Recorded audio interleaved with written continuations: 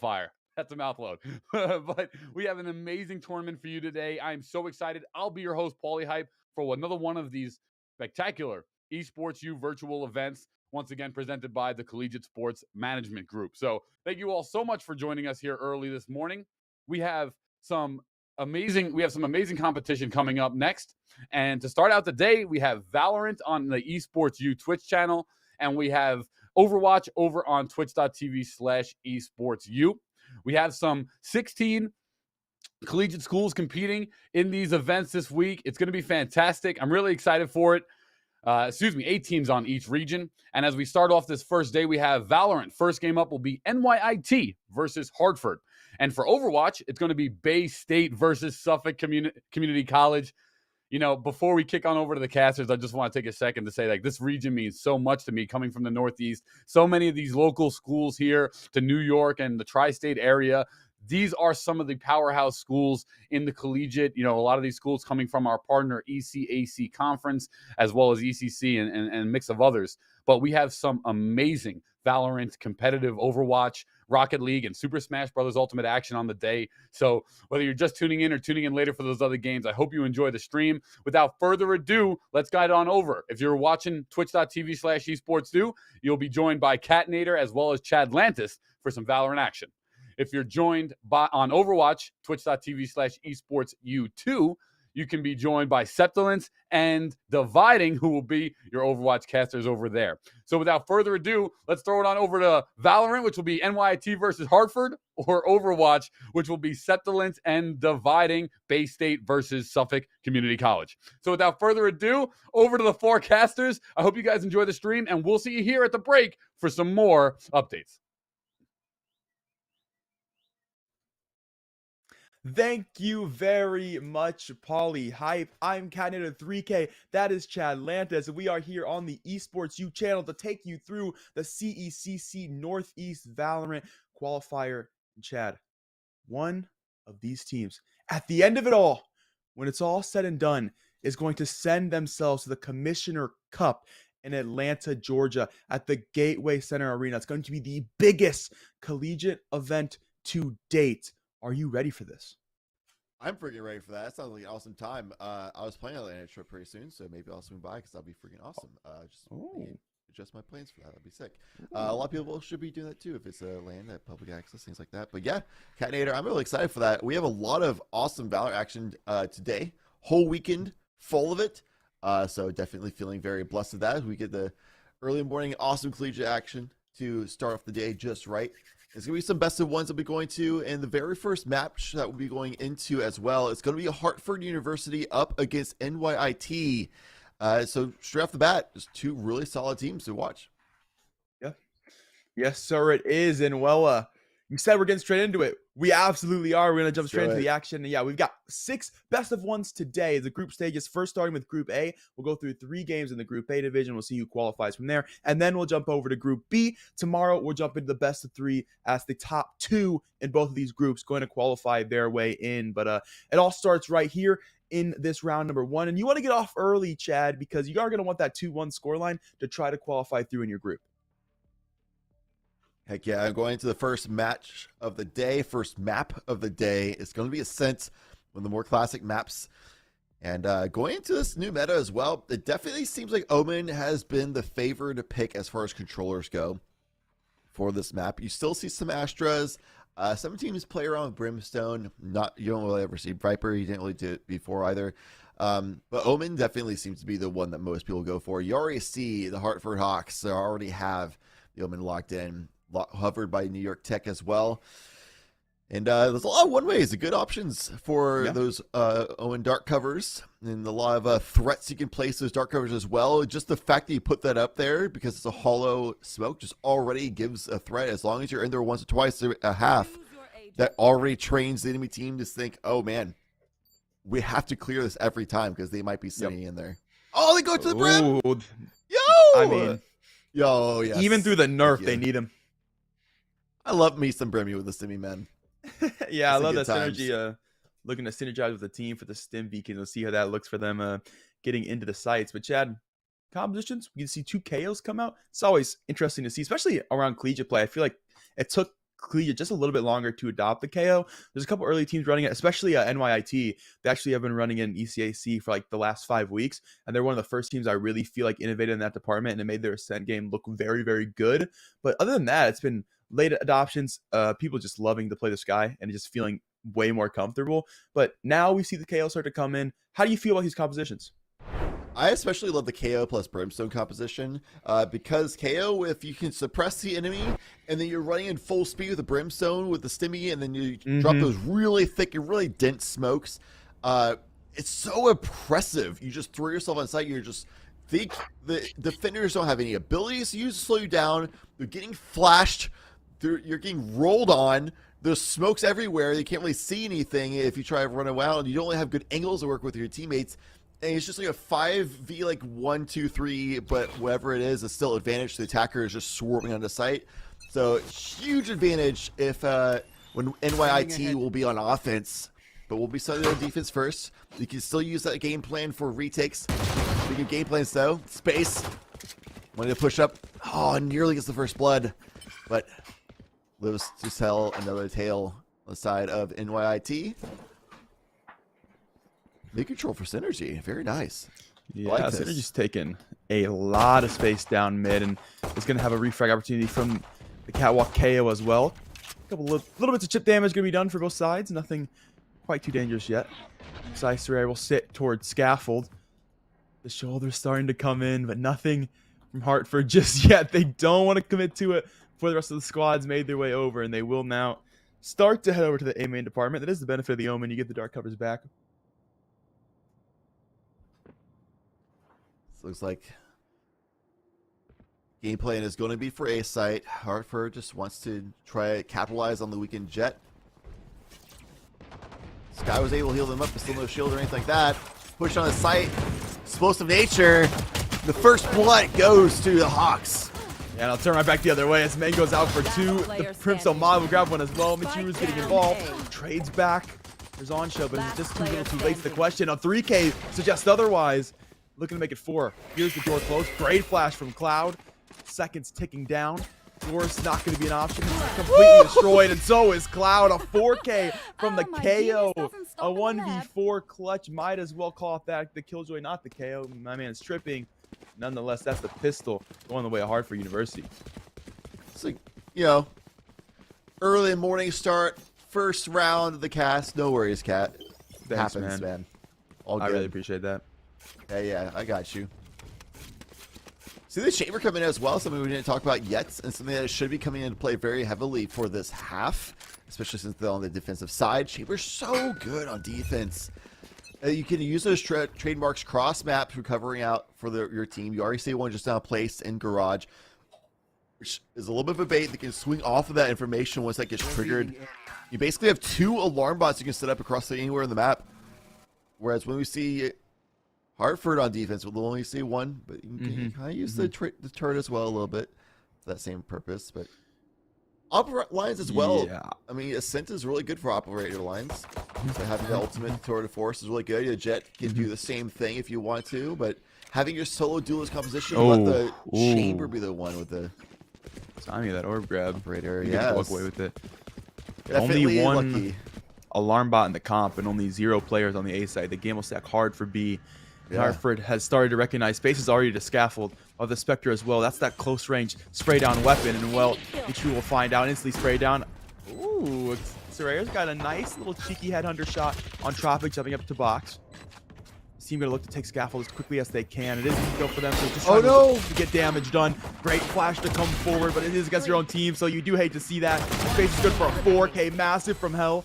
Sicerair will hit one more nice shot with a headhunter. Has a Spectre in the hands now as well. Trying to make a little bit of extra econ damage, but Choco to shut things down before they can get too dangerous. It's a 2-0 for the University of Hartford, and that is going to give them the bonus. Space so close to transferring that properly for the ace.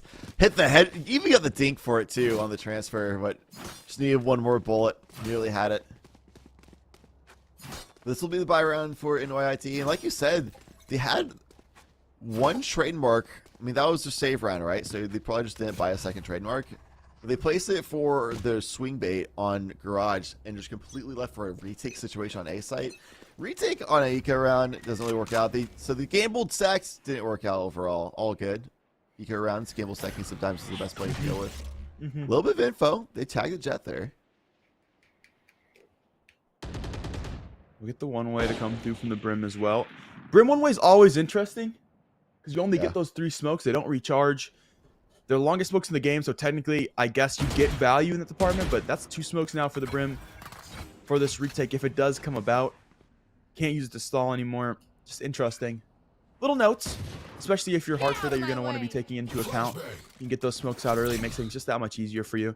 They've made presence. They based another flash as well coming through A main. And they're just baiting for presence right now. Just baiting for util. Doing a great job on their early default. Looking to head to lobby now. We're Cloud up close and personal. Good for 1. Choco going to get the quick trade though. Clean from the Omen. Waiting for the team to come over, but is going to have smokes to throw. Just waiting for this. The team does not want to do a hero play with a spike in hand. That would be a definite space, though, with a Blade Storm doing a hero play of their own, fighting Michiru, who was looking to try to get some mid-control for the team, but it was so isolated in that spot that Michiru was in. Look at where all these members of Hartford are. There's no way Michiru would be able to do that with no support from the team at all. Very high-risk strategy. Could have had a big reward for sure, of course, but... What is very, very rewarded is Mango sitting there in A main. Good for 3, and it looks like it's going to be for 4. It is, and Mango takes control of the round, winning it for NYIT. Man, the amount of individual plays we've seen already. It's only been 3 rounds. It's just players popping off. You know, I thought going into it, chat, I said, okay, man, it's 10 in the morning. They're gamers. Surely, like, we get like a sleepy first game. They're just trying to figure it out. They're yawning, but no, man. These guys are born awake. I don't know if they've got like energy drinks going on or what's going on, but like, dang, they look kind of good early. I'm not gonna lie. Up this early, the game just started. Everybody's had big moments already, and we love to see that from teams playing so well, even getting up so early. They know how important it is to try to make it to these nationals, and they're letting us know. What I also love is aggressive map control and aggressive challenges. Space takes down Synergy. Choco in a really tough spot, but Space has their back. The only thing they don't have is the spike, and they start to collapse on it mid for NYIT, but it does get picked up by the Killjoy. They'll get it away, so they are going to get it to site. The only danger is that CT chamber of Excicer. He's got damage, but not enough to kill. Spike made its way to lane. Sure going to break door, chopping up close and personal. We'll turn to the flash, but it won't matter. Top flash good enough for the KO. Trying to pick that one up. 2 trades back the other way. NYIT looking to take their way into that B side. The Blade Storm's popped, and Mango's over the top ropes to find 1.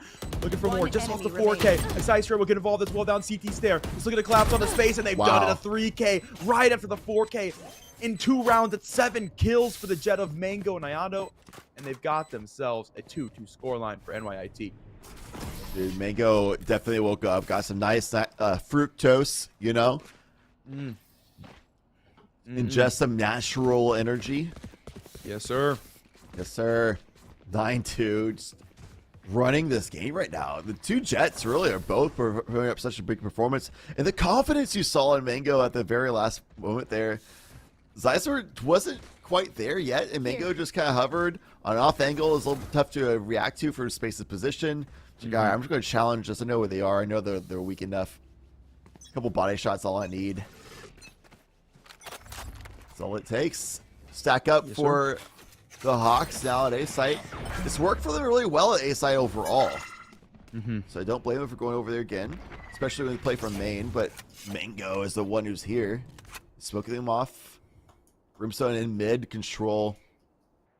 We'll be able to reach that distance as well. So you'll be seeing Brimstone in the middle, like, kind of area of the map a lot, just because of the range of smokes, of course. And that early 0 points info on 3, so they're definitely known about right now. Got the cut noise. I've waited the util. NYIT, the discipline, quite nice from them. They'll take the mid control, they'll take that extra space, but they'll hold strong. Second person's book's gone through, and while Space, he smoked his way to the front of sight. Cloud person's come through as well. Able to sneak behind. Mango just too much to worry about at one time. No 4Ks, no 3Ks this time around. Instantly taken out. Dice Rare and Tropic will trade one another. Frags in that department. One's going to be door, but the plant has gone down. For Hartford, they bought themselves just a little bit of time, and Choco will buy them some more. As Michiro will come through door, tries to make a play through the smoke, gets caught out. Try to flash through scaffold early. Wall bangs for both players. Ooh, is going to connect on his face. Lots of damage done. Looking to turn the tides. We'll find the generator player as well. Synergy's picked up one with the molly. The hell player burned alive, and Choco able to take one back. So there is a trade in that department. 1v2 for Cloud. Slash through Hell's cleared it. Both players going to be door. They're playing the double swing. Hartford playing so patiently off one another. They got a little bit of util to work with too. Spike taps. Over out. They start to line up, and Cloud did both. Has taken the 3K, and once again, it's another big moment for one of these players stepping up. NYIT, it's 3-2. What a clutch from Cloud, using the guiding lights just to try to scout out. Is anybody else left in hell? Where are they going to be located? I know Synergy came from main, so they've got to be at least one of them in tree, if not both. It's a little bit of a gamble that nobody was going to be hiding behind generator in that situation, but honestly, if you need to win a 1 versus 2 situation, the timer is running really low, you kind of have to take some gambles, take some risks like that. Beautiful just read on the situation by Cloud. And read by New York Institute of Technology as well. Like, they did such a good job of walking through mid with the control that they had. You saw 4 people already ready for the A site take, that they were instantly there for the retake and the hold of the site. Absolutely. A lot of this is thanks to that mid control that Synergy keeps taking. Yep. I'm going to say, once again, already taking that cat. They've taken early mid for Synergy. No contact, and then start to back away just a little bit. They recognize the space they have, and they'll hold on to their extremities. Hartford will now look, instead of late A, they're looking to go late B. Drone going to be the cause to get them in. Ooh, the null command makes sure there is no tour de force going forward here. Tropics picked up 100's Fury out as well. Good for tag, good for damage. Drummy thick. They'll find themselves one of Ice Rare is the fall. Chuck darts into CT to make sure no one's sneaking through that lockdown. So real used for Hartford, but it's got them to sight. Sometimes you just want to get yourself around, and so far looking very good to do so. Got to have that 2-player advantage going into that post plant. Crossfire set there right now for Hartford as well. So hard for NYIT to get into the site. So hard, and well, it's not going to happen. Space has picked up 2. Drummy Thick will grab another. First the entry frag with Hunter's Fury, and then a second to wrap up with the post plans. They'll find their first 2 kills of the game, and quite impactful, I'd say. 3 ults gone off the board for Hartford, but a round picked up. We're tied up at 3-3. Yeah, you saw them as well stacking up onto market. I like the idea that Synergy would show to try to shoot down the Owl drone, but if you're going to have Mingo hold an angle like that, then swinging out to shoot down the drone doesn't really do much, because then they just think that it's Synergy on that angle, and they'll swing to try to shoot anyway kind of situation. And that 100 Fury had such high value in that situation. Therefore, a split map for Hartford, and a very aggressive mid-take for the entirety of the team of NYIT. The already spreading out is going to be 2v2 on the flank. I don't think Hartford's going to expect this one, Cat. Oh, no. The eco shenanigans here. The shorty is such limited range. Yeah, it's walked away. The shorty, well, it's very much short range. The sheriff isn't. Oh, what does Mitchell shoot? He does. Good for 1. Looking for a second. The orbital strike could be the one to win it out, but there is that corner to tuck hell. Fragment's going to go in. They still just barely tucking it, now caught by the bullets of Excise Rare. That's 2 guns converted for NYIT. They're going to look to take this retake, and they got a decent amount of ults to use into it if they want to.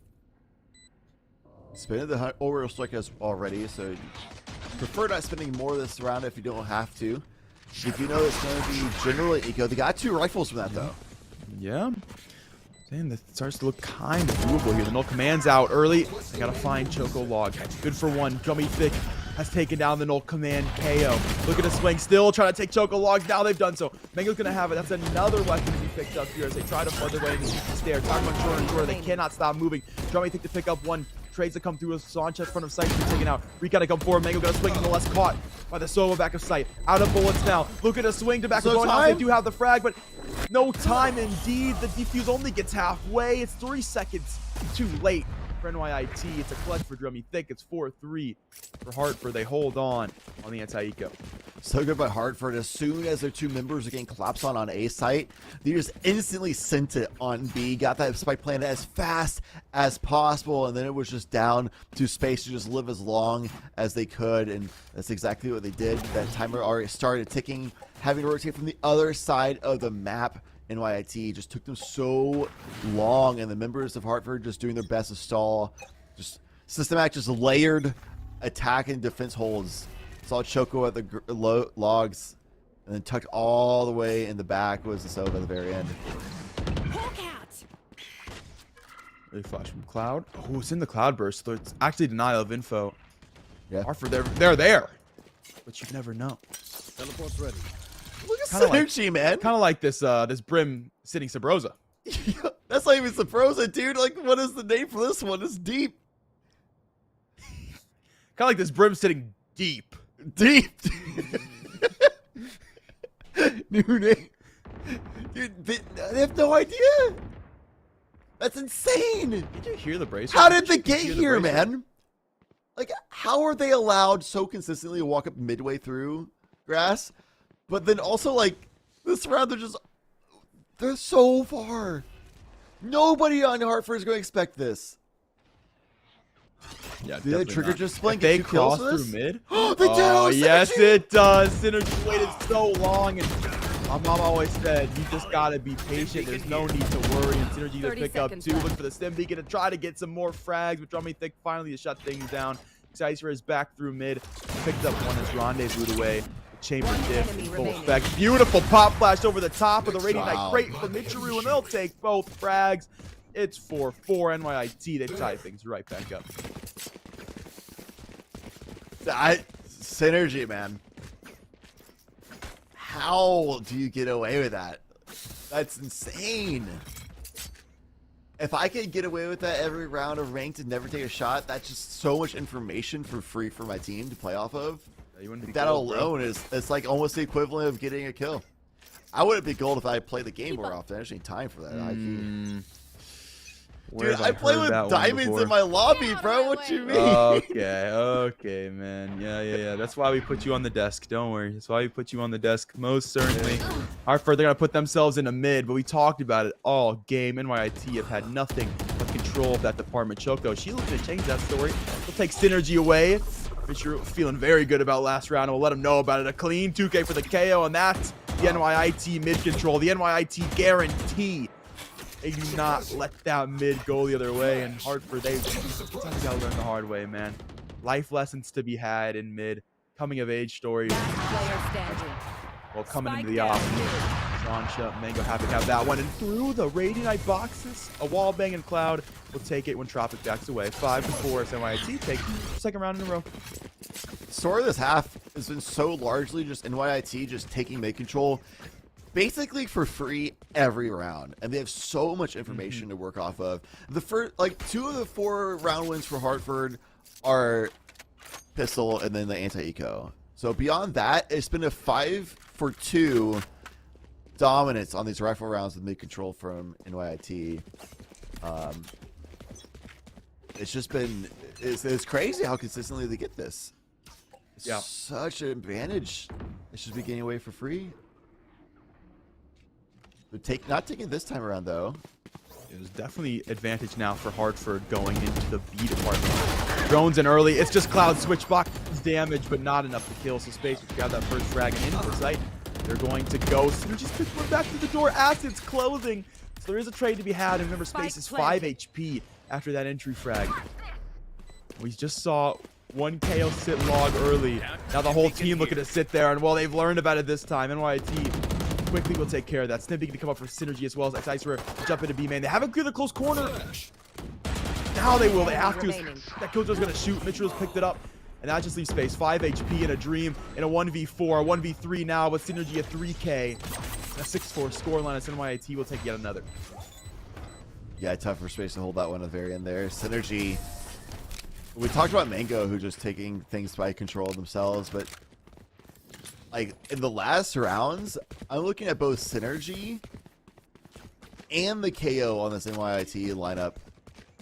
Both these players are just popping off. Michiru just walked in mid 2 rounds ago and are just taking fights completely in the middle. Completely exposed. So I'm just going to take a fight here. I'm going to take a fight here. I'm going to win it. I'm going to win it. And Xycer has been kind of low-key as far as like map control and flashy plays, things like that. But you see them on the high score line because they're so consistently like swinging for the teammates, covering from the back, doing crossfire setups, things like that. So they're just playing solid, good Valorant right now as well. Nothing flashy, but just really good. Early drone is spotted 2. We'll spot the shoulder of the chamber. Millisecond though, so matter they saw it or not, space. It'll take just a millisecond to take Michiru. That's that first frag. Oh my goodness, the rendezvous strain to danger. Space said, hey, you wanna pack them up in a box for me? It's a to-go box? Alright, man. It's early in the morning. I'll have my donut with Mango's out main. Spike planted. Oh, Mango out main to pick up Drummy Thick and looking to add that presence to start to contain for this retake. His rifle will be picked up here to make the retake just a little bit easier, but Space will make it harder. Now they have a 3K, still top of the generator, and not looking to move. As they'll grab a 4K. Tropic will pick up 1 as well to come together to wrap things up. 4 players left alive for Hartford, 5-6 scoreline. Beautifully done by Hartford. A lot of times when we see success from University of Hartford, it's just been from just aggressive takes on the sites when NYIT doesn't have enough information yet to work off of, to fall off properly. And Hartford just rolls through and gets 1 or 2 picks on the way in. Plays numbers advantage. So NYIT need to continue just working with the space that they can work with, getting some information to play off of, and then falling off gracefully if they can't stall or get a frag on a safe position. Easier said than done, obviously, but a good way to start things off is taking out Space, who's the one who just very aggressively takes Space themselves. True to their name, has been a very massive element of that gameplay I just talked about that's been successful for Hartford. They're gone now. Last round of the half, too. Oh no. The double operator op. The double op. And well, there's the second shots to come through. Mango's taking out Choco. And she's the spike carrier in this round as well. So they're just looking to sit on it. Good pop flash to come out. But shot timing not going to be there. There is the KO that's already walked up though. Michiru will catch the doppelganger. Caught out though by Drummy Thick in mid. Xycerere has an instant trade. Zancha's found one as well. It's actually going to be 1-on-3 here to walk straight into Mango spawn and a nice little shot to come through. 7-5 for NYIT. The lead by 2 going into that. And what's crazy, Kat, is looking at this team composition. Yes, Chamber is really good on defense, more so than offense, in my opinion. And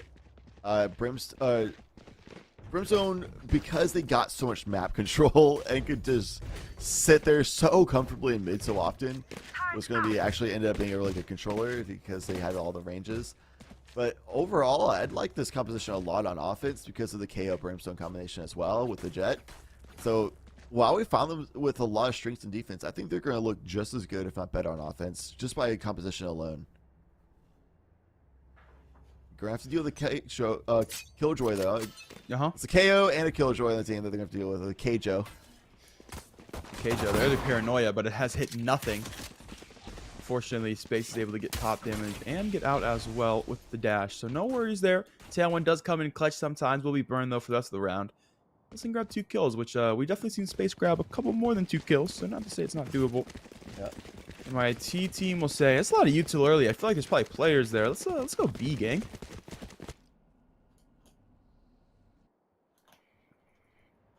Very respectful defensive line from Hartford.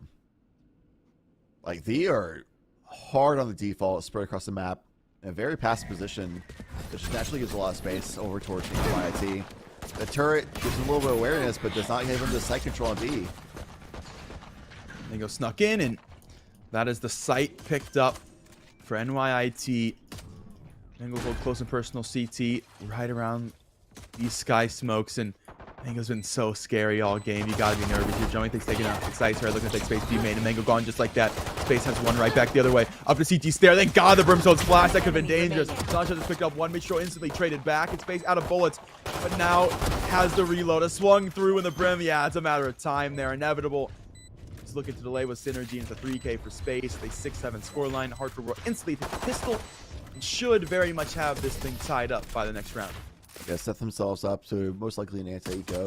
It will be exciting if NYIT goes for the 4 spy here, but again, we see just pistol dominance, and Hartford looked incredibly strong on the pistol round, and they had a really good anti-eco as well. So they start off this map really well, but it was NYIT who just, with rifles in hand, worked the map beautifully, played it like a fiddle.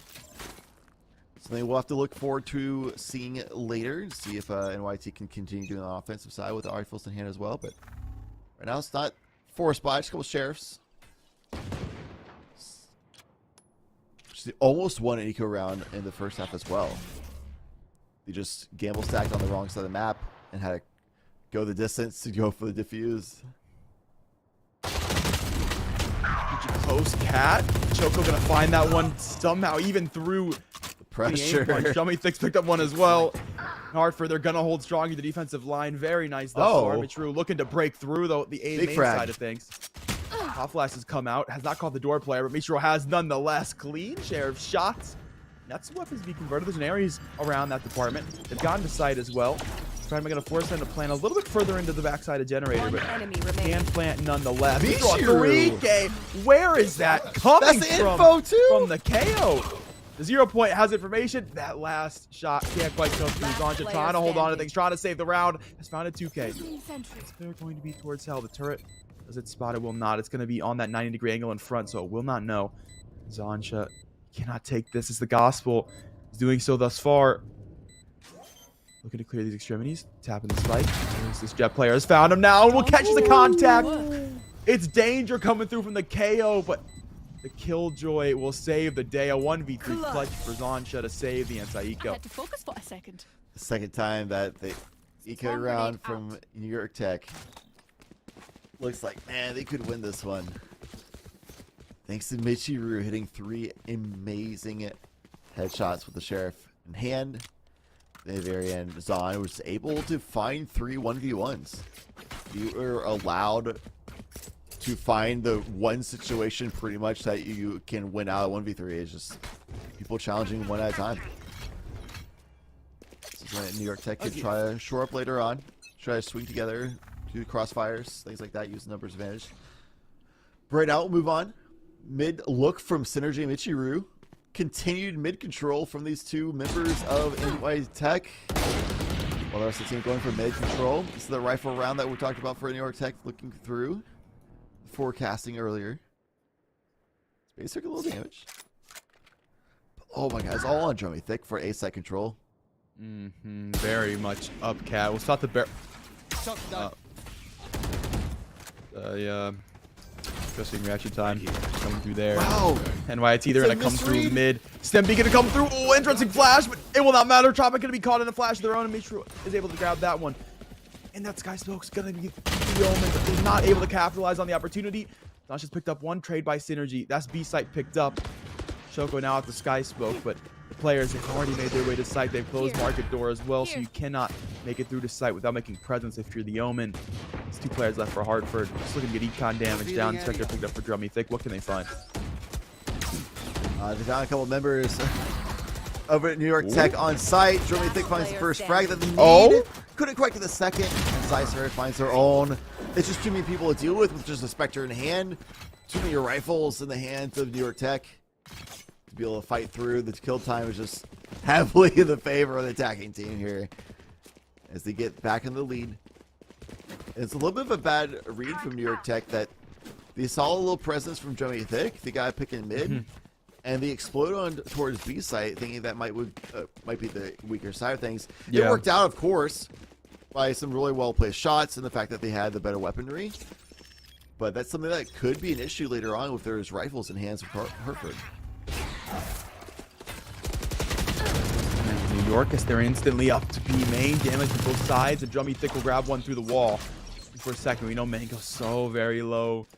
He's able to dodge that wild spray coming through from the Ares, and NYIT, they're coming through mid, looking to go towards Cat now. Saw early opportunities, did not find what they were looking for. Synergy gonna get up close. I'm imagining for fake brim smokes here, because the rest of the team very much late in getting around. Michelle's picked up one through mid, so Drummy Thick going to fall. Looking for that info peak, and well, got in fall right. Synergy already up grass. Team in tow. It's an important frag to grab here. Synergy and has grabbed it. Into the bracer now. Sky's going to come down. All this KJ util still available. Even though Mango and Zeisler have the top frags in the team, which is incredibly important for sure. Ooh. Synergy and Nichiro are the two that I've been seeing with the most like impactful frags for this team. Like they get like first bloods, they get movement up the map, they get cutoffs for rotations, they get so much for this team.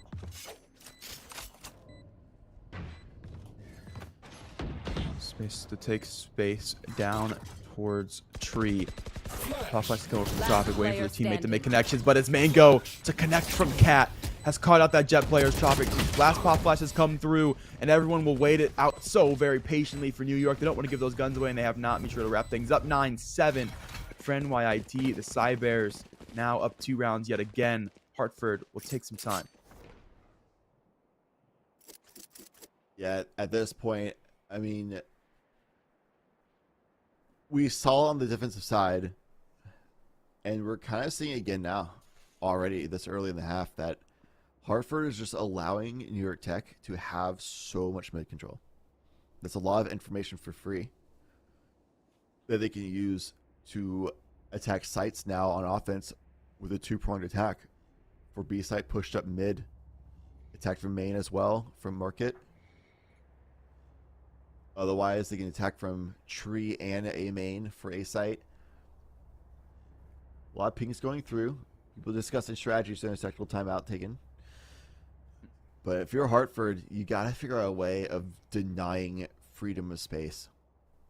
Don't give them free info. Don't let them have free control. 100%. It'd be so hard to do so, right? When you talk about Hartford's defensive line, they're playing good util-wise as well. They've moved the KJ over to stall for all that A space, but I mean, Synergy just walks in and takes 2 gunfights raw, wins them both. What do you do in that scenario? Your util's good. You stall for the time, but they wait the util and say, "Hey man, we coming in anyway," and they come in hot. What do you do? Right. At the end of the day, as a shooter, you gotta win your gunfights. It's all talk about like the tactics and all that kind of stuff. Just gives you advantages in those gunfights. So what you can do is just find ways of giving yourself advantages. Blade Storm activated for space. Nope, I haven't seen Choco really utilize the either. Oh my goodness. Ooh. Mango, we talk about win those gunfights. Space, well, tough to win a 1v5, but no trades, and flashes come through for NYT, flooding their way into the site. They'll use the ultimates, the tour de force, the null command as well. Make sure they get all that space. So we'll be the lockdown, the Hunter's Fury on the side of Hartford. That's a lot of damage throw it to into that the volley. mix. Tropic so low, just incendiary. Body shots So all ahead. confident. Traded now. Body shots is the one to do it as well. Zanja has that one. Quarter force back to the way for Icer, and Choco has put some damage away towards the door. Zanja looking for more scaffold timing by Synergy to jump top of box. Key little play. Very confident play for the Brimstone. Has it on the ledge. Choco's picking up the tour de force. Looking to swing for more generator, but Cloud has caught it before things can get any stickier. 10-7 for NYIT as they're sticking to the lead. I like the crossfire challenge at the very end there for New York Tech. Pretty much my one criticism for them for this entire half was on that eco round, the second round that they lost. They came down to a 3v1, but they didn't do the crossfire setups or anything like that, just did 1v1s. But right there, they did a crossfire. They used their plate number advantage. 2v1 situation. They're already shoring up those weaknesses, which is awesome to see on the other side of things. That's a good spot. Hartford will have a full buy this round. So they're much stronger. Aggressive out of garage. They're smoking off the angles that they're aggressively challenging, which Both flashes. puts them in a little bit of an awkward situation. Grounded. It's both sky flashes. They do get the frag. Pop flash comes through the KO, turned by Mango. Tropic will recognize. Okay, not for me. I don't. I'm the second player to site. I don't want to do my omen like that. Get the dark cover out, fragment early. Made space or picked up for NYIT. So presence still going to be known about in that B main department. Only presence on the map as well. Looking to think about mid. Oh, the KOs are for the dark cover. Choco going to catch it though. So she'll avoid what could have been disaster for the team early in terms of mid control. Try looking for more, but that dart is going to have the scan. They'll know about it and look to contain. The Hunter's Fury out for Drummy Thick. This one frag and the dart's gone. Oh no. They don't even find a tag. Oh no. Unlucky, really. Already player down as well. It's so tragic. The Seekers give them away. Down B. Synergy's picked up Tropic with the orbital strike. As they look to head into that B site, Hartford, they've 30 lost yet another seconds left. member. Choco's fallen to Cloud.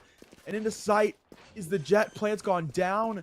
25 seconds, and that's all they needed. A late execute, but a good one nonetheless. 6 ice rare caught by Zancha. So there's a bit of good luck here for Hartford. They have a lockdown still to work with.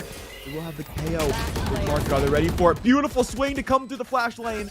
Drummy Thick is taking a trade back the other way. Has the dart for info on 2. One's gone main, one has gone to lane. They've got themselves site control.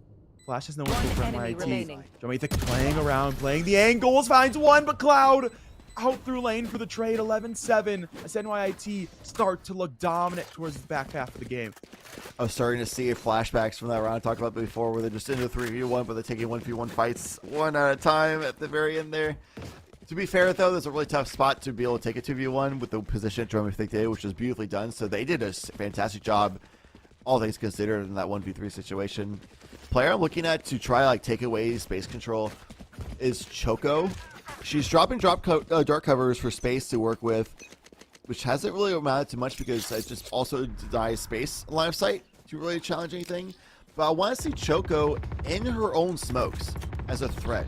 Have a shotgun hand or something. Like, make your dark covers be so threatening that New York Tech is trained to not be able to challenge that. Right on New York Tech, trained to challenge the A site. Mango good for one. Drummy Thick gonna have the instant trade. Playing in smokes. Not their own solo, of course, but playing within them. We're going to go down, instantly broken by the Ares, so there's some danger to be had here. Hartford looking to send everybody towards this door side. I would not be shocked to see a lockdown go down here as they have the members to protect it. Drone's called Synergy, has to back away from this. And there is that lockdown. Looking to send themselves out quickly here to catch NYIT onto this site as they try to flood their way to A main. Stacy's got Cloud in that crossing. He's stuck towards the top of box. Now caught out of the round. Hartford's in close. Cloud's the first to come early. Drummy to peek through it. He's picked up one back, and it's just a massacre. It's a spray down coming through NYIT. Everybody getting involved. Sector will take the last 2 with a headhunter as that primary runs out of bullets. It's match point for NYIT. It's 12-7. As even the lockdown can't hold them back. That looks so bad for New York Tech at first, because the lockdown forced him completely out of sight, and there's no ultimates or anything like that for New York Tech to be able to work with. But so much utility was used by Hartford. They didn't have much utility left to keep New York Tech away and keep them funneled and controlled in A main. And what they actually ended up doing was completely lining up. New York Tech just swung through and just sprayed them down. It's an unfortunate turn of events for Hartford, and now it's the map point. This is a best of 1 situation here as well. Round robin group stage, so you'll have more chances if they fall here, but you want to start the game day right. Oh, they saw the barrel! Space 2. Cloudburst to come through, but Synergy has caught the trade. Got the Late, spike. but has grabbed it. 10 HP for the Brimstone. And they'll look to go towards B main. Rest of the team got to get involved. Late lurk for the chamber. The op in hand. Drummy Thick. Ryan has come through. Never know. Never happen. 1 minute left on the round. Time for the execute. KJ turret's going to give it away as soon as Synergy peaks. There's the turret. First shot to go through. Tucked to sight still for Zancha. Just waiting for the push. Dark cover now to stall for even more time for Hartford.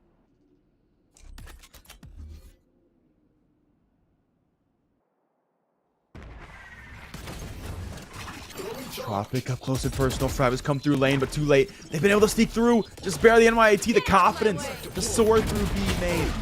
Your point's going to come through here. It's going to connect for players. Zancha going to connect for 1 to the back of the site. It's a 2-on-4 for NYIT if they want to close it out right here. Paranoia has caught Mango. No swings just yet for Hartford. Blade Storm pop. Drone is info. It's seen both. Choco's picked up 1. Mango through in the slow fall, but Choco, she'll catch both. CT stare. In Hartford, they hold on. They're going to go 4 more rounds if they want to take it to OT. Yeah, first step of progress is the first step forward. All it takes that 1 step at a time, and that's the first round for Hartford. Overall, getting some good picks, getting a player advantage. I like that the members of Hartford were not jumping the gun, thinking, oh god, we have to do so much. Whatever's the 2 members on B site lose, Zancha and Choco. They waited a little bit. Tropic there coming in with a 0 point as well against additional information. just finals 4 once the rest of the team arrived.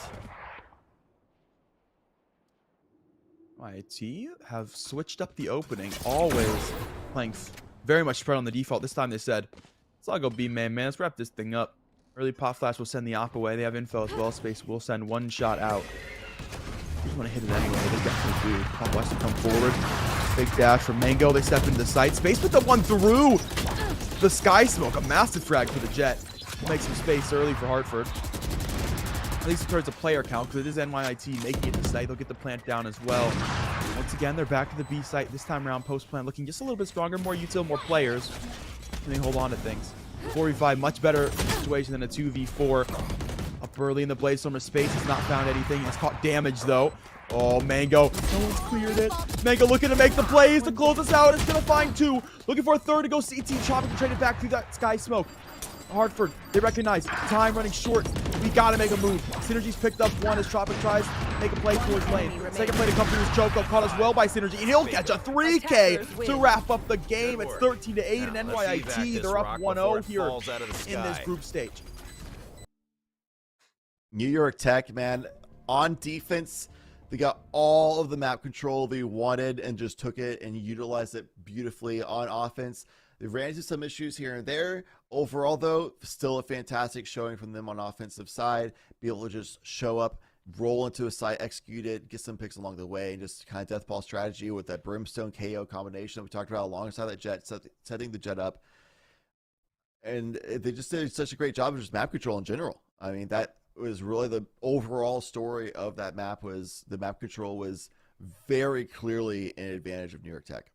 Yeah, absolutely. Always in mid on the defensive side of things, always spread on the default on the offense. So always knowing information, always having somebody for some sort of audio cue everywhere, and being able to adapt and read off the defense because they have all that information. And then I love the switch up into last round. I said, we've been playing default heavy. We've been pretty much everywhere. We've been slow pacing, hitting late round executes.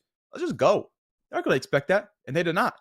Worked it through B main, won the fights, and it always the benefit. When you've got pretty clean strats, you've been reading the defense, and then you can frag too on top of it. That's having the cake and eating the icing to go with it. Like, phenomenal from this team, and no surprise to see them up 1-0 here. Yeah, I'm not surprised at all based on how they were playing that map. So looking forward to seeing what they can do and see if they can consistently keep that up moving forward as well.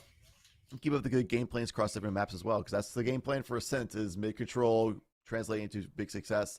Go into other maps like Vine and stuff like that, a completely different story. So we'll see what the future unfolds, and we'll have to see that after a quick break. It's going to be a quick 5-minute. We'll be right back, just a few.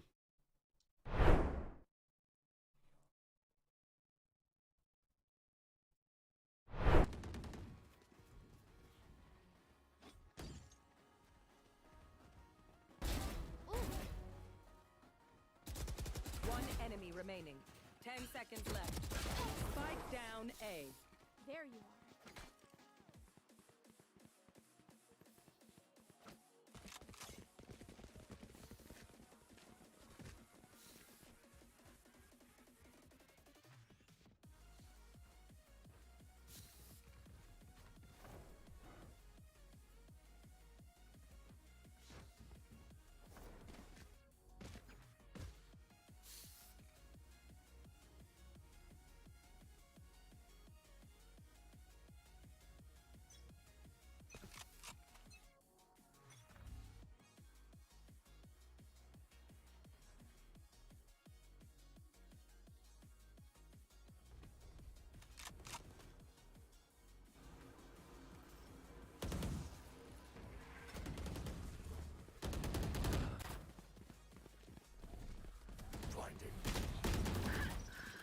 Blocking sight.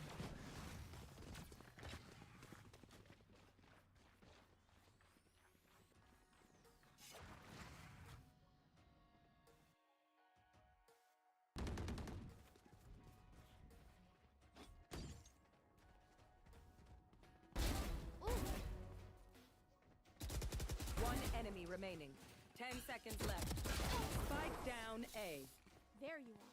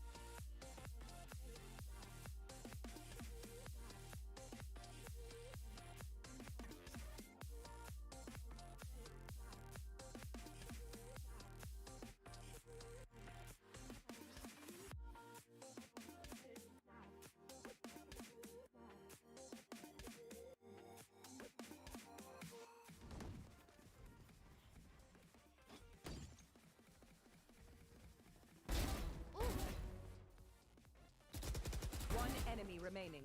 10 seconds left. Spike down A. There you are. One enemy remaining. Next time, mind the heavy machinery.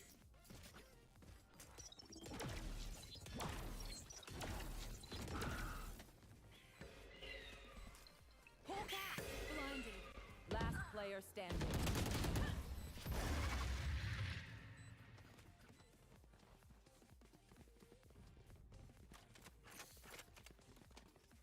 Aw, thought you'd try harder. Open up the sky! Blocking sight. Switching sides. See ya.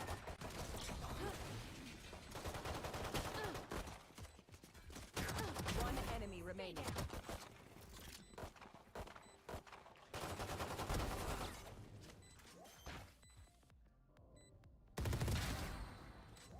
Don't interrupt. Revealing area.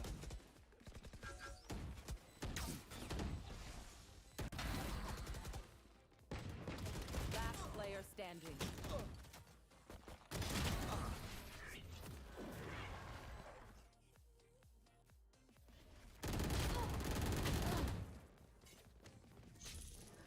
You are powerless!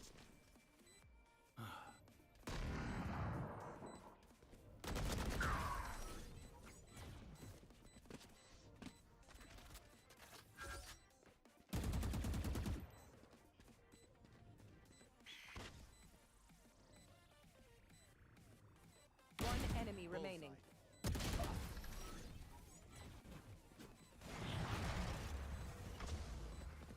Turret out.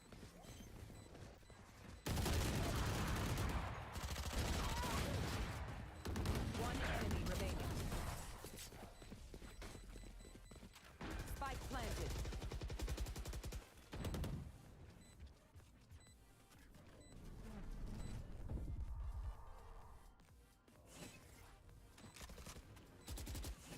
Last player standing.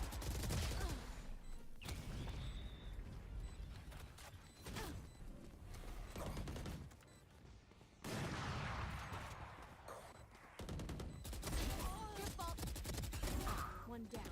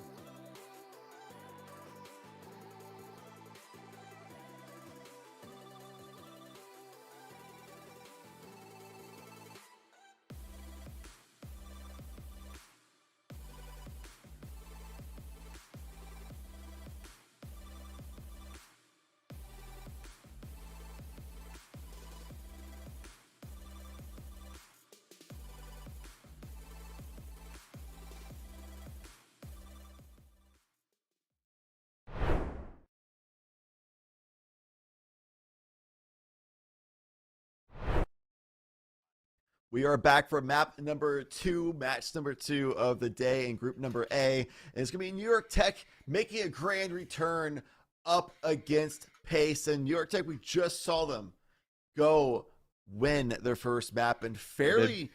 Yep. It's hard to say dominant because the round kind of actually got really close, like a 13-8. Yeah. But it really felt like outside of the 4 rounds that were lost to pistols, it was a very dominant 13-4 on rifle rounds from New York Tech. So if they can shore up pistols a little bit, it's going to be a completely different story at that point. Yeah, absolutely. And the story of the day going to be making it to the top 2 of your group. We're continuing in Group A. We're moving forward with NYIT up against Pace. And, well, Pace, they're 0-1. NYIT, if you've been here, if you have eyes, and if you can do math, you will know that NYIT are up 1-0.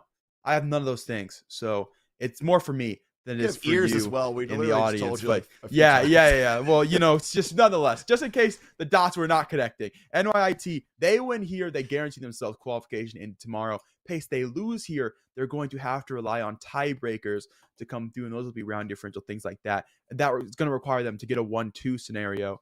And you don't want to rely on that. You never do. You never want to leave it up to another team. You want to come back swinging here. Pace, they've had an interesting season running through a couple of these collegiate conferences. They've been around the lower echelon of teams. Now's a chance to rewrite their history, and they've got to do it against a team that we just saw come out swinging, look very confident, look very good in terms of map control on Ascent and well, Chad, that's where we are headed back to. You're going right back to where New York Tech dominated. I asked the question before we went to break of, can New York Tech translate that form of control and map play to other maps? Well, we'll need to wait a lot longer to find out because who cares? So the question is, does Pace have people scouting for them? Do you have analysts and coaches looking out to see what kind of game plan New York Tech brought in? Because the big game plan was map control through mid. A lot of that was synergy, and they were just so dominant. Synergy alongside Michiru.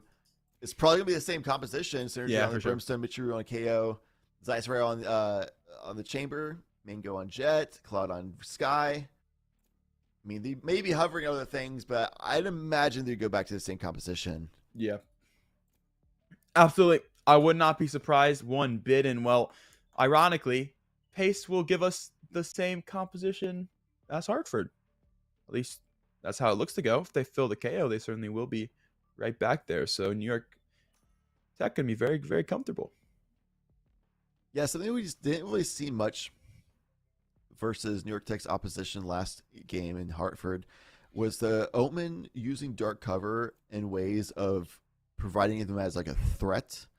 We didn't really see that whole lot. Therefore, New York Tech basically all they did was either just push through dark covers or just kind of sit there and wait it out and then walk through afterwards. So we'll have to see if Kiwi locks in this Omen, if they are able to do use that agent in a way that denies New York Tech that map control more heavily than Hartford was able to do. Oh my goodness, it is deja vu. Same compositions, new team. We'll see how they are doing. And there is one other team in this Group A, that is Farmingdale. They have historically the best record in the leagues that they do, competed in tandem with these other leagues, most notably the Valorant A division of the ECAC. And they're 5-3. They're the highest in terms of records. So they went through, they 13-4'd this team now playing against NYIT. So I don't know if that's a great sign, Chad, but that is the team that I expect to be the best here in this group. So we could cut them some slack there, and we can cut them some definite slack if they're able to take this one right back. Yeah, is that a story of Farmingdale being so much better than the other team in this group, or is that just a story that Pace is just having a hard time keeping pace? Oh, is there how do you do it? Cheap how jokes. do you do it?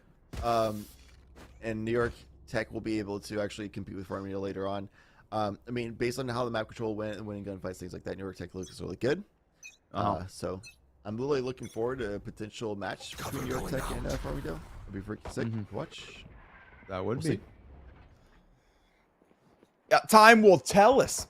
Pace are giving us a very split default on the pistol. Kiwi would be the one to take mid. Immediate mid control as well. Using that dark cover off tree and then pushing up into mid. Already fighting for map control better than we saw in the first match today from New York Tech's opposition. Mm-hmm. We'll see what New York Tech can do. to push them NYIT off. Right now, are they're pushing hungry. through House. Got rid of some vision denial. The overgrowth, that cost nothing, basically. Oh, and well, it has costed nothing, and they've been able to redeem a frag. Synergy to find one. Dice are getting up close and personal in mid, and Kiwi. Talk about how long they've been tucking, are able to pick up one. Synergy back through mid, though. Mid-market to pick up one. Looking for a second towards Fountain. Not quite. The frenzy's so hard to get down. The spray. Immature in the meantime is taking one with the classic. Loki player going to fall. NYIT has gone up A main. They've gone up mid. They found some frags with the Omen. Kiwi, he snuck all the way into CT, but caught instantly by Cloud. Left. So where you going, big dog? Drops down the rain, and easy for that one. We'll wash out the Omen player, and that just leaves Siddiq to sight. Plant's gone down, 16 HP. Dart now gone. Take a nice little short hop to lane, but That land not on the a good roof. situation. Could not tell you, but I can tell you these shots, Chad, they've got to land. And every single one kind of has to be Siddiq. Good for the first, and Cloud. A quick trade back through market. NYIT, they keep 2 players alive. They win the pistol and up to a hot start, both in terms of record, in terms of this game. Kiwi was doing a great job throughout the entire round. At the very end, they started stomping through Garden, going all the way into the spawn. And Cloud was like, all right, well, I hear those. That's not my teammate. So I'm just going to like hold his angle and wait for him to swing this one. With pistols in hand, especially. It's one of the more easy things to do. Sure. The other members of New York Tech pushed through out of main in a way that just Siddiq had no idea what timing New York Tech was going to be retaking from. Right. It was a tough spot, especially considering it was a 1v3. Right. Well, now it'll be a 3v5. NYIT looking to hold on this onslaught of offense coming through on the pistol round, and they've done so thus far. It's very good for the first. Already backing off, but look who it is in mid. NYIT, the mid control demons. Mitchell will let him know with the Spectre, good for 2 on the spray. Then he goes a quick trade back. Will avenge his teammate as Siddiq is good to take 1. Kiwi with the frenzy, getting run down by the Spectres, and Cloud to wrap things up. It's 2-0. It's an anti-eco coming pretty cleanly. 3 guns left alive. Yeah, just because they got mid control for free that first round. I mean, New York Tech, oftentimes, especially in pistol, you don't really know what the enemy is going to be doing on the offense. You don't really want to just like completely push out on the mid control. That's super risky because they could just death ball into mid or something like that. You try and get a good read on the pacing and things like that of the offense. So after getting the read that New York Tech had, they just went back to the bread and butter and what works for them best, and that's pushing out the mid.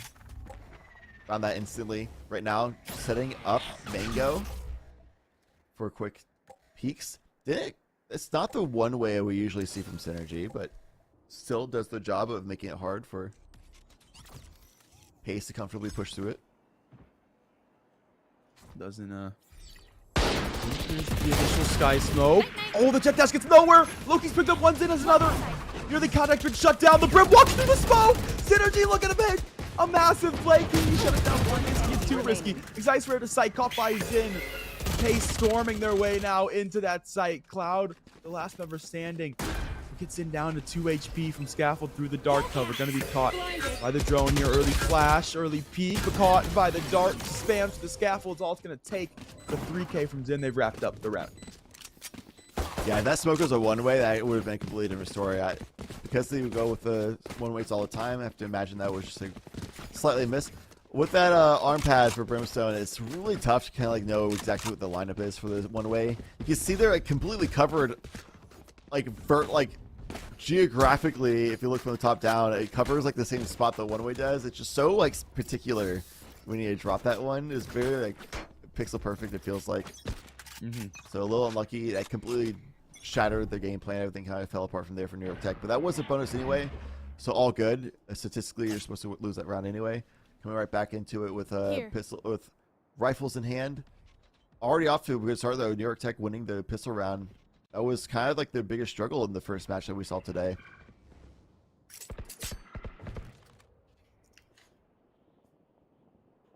4 members. Through A main. Quite interesting for pace. You lose so much initial presence on the map. And NYIT, we talk about how good they are about pushing those extremities, recognizing the space to contain. The sky's already up through lobby. They know. Just know. Placing swarm grenade. Yep. Swarm grenade out. We swarm towards wine. We'll be sipping on nobody. No one's around to be caught by the damage. And Revenges will make sure. Are they in the cubby? Just barely sneaking? They are not. And Pace looking to take their way into sight, but not sneaking it. NYT has every single clue that they are going to be here. Synergy's picked up one. And that's Somali to come out. They said, Jet player could come in. They're welcome. We'll give them tea. We'll give them hospitality. But only one. Rest of the team can't get in the club. And so Pace is caught out in a main. Mango going to catch him out. Not the smoke. Great flash to bring it in from the KO. A 3K for Mango off the teammates. So assist we have the rest of the gang. And Kiwi good for one. They're giving the ones away. Mango now going to wait for the teammate before the reswing comes through. They got the spike as well. 20 seconds. We got a lot to do here in Cloud. We'll let them know from the backside of Sabrosa. 3-1 for NYIT. Looking hot now after game number 1. A very nice pot flash setup for Mango as well. All that util from Synergy. And so much of that round was thanks to just all that information Cloud was able to get from Tiles. Allowed the 4 members in New York Tech to be able to push over towards A.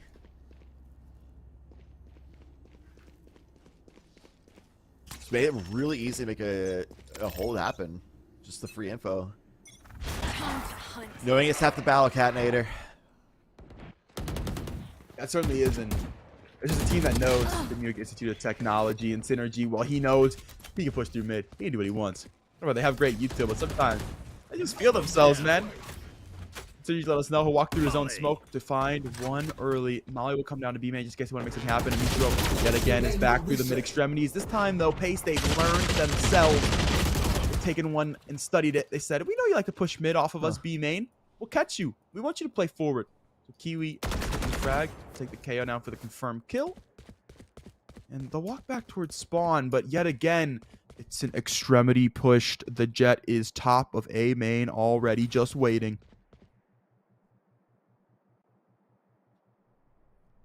We saw that last game as well, Mitchell being completely isolated, not being able to be supported, which is part of the risk you take when you go for mid control like that. Similar to what Mango's doing right here. Through the corner. Yourself better. Jets. Spike down mid. Okay, good for one. Loki player has a quick trade, though, has avoided 30 the seconds dangers. Now it's going to the operator who tucks the pop flash clean for one as Excicerare. And they ain't done just yet, baby. They're going to see the shoulder, the Killjoy. I was thinking about walking away, but you ain't got the time for that big dog. You got to hit the enemy site. You got your remaining. lockdown, but it doesn't even hit the Spike op there. And well, the down op hits you. You guys are good for a second. And yeah, Cynic note about towards midi trade because that trademark quickly 10 gets seconds back to the left. top of cap. But it's 10 seconds left. The spike's down. There's an op in the way. You're saving. That's all you got if you're Pace. Yeah, that's definitely a save right there. Size rare. Looking to shoot darts before they even land, I think, maybe. Skeet shooting.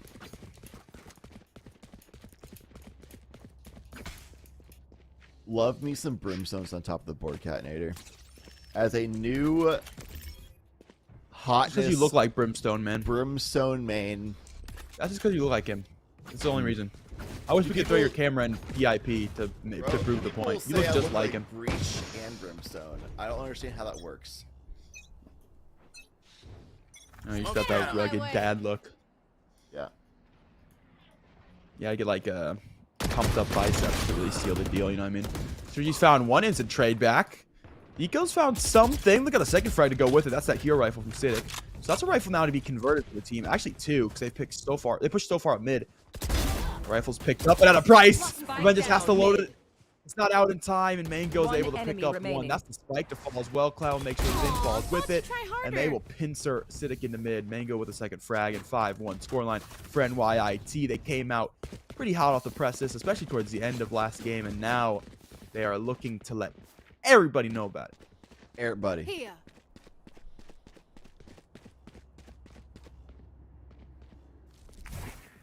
All right, Pace. You have 4 ultimates to work with now. You have the rifles in hand, full armor, all the utility it purchased up. What will you do to be able to break through this New York Tech lineup? I think because of all the information gathering that New York Tech does, I think you just pick up the things. Run it. You just go No faster. cap. Yeah. It is Just time to simple. run it. They've got ult coverage as well, and that's what we saw Hartford able to shine.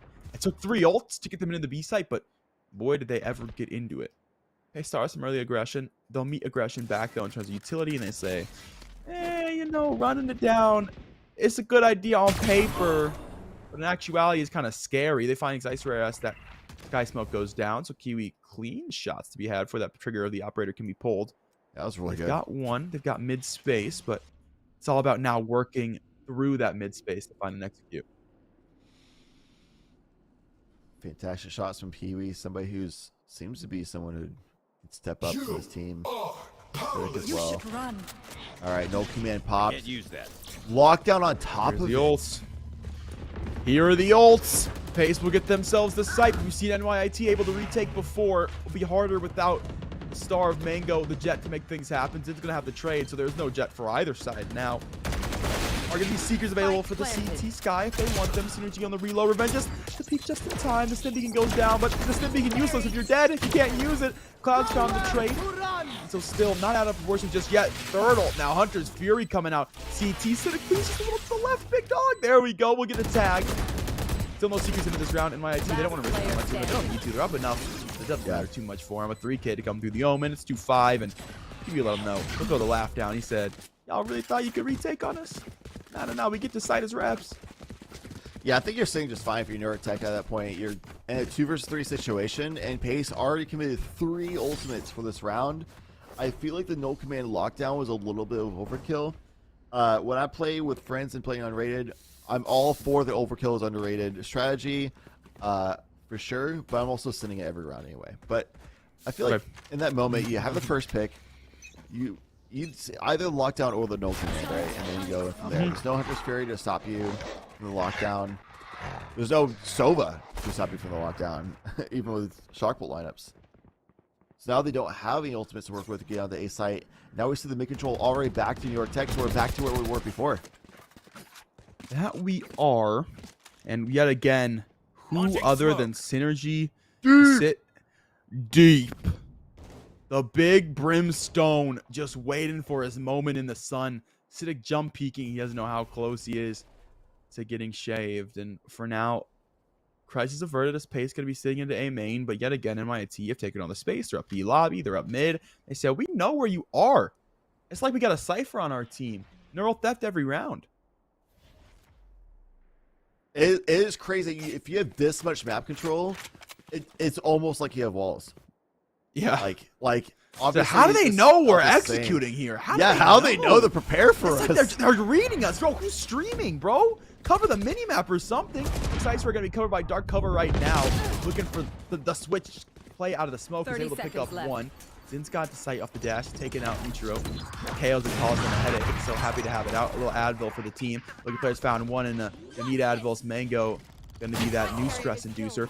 Push forward, right click to come through. Take out Kiwi, the smoke player gone. Second opportunity, the quick scope not going to be found, but Cloud and next Ice Ray will combine for the last two. 6-2 for NYIT, and they just know. I'm really surprised to not see smokes coming out from Synergy to block A main when the execute was happening. But They wanna beyond let him that, in, man. yeah, you wanted the bloodshed, I guess. But it worked out for them, obviously, because they were prepared for it. They had setups for it, the crossfires, and the Seekers were available, the Bladestorm for Mango, and yeah, I mean, Yeah, ironically, that's a very real thing. Like, I think we saw it a lot in the Astro meta too. Sometimes you'd set up for double sprays for crossfires, and then your controller will smoke and they won't push. They'll get scared and walk away. You're like, please, just let him in. Like, we're ready for him. Please, let us have him. the Let orb Zin peek us baits. top of cat. We want to kill him. Very clean play. The orb bait indeed. We'll have 2 up into mid. The 0 point does have information on it. Synergy, he's out the hills. He said, I can't stimmy. Nah, I don't want the peek then. I don't want the smoke. Demetrio will peek behind the smoke to pick up one. Cypher has another on the players in front of the smoke. B main. Main go to find one. Cypher to wrap things up as Kiwi gets one with the classic instant trade though. 7-2. It's NYIT. They letting them know. They letting them know. Yeah, anti-eco around. It's tough for Pace to really do anything there. I like what Kiwi did pushing up through mid. This is the player that really is showing up in my eyes for Pace, and the one that needs to just carry this team forward, and the rest of the team needs to step up to that level as well. Kiwi doing such a good job of fighting the mid control attempts from New York Tech. overall, obviously, it's still going in New York Tech's like favor, right? Because it's just the way things have been going. But Kiwi is the one that has looked to fight for that a lot, looked to get their own mid control. So it's the player that if they can keep beating Synergy and other members of New York Tech in mid, this could be a big deal for the team. Revenge! It's also a big deal. Revenge is able to cross across the swing box, able to swing off of the flash from the cloud. The operator caught out, Mitro caught out as well, and that's the only thing about early aggression. You don't win it. Suddenly the numbers dwindle. X-Ice are able to take one back, but there's a trade from Synergy, who's also pretty far. Cat, Zin, fine X-Ice Rare, and Pace said, wait a minute, if we just slow down, and we let them push us, we just kill them. Yeah, they're adapting to the fact that New York Tech is actively looking for map control and willing to take some of those risks with how far out they push. If they do that every single round, then eventually you're going to be like, okay, well, when they push out, we'll just hold the angle and take them down. That's exactly what they did. Now stacking up towards Tiles. At this point, just kind of like figuring that New York Tech's learned the lesson and won't try to do that again. So Pace is going back to the ways of stacking up before a site and trying to push through. Getting some information initially with Aladrone, but Cloud's ready to go with their own utility to fight right back with the information going to the Oh no, lockdown's the orbital strike to end them all. Oh, they should have held that for the lockdown. Comes a little early, I'm not gonna lie. Just a little If they have a lockdown, you hold that. Yeah, you might want to hold that. They have the Milk Command here, but it's all the way on the A side, so all this util is going to freely pour its way out. Two sitting CT stairs, looking to play one and done angles, and well, they are done, but they do not grab one, unfortunately. Loki does, though, in the meantime. And we'll use the front of the trails to get into sight, but it's going to go down, and NYIT are looking at a retake scenario. Oh, I love that so much. They just went into sight, that's it. But because of how that ult works, now in New York Tech's like, where is it? Where is the Omen? Player standing. And We still don't know. looking for the Omen, but they found Death instead. And who better to bring that death upon them than the unsureness of an Omen? The dark shadowy figure himself in NYIT. I look to sneak this Jet in their op into the shadows to try to save onto this thing, because 1v5 op retake, it just don't happen for you. Ooh, might be got damage on the exit frag. Getting up close and personal. Yeah, switch to the Phantom to try to play. Frag zits in. Well, caught by Zin nonetheless. It's flawless for Pace. They change up tempo yet again. They play slow, and then they say, we're taking it down B main. We use a lockdown. They get in. They get the job done. Job done indeed. Pace is actually, they're bringing this back to very competitive half. Thought it was overkill earlier when they got the round win before, but 2 rounds ago, they just countered strategy New York Tech. That round, they basically capitalized on a little bit of a misplay that overall strike may use early, and just found a window of opportunity, and they took it beautifully. They are not out of this yet by any means. And well, they've gone back to what they know works, or has worked for a round. Stack up B main, make it happen, is what they're looking to do, and they will not find early presence this time. NYIT is not giving anything away, and they'll say, all right, let's head over to A. Let's see what's popping. I like that they had the Jet position from Zen, just in case somebody pushes out, just held the angle, but now, without having any audio cues or no success, they decided to rotate off after making some presence over towards B site, but nobody from New York Tech has moved. Oh no. So Last time around they were here, they did use the Nanos one with the clear line. Revenge has been very good about it. Same thing will be true.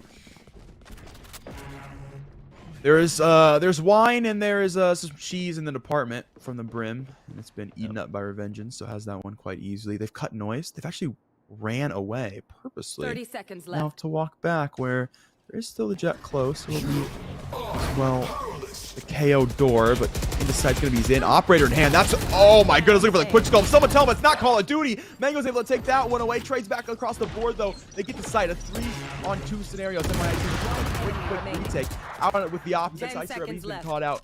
A low-key player in Cloud. 1v3 scenario. Can you make it happen? Early flash to come forward. Player to green box, and he's caught out. 3K for low-key player, and somehow pace of walk back to scoreline is 5-7. Switching sides. They trail by 2 in the half. that Brimstone is so important as well for denying entry onto sites. Once they found the frag onto Synergy, there's no smokes or mollies or anything of that sort to stop them off. So a little bit of a rough into the half there for Synergy, surprisingly. But going into the offensive side, I talked about in the last map, talked about now how this composition is really good for offense with the way that Brimstone and KO can just set up not only the entire team to just deathball and explode onto a site, but especially the Jet unlock Mango. They have a bunch of flashes to work with. You have flank watch from Chamber as well, so when they push through instantly, they can just have those trademarks covering the backs of them. Pistol rounds, things like that can go a little bit differently, but that's something I'll be looking forward to into the rifle rounds especially. Oh no. Really pushed up towards Cat. They will catch us in before anything can happen. Just looking to peek early. They'll be caught out. The rest of the team will look to play their way through Cat, through Garden. Kiwi from the backside of things. We get shots off but no damage. Backside's low-key player caught out by Cloud. So NYIT have taken the first 2 close contact players. They've won it out. Got sight. I love that from Zen as well, getting shot from the back from the Kiwi, but doesn't churn to try and win that duel. Just gets back to the team, knows that they're going to have the player advantage on sight, and now it's all down to just Kiwi in a 1 versus 4 post-plant situation. And yet again, the pistol round goes to New York Tech. New York Tech 8-5 now. They'll take the pistol. Surely they should convert the second as well, as Here. for a moment it's a 3-0 run for Pace, but it's been shut down right here. We know they're able to turn momentum back, though. We just saw them do it. Gotta be able to carry out that trend, though, as NYIT will full buy into this round. They're looking to take it to them over towards B main.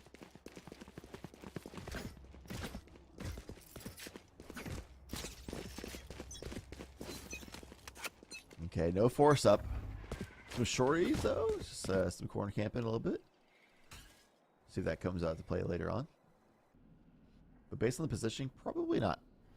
It's a nice read by New York Tech. We'll be moving over towards A site.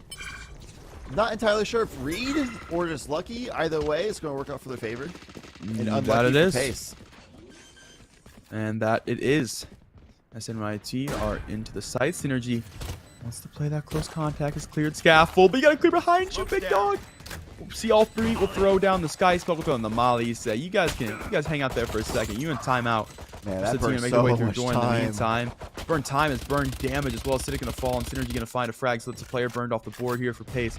They're still, I don't think they're through door yet. They just now got through door. Over Cloud and the Dicer are more than ready. Mango's got a knife frag and Michiro to wrap things up. It's 9-5 with the team ace. Everybody, they got their 1. That's another round for NYIT, now up 4. That burned so much time with that smoke and molly that Pace decided, you know what we're going to do? We're going to get this door weak and we're going to set up to explode out this door. All right, everybody regroup, rotate over, and be ready to go. But while all that was happening, it took so much time that Mango just rotated right through mid, taking space control. They knew they have an advantage position. It's anti-eco. They can get away with this kind of stuff. And, man, Mango's realized that everybody else is dying. There's only 1 person left here in tree. Might as well add insult to injury, get into the head space of Pace, and make it so much harder for them to get mentally back in this game. Right now, New York Tech, respecting the fact that Pace has rifles, trying to just get some information, not do any unnecessary risk. They don't want to just run through a sight line and just get mowed down by a rifle spam. The cap peek from Zit. Oh, it's a dud. Right between the legs, it looked like. Yeah, that is unfortunate. The dog gonna lead the way here for NYIT. They pounced on Loki player, and Zin's found 1 through smoke. Wow. Now taken up by Synergy. Same smoke. Well, it could be your angel or your devil. And it's been both those things. So NYIT, they're into the site. They've got a player advantage they're working with here, and Mango gonna hold all this space towards Cat, towards Garden side of things. We gotta be very careful here. Almost certainly gonna walk through this off crosshair. There's no other way. Yeah, easy for Mango. Here's the spray. Able to try that 1 home. And 2-player scaffold now, where Synergy has been very good about locking it down. Would not be surprised to see the same trend they need to right now. Mango's picked up a 3K through the wall. That's actually wild. And okay, Quicksilver's gonna come through, but Cloud will take it just before the clip can be had. So no Twitter impressions to be farmed. 10-5 for NYIT. The flashing playmate so that they couldn't support Synergy in time, so Synergy just ended up falling because of that. But it was the bonus round anyway. They'll be able to buy up going to the next. Look at their economy. Slicer might even keep this Ares because they know they're going into an anti-eco, so you might as well keep that. If if you die with it in hand, you're just donating Ares instead of a rifle, and the Ares should be just fine in general in this situation. Oh, they do end up dropping it. Interesting. I would have kept the Ares. Get Why out of not? my way. I know you would have. Yep. And you might be concerned here for CECC. Team's already in the sight. CCT Whoa. stare. Okay, never mind. I might be concerned Are about you the other concerned? team playing against CECC, who finds a nice first one tappy. But gonna need the rest of the team to come do the same sort of thing. They gotta make it snappy as the plant's already gone down. They gotta retake. But New York Tech does still have Brimstone. They still have this chamber as well. They have all the utility needed for this hole. To your point earlier, means no blade storm to come from Mango's got to do with the operator and has not been able to do so. Drops CT, does it with the ghost instead. Revenge is going to fall. Turn him into a ghost. The synergy good for 2 clouds. Another is in as 1 into trade. With synergy yet again. The Brimstone a 3K, 11-5 for the New York Institute of Technology. They didn't even use the utility, guys. This similar situation as we said earlier is like, let them come. We have the crossfire set up, so we're ready to take the fights. We know it's the anti-eco. Don't let them close the gap through smokes or anything like that. Just have them challenge sightlines and we'll mow them down. That's exactly what they did. 11-5 for New York Tech. Now they're going to go against the buy round. Operator in hand for Zin yet again. He's going to be holding from tree, have to deal with his ice rare. Just kidding. They just rendezvoused out, so they're going to be rotating back with the team. So unlucky positioning. This is the same positioning we saw from Pace 2 rounds ago when they got run through on A site. This time around, though, the KO is rotating back to tree instead of taking the aggressive, high-risk position on A site that we found them last time. Early dog has gone towards wine, so NYIT. You're not going to have info on A main just yet. Are powerless. Make it info, though. We'll just be the KO, and the Milk Man's going to come out, so no utility to stop him. Mango's already in. Already to scaffold, and Shirley looks for the extra space. Has done just that. Has snuck through to window. Hi, Loki player. Wow. You don't know I'm this close to you. That's Great. insane. That allows the KO to come pick it up. Xyster has all the info in the world. Oh my God. Goodness. Don't, please. Oh don't my happen. God. The The owls drone run does no reason neither. to clear here. Didn't know about the other player, though. Good for 2, but Kiwi. Okay, he's able to trade 1 back. Stuck for so long. Still to come through Cat. I saw the space. Mitchell, what in the world?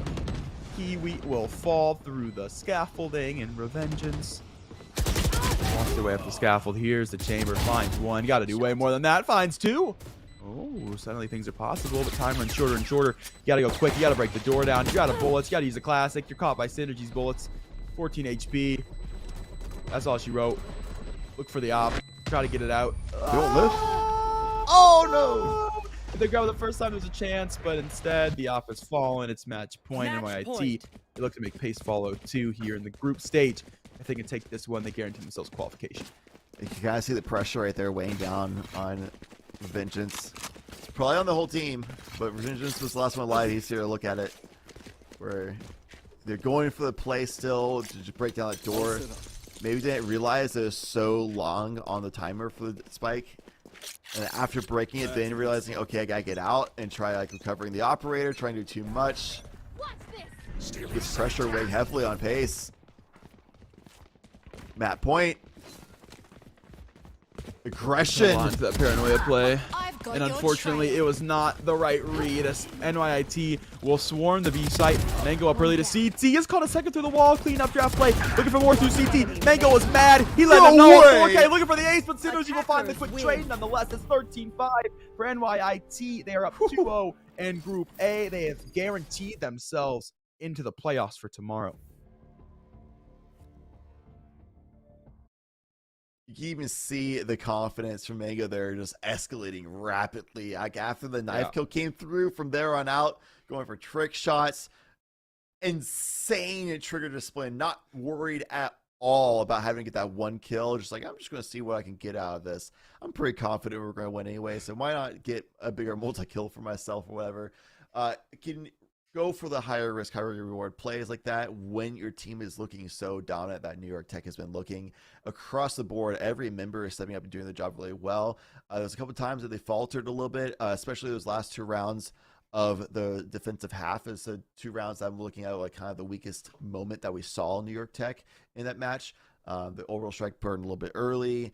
They got rolled through at the last round as well. So a little bit of a shaky moment for them. So still some weaknesses to shore up, but overall, man, that was really good Valorant coming out of the entire team in New York Tech.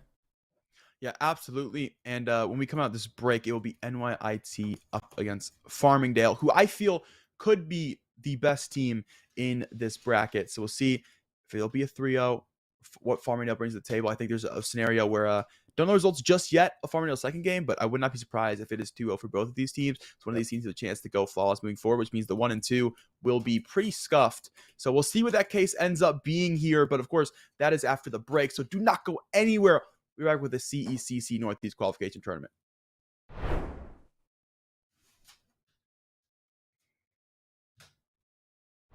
We'll let him know with the Spectre good for 2 on the spray. Mango has a quick trade back. Will avenge his teammate. Acidic is good to take 1. Kiwi with the frenzy getting run down by the Spectres, and Cloud to wrap things. Storming their way now into that site. Cloud, the last member standing. Gets in down to 2 HP from Scaffold through the dart cover. Gonna be caught by the drone here. Early flash, early peek, but caught by the dart. Spam to the Scaffold's all it's gonna take. Picked up 1, and that's a Molly to come out. They said, Jet player could come in. They're welcome. We'll give him tea. We'll give him hospitality, but only 1. The rest of the team can't get in the club, and so Pace is caught out in a main. Mango gonna catch him out. Not the smoke. Great flash to bring it in from the, because they picked so far. They pushed so far at mid. Rifles picked up, but at a price. Revenge just has to load it. It's not out in time, and Mango's able to pick up 1. That's the spike to fall as well. Cloud makes sure Zin falls with it, and they will pincer Acidic into mid. Mango with a second frag. To the left, big dog. There we go. We'll get a tag. Still no secrets into this round. NYIT, they don't want to risk too much. They don't need to. They're up enough. It doesn't matter too much for him. A 3K to come through the Omen. Ichiro.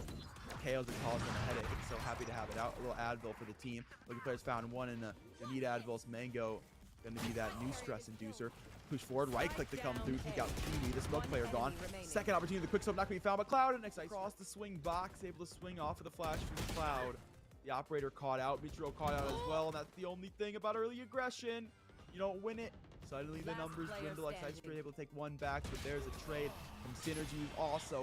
He wanted to decide that's it, but because of how that ult works, now Endure Tech's like, where is it? Where is the Omen? And, well, the KO door, but the site's going to be Zin. Operator in hand. That's, oh my goodness, looking for the quick scope. Someone tell him it's not Call of Duty. Mango's able to take that one away. Trades back across the board, though. They get the site. A 3-on-2 scenario. Quick retake. Out with the opposite side. He's been caught out. A low-key player in Cloud. 1v3 scenario. Can you make it happen? Early flash to come forward. Player to green box, and he's caught out in time. Burn time is burn damage as well. Acidic gonna fall, and Synergy gonna find a frag, so it's a player burned off the board here for Pace. They're still, I don't think they're through door yet. They just now got through door. Over Cloud, and the Sicer are more than ready. Mango's got a knife frag, and Michiro to wrap things up. It's 9-5 with the team down. Would not be surprised to see the same trend. They need to right now. Mango's pick up a 3K through the wall. That's actually wild.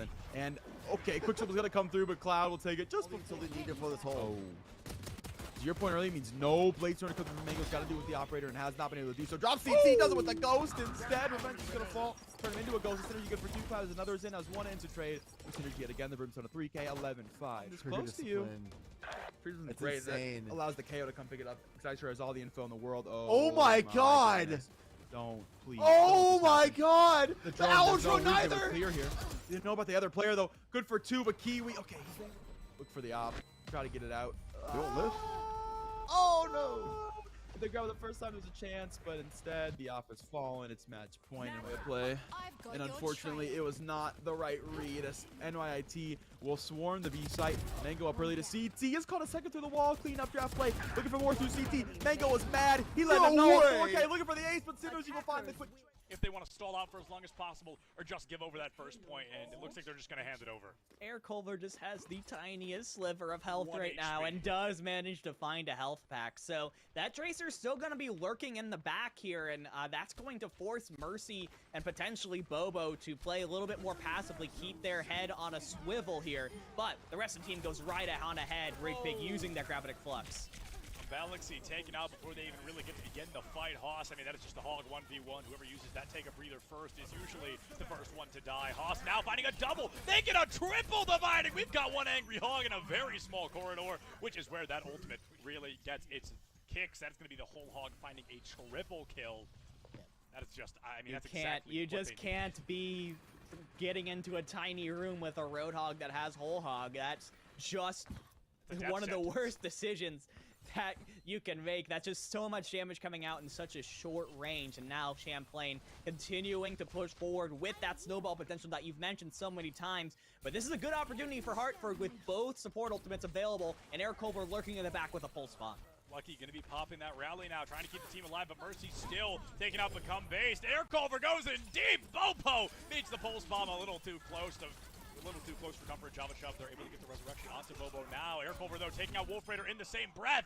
Wolf Raider out, Lucky out, a support down on both sides with comp balancing gone for the side of Hartford. It's going to be really hard to stall this point out. Champlain giving us a much better example of that snowball potential I was talking about earlier, like you said, Dividing. They have 4.5 minutes to make it almost all the way to the end of the third point. But if we're going to see a 4-minute stall, it's going to be here on the third point. Yeah, of course, it is going to be defensively favored, as we've been saying this whole time, but Champlain has that all-important Nano Blade up this fight to keep their momentum going. The only thing that Mercy is really going to have to contend with is the Immortality field from CKS. If you can force that out early, it's pretty much a free blade. Oh, golly! Rig Pig, I did not think they were going to have the angle for that, but they pick up field. They force Mortality Field, and now a free Nano Blade. Oh, this could be a bloodbath here, Dividing. Rig Pig already finding one. That's going to be CKS gone, Air Culver gone, and Mercy just looking on the cleanup crew. Hoss popping their third whole hog of the half, and just like that, I believe that's all she wrote on Junkertown, and I believe on the series. A huge opportunity for Champlain to just keep rolling it home. This is Hartford's time to fight back, though, because Champlain just used every ultimate they had. Yeah, it's going to be tough here for Champlain. They do have to play into the amplification matrix from CKS, but Hartford, they are so desperate, swapping onto the Wrecking Ball, the Doomfist, fast characters, and try and get back as quickly as possible. Oh. The amp matrix is there, and you have found Mercy. This could be the opening. Java Chump also down. Oh my goodness, a huge opportunity now. Bobo finds the Diva, but it looks like they've got a spawn advantage like no other. Become Base going in and knocking them clean off point. This is going to be tough, Dividing. We're looking at maybe 5 fights in a row Hartford has to win this map. They literally cannot afford to lose a single fight. They've got the numbers advantage. They've got an ult advantage, and they've got a spawn advantage. They've got all the cards in their hand, but this is a one-fight opportunity for Champlain to bring it home. Your backs could not be as against the wall as Hartford's are right now, Truly. but they now have to become the wall that Champlain are going to be trying to break through for 2.5 minutes here. They don't have any ultimates at the moment, but Rig Pig and Bobo are going to be coming at it really soon. We've got to see an early pickoff here from Air Culver and this Pulse Bomb. Yeah, this Pulse Bomb is going to have to be, absolutely massive. We see it go out, unfortunately not able to find even a little bit of damage. Gravitic Flux coming out from Rig Pig.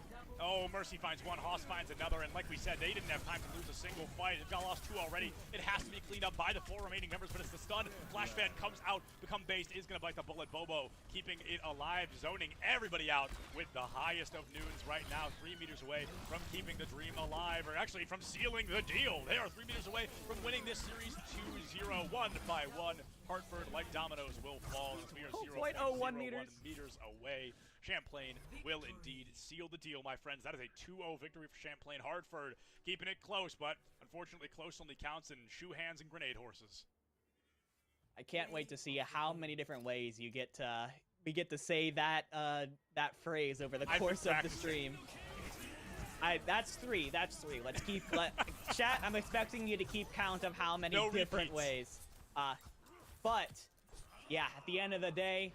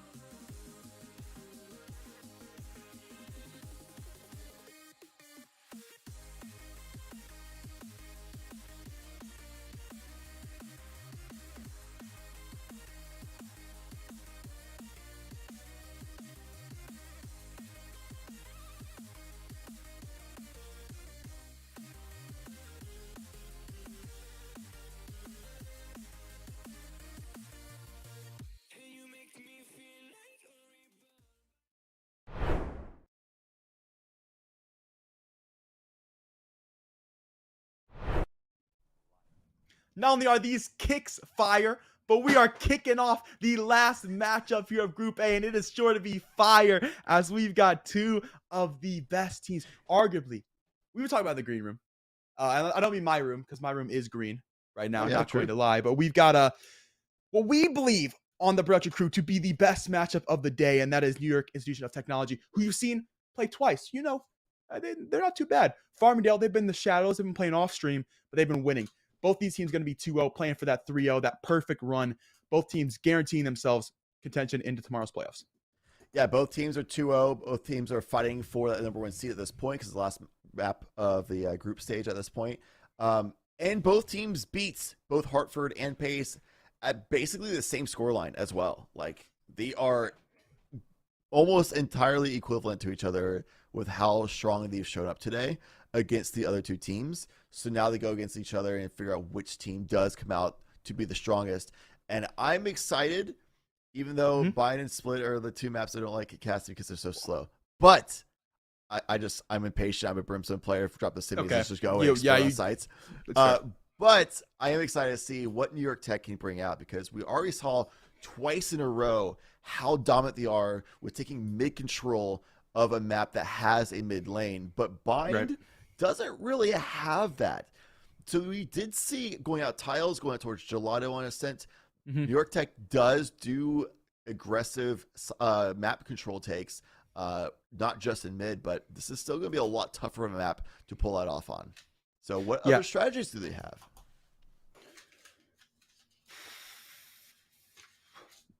Shoot him. That works. The shoot him strat, I mean, we saw it a couple times. I feel that's the one strat that honestly stopped NYIT, ironically, was literally just let's shoot him and walk into sight. And if that's what it takes, that is what it's going to take. And as far as I'm concerned, here on the broadcast, we're taking a break. We thought we were ready to go. We said this match is going to be too fire, but unfortunately, I said it too loud. The fire department heard. Right now, they're trying to extinguish the flames before we gotta things get those go up logs burning. You know, sometimes it takes a little time. Gotta get that flint out. You know, start scraping a little bit, see if you can get some sparks going on. So okay, you're not that old, man. You're not that old, man. You're trying to go prehistoric on me. Okay, we will be right back when Chad Lantis goes to the Fountain of Youth and takes a couple years off him, because that was sounding way, way too old. So we'll see you soon, and then the match is gonna start.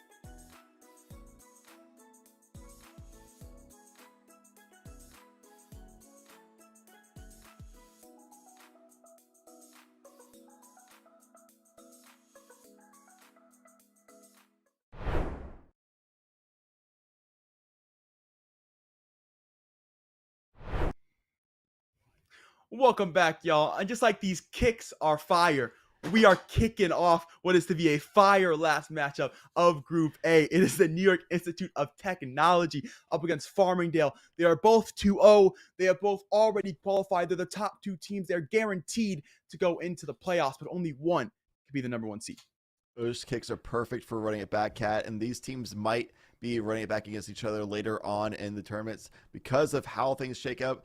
With these two teams being so good, I would be surprised to see them match each other again in grand finals kind of situation. We'll have to see what we get with Group B kind of situation as well, of course, but all I know is I'm very happy we get to see this map right now. So going into Agent Select on Bind, it's going to be Farmingdale versus New York Technology. Breach locked in instantly on Bind Catnator, something that we very rarely see. This is quite an unorthodox pick. Huh. My brain is racing as far as like, why would you pick Breach instead of Sky, KO, Sova on Bind? Close quarters map. I mean, you get the opportunity to clear angles. Like Aftershock, Fault Line get you in. It can be a good combination for B-Long Octagon area. B-Long, C does not exist, but there we go. B-Long hold is really good for Breach for sure on defense. I think you have pretty good work to be done from U-Haul as well. For a short control, you can reach that over towards showers to support as well. It's pretty good lining. Yeah. I do wonder when we put a smoker on the board is the thing. From either team. What you mean? Zeno's thinking about it, at least. Okay, there we go. Brimmy. I like Brimstone. Very traditional combo. Brimstone and Omen are both really, like, this is actually an interesting map that every controller I consider to still be viable in this map. Yep. All of them. I would agree. And well, we'll see 2 of them. So we get some options coming through. It'll be the Omen for NYIT. I'm sure they lock that thing home. And moments away for doing so, but I imagine now it has come through. So we got an interesting composition. The Breach is really the only real point of nuance to come through, but that means no Sova. That means a little bit of lack of information going through dart-wise. But I mean, you make up for that lack of dart by throwing your rays in on top of a fault line. So yeah, we also saw that New York Tech is also very willing to use their own bodies as information as well. So if they can continue getting away with doing exactly that, then they don't really need a Sova or KO Sky for that situation. Basically the only reason you get those is just so you don't have to risk your own life. But hey, man, faster rotations for your team, more concrete information to work with, more consistent, things like that. Going into the game at this point in time, it is the Rays picked up for both teams, but double duelist composition for Farmingdale to match alongside the Sky Brimstone. They just want to go for more explosive, just jump onto the site action, which is going to make it really hard for Omen Sky to hold on B. At least they have that trademark to work with, though, so it should support a little bit. The paranoia could be massive if used properly, so a lot of pressure on synergy for this map, I'd say, for the defensive side. We'll see if they're able to answer said pressure. The trademark going to answer the call here. And Hookah has information. It'll catch the Rays. The young player looking for a scholarship. Got to prove that they're worth it, though. Early need to come through. Cubby, no one there, though. It's the one angle no one's on, actually. Cloud to elbow. Spike down. Nice. Sight is picked up, too. Very nice with the headhunter. Flash to come out of Octagon, but do they get the contact? Do they get the frags? They do not. It's Cloud locking things up. Long looking for one more, but Akira headhunter shots of their own. Both chambers looking clean, and well, a trade to come through with none other than the headhunter. 1-0, the New York Institute of Technology. Winning out that first pistol round is massive for them, especially considering that's pretty much the struggle they had in the first map of the day, which is the only one that looked kind of close between this for this team, is not being able to win that pistols, giving away 4 rounds because of that. But we saw on the second map, once they won the pistols, look how good they are on rifles for both maps. Like, this team, once they start getting momentum, they just keep running with it. So that's rare with a nice 3K. Beautifully placed shots. Going over to A site now. You see those 2 members of New York Tech, like, where do we go? Where are they going to go? Where do you think? And Synergy just hanging out in the middle. Ready to just drop some dart cover, support the team, and push up from showers. Ooh, I like aggressive. To play for orb. Scholarship. Oh, scholarship good for 1, but unfortunately, that scholarship did not get renewed, so they are gone out the round after just 1 year. So he's picked up 1. See, they're gonna get their way into the site. Farmingdale's making it happen right now. The TP gonna come through. They recognize all the presence, all the pressure. Say, we got that, John. We're gonna go towards B instead. But honestly, NYIT's almost beat them to the rotate. There will be the smokes there. Denied them that early access. Flash out for Cloud, and they want to make a move happen off the paranoia. Contact coming through, but no frags. It's Sosa and Akira to pick up 2 more. And suddenly, it was just Mango, low HP, getting spammed through the sky. Smokes Zeno to find the frag. It's a thrifty for Farmingdale. They take it straight back. It's 1-1. A little bit of and too much ambition, I say, from Zysrayer there from short. I mean, fair that Scholarship got that kill on a Michiru. They're going pushing up to try to get that orb grab. That's definitely a risky play considering they smoke themselves, so it allows a team with eco to go up close and do a right click just like that. So I'd rather Synergy didn't drop that smoke and just have, you know, Mango cover the distance, knowing they have the range advantage. And then from there, Zysero just went a little bit aggressive, too much to try to get too much reward, too high of a risk. Synergy, though, going for a little bit of a dark cover play, something I like to see from Domans. Oh, the timing was almost there. Scholarship going to catch it just at the end. Synergy puts the shoulder in the dark cover, so Scholarship will grab one. They're looking to turn their way into the site. Nade to the back of it. Cloud has to swing out. Can't get the gun out in time. And Akira certainly has theirs out. Subby's picked up Mango to jump to the TP a second as well. Good trigger discipline to come through for the Sky. Rewarded because of it. Slicer into CT. Flashes come through. Will not connect. They're air in the Sky smoke. They'll back up straight into Sosa. And you know the girls love Sosa. 2-1. It's a flawless for FSC. Even though Synergy didn't get much out of that situation, at least in an early stage of this map, Synergy told Farmingdale, I am willing to sit in my dark covers. You have to respect the fact for the rest of this map that if I ever pop a dark cover, especially if you hear a shrouded step, you have to respect the fact that I might be in there. And it will always slow down Farmingdale until they stop having that respect. So we'll see if we can maintain that from the side of Synergy, but at least starting that off early is actually a really big deal that we haven't really seen from Omen so far today. Big paranoia, hit all 4 of them. And it has, and there's been damage all across the board. That Sky very, very low, about 35 HP left on that HP bar. Still Mango tucked to the back of the site. Gosh, just picked up towards bench. Now he still will get the space. They have to wait for all that Util. Good flash to come out early. They have stopped the plant, but they have not killed the planter just yet. Synergy will take down the player sitting towards shower, but they cannot take the bench player. Scholarship still kicking, but for how long? Zeno gonna save the teammate, just baiting him for now. Sosa's picked up yet another. Michiro looking to swing to the site. They haven't been able to get through. One to come through CT. Mango's picked up 2 nice frags. Pageshell now recharged. We'll throw it towards initial truck angle. No one's gonna be on it though. They'll be tucked back. Closer, deeper towards U-Haul. Early pop flash has caught nothing either. Subi just gonna be waiting on this flash. Does have it, does get turned. Good half for Mango. Look at a swing. Is Subi will catch one. Cloud has the other. Oh no way. This guy's gonna sit here and hold this thing. Let's go. Just the last second, and Zeno has the frag nonetheless. It's 3-1 for Farmingdale. Perfect timing by Zeno there as well. Good heads up awareness. 4 seconds to defuse there. Just waits until about 3 seconds and swings it. Perfectly done. Honestly, Farmingdale looking insane right now. They were probably the favorite of this group, I'd say, going into this. Just New York Tech was looking so good in the first 2 games. The score lines across those wins were so identical between these 2 teams that you're like, is New York Tech showing up? So far, not to the level that Farmingdale's at, but we're only going into the 5th round of this map, so plenty of time for New York Tech to make adjustments, such as this flash entry, but that dark cover actually protected Scholarship from getting flashed. Unlucky. And it's Stimmy time, baby. They're getting in there. Synergy's picked up 1. Michiru trying to make something happen as well with the Sheriff, but it's not to be easy. You know, Scholarship will kind for 2 frags, and they're into the site. Plant's going to go down, and the Saiko post-plant looking strong. Both players going to be on their way through CT, and so is Scholarship. The Roomba sent him out of U-Haul. First flash, it is going to pop. It's going to connect as well. Scholarship now unflashed. Good for 1. Cloud, a nice 1 tap. Phantom in the future will pick it up now. Contact with U-Haul with Zeno. We'll win that one out as well. And Subi will swing to the back of the site. But it's econ damage to be done for NYIT. Not a bad eco. 4-1 the scoreline. I like the timing for Farmingdale for these players has been really good. Zeno the round before with that timing on the 3-second. Just now for Subi, just swinging off for the ally for actually off of Zeno. First contact. Make it a checkmate situation. Love seeing teams set up checkmates. A trademark being placed in hookah yet again. So a lot of B coverage coming out from his this rare, and then it has a tour de force as well, so operator will be available. A retake op though. Does not feel good. That dog should concuss 2 in the shower, so there's a definite space to be made for Farmingdale. It's like storming their way through A short.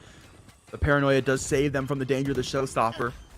Starship gonna nade that back aside, looking to get towards Synergy. Looking to trade his teammate. Is Sosa gonna fall out the sky? Smoke, and Synergy's caught another. Stand strong to the back of the side, and now the shower players are out in waves. They're angry about getting held down by the dog, and Mitchell will let them know. Able to find one. They'll swing towards short, looking for more. Mango's picked up Subi. That just leaves a short player. Akira, who has won that initial diffuser, but Mitchell has that quick trade yet again. 2 for the breach on the round. 2 rounds for NYIT.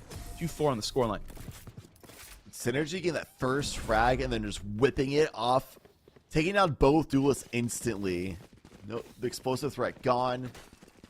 The rest of it, NYIT having the player advantage, swarming onto the site. Sky smokes from Xeno, timing out.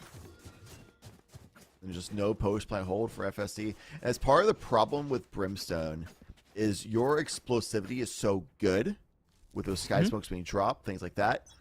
But the post plant becomes weaker naturally because you don't have smokes to use later on. So if teams can just survive that explosivity, they're going to be having an advantage naturally afterwards. Early showers contact for both teams. Kiro, I'm not sold on this dark cover. Started. Dark cover for A short is good. For the showers though, they have 2 people fighting for it with a dark cover as well. Why would Farmingdale push through that typically, right? Right. So it's kind of just like you're putting a lot of resources to a point where you're also stalling Farmingdale anyway. So you're not really setting a trap really. Yeah, and then they just wait for it and kill you when it clears. Yeah. Like they just did. And Scholarship's taking all this space already up to be long has found one. Both players playing towards deep back of sight. The other towards elbow. Smoked off right now, so can't really get the trade. Gonna walk into that Sky smoke and we'll almost certainly see it dissipate and then hit situation from Excise Rare as well. Oh, not at the tracers come through, but Akira yet again through smoke has not quite found the mark. Smoke now gone, and well, Excise Rare gone just as quickly as Xeno has that frag, and Mango has one. Looking for another wall bang. Already hit one onto Akiru. Very close to Xeno, and that was a 6 HP Brimstone as well. But he's not on too much HP themselves. 3 HP, so gotta be careful spraying through the smoke. One loose bullet could be the end of you. They're just trying to bait for Synergy to get out of Hookah, who's now dropped one. This drop gonna make noise though. They should know about it. Double swing not on its way. Oh my goodness, Mango's picked up 2 on 3 HP. Saw makes it happen. Sosa up towards Octagon, and the dark cover getting thrown out. The gun not out just yet, and it's a 1v2 clutch for Sosa to save the day from Octagon. 5-2 for Farmingdale. Almost won back by the Rays. The buff dark cover speed, but it's not that fast. You gotta wait for just a second. They didn't buff your arm speeds. You still gotta pull the gun out, man. Yeah, that too. Yeah, for sure. New York Tech calling a timeout, I believe, for the first time we've seen today. The third map we've seen of this team, and the first time we've seen them call a timeout, because they've always been in the lead. They've always been looking comfortable, but we're actually behind for the first time that we've seen so far outside of pistol rounds. Farmingdale, it's just that explosivity. They got on the site and they keep exploding with getting frags and getting on the site post plant with player advantages. You know, right there, immaculately, New York Tech got a triple kill and made a 2v1 situation, but Mango was still a 3 HP raise. The showstopper takes a lot longer to pull out, and that was punished so well. New York Tech, I feel like they just need to stop pushing out as much. They adapt to the point that they found success pushing out aggressively and getting a lot of map control on Ascent the first 2 times that we saw them today. First 2 maps. On Bind, it's harder to do that. A lot more claustrophobic of a map. And also the fact that Farmingdale is exploding the way they are, you'll have time to set up that map control to be able to rotate and make those things happen. You guys just like recognize that you need to fall off site, wait out that utility from Brimstone, and follow up afterwards. After the double duelist composition and Brimstone, all that explosivity is gone. Their post plant is going to be so much weaker if you just survive that fall off and retake S5. Well, they will not fall off for this round on the A site, as they are going to be gamble stack towards it for the eco. They're currently right in that prediction as well. Oh, I like that rendezvous concept to come through to now be towards Cubby, but you're caught by the nade, you're caught by the bullets, scholarship, so it is not going to work the way you would hoped. This is known as info on hookah, so this is kind of what it is. There is the Sky now to flank from long. Going to pick up one, as Synergy has one from the site. Cloud going to pick up another. Kira is good, and Xeno is as well. 2 kills to come through from Farmingdale, but it is going to be that 2-on-2 now. Here gets to do technology, slowly walking things back. TP to come forward. Yet again, an opportunity for the Sky to pounce from mid-market. You know about Sky, though. Sky did get that kill earlier on. Found Xeno going to walk out. A secret angle as well. They know Sky's going to be in market. Your Cloud just wait this one 30 out. seconds We'll left. do just that. Take a flash early. Is going to have a teammate to work with here to play with, and that Omen should have one, if not both, smokes back. So there's potential here. And has just gone down. The Torta forced to pick up one from the top of Crate. Is Synergy going to fall? No longer going to have smokes into this round. Got that guy Knight to work with. This is the only one that's charged right now for Cloud. It's popped. Oh, it hasn't even blinded the operator, but the op's not quite there for the shot. Akira going to fall off into tube. Now we'll switch to the Phantom. Just that classic rifle. Cloud still not out of hookah just yet. Playing this quite nicely. Looking at double swing. One will sit towards Octagon. The other sitting towards Spawn. Just waiting for a drop. Then they'll play off another. You gotta be so scared here if you're Cloud. We'll just now get the flashback. Says, there's no time, man. I don't have the money. I'm gonna walk away. Akira had no reason to peek hookah window there either. People in rate matches, keep tabs. You don't have to peek hookah. You can just hold for the crossfire. Like you said, Xeno on the brim has the angle from Octagon. So as soon as they have the first contact, likely the person exiting hookah would not be checking over to Octagon. They would be clearing tube first since they know somebody's over there. So after Xeno probably gets the kill, even if they don't for some reason, if they get challenged, they can swing after your allies being challenged at Octagon, and you'll have the back. Just perfect setup by Farmingdale. Keeping it simple, doing it clean. 6-2, they're in the lead. An anti-eco. That one rifle saved, the hero rifle. Naturally be paying attention to it. Oh, guys, you gotta calm for me, guys. There's nothing worse than being an initiator in util, getting some sort of projectile at your feet and no one saying anything. Yep. Subi's crying in the comms right now. Bro, I'm in dog. I don't know. He gets eaten by the paint shells and has no chance to get away. Unlucky, really. So that's an early frag to come through for NYIT. They're going to love to have that one. As Farmingdale still tucked towards A short. They're going to try to use his raise yet again to get some pressure out early into that B site. But last time around, we saw that raise into hookah, and it was the only player there. So if you're NYIT, you should have some sort of read on this one. But the only thing is, if you get that read, you don't rotate players over. Scholarship is taking on this pace elbow, and he tells his boys, he says, come on over, guys. Nice and easy. Trademark is going to come through hookah, so the information going to be there. Akira picks up one, Ming has a quick trade back the other way from the back of the site. So going to be tucked there, but Scholarship now on his way around through the sky. Smokes. Hello? Okay, never mind. I don't need to do anything. Akira's got it for me. Thanks, big dog. I'm going to sit through CT instead. I'm going to come out the sky smoke. I'm going to catch him off guard. And it don't matter. You catch him off guard, he still finds a frag anyway. The chamber's clean with it. We'll take the Vandal for the troubles. Has a teammate on the flank as well. The Breach going to make contact literally right now. Throws the fault line caught by Sosa. He's got a good read, a good tuck to the utility. Serrera stepped through to CT. He's made space front of the site. How about timing on this one? And once again, FSC going to be playing a nice little double peek together. Okay, so we're going to try to tuck this Octagon player. Hasn't found the peek just yet. We'll find the peek from Hookah. Octagon, this is your time to swing. Dexter not going to give you the swing as he jumps all the way into Hookah. Caught by the right clicks, though, of Sosa. 7-2 for Farmingdale. Sosa has been looking so good in these post plants, man. He plays it so well. Earlier winning that 1v2, just now, just knowing they can just stall out. Challenging at Mitch, realizing, like, recognizing the fact that they gave up market control. They don't have anything to stop him from getting it. And there's also a rifle over there, so because there's a save round for New York Tech, they're probably going to send one person at least to go and grab that rifle. So just holding and waiting for short. As soon as he hears the fault line, swings out and challenges and takes out the Breach when they're trying to recover from using utility. Those little things mean so much. Playing a first frag in the next round as well. Trade instantly back the other way. We talked about the fact that the dark cover's been there for space, but it's never been really utilized. And it's time to use the Breach and the raise combination to send themselves in through the flash, through the dark cover to find that first frag. Now the Rolling Thunder going to go through as the plant goes down. I'll hit a lot here. Scholarship Yeah, nothing gonna be found there. Off the showstopper. Synergy's picked up 2. Looking for a third. Zeno's the one player on concussed. Will come through short to save the day. Fault line will reconcuss both players. NYIT will take all that space on the site. There's a TP opportunity, but you got to get across to do so. It'll be flashed yet again. Great reach util all the way through this round for the Cybears, but we close this one out. Guiding Light has found nothing. Michiro has certainly found something.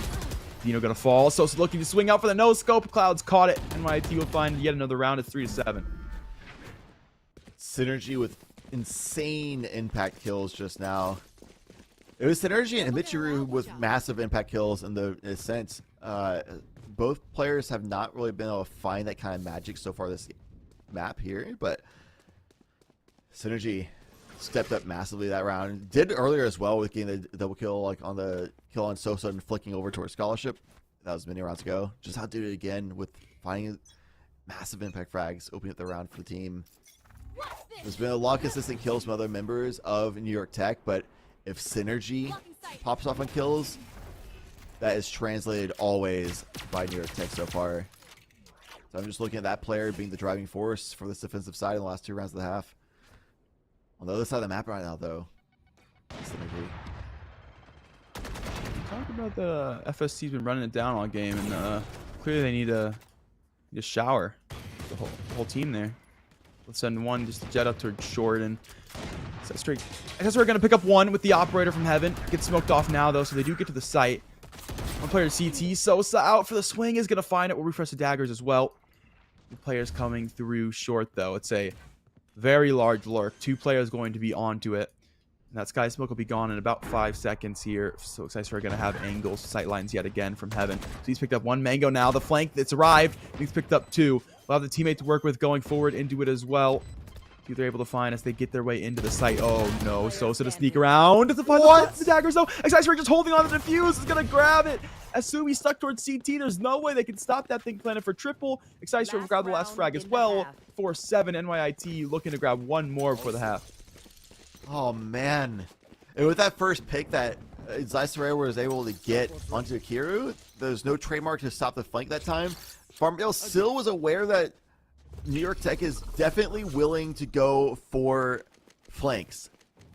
But they didn't expect the second member to be there, which is Mango. So for the first one fell, the second would capitalize very well. Surprised that Sosa was not able to get the kill onto Synergy. That kind of just spelled doom for the rest of the round for the team. Yep. And the answer back from Farmingdale in the last round and a half seems to be just sending it through showers, getting aggressive, and try to just roll through the enemy team before they can rotate properly. That might be exactly what happens.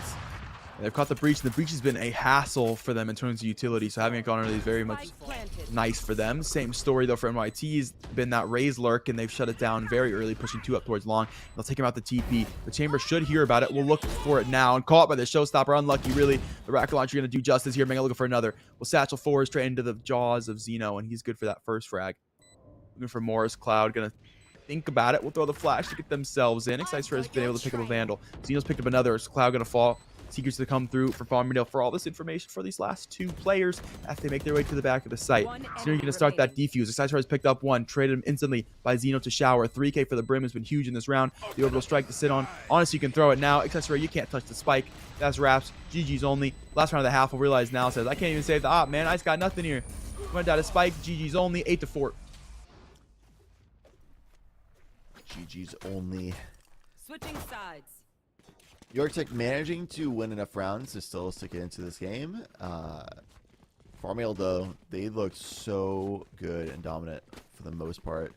It really took largely Synergy just popping off with a big 2 to 3K to start off the defense for the team if they wanted to win those rounds outside the pistol. And beyond that, it was that one round of that first pick onto the chamber, that kind of stuff, so they couldn't have the anti-flank properly set up. But Farmingdale now, they have a double duelist set up with a Brimstone on a defensive side, which Brimstone, if you don't have the ability to get good, consistent info to properly use your smokes on good timings, it's really hard to hold on defense with Brimstone oftentimes.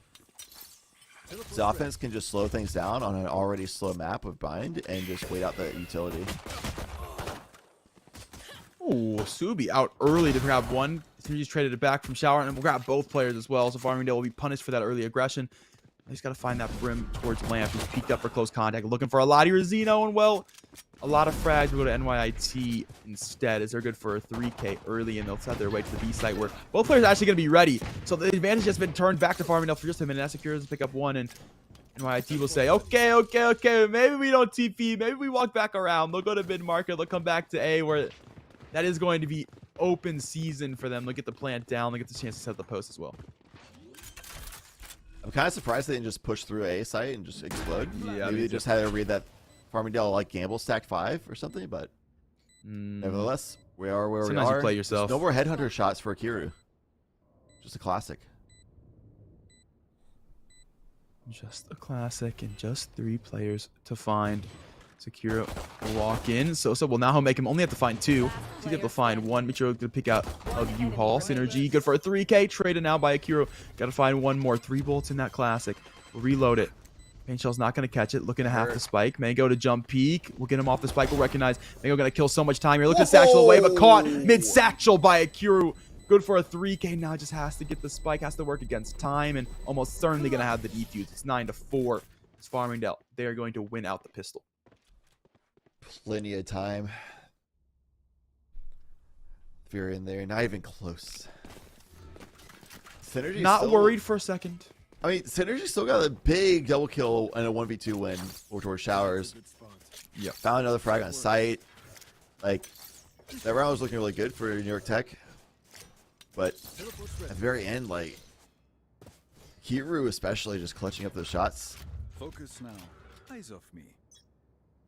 That track on the movement of Mango was sick. That was really sick. Yeah, mid-satchel. You love to see that. You really, really do. All right, see, they'll switch up the opening. They'll head it straight towards B. There'll be 1 tucked deep into A long for Farmingdale. This Jet's able to find. Chamber gonna be stuck. Oh. Well, tail went directly into the dog, and that dog do bite. Kira back to side, same story. Gonna pick up 2 and Sosa back swinging. 2 with the Sheriff. Cloud will trade 1 back now. Kira back to the site. We use the Sky Smokes now to isolate these 1v1s. Good to find the first. Oh, I'll talk about it later. That leaves 1 player to Octagon, and Cloud will send it home through the Sky Smokes. Good read, a 3K to the Chamber. I love the the very delayed flash turn. Gets flashed and then tries to turn the flash that already flashed them. Oh yeah. And bro, it's too late, man. It went off already. Even though Kiru did get full flash from that, the movement going straight through tube and then instantly after like being able to see again, it's like, oh yeah, I'm here, okay, and then just spam fires the prediction spot and then like VACs. Yeah. Cloud 8. It looked like they weren't flashed at all. It's crazy. Teleport's ready. He would take a walk down B long toward a force in hand. No peeks just yet, and NYIT have recognized, okay, we've tried to stack up. We've tried to go in early, nice and hot off the presses.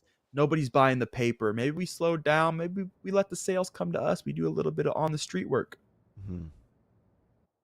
Sosa able to get Vandal this round as well. Big power point for the team. 3 stack up at the A site. Pushed up a scholarship. The smoke's going to go away soon. That's the fallback. Nice little jump peek by Zeno. So they gain some information. Looking over to Showers now, realizing they don't have any control over that at all. It's a bonus round that if Farmingdale wins this one, they're just going to run with it for this map. It's been so hard for New York Tech to come back from. Mango's able to pick up 1. He gets close into that site. Subi, this could be the biggest plot flash of their career. Able to find 1 Excite Riz, taking it back though. A good trade. He sits in that dark cover, so he is not going to be flashed by the guiding light. Scholarship will sit into U-Haul for now. Plant's gone down. Excite Riz found yet another. Sosa will fall towards heaven. Vandal down. Farmingdale looking at a 2v4 for the retake here. A lot to ask of these 2 players. Ray's trying to get a U-Haul still. Synergy will throw the dark cover forward. Mango will throw the shots. We'll find that frag toward a 4th shot. Not going to find. It's Marcus Sicera good for a 3K. 5-10 is NYIT. They got to bring back 5 rounds to tie. Big round for New York Tech to win, especially considering they're so healthy as well. They only lost 1 in the process, so they can keep so many of these weapons. It's going to be a buy-up for Farmingdale, though. The Bladestorm for Chief Sosa, who hasn't come up big with that so far. Honestly, the Bladestorm and Showstoppers of this game all have not been very impactful in comparison to what you'd expect from offensive ultimates, but we'll see what comes to that moving forward. Same for the tour de force and orbital strikes. Like, the offensive ultimates across the board this game have not been very fruitful, but still early in the second half. And then it is an early up into B long is going to be so. There you go. Ooh, clean for one. Gotta find a second. Those shots not quite to land. That is a knife. What is going on? on? Now somehow still He's alive. What? The Cloudburst. Does he grab the orb Band-Aid fix at will this save point? their life. Mango has satcheled away from danger, said, I don't know what's happening. That man's got a force field against the bullets. I Oh my can't tell. God. Scotch has picked up one. Instantly traded back by Cloud. Molly to come through. Mitchell don't care. He said, I'm a timing you, big dog. I'm here. Zeno said, okay, I'm here too. We'll trade it right back the other way. Mitchell was trying to make a play towards Lamp, and now he's out the round. And NYIT, they're down a player. TP's come through. Scotch is trying to go the distance onto this one. Zeno's caught Cloud. That just leaves Mango, and he'll get caught midair by Akiru. 11-5. FSC. They give him one round. They say, we feel bad. We'll let you have a win, but we going straight back the other way. Not only does Sosa somehow miraculously live in that situation, but also with the support of Subi, goes over and gets a rifle from the synergy, as well as the rest of New York Tech just runs away. And then very justifiable timeout being called, as New York Tech kind of just fell apart. They were taking some single fights across the map there. Everybody trying to do some hero play, trying to make some big impact happen for the team and explode from there. But nobody could find success in any of the plays they were looking for. Yep. It might be a pressure thing since they're falling so far behind. And I mean, I don't know. Like maybe it's like a comms thing too. Sometimes comms get so cluttered. Maybe sometimes there's no comms as well. Like nobody's talking. Like something has to be changed here. That's probably what's being talked about from Pranix right now, considering how uncoordinated that round was. Is probably either we need to start calming more or calm less and keep it clear, concise for the team, keep the cohesion up. Well, we'll see. They were able to find one round, but it has been a 4-1 run in the last 5 rounds for Farmingdale. They have been definitely dominant here thus far. So we'll see if they're able to find a switch up here for NYIT. They're going to need one. They definitely have been giving us some different looks, but nothing too committal in terms of strategy. It's kind of been very basic. Let's play contact. We don't get contact. Let's rotate. So see if they're able to put a strat together early. It's going to be the dog down shower. Yet again, they'll put 2 players in that department. And we'll get a dog for a dog here. It's the dog park linking up in the shower side of the map. And contact for both dogs. They'll both back away. Some decent ship damage as well. Full on impact from the Trailblazer.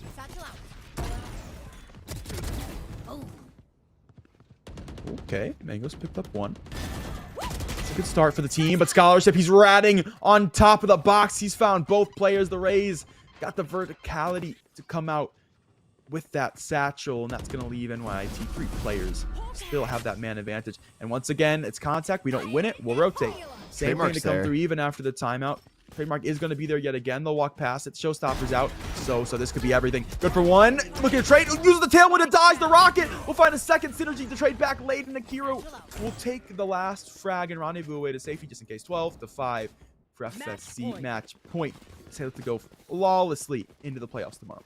A lot of that's the power chamber on defense, man. You're just on the other side of the map and you just have these trademarks set up that just work at all times. You have to be in range. Like Killjoy, you can account to be like, oh yeah, you have basically 2 alarm bots, right? Like you have an alarm bot and then the turret, but you have to be in range. The chamber can be on the other side of the freaking map. Those things are still just as useful. Supporting the A site take, teleport go through, but it still feels like there's 2 people on B site.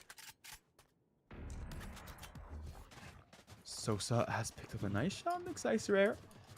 Looking to send this game out of here. SMIT have been defaulting pretty heavily to shower. This time around, there's no contact. FSC's recognized. They've already taken all this space. They know this one's going to the B site. Rolling Thunder going to come through. It'll tag Sosa. Does not catch Exciser Air, but it will not matter as they're into the site. They have enough space. FSC going to play purely for the retake here. They use those Seekers, and they got 2 on the flank. They'll be coming on their way in moments.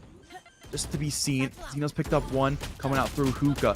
Mango looking to make a play, kind of get the top of Hookah, but caught by CT instead. Akiru, the smoke clears just in time for him to have perfect positioning there. Now to Tube, he's picked up another, looking for the 3K and nails it. 2 crispy one-taps on top of that first body spray to come through with 13-5. It's a 3-0 on the day for Farmingdale. They'll be the first seed out of Group A tomorrow. Indeed, they will. For that map on the defensive side, New York Tech just didn't have time to set up that map control and like slowly rotating with the team and setting up the strong defense that we're used to seeing them be able to have on Ascent. Both those two maps, they were able to do that a lot more quickly and more easily because of how Ascent works, but also the fact that the attacking teams that they're dealing with at the time weren't as explosive as Farmingdale. Farmingdale just took the fights quickly almost every round in a way that New York Tech just wasn't able to set up for properly. On the offensive side of things, New York Tech just couldn't figure out cohesion. They weren't very coordinated as a team, it seemed like. And then the couple times that they were coordinated, they kind of played into the trap and waiting arms that Farmingdale may not have predicted primarily, but at least accounted for, like times like the trademark setup on B side that Sosa was able to swing off of, things like that. Yeah, absolutely. I mean, we talked about the fact that New York Tech in those first two games just really were able to get control and then leverage that control. But in that scenario, I guess you do get the chance of like Ascent, they played pretty heavily for mid control, and in Bind there is no true mid, so we can talk to that aspect just a little bit, and the fact that just didn't really feel like they could get control anywhere. And then if you're not able to get control, if you're a team that needs that control to execute, you can't execute. It just never happens for them. It's walking into Util constantly, just not able to make it happen. But nonetheless, they've still made their qualification happen. They will move into the playoff bracket tomorrow. That'll see them into what's going to be 3 best of 3s for a chance to qualify to, of course, the Commissioner's Cup in Atlanta, May 7th through 9th. But for now, we've got a second group on the way. We're not done just yet. We've got 3 more best of 1s as Group B is going to try to play their way through. That is SUNY Canton, post St. John's in Suffolk. So there's still action going to be had, and that is, of course, after a break. So don't go anywhere. Group B is coming. We'll see who's going on the other side of the bracket.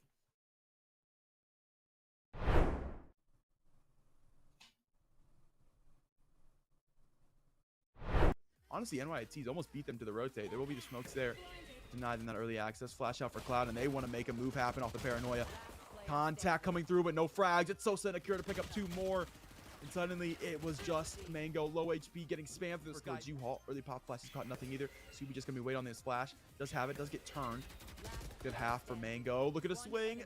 Is Subi will catch one, Cloud has the other. Oh no way, this guy's gonna sit here and hold this thing. Let's go, just the last second, and Zeno has the frag. Josh gonna nade that back aside, looking to get towards Synergy. Looking to trade his teammate. Is Sosa gonna fall out the sky? Smoke, and Synergy's caught another. Stands strong to the back of the side, and now the shower players are out in waves. They're angry about getting held down by the dog, and Mitchell will let them know. Able to find one. They'll swing towards short, looking for more. Mango's picked up Subi. That just leaves a short player of Akira, who has won that initial diffuser, but Mitchell has a quick trade yet again. 2 for the breach on the round. 2 rounds for NYIT. 2-4 on the scoreline. Synergy getting that first frag and then just whipping it off. Make noise though. They should know about it. Double swing not on its way. Oh my goodness. Mango's picked up 2 on 3 HP. Saw makes it happen. Sosa up towards Octagon, and the dark cover getting thrown out. The gun not out just yet, and it's a 1v2 clutch for Sosa to save the day from. All about timing on this one, and once again, FSC gonna be playing a nice little double peek together. Okay, so we're gonna try to tuck this Octagon player. Hasn't found the peek just yet. We'll find the peek from Hookah. Octagon, this is your time to swing. Dexter not going to give you the swing as he jumps all the way into Hookah caught. But you got to get across to do so. It'll be flashed yet again. Great breach Util all the way through this round for the Cybears, but close this one out. Guiding Light has found nothing. Michiro has certainly found something. Dino going to fall. Sosa looking to swing out for the no scope. Clouds caught it. And my sight lines yet again from Heaven. So he's picked up 1 Mango now. The flank that's arrived. He's picked up 2. We'll have the teammate to work with going forward into it as well. They're able to find as they get their way into the site. Oh no, Sosa to sneak around to find the daggers though. Excited just holding on to the defuse. Just wait out the utility. Oh, Subi out early to grab 1. He's traded it back from Shower, and we'll grab both players as well. So Farmingdale will be punished by Akira. Got to find 1 more. 3 bolts in that classic. We'll reload it. Paint Shell's not going to catch it. Looking to half the spike. Mango to jump peek. We'll get him off the spike. We'll recognize Mango going to kill so much time here. Look at Satchel away, but caught mid-satchel by Akira. Good for a 3K. Now just has dog, and that dog do bite. Akira back to side, same story. Gonna pick up 2, and Sosa back swinging. 2 with the Sheriff. Cloud will trade 1 back now. Akira back to the site. We'll use the Sky Smokes now to isolate these 1v1s. Good to find the first. Oh, I'll talk about it later. It's a 3-0 on the day for Farmingdale. They'll be the first seed out of Group A tomorrow. Indeed. West Point, I think they've had several successes in regards to keeping the Reinhardt alive, just pocketing that Reinhardt into oblivion. I really think there are some good opportunities there for West Point to continue that play style. It looks like they're going to be going for that classic post-university, though. Going for what I often refer to as the Havana hold, something I really don't suspect to see on Junkertown. It's when you go all the way up into the spawn door. Here we go. AMC going in deep, trying to find some value, but Deadly Drew, oh, you cannot be left shifting into a spawn door, my friend, especially with K-Quad now on the May, one of my favorite heroes in the game. She can really do a number against a hyper-aggressive team like this. Flirty with First Blood onto Charlemagne is a great opportunity for this team to keep it moving. Post able to take out Rock now, and now it's going to be just the pressure on against Army West. Sure, they've got a spawn advantage, but if they can't get out of spawn, is it truly an advantage? Yeah, but every single pick they get is going to be magnified here. You don't have the Lucio speed boost anymore. Deadly Drew is in a lot of trouble on this Reinhardt, and yeah, that's going to be Army West Point finding the opening, getting out of spawn here. And oh my gosh. AMC saying, yeah, this is what you get for keeping me in spawn for a minute. It's quite smart, honestly, to full wipe the team right there, because our Army West Point was never looking to full hold. The same way you play on Havana, you're never looking to hold 4 minutes. If you do, you thank the Overwatch gods because you just got the luckiest hold of your life. And but now you have now you have two big ultimates out of Army West Point that you don't have to worry about for this next fight. The real goal is to stall for as long as possible, and they burned almost a minute off the clock. I mean, that was the ideal. And the Shatter even going to hit 3. AMC gets the counter pin, but I think the damage has already been done. Rock taken out by Frosty. Ant Matrix now on site. A Blizzard from K-Quad trying to open up the point for as long as possible, but Flirty has had enough. That Cowboy's rootin' tootin', and you bet your bottom dollar he is ready for shooting Rock. Able to find Flirty, but I'm afraid the damage has been done. Post-University in a great position to hold this defense once again. Yeah, this is actually a really good defensive spot. Army West Point have quite the trek to get back to the point at this point in time. And if Post University can hold strong here for another 2 minutes, we could very easily see a Junkertown full hold here. But Army West Point, they are coming up on that all-important Dragon Strike Grav combo. We haven't seen it yet today, but it is a very prominent combo in these kinds of compositions. Wild Wolf's got to get up to that beat soon, and they do have it, so there is kind of a counter there. Ooh, Saw tries to peek the corner to farm some damage and almost loses their life for it. J-Bev with the cheeky bomb goes up and over, finds not only AMC, but K-Quad to boot. Rocking an extra fall, TJ being forced back into spawn, and all of a sudden the full hold looks unbelievably likely here for Army West Point. A very rough start on their offense, but on the defense, they're trying not to drop a fight. Yeah, and this just goes back to Oasis. We're back to these brawl compositions, and the team that plays faster tends to win. Post University have been getting the upper hand on Army West Point so far by just playing faster, being more proactive. Proactive is absolutely the name of the game. The beat has to come out early from Wild Wolf. My dude Saw gets slept out of his ultimate, so the Death Blossom not going to be finding much. And oh my goodness, kill feed lit up like a Christmas tree. We've got 10 of the 16 players biting the bullet there. Flirty and J-Bev, the sole survivors now dividing. If Army West Point can move fast enough, they can get there before the entirety of Post can return to the fight. Yeah, they know that. Look at how fast they're moving right now. And Flirty is, I don't know if they're going to be able to get out quite in time. Just barely get out behind the safety of the Rhine shield. But now there's just so much pressure here onto Post. And they have the Shatter and the Nano. Here comes AMC. Oh, AMC gets read like a children's book. The Shatter block, the pin comes through, and the Nano not finding nearly as much value as they wanted quite yet. However, AMC is not down yet. Oh, two going to be going down on the side of Post, and this may be the crack in the fight that Army West Point needed. K-Quad trying to find that shot and will do so. Frosty down, Wild Wolf down, and now my dude Saw sent back to spawn as well with only 10 seconds left on the clock. Army West Point looks like they have finally broken through that defense.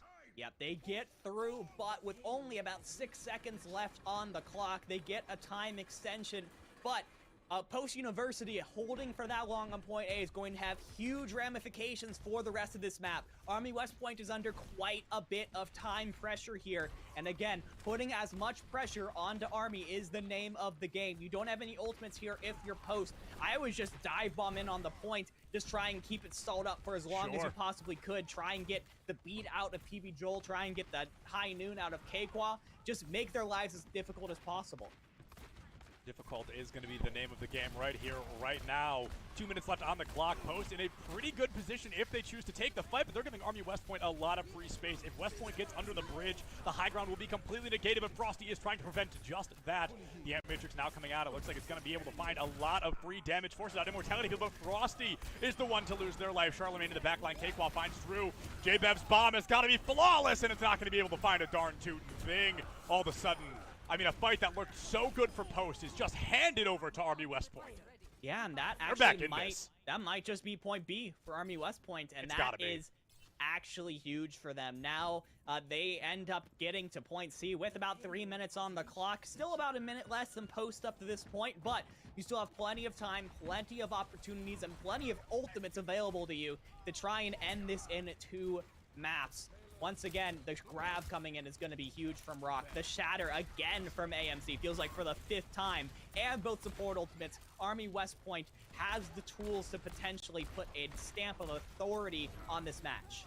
Absolutely. The win condition now is for J-Bev to eat that grab. If they can do that, Army West Point may crumble. Deadly Drew dropping a shatter of their own, able to pick up 3. Flirty takes a couple out on the way out the door, but it's my dude Sa who's really getting the kill feed kills. Cakewalk and Rock gonna be gone. TJ taken out as well, and my dude Sa with the triple kill, stopping Army West Point in their tracks. Now, dividing the grab wasn't eaten, but it certainly got no value. Yeah, great stuff from Post once again with the aggression.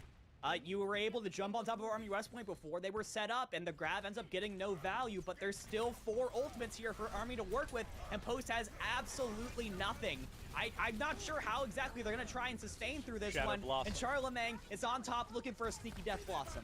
Charlemagne definitely looking for a Shatter Blossom. I think that is 100% going to be the name of the game. We're waiting to see any ultimates come up, but it's the Amp Matrix from Frosty. Oh, this has got to be massive, and I'm afraid it very well may be. The Shatter to catch! AMC catches them down. My dude Sa is gone just like that. Army West Point with a Rhine flank. Certainly not something we see very often, but a team kill may have just sealed the deal. They are coming up just about 10 meters away from the point. We Now got the they've got it. emergency Winston, the emergency Tracer. My dude can't, it actually just barely gets there in time, is going to keep things going, but the beat is going to keep everyone from Army West Point all safe, all secure. Post University falls. They put up a good fight. They were 1 fight away from the full hold, but instead Army West Point, they take the victory. They take the 2-0. They will move on to the 2nd round. Even better than our last series dividing. What a good example of snowball potential that Junkertown has. What a performance from Army West Point, in particular that final fight. We saw a shatter, we saw a zoning high noon, and we saw everything we needed for them to succeed. Charlemagne here, this is where the kill feed goes absolutely bonkers, but it looks like Charlemagne ended up getting 3 across the board for Army West Point, and that is exactly the way they wanted to wrap things up. Folks, we are now going to throw it to a break. We're going to try to get an interview with somebody from Army West Point. Use this time. Get water, get a snack, get whatever, but promise me you'll be right back here.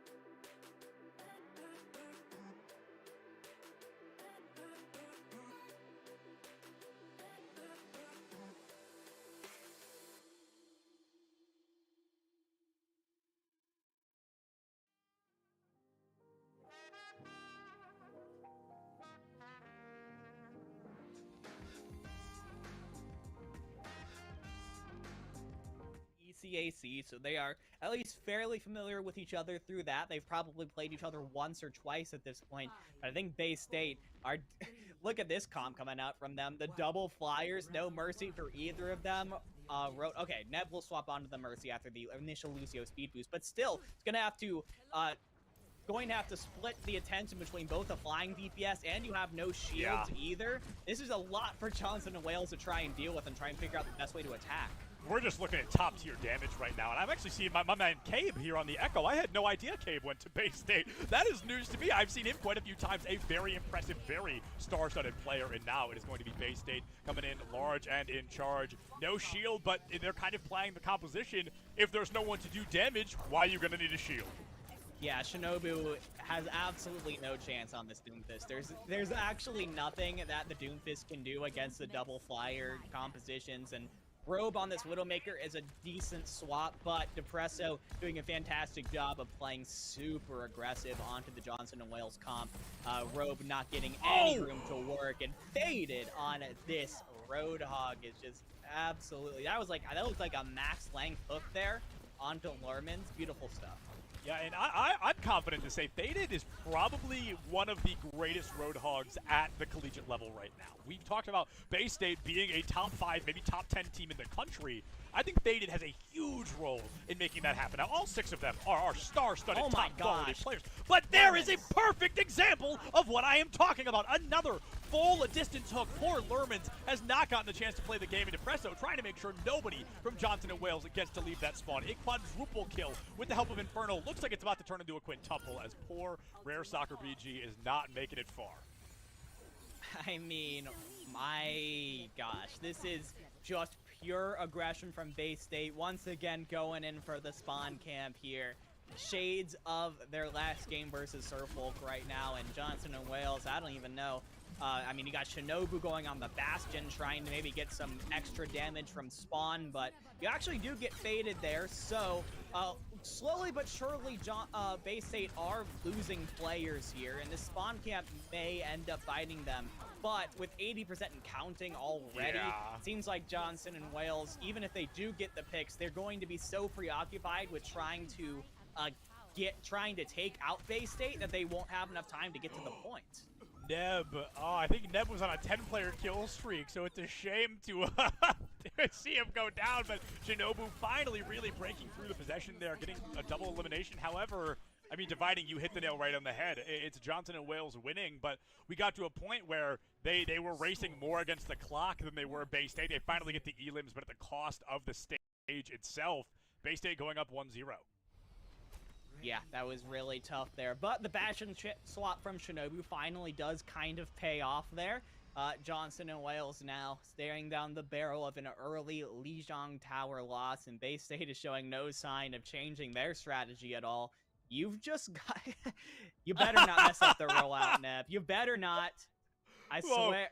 Neb is practicing. He will not mess up the rollout. He will not mess up the rollout. But Depresso does not have faith. He's going to mess up the rollout. All right. We got to get the point of view on Neb. We got to get the rollout. We've got to see if Neb lands it. Oh, here he comes. Here he comes. Will he crush it? Oh, he's through. He's halfway there. A little bit scuffed on the rollout there, but he still survives. He lives to tell the tale, and that's good enough for me. Neb able to make the magic happen. Cabe gets through, taking out Solsta early, and that's going to be a tank down and out. A 5v6, 4v6 now. They get a 4v5. Oh, Cabe still walks away with that kill from beyond the grave. Bay State in such a good position to win this. Faded taking out Rare Soccer, and all of a sudden, it is just Bay State finding kill after kill onto JWU.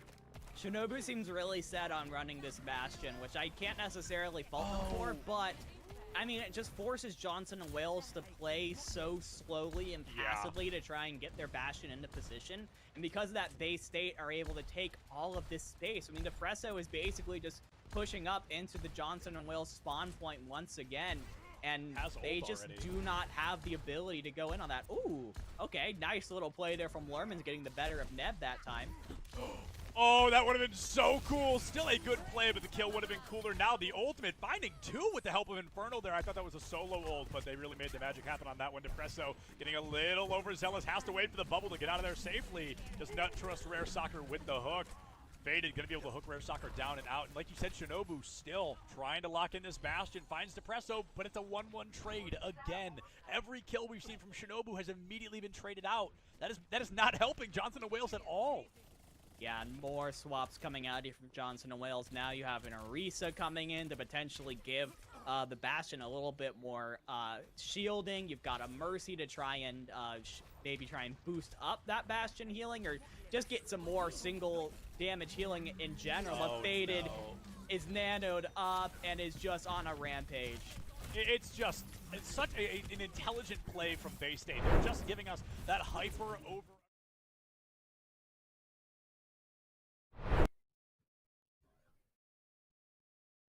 Welcome. It's going to be Group B time. Myself, Chad Landis, joined by Catinator 3K, who really likes waving at the audience. Wave back, audience. He would love it. He would absolutely. It would, Please wave.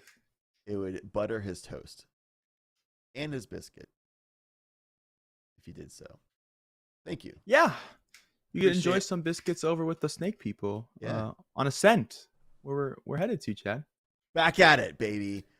NA's favorite Ascent, something that we've seen twice today.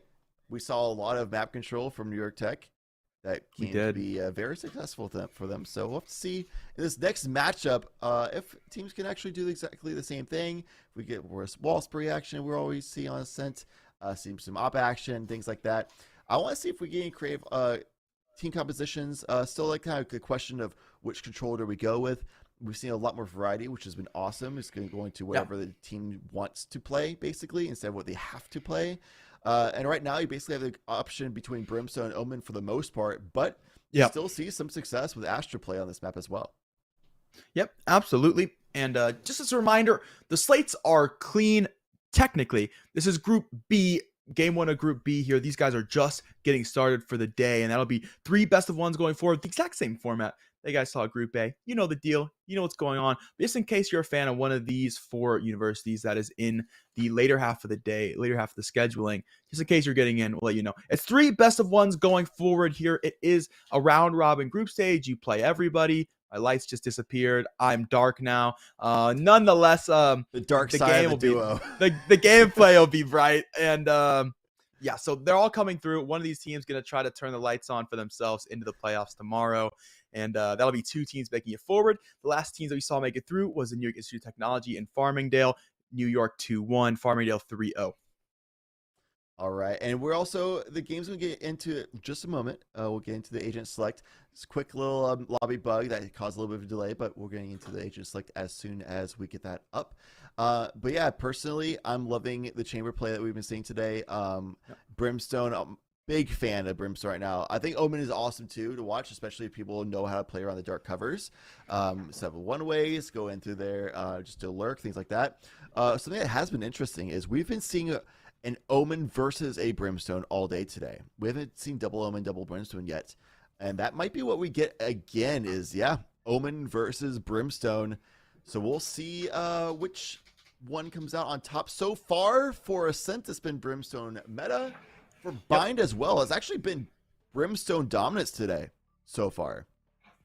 Yeah, it has been Stim supremacy, most definitely. Sure. And we'll see if that trend does hold true. Other than that, we have basically the same composition. Only difference going to be that this time around, we're not battling with the chambers. We're going straight for Killjoy, which takes me back a little bit, man. I haven't seen double Killjoy in a while. Yeah, double Killjoy was also surprising as the Reyna as well. A lot of people considering Reyna not have a lot of value lately.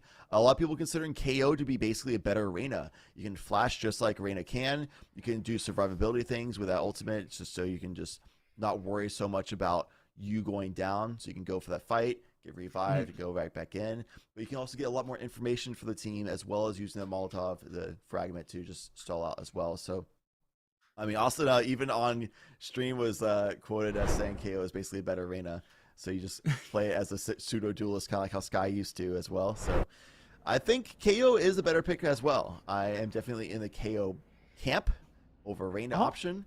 Reyna, you're basically playing for yourself and trying to just frag out. And it's kind of a situation where if you're not fragging, then you're not providing a lot of utility for the team. Right.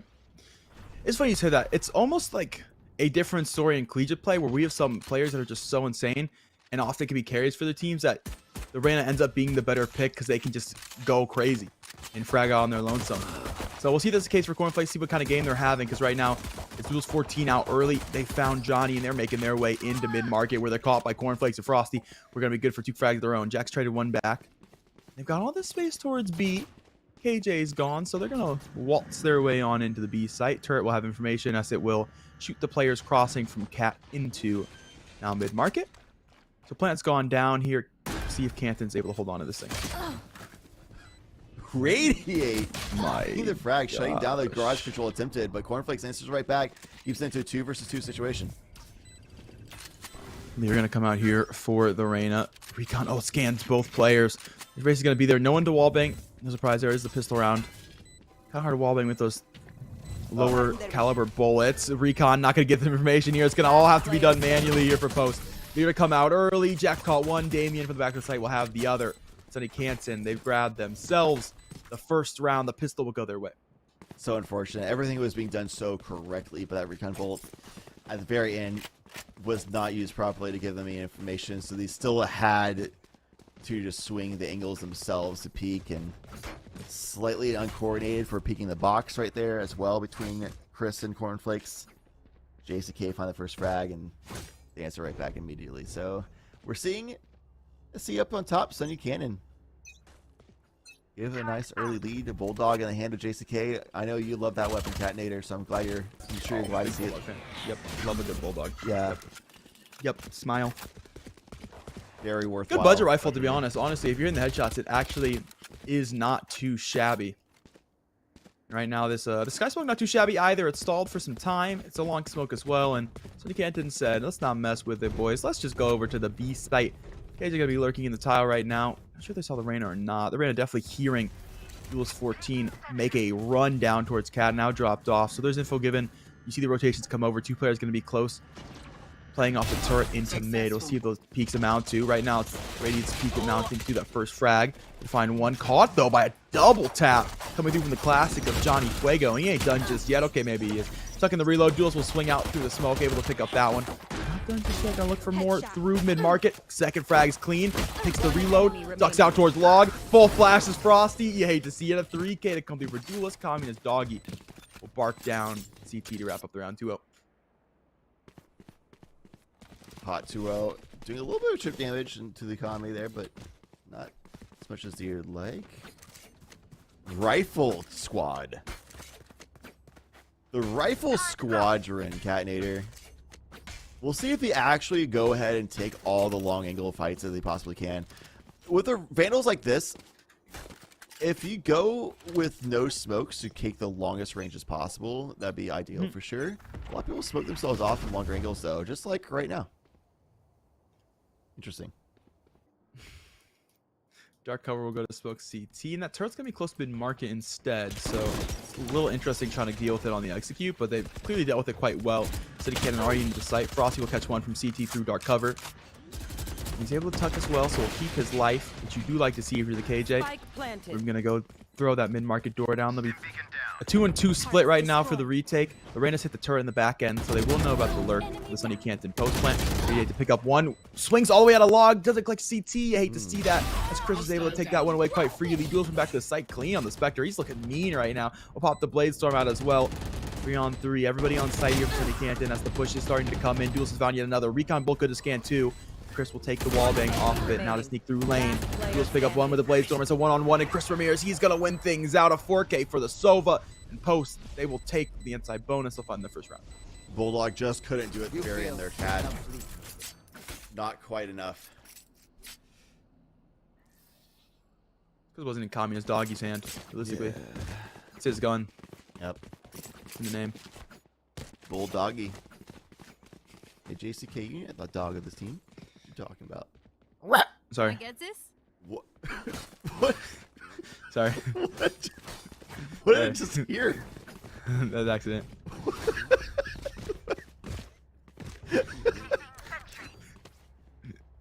You're okay? Sorry. You good? Yeah, Communist Doggy gonna be leading the charge for the team as they look to go A quickly here. Sunny Canton already made the space. 0 points come through. It has gotten, I don't believe anything. It might got the Reyna Cat, but I do not think so. But nonetheless, Sunny Canton are going to want to push their way in here. Early Cloudburst to stall them out, but the Cloudburst, the shortest smoke game, and that's already gone. In this side we go. Duel's gonna look for one gen. Has it. Quick trade from Johnny Fuego to come through. He's got a second as well from Dora. The Brimstone has found the value. The stim beacon difference, really. The Molly to come out now from Jack. Is looking to swing his way out anyway. He'll find 2 for his troubles. That's gonna go down for the Omen. Yet again, it's the Reyna on the lurk, but she'll be caught out. Shock will line up. Then you line up Larry fans. That will go towards Generator. That is not where the spike plant is located. But the frag, nonetheless, you do love to see that from Chris Ramirez. Oh, you got to clear wine. Damien sipping, and he's hitting the shots. Cornflakes, he's going to fall on the round. Never thought I'd had cornflakes and wine, but no, sometimes you're living it up. Chris Ramirez will find a trade back the other way. It's so long, so a crime. As Jack will wrap things up from hell, Chris Ramirez will drop down, and Jack a clean 3K for the Omen. 3-1 on the scoreline. The revenge of the 1v1 coming down to the wire there, but one round later, CECC wins it out. Number 1 rule of Valorant is check your corners, Cat. And honestly, I feel like clearing a wine basically follows into that same rule. You gotta clear wine if you're coming in late like that. You have time on the spike as well, so you might as well look for it. Throw the leer for main, so nobody checking main will be able to cover you while you just swing wine. You know? That's the reason I have to lock the liquor cabinet, because I make sure if I see wine, I'm clearing it. Tommy Stall, you're going to be out mid early. 0 point. It's got all of the information in the world, but it's the stem beacon strat with a frenzy. Cornflakes will take that one away. Checking the trade right back the other way. Chris Ramirez picks up one. Damien traded immediately. So they're going punch for punch here, which if you're Sunny Canton, not the greatest thing in the world considering you have rifles and they have pistols. You should run. The guns are at least far enough away they can't be recovered except for one. So there's one vandal picked up for the team now. Lockdown out of the round. Sunny Canton, I mean, honestly, they should win this round realistically on the post plant, but they've already lost it. Yep. Ooh, laying the plant as well for the team to get into better positions. They got some rifle upgrades as well. The overall strike to further delay. But not for any kills. They won the round again. Yeah. I changed my mind. Dart's going to come out early. You got a frenzy. That's a lot of distance you're trying to cover, big dog. See what they're able to find.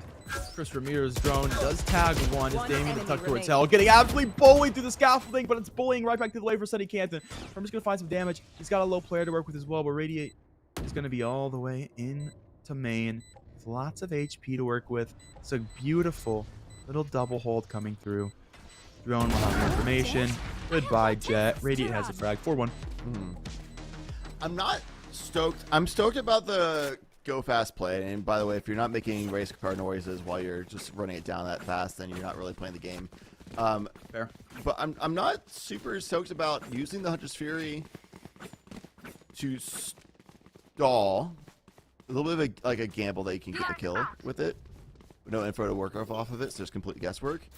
And while that's happening, the rest of your team's not rotating for better positioning to capitalize on it. And then the orbital strike goes down, which, all things considered, is kind of easy to dodge. There's a little bit of also gamble work that they'd be planning towards hell and get trapped in the corner, but nobody was positioning to capitalize on the opportunity either. The disruption created by it.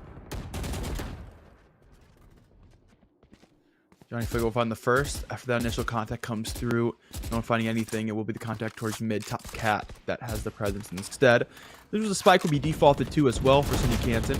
It will lose Smoker early, which is always tough to deal with, and the Reyna going to be locked early as Duelist is going to have that frag.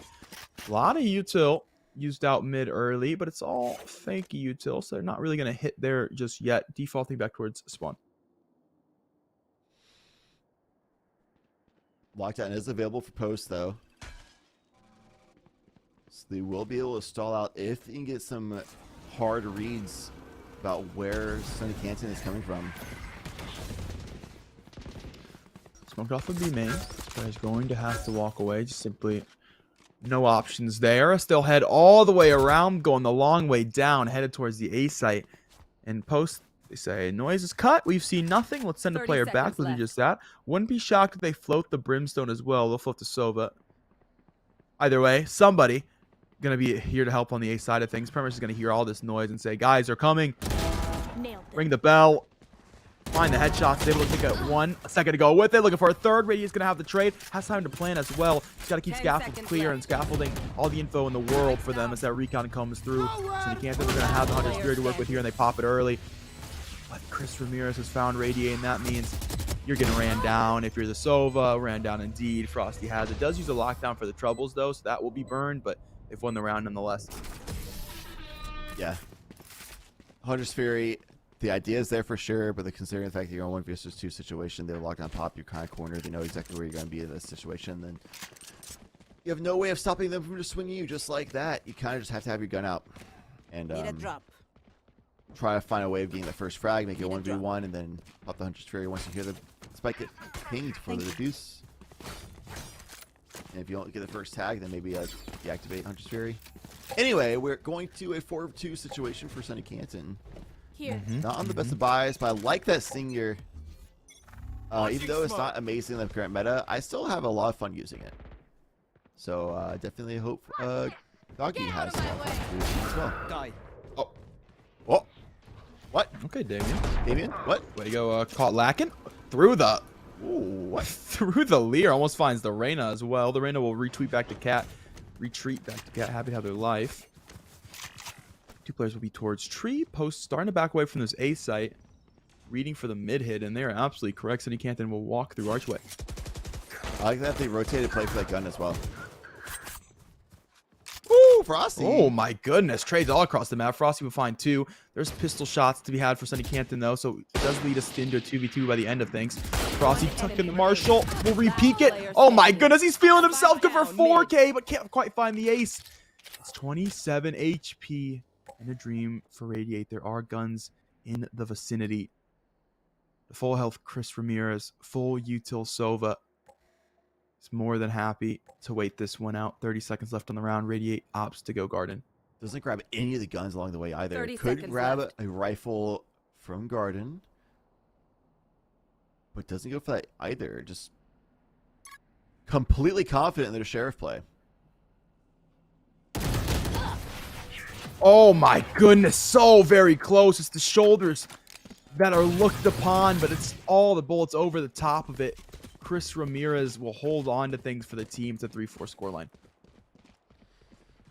Lockdown and No Command are available for SUNY Canton. This could be an amazing round for them because they can buy up as well. For the most part, it's not the best of buys, but they can get a pretty good one. And use that No Command to get on the site from the shadows, from JCK to create some disruptions as well. Maybe get some information on top of things.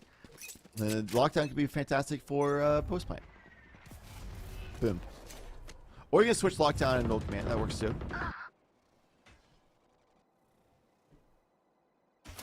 Wilson grab Permish early. And they're looking to take that space A main. They've scaled pretty far up now, all the way to restaurant side of Gelato. But last, they do not want to come in just yet, as the spike going to be defaulted over towards that B site. And Post has been pretty quick to rotate off contact. They have. And SUNY Canton knows that there's going to be a maximum of 3 people on B site. Now with that information as well, there's going to be a maximum of 2 on B site. But they also have a good idea at this point that's going to be a Killjoy setup there. So that's why they're going to pop that No Command and make Killjoy not be able to activate their utility on the B site. They had to go away from the suppression to be able to do so, but it also just actively pushes them away in the meantime. So it's going to be a nice entry. The lockdown will be utilized in the post plant in just a moment. There it is. Hey, the forecasting, it comes true, Cat. We do love that, and it is bullets rained upon Duelist in mid. Frosty's good for that one. The lockdown still playing timeout. You're keeping him in the corner, and now suddenly the timeout has ended, and this team ready to get back to playtime, zooming their way out of mid-market. This team is going to send them forward. Damien on a late lurk, so it's actually going to be a 4-on-3 to the site, and the lockdown on their own going to come through. Cornflake's going to pick up JCK and looking to swing out lane, but you got to do it quickly. Cornflake's found 2 on the Reyna, looking for a third. Swing out by Kami, his dog who's barking on top of him, but he does go down. The bark way louder than the fight, unfortunately. Better be some sick lineups here, because this thing getting held. The lineup, oh no! Oh no! The lineup, it went to the moon and it did not come back. Post will come back in the scoreline. It's 4-4. What feels even worse is you have to save a Guardian. The lone survivor loss penalty. You only get 1,000 credits, and you had a Guardian in hand, not full shields. That feels bad for the economy. Faux show. Are they forcing it? No, they're buying for the next round. That's good. Tied up. That lockdown, Frosty didn't have that lockdown until that frag came through, so just kind of earned their own lockdown for the post plant, which secured the round for them. Well, securing the first frag is Duelist. Again. Found the head of Cornflakes and has absolutely taken it off of the shoulders. Take an ult orb as well. So that's 2 ult orbs collected in the round. Every kill also nets you 1. Surprise, surprise. This will swing out through scaffold where we'll meet a drone. We'll take the drone out, but we'll take a dart for his troubles. And oh, look at this, man. Look at the brim. Look at Johnny Fuego. Big Chef Look at Johnny Fuego. Oh, no. Okay, we're good. How's the bracer in time? Gotcha. I radiate. Good to find 1. His player's coming to cap, though. That should be there to trade this one out. As they start to slowly pinch onto it. Do they know? Oh, no. Duel's been caught once again by the box tuck. Not able to turn the flash at times. But Communist Dog, you're going to pick up 1, but Frosty has that trade right back the other way. Through the dark cover. Or through the sky smoke. Different smoke. That one's not dark. We'll never know. It's gone. Sure it's our cover. Oh, that was right. On timing. Yeah, I second guessed myself. Wow. Unbelievable. You have faith, confidence. 30 You know, seconds left. 80% of your shot is confidence. Catnator. That's why I never hit shots. Wow. Sunny Canton gonna head their way down towards wine, but look once again who is sipping. This time, Permish. Does he have better luck than his teammate is the question. Well, no one's checked it again, but they've ego checked him. JCK's at a clean shot. Recon bolt to come through, so the Omen cannot swing. Chris Ramirez looking to find the double to send them out of the round. We'll have a teammate to help scaffold now as well, so it's a 2-on-2 showdown for the retake. Frosty is waiting for the timing out the dark cover. Recon's come back through for the Hell Sova, so they have some information here. He can come out for door for Chris Ramirez. Oh, interesting drop from Frosty to time to find the trades nonetheless, but cannot find JCK from a main who will find the frag. 5-4 is the score line. Sunny Canton is your leader. Post had all the positionings correct. They just that minute timing difference made all the difference. If Permish waited another half second to a second to swing that, if Chris decided to jump down a second sooner or to look over the generator, like those little differences, they just didn't quite have the timing right.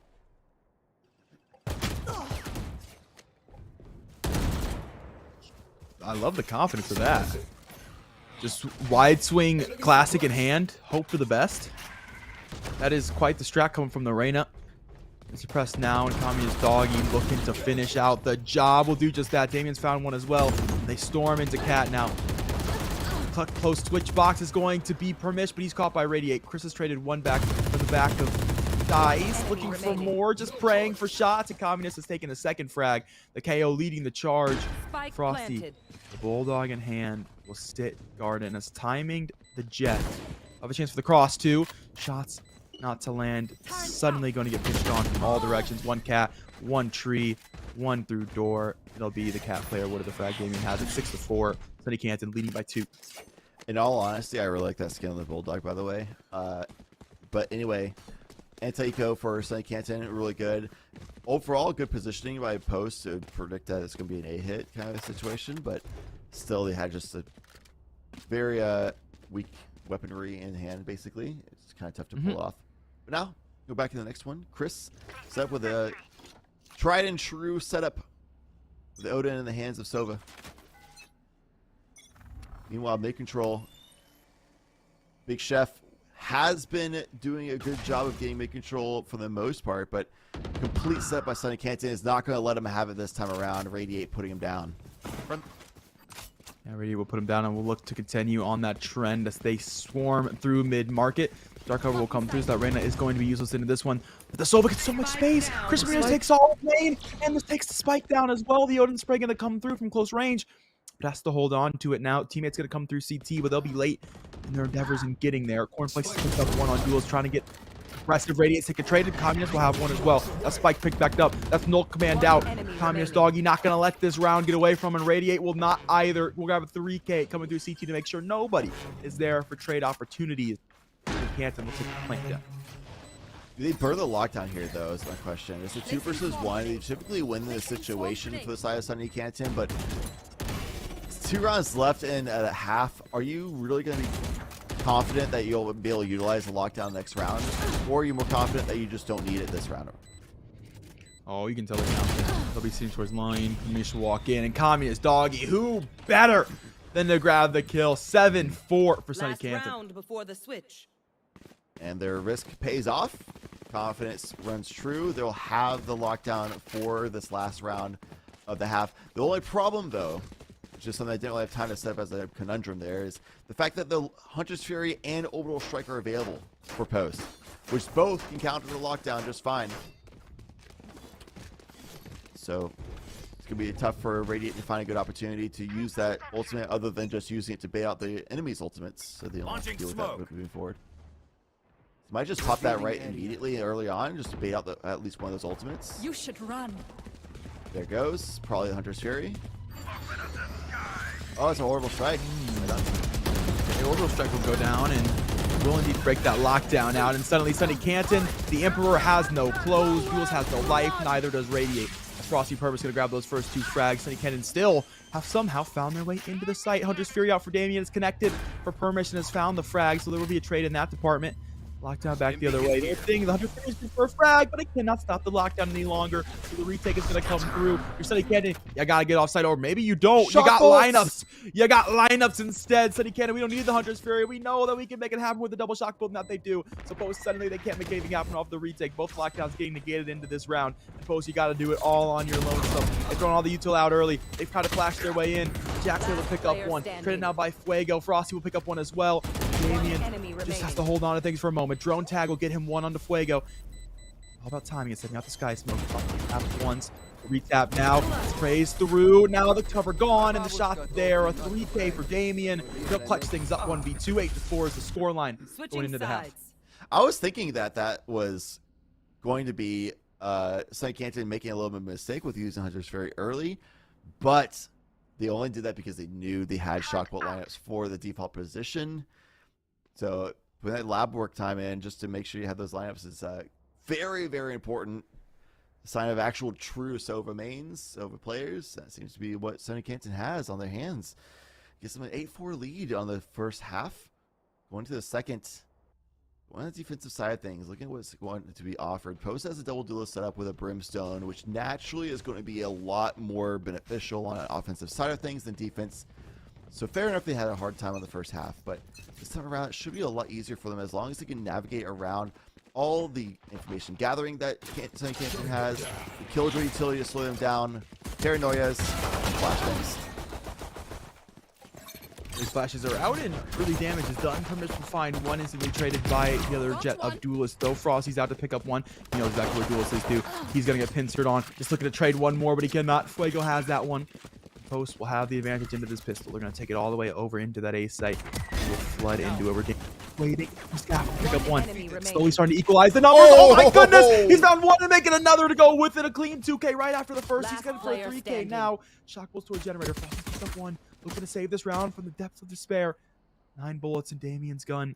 Knows that Frosty's close generator. Maybe he doesn't.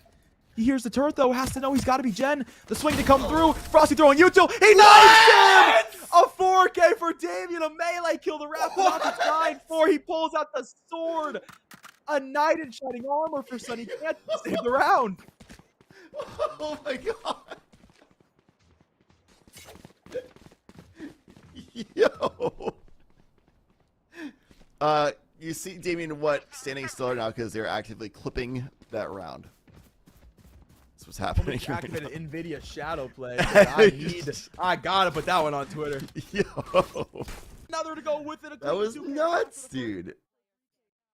Didn't even need to. Like, had the bullets for it. Yeah, I definitely had the bullets for it. Saw the headshot opportunity. Said, this man's in nanoswarms, bro. He's lacking. And if you're lacking, man, I'm gonna cut you. He said, bop. GG's only, man. Hey, next time, maybe look. You know what I mean? Maybe check generator, big dog. That's easy for me. So we got a 1-for-1 trade so far for this next round. It is anti-eco. Sunny Canton should be coming on top of it. So it's good for Post to be able to get the one crack that they were able to do so. But with the pop flash pushing through, SMG's in hand, close range, swinging in. Communist Doggy with the 2. It's going to be a... He angry at a cat. Those boys looking like T-bone steaks to him. Is that what an angry dog sounds Showing like? him down. Yeah. Okay. Yeah. I'll give you a pass because your name is Catnator, not Doginator. It shouldn't be. I'm gonna change it right now. I'm gonna It change it right sounded now. more like an angry cat than an angry dog. I'm gonna be honest No, with it you. didn't. No, it didn't. No, it didn't. No, it didn't. Honestly, that knife kill from Damien, I think, has ended the game. It might have. Sunny Canton looking, That's a mental just blow. bad to the bone. It's Yeah. 6-0 in terms of the run. Last 6 rounds. You got knifed. You got knifed so hard that production ran the first replay in 3 games because it was so fire. That was a fire replay though. It's quality. Like, what do you do in this Quality over scenario? quantity, man. Well, so now's the test of if Post is confident in themselves and their composition, we should have more success with the double duelist composition with Brimstone. Brimstone falls early, which is not a good look. You want to be with a Brimstone with a duelist. At least one of the duelists with a Brimstone. Just get them on site, go faster. Do the rest of the team explode. Do one duelist. Oh, good timing to catch Communist Doggy. He'll be caught out, and unfortunately, his owners left the house. They left him outside, so not the result you want to see. 10-4. Not what you want to see. Yeah, not what you want to see at all. And No. if you're a Post fan, you need them to win this round. If you let Sunny Canton bonus, it's actually just GG's. Spike You planted. can't let him bonus this round. Radiate. It's gonna get timing. Does oh my gosh! He 90-degree flicks onto it and lands 2 straight headshots before Flicks is caught out. That's available just for Radiate. He's gonna use that too early for information. They know about Dice now. There's been some players forward. They shot the drone before a retake could come through, so there's no wallbang opportunity. They gotta play through quickly. There's gonna be Sova lineups available. Bomb, you gotta move. And Radiate will do just that. He's able to take another. Storming out the site they go. Frosty gonna take both frags though from Generator. He'll seal the deal and he'll make sure Post are able to convert their anti-bonus. It's 5-10. They've got more work to be done now in the gun round. They've lost 3 guns in the process. Yeah, definitely a lot more work to do. But hey, losing pistol, fair enough. You lose the anti-eco, or the eco round, fair enough. Placing You win the sentry. next anti-bonus. You'll be able to do a pretty decent buy moving forward. Turret out. But it's like confidence in your composition, man. You have a lockdown to work with. Have Big Chef Johnny Fuego up with the boys, you know, like, let's go. Take flight. It's got to be the mental for a Post. Even if he had a rough pistol round and not the easiest defensive half, but compositionally, a rough defensive half is just fine. Chris Ramirez snapped one early. Oh, that is unlucky. Cornflakes. Good trade. We'll get caught lacking, and Permish will catch. Blocking Right sight. back. So all is well in the Post camp. They've got the extra member to work with. They've still got the lockdown to vibe out with on this round as well. And honestly, throwing into this round wouldn't be the worst thing in the world. Sometimes you just want to segment one. You'll break eco. You'll be able to start rolling the ball yet again. Revealing Needs a area. Post, and oh, we're gonna hit timing in the sky smoke almost certainly. You gotta peek out of this. They will do just that. Chris Ramirez will have a second frag. They've got all that mid control. They'll take their way to the B site. That is all that KJ util there. The KJ is still active as well to back the site. Radiant's got a big moment to make. Player standing. Is the moment too big? Yes, it is. Frosty will seal that deal. He's calming his doggy. He's got the weight of the world on his shoulders if he wants to win this round. He wants to keep the eco cooking. It's good for one. One more pop flash. They have the 0 point as well. The knife now out. It will tag 2 to site, so that's some information to be gained. But is the last player back to site? Is the last player main? You don't really know. It'll be a log player, and Fuego will take it. Find the Phantom 1 tap. Communist Doggy out the round. 6-10. Post will break eco. A chance to walk back into the game. They still have the lockdown as well for Post on top of it all. Winning out that round is massive as well because it breaks the economy of Sunny Canton. So it's going to be anti-eco here. It's going to be 7-10 score line. It's a very real possibility we just continue on a trajectory where it gets tied up. And honestly, with how the team compositions go, if Sunny Canton can't figure out how to stop the rolling through of Post, it's going to be really hard for them to close out this match. Killjoy utility being set up on B site is good. Alarm bot in mid. That's very forward alarm bot in gateway. A lot of information gained from that 0 point as well. So Sunny Canton just rotating on the map. They're going to have 3 people on A site, which is good to read. But something similar to Post's issue that we saw in the first half is a really good read, but it's eco round. Can they really convert the read into kills?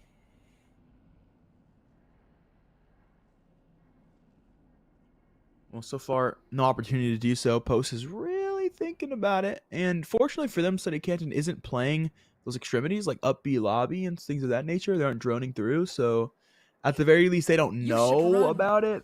They are floating still 3 members forward on this A site, so they kind of have the read, but at least it's not extra members. I mean, the lockdown going to come through is going to commit extra members over. I mean, of course it will. Post, they're loving this fake. They haven't made any noise just yet, but they do throw the recon over, and they're going to walk all the way over to that B site. SUNY Canton have read into this one just a little bit. They'll send 2 players back over. Alarm bot goes off. That 4 alarm bot gives them that faster read. Oh, because the nano swarm is put towards where the alarm bot usually 30 is. seconds left. Orbital strike on the ring. Yeah, Orbital strike guarantees are going to get all that space into CT, so guarantees they do get that plant down. Fuego playing with fire out to CT, and well, he'll burn Duelist out the round. Cornflakes has one as well, traded back. The classic of Radiate. They'll pick both Phantom. Aries going to be on the Sova now as well. SUNY Canton looking to make a retake possible. They got a flank on the way. It's Jack, and right now Chris Ramirez is not looking for it. So that should be a free pickup. It is for Jack. Now they'll send themselves forward. Again, those Johnny Fuego chefing up, making moves, making frags. Good to find a 3K, but Damien will trade it back now. Phantom What? Hunter's Fury into the round. What? Damien, big guy, relax. Yeah, you know, he said, damn, I really used it, huh? He said, guys, I got a little excited, man. I thought we could do it, man. I love the cheese and Well, grog. well, not cheesy any longer. Permis will take him away. 7-10. Damien knows what he's done. That's Damien, come on, man. It's all good, man. You're top frag, bro. You know better. You also have the lead. You don't need to do something like that. Come on, man. I mean, technically, there is. Think a about it. If world he that had done it, it worked would have off. been really cool. Yeah, it if would've he been did cool. get at least 1 frag and then damage on the other one, he get a double kill. So, Oh, how I love hindsight. yeah, plays. there is a chance it could have worked out. Damien definitely knows that that was a low chance, and all good. Like that recon out there. Clears all mid, and there's nothing there. They'll be aiming instead. Turret's going to be on it. The KJ utility has once again migrated. I like on the that. A site. It's good. That's what SUNY Canton needs to do, because Killjoy is one of the biggest factors that can stop this aggressive team composition of posts. Attack side favored team comp. Killjoy utility. That's why you get Killjoy, is to stop aggression. This doggy will throw the Northman mid. Imagining he's expecting that to be an instant push, but I will say the only thing he's seen is Chris Ramirez.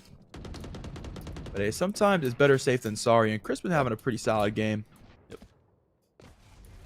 So they've stalled the Sova to mid. A little bit of damage onto the KO, but alive nonetheless. Not going to have the fragment going forward. It's still 40 seconds, so plenty of time for this execute to get set up. And set up it is being. Firmus will take down the KO, so none of that util is going to go into this round. Look to work their way into mid now, where Duelist is actually just running and gunning Phantom. Oh my goodness! Somehow was able to dodge that with the One tail. enemy remaining. Cannot dodge the shots of Johnny Fuego, though, and neither can radiate through. Smoke. One enemy Glacier remaining. is going to find another. JC Spike get back inside, down picks B. up 2! Massive frosting permits. They thought they Oh, had no. play. Yo, TV, please hit the button. Click. Oh, was trying to from the shadows to get away out of the orbital strike. Just froze up in the moment. And Johnny Fuego, he rains it down, rains the fire from the skies. 8-10, and so grab the frag. Can you do that fast enough? You can surely Shrouded Step, because it has been the time has been increased. Yeah, try. You can TP pretty freaking fast. You can Shrouded Step out for sure. From the shadows, no, it holds you there for like 3 seconds. Yeah. He could have done it anyway, but he didn't even try to click. It's like he's got into it and he was like, damn, I actually can't do it fast enough. I'm just gonna die, guys. My bad. Unlucky, honestly. That's actually the comms there. It's like, guys, I'm not gonna waste it. I know I can't make it. But the real thing there is that that's 2 rounds in a row that a member of SUNY Canton has burned an ultimate that was like almost guaranteed to not work. So I have a lockdown I work with, but 100 Tucked wine? side post. Free frag for Damien. It gets out as well. No util needed. Not a single piece of util for that play. Just walked in, walked out. Love that. Crazy. Going out early. JCK out as well. God. Oh, almost got both. Cornflakes able to save their life just barely after getting one tapped. And thank goodness you're the Reyna, because that means you get the little devour. You get a little meal. There You is heal yourself back up. There's not a world. Oh, Communist Doggy gets timing. Communist Doggy gets timing. He just ran out of time. He's able to save himself. Zero play to come through to make sure he's not getting swung, but he is indeed getting swung. He's going to be forced out by the Nanoswarmer as well. Great util play. Set up Cornflakes for the alley-oop dunk. Did he send that one home? Communist Doggy. He's got posterized. Radiate. Going to be into CT. Chris Ramirez is going to be there for the contact. And, well, he got contacted all right. Let him know that his car's extended warranty's about up, and it was a scam caller. He's gone. 1v2 now as Radiate's going to make his way forward into CT. No, he's good to work with. He's going to have that Vandal, though, just recovered. It's not a world that JCK actually expected there to be 3 people just completely lined up in mid like that. That's crazy. Radiate. Try and use whatever utility they can. Do they go with another ultimate? Sunny Canton? KJ turn on CT too. No, certainly not. You got to get at least a frag first, and even then it's not worth it. There's not enough time.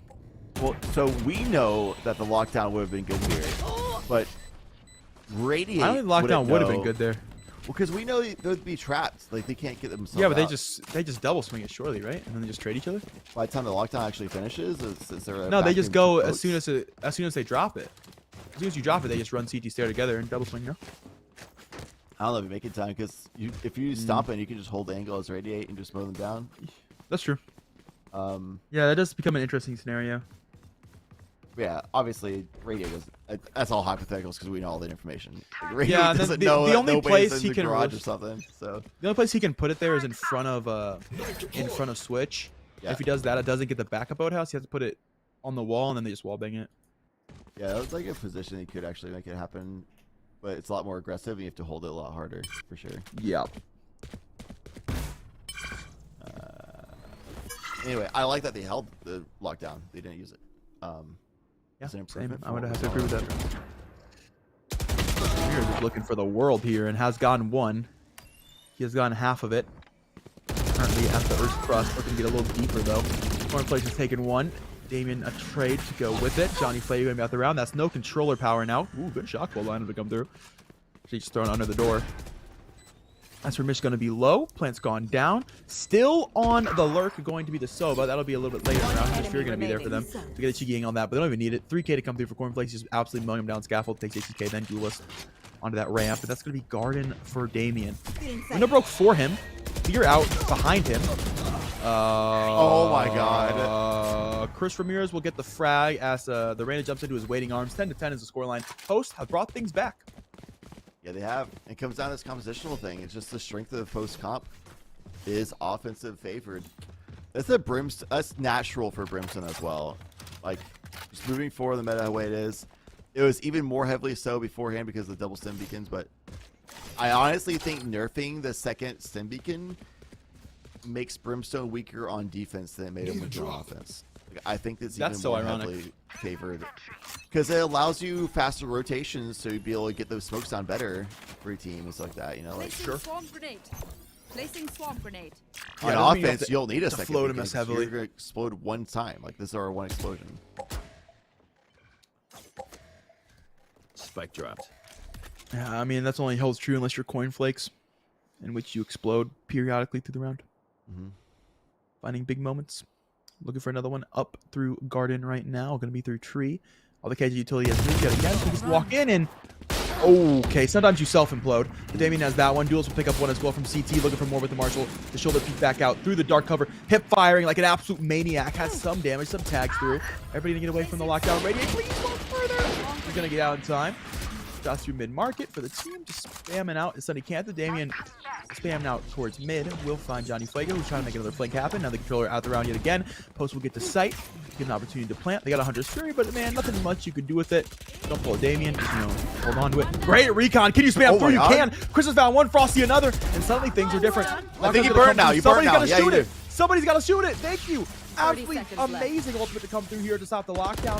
One The enemy value. remaining. The CT stare. They can Last double peek player. off each other. Frosty's found one in the trade for Chris Ramirez back of sight. They take an impossible 2-on-5. They win it out instead. 11-10 for Post off of a beautiful recon into a fantastic Hunter's Fury. That post plant was played perfectly by Post. They don't burn their Hunter's Fury instantly because they know, like, it's still a 2v5. But when they get 3 kills, it goes into a 2v2. Yeah, we're burning Hunter's Fury, taking down that lockdown, just have a nice little 2v2 frag because suddenly this is a winnable situation.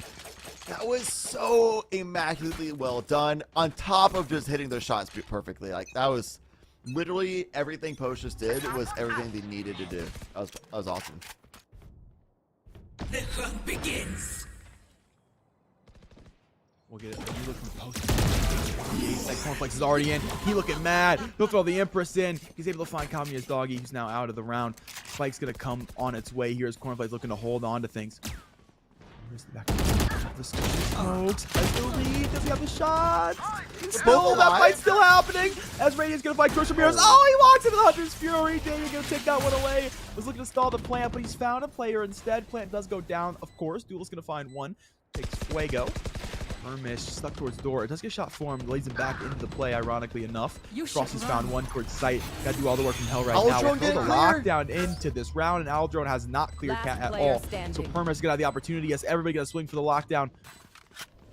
What can you find here? It is loosely planted for him. Find the first one to Damien.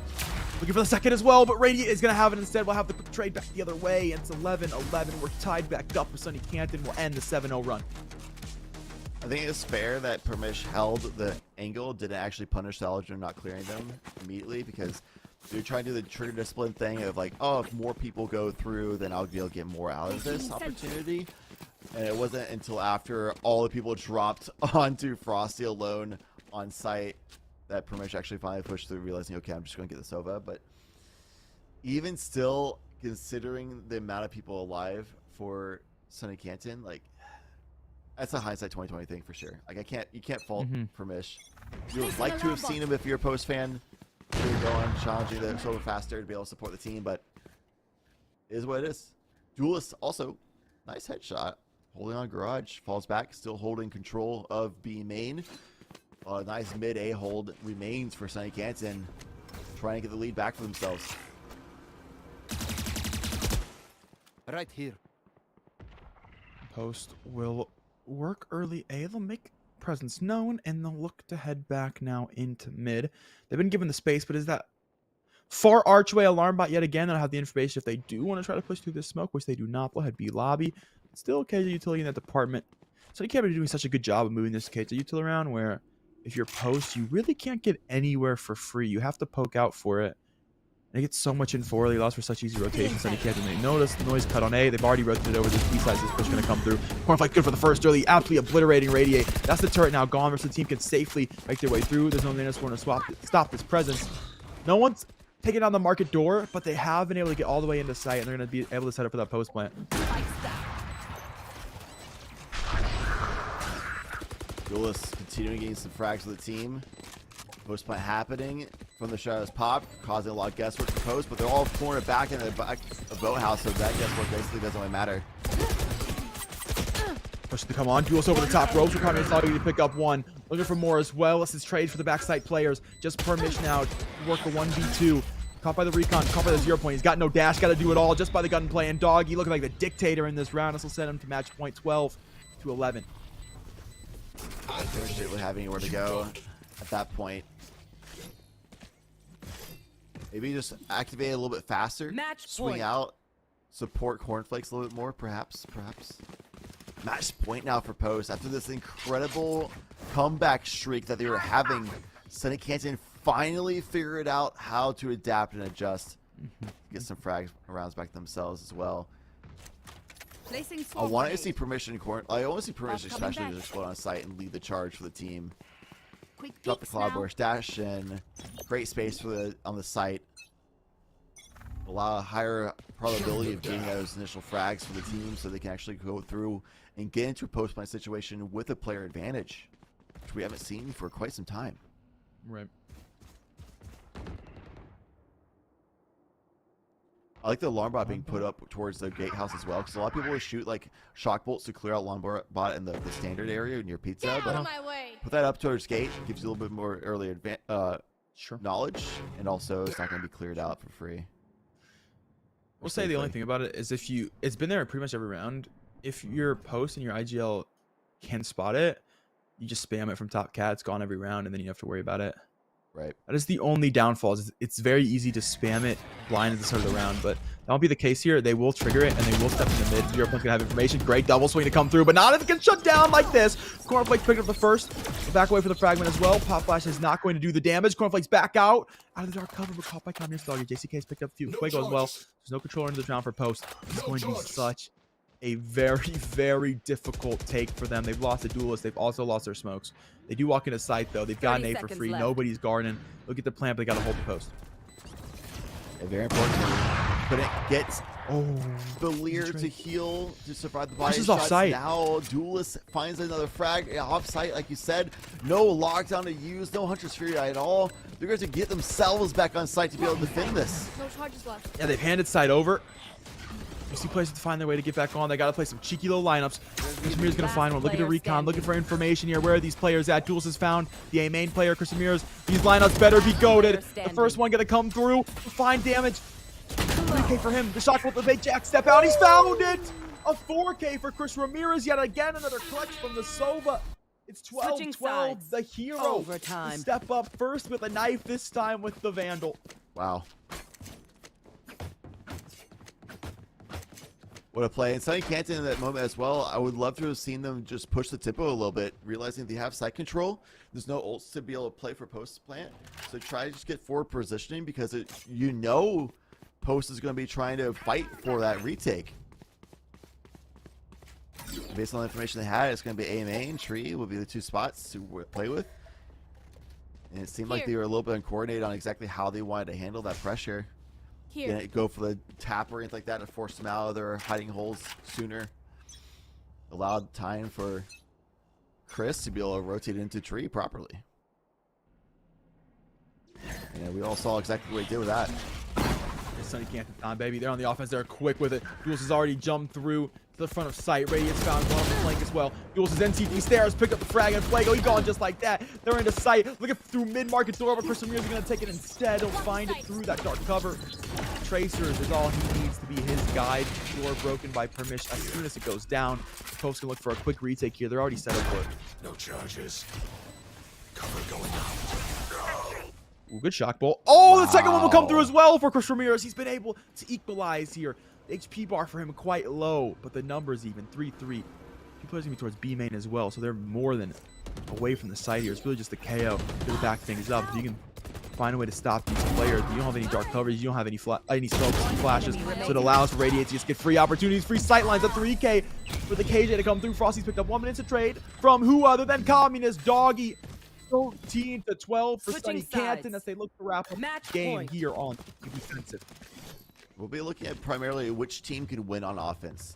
Or just which team can win on defense, sorry. Which team can win on defense for the overtime, because offense has been the favored side for both teams. 8-4 both ways. Sunny Canton, they started figuring things out towards the end of the last half, though. You gotta imagine that they're going to be the ones favored to win on defense first for the overtime, which means they're favored based on history of these rounds and the way things have played out. They'll come out on offensive post. And Field is one bot.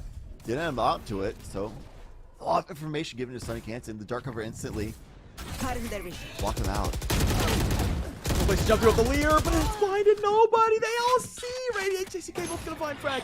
One traded back by Fuego, but he's got to find JCK as well, and he cannot. JCK stomps him out. Enemy remaining. And that leaves 2 players, and now just one. First step out of B main had to be the hero yet again, but it's not to be. Damien Sova counter pick will find it. That just leaves the Killjoy. A 1-4 for post if they want to hold on things here. They want to keep their group stage flawless run alive right now. 0-0, so things not too shabby, but you don't want to go down early. It's no choice. As Communist Doggy will come through and bite down on Frosty to wrap up the game. It's 14-12 for Sunny Canton. They are up 1-0 in the group stage, winging OT number 1.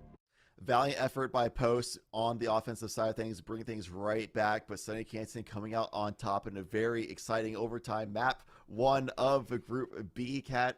I'm really looking forward to what else comes from this group, because Sunny Canton figuring out and adapting at the very end to be able to shut down the lurks and the picks that Post was able to set up, find opportunities to be on a player equivalency or advantage on those post plants. And also, the might have been a little bit of hubris, who knows, but they're going for kind of the gamble options for their ultimates in situations that perhaps they could have done some other options as well and save those advantages for later.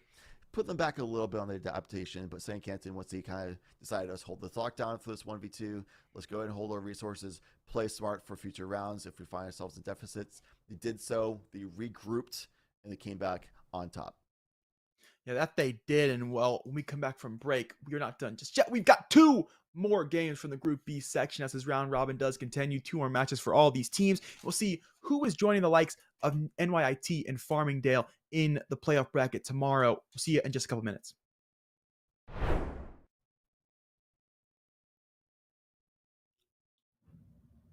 Scans both players. The race is going to be there. No one to wallbang. No surprise, there is the pistol round. Kind of hard to wallbang with those lower caliber bullets. Recon not going to get the information here. It's going to all have to be done manually here for Post. They're going to come out early. Jack caught one. Damien coming through from the classic of Johnny Fuego. He ain't done just yet. Okay, maybe he is. Stuck in the reload. Jules will swing out through the smoke, able to pick up that one. Not done just yet. Gonna look for more through mid-market. Second frag's clean. Takes the reload. Ducks out towards log. Full flashes Frosty. You hate as well.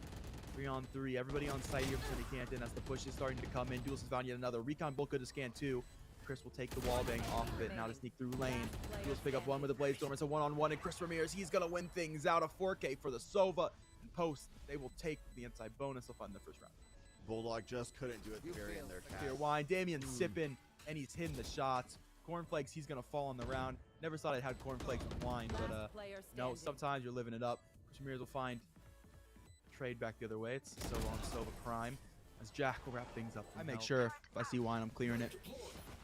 Communist Dog, gonna be out mid early. 0 point. It's got all of the information in the world, but it's the stem beacon strat with a frenzy. Cornflakes will take that one away. Jack with the trade right back the other way. Chris Ramirez picks up one. Damien traded immediately. Lots of HP to work with. It's a beautiful little double hold coming through. Drone will have the information. Goodbye, Jet. Radiant has a frag. 4-1. Scaffolding. All the info in the world for them as that recon comes through. So they can't think we're going to have the Hunter Spirit to work with here, and they pop it early. But Chris Ramirez has found Radiate, and that means you're getting ran down. If you're the Sova, ran down indeed. Frosty has it. Does use a lockdown for the troubles. Pistol shots to be had for Sunny Canton, though, so it does lead us into a 2v2 by the end of things. Frosty tucked in the Marshall. Will re-peek it. Oh my goodness, he's feeling himself. Good for 4K, but can't quite find the ace. It's 27 HP. In a dream for Radiant. I mean, his dog who's barking on top of him, but he does go down. The bark way louder than his bite, unfortunately. Better be some sick lineups here because this thing getting held. The lineup. Oh no! Oh no! The lineup. It went to the moon. And Fuego. Frosty will pick up one as well. Damien just has to hold on to things for a moment. Drone tag will get him one onto Fuego. All about timing. It's setting out the sky smoke. Up once. Recap now. Sprays through. Now the cover gone and the shot there. A 3K for advantage into this pistol. They're going to take it all the way over into that ace site. We'll flood into it. We're waiting. Pick up one. Slowly starting to equalize the numbers. Oh my goodness! He's found one and making another to go with it. A clean 2K right after the first. He's going for a 3K now. Shot goes to a generator. Picks up one. Looking to save this round from the depths of despair. 9 bullets in Damien's gun. Knows that Frosty's close generator. Maybe he doesn't. He hears the turret, though. Has to know he's got to be Jen. The swing to come through. Frosty throwing util. He knifes him! A 4K for Damien. So it's good for Post to be able to get the one crack that they were able to do so. But with the pop flash pushing through, SMG's in hand, close range, swinging in. Communist Doggy with the 2. It's going to be a... If you're a Post fan, you need to win this round. If you let Sunny Canton bonus, it's actually just GG's. You can't let him bonus this round. Radiate. It's going to get timing. Oh my gosh! He 90-degree flicks onto it. And lands 2 straight headshots before Cornflakes is caught out. That's available. There's going to be Sova lineups available. Bomb. You got to move. You got to move. And Radiate will do just that. He's able to take another. Storming at the site they go. Frosty going to take both frags, though, from Generator. Yeah, you know, he said, damn, I really used it, huh? He said, guys, I got a little excited, man. I thought we could do it, man. I love the cheese and well,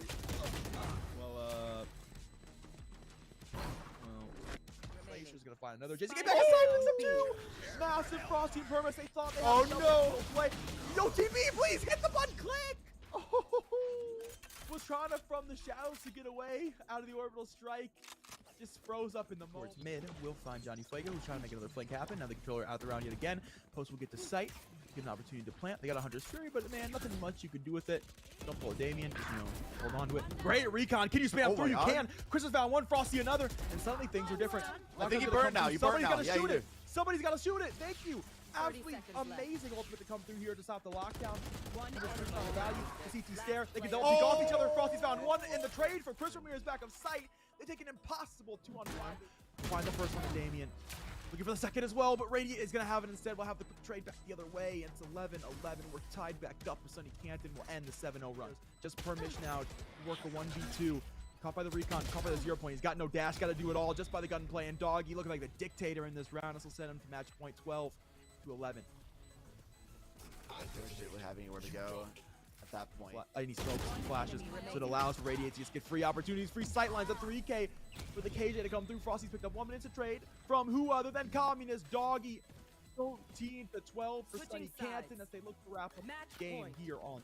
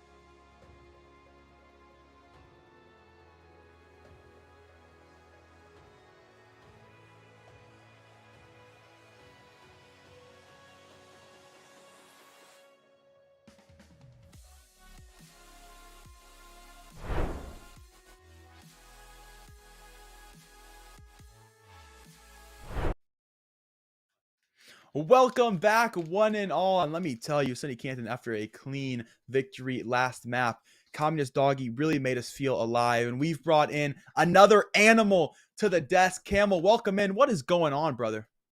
Nothing much, man. Feeling good. Ready to cast some Valorant today. Have the last two maps, and it's going to be Canton versus St. John coming up. Anything you're expecting out of these sides? I don't know if you've casted them previously in the day, but you have any sort of, maybe tips or tricks we can expect from either side? Tips or tricks? Well, I will tell you that both are 1-0 right now. Mhm. And for those of you who don't know, for people that either just got into the broadcast, just got into the stream, people that just got here, perhaps, we are in Group B now. We just watched Group A earlier today. Now we're in Group B. That was game 1 of Group B. It's a round robin, 3 matches, so 2 more matches here in Group B, and the top 2 teams qualify into the playoff bracket tomorrow. So right now, Sunny Canton, St. John's, they win this game, they qualify. If you're 2-0, if you're 2-1, you qualify, like for sure, 100%. So one of these teams looking to qualify here as we jump into split. Both 1-0. Post is going to be 0-1 right now. So they've got to win the next 2 games realistically to try to make things back in the swing of things. So that's going to be the big thing, is that one of these teams, they will qualify here. This game is for all the marbles. Sunny Canton and St. John's. It's going to be an interesting game. I do think that the other game, Post, was actually the best game that we're going to get probably out of this group, if I had to guess. But St. John's fans, maybe the energy's good. Maybe they're vibing out. We'll see what they got. We will see. In the double Sentinel will be the option for St. John. Starting an attack. How do you feel about that candidate? Because starting an attack, you're not going to get. I mean, actually, I've seen ways that the Sage Wall actually can be used on split, and getting your way onto site, making it a little bit easier. So sure. St. John, especially with the Reyna as well. So you're really going for an aggressive duelist. So clearing space definitely be the name of the game for St. John's, and the KJ to respond here for Sunny Canton, and split. So very aggressive duelists on both sides. Yeah, they're interesting comps in the swing of things. Smalls Nation is going to have a lot of a task to try to solo duelist on the Reyna. Going to have to find frags. We talked about it a little bit last game. Just that's going to be all about fragging. The Rays, on the other hand, Communist Doggy, he had interesting results. He was playing the KO last game.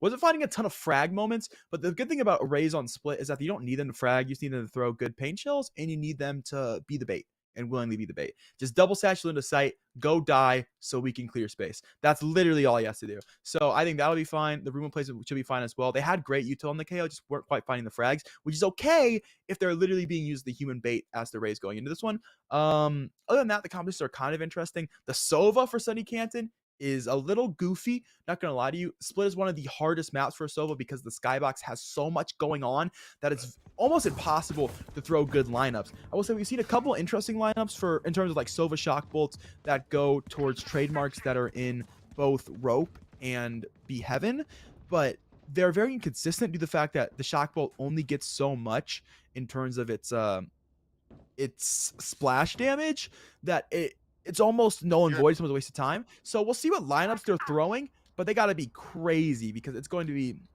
very difficult to find use of this initiator. Thankfully, they do have the double initiator set up with the KO to make up for it. Absolutely. We'll see where this attacking side opts to go. Seems like mid could be the idea. A 5-stack brewing over towards this mid area. There's the presence being detected. Great suppression. Gonna force Communist Doggy away, and already a decent amount of space being cleared away here by St. John's, but very stagnant here as you see numerous sides being taken by Canton, waiting for their moment. Pressure forward, but a lot of utility being burned here, Catnator. That it is. They've taken the space nonetheless, though. Now the question is, can they get out of mid and into one of these heavens where Sunny Canton literally playing the composition for the actual push into sight? And it's because they don't really have a strong sentinel presence here. We got the KJ, but it's all away to that B site, so they're giving them the space to be heaven. Now that contact can be made. Contact is made. There's 1, there's 2. Trident picks up JCK, and now the site should be easy pickings for St. John, and get the spike down as well. They're going to avoid the mollies as well. Heads up play there. Kenny trying to go right between the eyes. Doggy's got his number. Radiate good for 1 more. And a good flip back there for Canton. Evens things up at a 3-3. Now Heaven. The idea here for Canton as they'll maneuver out. Here come the shots flying for Damien. He'll find 1, find 2. And a great retake there for Canton. Yeah, I like the way they're using this composition. They recognize the fact that they don't really have a good, strong mid-hold by any means. The Brimstone especially. The fact that you get yourself the Sky Smoke is 20 seconds. It's pretty long. The molly is not too bad, but other than that, I mean, people just wait for it. They let you throw the smokes and then they push. So instead, let's get to the mid space. Let's smoke instead for our extremity, which is going to be Heaven mailroom. Not let them get there early, and then we'll make them group up. We'll give them the space as fast and security, and then when we have the contact here, we might lose the close contact player, which they do. They lose the Reyna. They instead send over, or they lose the Heaven player rather, sorry. They send over Communist Doggy through ramp. They send over Damien from CT. They let them pinch together, and then they retake as a team, recognizing how this competition is going to work, making that adjustment very, very quickly. That's going to be scary to look forward to. Towards mid with this overarching aggression.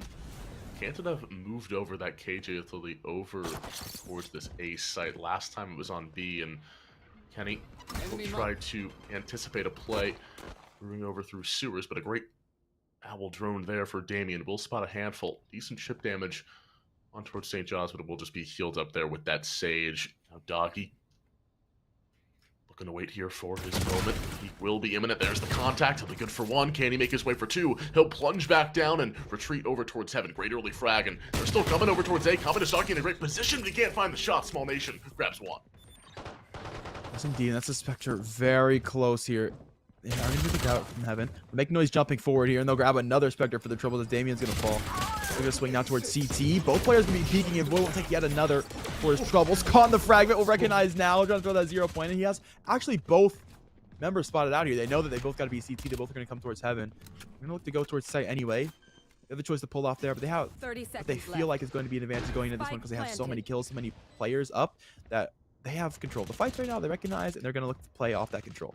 One enemy remaining. Boy, off of that control, Void finds his third. Duelist 14, able to somehow recuperate a kill, but now he's got three feisty St. John members to deal with, and as he slowly but surely meanders his way onto the site, he's just waiting, walking into one of these barrels. All members are decently low, though, so this is a potential win for Duelist. He's got to make his move, though. Now he's looking to make something out of nothing. There's the run and gun play, but he pulls out the knife. Wrong place, wrong time. Void grabs his fourth. The thrifty round here for St. John's. Great bounce back after the first round. The Valorant classic. Knife in the hand after the first frag. It's just like the ancient Call of Duty reload. Immediately after the kill, you reload the gun. You don't have anything left in the tank for when that second peak does come through. So it's an easy refrag to come forward. An eco round converted here for St. John's. They've already bounced things back, and they look to buy up into this round. They buy 3 rifles, 2 Spectres. Interesting because you know that SUNY Canton is going to be broke. I mean, you have the money to buy. It technically is what is the traditional gun round, so go ahead and run your business. But if this goes awry in any sort of way, it's going to be very expensive for St. John's. I think the case ends up being, though, so they're going to flood into the A site and look to use that advantage and take it. Under the frag, Small Nation in already for the first contact will win the fight. Small Nation just tramples over Communist Doggy. Good for the first kill of round number 3. Damien with this Bulldog will drop down a massive investment, and he already dies. 5v3, make it a 5v2, and it's going to be difficult here for even, a couple of kills to be traded back for Canton. You see the space being cleared by St. John's, and this gun advantage looking to barrel down through Heaven potentially as St. John's will Penny will be good for 1. Can he find 2? He does. Easy kills there. The flawless for St. John's. And already seeing that 1 round of warm up. Now they're back into the swing of things. 2 rounds in a row. Yes, sir. And yeah, if you're a SUNY Canton, you're just looking for econ damage that round. You don't really have money going into it. Damien buying that Bulldog really does curse it just a little bit. Yeah, you lose the Bulldog, you lose the money of it. Now you can't buy gun into this round. Now you can't really buy util into this round. Just kind of what it is. And at this point, you kind of want to force around your team here. You want to go like maybe Marshall, maybe Spectre, just the bare minimum. Okay, we'll do that. So Spectre going to be out. So there's a force buy to come around it. It's just unfortunate, a little unfortunate. But SUNY Canton still going to look to hold on to this one. As everything broke, they'll fix it. St. John going to head themselves straight back to the A site. They've loved A. They've never gone B over through Garage once. It's been mid, it's been A, and it's been working. As right there, Damien and Duelist both drop a desolate wasteland over towards A and St. John's. It's just so much confidence kind of that they're playing with. That it is. Looking for the wall early, coming to swing the wall, but it's just not quite. It's a cartoon. We're watching a Roadrunner recognize the fact that he's off the cliff. He said, oh, and then he falls right afterwards. Fortunately, he does not fall. He will float in the air for now over towards screen, and well, now finally he falls as the wind leaves his feet. Well, we'll take that one away, and leaves 2 players on the retake. 1 known about by the 0 point, of course. Now, for Canton, unless a miracle here happens, but it's just so difficult. You're in this sort of cycle of just horrid eco, and now you're going back to a save after this one. The buy wasn't that great. We weren't able to get Damien a gun really for himself. He didn't save it. He didn't save it, I can already tell you. No, it's not even. Don't even build a storyline. There's no reason. Throws the alarm bot down. I mean, by the time the alarm bot triggers, they're already there. You see 3 barreling down CT. They said, nah, sir, you could not save that gun. I'm so sorry. So much money for St. John's right now. They're feeling pretty dang good. Tommy's dog. Okay. Listen, man. I heard they put no building in Fortnite. They got no Sage in their comp, and they've all bought judges. Oh, they changed their mind. Thank goodness. Thank goodness. I did not want to see the Bucky plays come through. The shorty, I'm cool with, but like, we can't waste that much money. We can't all waste $900 on a Bucky, man. That's just, we can't do that. We can't do that. He's the target. Yes, sir. Don't. It ain't broke. John's. They're going. If it ain't broke, don't fix it. They love this. They thrived in this environment. They found another kill. And just like that, site's clear. That's sanitized. And Wet will go down. I mean, what do you do to stop this aggression? I mean, you have to move the KJ over. The chamber just died here. There's no trademark behind anymore. They can walk through on this flank. This water flank now exists. You need Jack to get a kill though, unfortunately, so he's not going to grab that one. But the KO's been able to sneak all the way behind because that trademark is disabled. Everybody going to go towards Heaven. It is planted for Heaven as well, so there's a massive advantage for St. John's. There is an opportunity because they have been able to wrap this KO. He's going to wrap around Heaven. He's going to be behind all 3 players Rafter here. Bro. Meantime, Duelist is fighting against the ledge. Is going to be able to get it now. Gets the gun in the hand and picks up 2 massive frags. The flank good so far. Utility work with as well. Players call towards the screen, running out with util in his hands, turning his own flash. Small Nation says, okay, I'll take it. Thank you. 4-1 flank opportunity is the eco. Did some damage. We'll take what we can get. It's a decent try, all things considered, but nonetheless, will be a buy up here. Okay, thought we were going to get the KJ operator, but no, Radiate's too strong with me, so back to another situation. I'm Damien, dude. Struggling. Let's see if he ends up buying up. Now he can. Hasn't been able to the last few rounds. This time he is. So all even footing in terms of the gun. Discrepancy here for both of these sides, but ultimates aplenty for both sides. Canton, where do you see St. John's or Canton rather looking for these plays? Because ultimate is potentially a play out of this smoke. Become a possibility. Dog and well, they're playing out of Sky Smoke. Boy, gonna catch that one. He's just got the easy read, and they'll send themselves forward. Probably gonna stall these rope players. Sunny Canton forced to sit here, forced to be contained. All the room in the world for St. John. We talked about the fact that Sunny Cannon's been giving them mid this time around. They are pushing for that mid control, playing incredibly hard for it, and just not winning the fights, unfortunately. Kenny's taking one on the lurk in the meantime, and stampeding into that B side. This is wide open. It's completely free. KJ utility is going to be there, but surely they shoot it out before they plant that they have.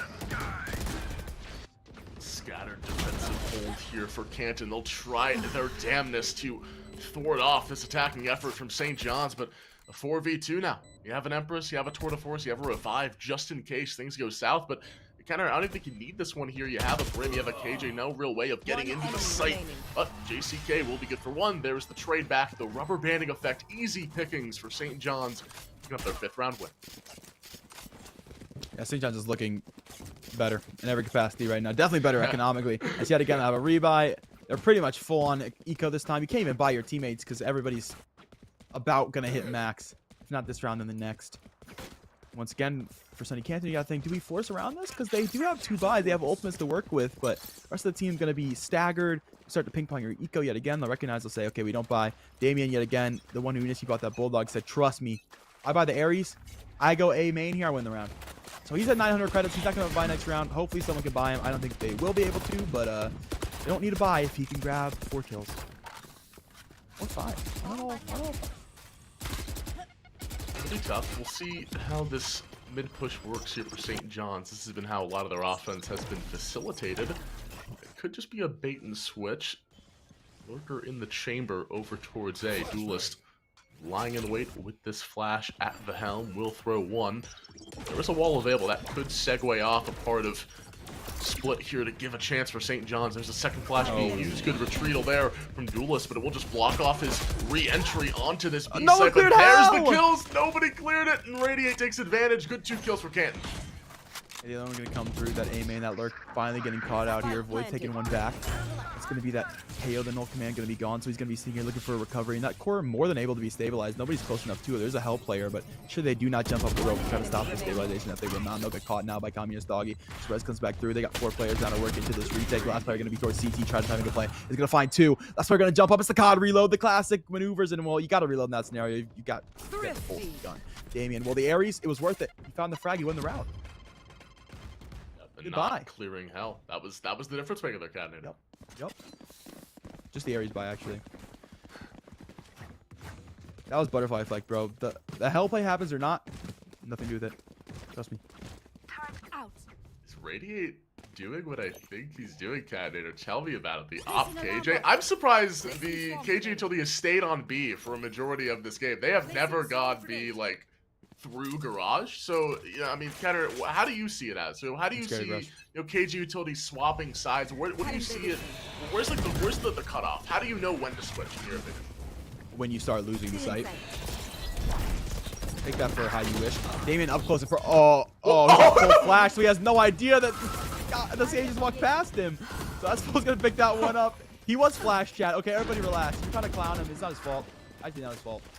Small's gonna find one. JCK gonna fall. That just leaves 2 players with Sunny Canton. Smalls will take another. And since the KJ hasn't switched, she's on the late rotate and has just arrived towards A heaven. Once again, is gonna be looking to save. I would not be surprised to see SJ hunt this due to the fact that there's an operator in Radiate's hands and they have way too much money to count.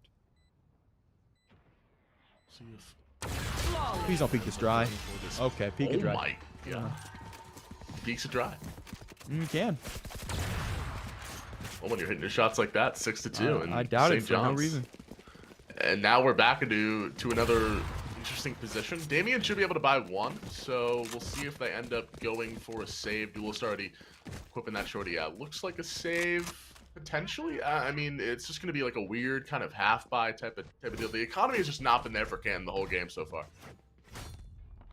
Yeah, it's definitely one of those situations where you get a chance to buy finally, you lose the buy round, it's just GG's. There was an opportunity where they got just that Damien Ares buy. They were able to find a couple classic kills, which I guess Camel did technically come out of hell.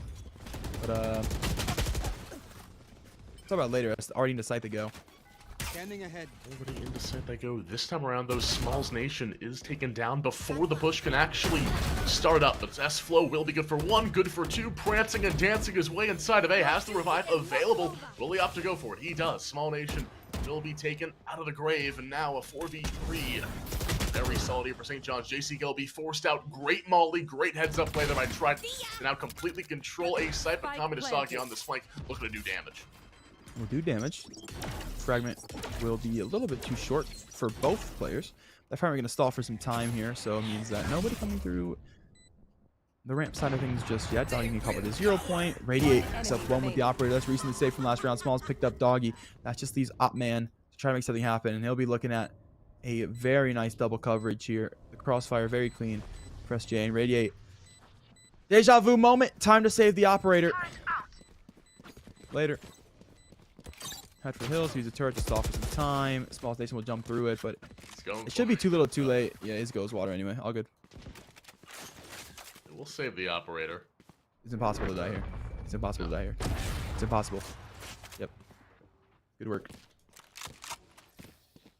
Don't peek the other angle. There's no... Thank you. Oh, my goodness. Man. Please. You got one.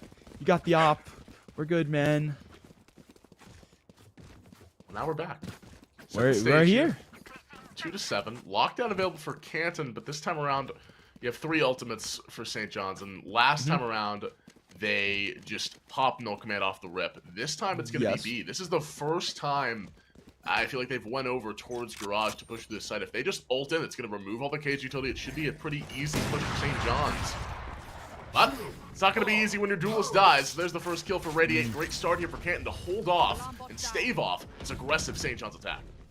Radiate looking for more. This is a hard op angle to play as well, but he didn't get the job done. First shot not going to be there. Void will swing around to find 2.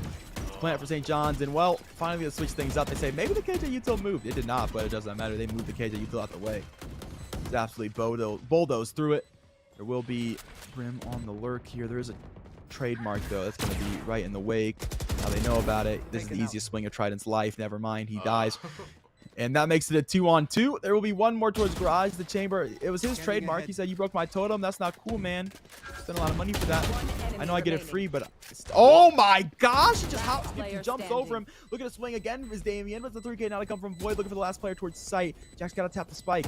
Time runs shorter and shorter. Has smokes to work with. Does not use them. Gets the frag instead, but there is just no time. Has to walk away. Trying to save the gun. Will not get out of spike range, I don't think. Okay. Barely does. 8-2.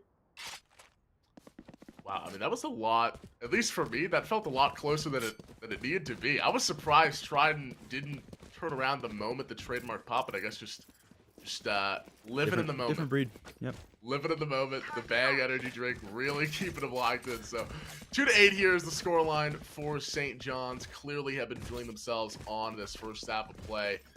And with the competition they've been putting themselves in, Small Nation, he's been really the main aggressor. 12-4-4 as you see there, doing massive amounts of work here with this Reyna in hand. And Dagger will be destroyed, and already mid seems to be the idea for St. John's. They've loved this mid area. It's where they've gotten a majority of their kills, and they will continue to march forward. And it's just looking so easy for St. John's, and dwindling hope for Canton. 5v3. I'm just waiting for the KJ utility to just go somewhere else.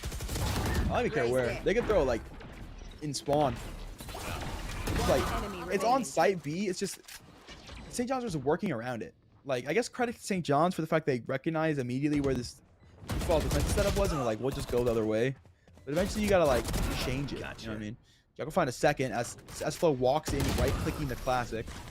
New gun out and new gun down as Void's gonna have that frag. 9-2 is your score line as St. John's up by 7 rounds.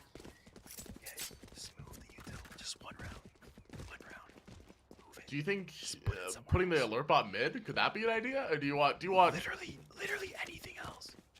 Anywhere not on B site. Okay, yeah, put it A. I like that.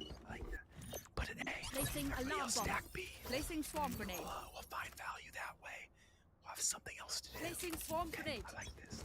They're not gonna go A this round, but at least the utils move. Oh. ASMR Catman or 3K has given us the idea here for St. John's. Oh no! The showstopper's anything out for can be Doggy. done- The nade's Wow. out. He's 4 smalls into it. Wow. Who else is gonna take the damage? Oh my goodness! Smalls finds both anyway. The man has so much util against him. He just doesn't care.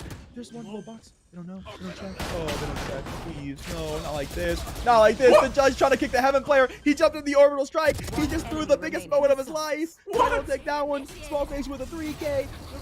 The Reyna comes out huge. Brady says, this is all I got. I got it through the lockdown. I put my util somewhere else and they went B. How did this happen to me? Lockdown's out. Everyone's going to back away. They got to go towards garage. The little inkling of space they have left on site. And they molly for time, so they've kind of stalled it out. They'll walk back the pillar. You have to walk to this frag in here. You're basically already dead. Trent has a frag 10-2. Yeah, Guardian Gusto there for Radiate. Not going to be able to Switching find sides. anything there. Just too much utility to work through. And it's 2-10. Switching sides here for St. John's, now having this Chamber and Sage. You could even argue this is their better half. And split considered, I mean, really, it's considered defensive, right? You want to...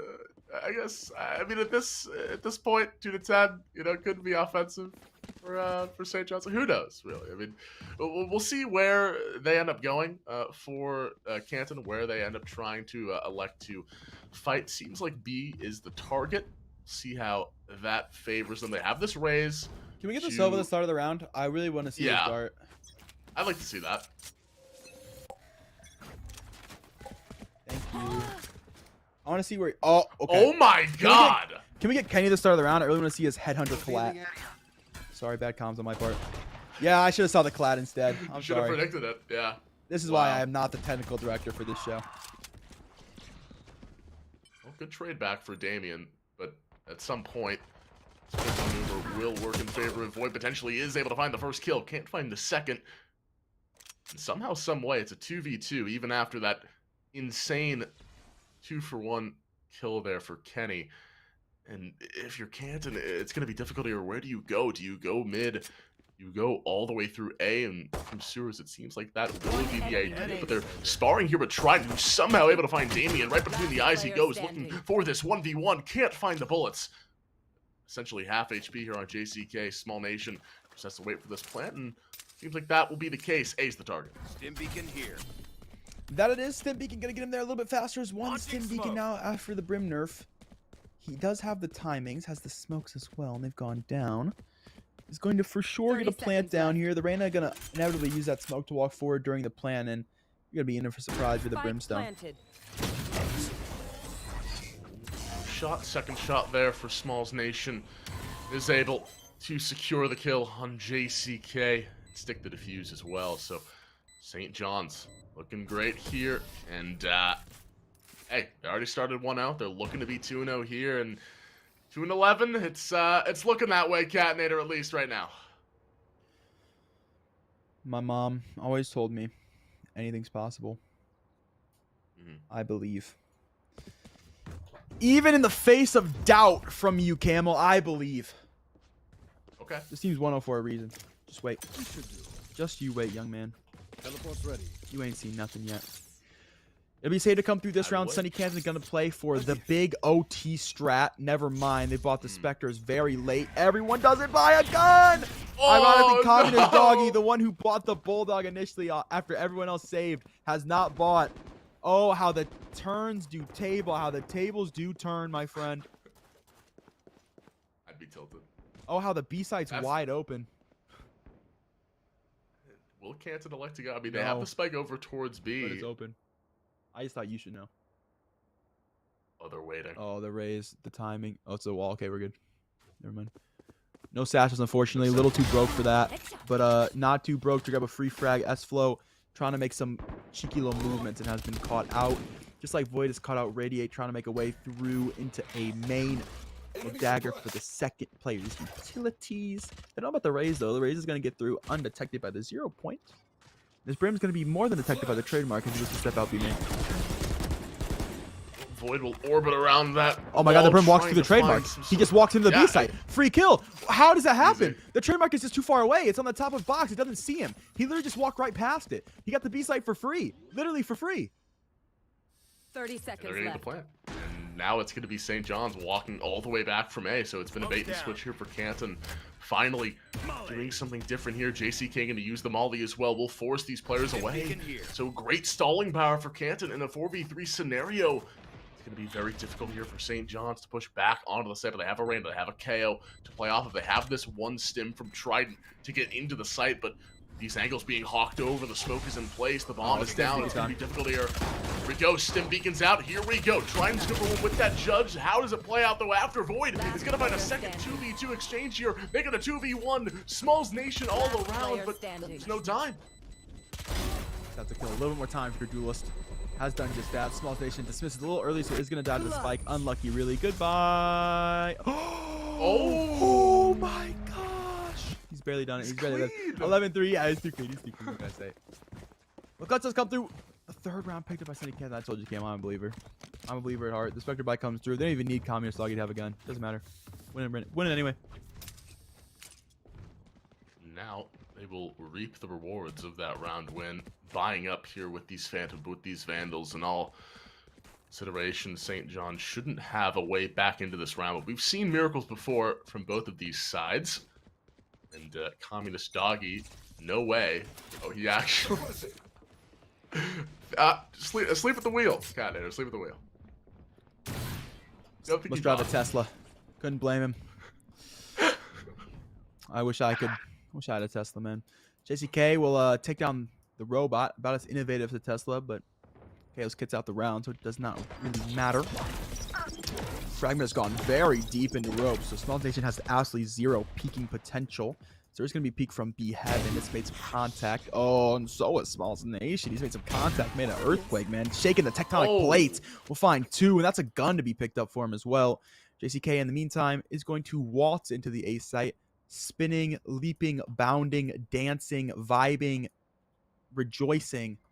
Plan to go down back screen. Yep. JCK Bit of an uptight plant here. He doesn't know where these St. John's players are coming from, but it's going to be a long marathon here for St. John's, working back over towards this A site. Empress is available, as well as the orbital strike. That could be used for JCK to stall for time and just play for another post plant scenario to burn more clock. Oh! Like to use it. Heaven! I mean, okay. You can't get off site, so you gotta have to. You can't get off site. You're just killing for timer. enemy Able to come out the smoke to find one. Trying to. Will die double kill with the to turret? the turret. Double kill for the turret! 4-11 is your score line. Sunny Canton should have a rebuy here. SJ, you should not. I do not believe. I would like to see the eco low key. Because they did just lose 2 rounds in a row. So, I mean, there's a potential they have a loss bonus or not. Okay, they'll force it. Okay. 3 on lights is interesting when it's 11-4. I mean, you could literally just wait a 1 round. Then you can opt mid. Then you can have a good time. But you know what? SRU feeling themselves. They said, we won a lot of rounds in a row. I'm not going to lie to you. So, hey, run your business. Let's see what they get. What they end up doing here, wall will be destroyed in mid. Trident, he'll have his orbital strike available for potential post-plant scenario, but mid seems to be where the brawling has occurred a majority of this game. And that will continue. Duelist almost gets timing there. Will reenact that aggression. Go back forward. Smalls Nation out in front. Finds one. Can he find two? He'll dismiss away. Playing for time. Playing the space ever so phenomenally well. And with 2 lures available. Still looking for more kills. Is able to square away and find Doggy's skull. Bludgeons the raise and gives SJU a 5-3 advantage. So deep into Ramen right now. Spike right behind him, so there's definitely potential. Trying to peek, trying to play the sky smoke to his advantage. But he's caught by S-Flow. He's out the round. SJU, they buy this one. They felt pretty confident. And well, they're showing us why. Damien, who's seen the barrel, but has not seen the shots. Kenny gonna take it instead. Radiant to trade 1 back. But you gotta do a lot more than that, brother. You gotta find yourself 4 more frags. And your back is spotted. The backpack scene. The jacket just a little too puffy. Gonna find 1 frag, but caught by Smalls Nation, who's good for a 3K. It's 12-4. It's match point. Match point. Sunny Canton have a light. And when I say light, I mean light. Rebuy. Very light. It's a Canada Goose jacket, I think. That's why. And, you know, just... I don't know what that means. Not enough there. Come on. What's a can of goose? Canada Goose? Can of goose? Canada Goose? Canada Goose. Yeah, Dude, can of geese. That's got to be illegal. You cannot just throw geese in a can. Well, you know it's I feel like that's what 4 to SJU 12. has been doing on almost every executed retake. Oh. That's Kenny. Yeah, well. Yep. Geese flock together. JCK is going to re-peek. And, oh, just barely. The damage does not come through. He's been able to keep himself alive. And, well, he's canned his chances of peeking. As S-Flow will jump down water. Doggy's out of this one. You hear that geese and dogs don't typically get along. SSK, they are indeed getting pinched down. Raining down in the skies is the defensive side of things, but it's right back the other way. Damien's picked up one. JCK is another. Kenny's got a trade back. Another to go with it. The tour de force good for a 3K. That just leaves the Brimstone in a 1v3. There's 2 players coming up water. Does he check? Does he check? He does. First peek. He's got it. The second, the spray crits are not quite there. Void has made him Nolan Void. He's finished the round at 13-4 for SJU. They'll win it out in dominant fashion. The tyrannical overflow of aggression there ends in St. John's picking up that victory, moving themselves to 2-0, and you know it was off the back of Smalls Nation. It was off the back of Void. 12 assists for the Sage as well for S-Flow, 10 assists for Void. So clearly they were playing off of their utility exceptionally well, Cadnator, and really everyone was able to get involved. The stims were also very well timed, and 4-13 is your final score, and it was 10-2 after that first half of play. So clearly SJU came out with, you know, full guns a-blazing, and they're going to take this one. They are indeed going to take this one, and that means they've taken the first spot here in Group B for tomorrow. They are 2-0. There is literally nothing they can do to not qualify at this point. They will be setting themselves through most definitely. And there's 1 game left in Group B. There's 1 more chance for Sunny Canton to qualify themselves. They're 1-1 right now. They're going to need another victory to make it forward. And that's going to be a game up against Post University, who I do believe are 1-1 as well. So the winner of that game, Camel, they will qualify through. They will qualify through. We will see what does happen in that game between those two teams. But before we do that, we will go to a quick break. When we come back, more Valorant action coming your way. Stay tuned.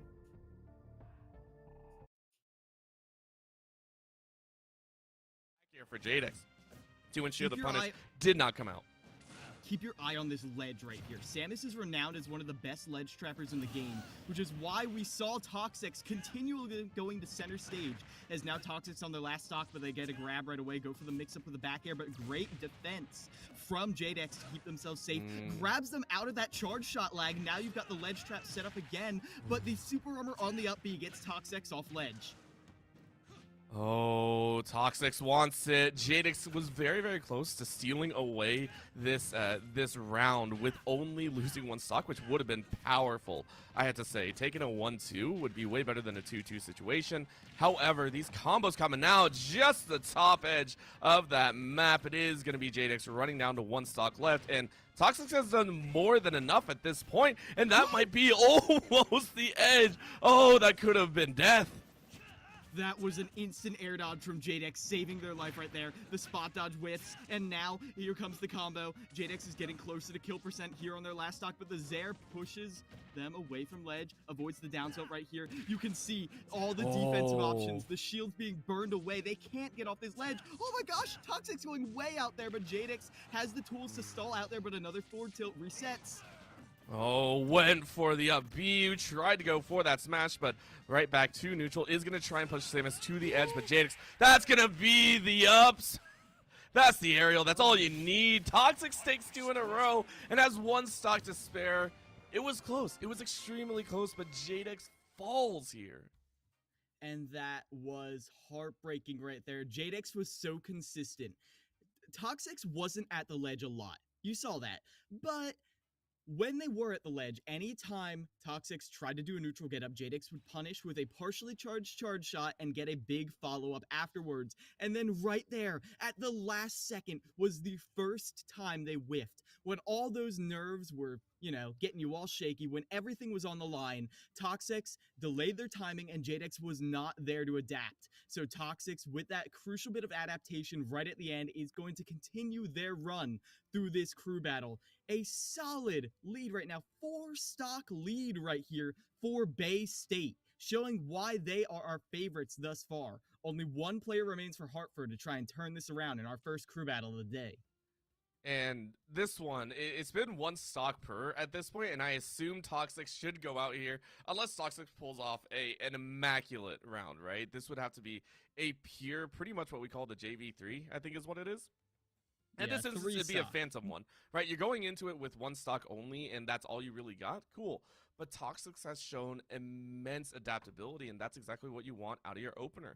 Out of your first player, you want to be able to adapt to all of these different situations. You want to be able to move at a little bit faster pace. You saw what Toxics did there. Instead of going for those neutral airs and just going for those air battles, it was more consistent stage pressure. It was consistently using those side Bs to close the gap in between, to always ensure that you were close enough. And it was a challenge. It was a direct challenge instead of that Sephiroth, you know, kind of high-flying action always looking. It was the Samus that was caught up in the speed battle, and it was so well done. Again, Toxics definitely becoming one of those favorites that we really have to watch. And if Toxics can actually close it out here, which would be a ridiculous feat to have, that means Bay State also get to keep their other 2 players in the dark. That means that they get to save those momentum plays for future rounds, and that is a very powerful thing to have in a double elim bracket here with 8 different teams.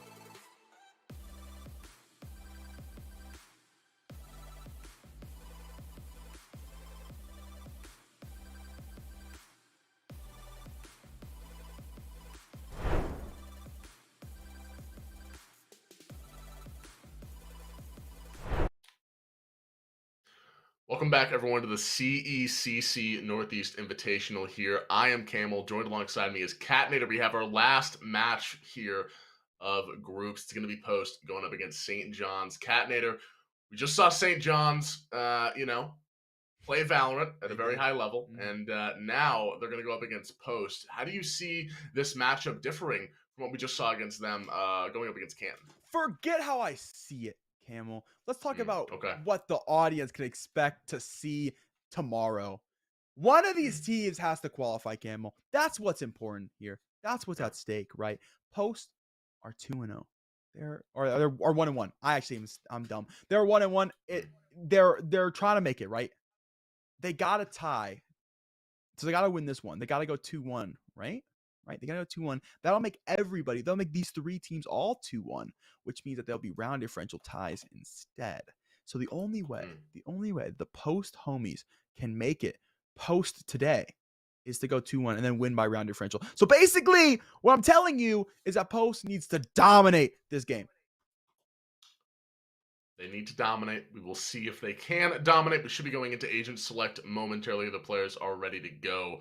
St. John's, just played, so they should be warm and all set to go. That could favor them in this type of environment. But last game here of the groups here, one of these two teams, or at least Post, is looking to qualify for that next day of play. We'll see if they can do just that. But I think we're going on Haven, so it will be Post starting an attack, going towards Haven. We've seen, the chamber be a thing people have turned to on this map. The long extremities really help and can really, hold those angles pretty well. Anything else you're expecting to see? I know you have your pocket picks for each map, Cat. What do you think we're going to be seeing here on Haven? I think we'll probably get Brim Omen combination. I think St. John's will probably give us a Brim because they've been playing pretty fast. They were definitely liking the aggression out of mid on split, so I would not be surprised to see them throw the Brim out. Post, I don't know. We haven't got to see them on the broadcast just yet, so we will have to wait and see what they bring to the table. But probably Brim or Omen. I'm actually really liking Astron Haven. No one else agrees with me, so that probably will not happen. Especially like down here, it's just a lot of collegiate comps are like take whatever comp that is working in pro and just try to use it. And no one is running the Astro yet, just because I think we're getting there. But in terms of like counterplay for St. John's, especially, who I feel like are going to rely heavily on just running it down with Brimstone Beacon, it would actually be super meta to run an Astro instead, to have the gravity wheel combination to try to throw against it. But alas, that will not be the case. All right. Well, we see the chambers. We see the Brim here, at least for Post, come out. And Chef Johnny Fuego, he was hovering the Sova, at least from what I saw. He had some crazy lineups, some dirty lineups. Really, everyone on that Post team is working in the lab in terms of their lineup play. So we'll see if that does come out here on Haven. There are a couple good spots to play off of. But now we get to see a Jet. Cornflakes back on the Reyna from 2 games ago. So he'll be looking to dominate in creating space, going for those aggressive plays there with that agent. And, looks like KO as well. And here we go. It's interesting. We're going to have the opportunity to double op here for Kenny and the chamber. You can technically say the same thing for the Reyna and the chamber on the other side of the board, but, it gets a little muddy, that concept. I'm interested to see how many KOs we've seen today. Consistently, KOs getting picked up. And, it's been a great addition to composition, the fact that you get to 0 point, you get a chance to stop early aggression, make sure retakes aren't an option. The fragment's pretty reliable, and then the pop flash opportunities are pretty dang good as well. But just the fact that so many teams have adopted is crazy. I feel like for so long we got this consistently sky. So to see players go and play the KO instead, it's been quite interesting. And also to pair that KO with the Sova for almost everybody, it's weird. It's like everyone said, okay, we'll take KO Initiator, we'll try nuanced utility, we'll try something new, but I need the dart. Everybody's kept the dart around, so I better see some lineup Larrys. Some cool things. Actually, I lied to you. We have seen Post on broadcast before, and they did have a lineup Larry on their squad in terms of Sova, and that was on Ascent. So there is potential for that Sova, and I'm surprised to see it come through. Absolutely here, and we will go into the game. Last one of the day here, and with these two teams very amped up, ready to go. Post looking to solidify themselves here in this tournament, make it one step further. And, well, St. John's looking to rinse and repeat from their last game against Canton. We'll see how Post fare against this defensive front of St. John's as A. Seems to be an idea, but looks like just a default. Just trying to burn out some utility, trying to burn out some of this space, and see if they can pick and choose when to go garage. Seems to be an option. Space being created over towards that side of the map. And it is his Post looking to take all this grass control. Already getting to garage, and well, getting right out of it as S-Flow is going to have a clean shot to Chris Ramirez. So he has looked for additional space, and well, he has not found it. JU, once again, on top of the fact that they are 2-0 right now, they're feeling pretty confident. Recognize that they win this one, they 100% qualify, and they'll leave the tiebreakers to everybody else. So you definitely want to make it through here. And actually, think about it, and we'll think about Kenny hitting shots right now. We'll hit 2 clean with the Sheriff. Always interesting to see the Sheriff come out first round. Those body shots can be deadly, but it just makes it interesting. You really gotta be precise if you buy Sheriff first round, and Kenny absolutely has done just that. It's found too early. Last 2 players can be tucked towards grass right now, and technically, if St. John win here, they're 3-0. Post is 1-2, and they do not qualify. It would make sure that Sunny Canton do qualify. So if you're Sunny Canton fan, you're actually preying on Post downfall right now. 30 seconds left. Looks like Post in a 3v2. Both members are spotted. They've been hunkered down in mid for a decent amount of time. Haven't been able to move, and just that shot. Yeah. Johnny Fuego goes down. Now it's going to be one more kill here for Medusa, but Kenny, he'll drop down, but just leave it up to his 2 teammates here. No time to get over towards C. As Flow, the timing there, not necessarily quite yet, but he should have just enough time to get over there. And he will, so Medusa will go for this plant. Should get it off just in time. Oh, I lied. He didn't have enough. My bad, Catnator. It's on me. Okay. It's on me. You gotta take the one with Chad, not me. I'm not the one who's gonna be on you, man. It's okay. Go ahead, tell him. Go ahead. Well, you know, they got plant money. That's a good start for Post, but round still goes the way of SJU. Spectres will be bought up here for the 5 players here on this defensive side, so Angle should be held decently well with this trademark, with this chamber entirely over on this defensive side of SJU. They're able to use these trademarks especially well, but Cornflakes actually buys up with that Spectre, will take the first kill onto his S-Flow. Good trade back for Void.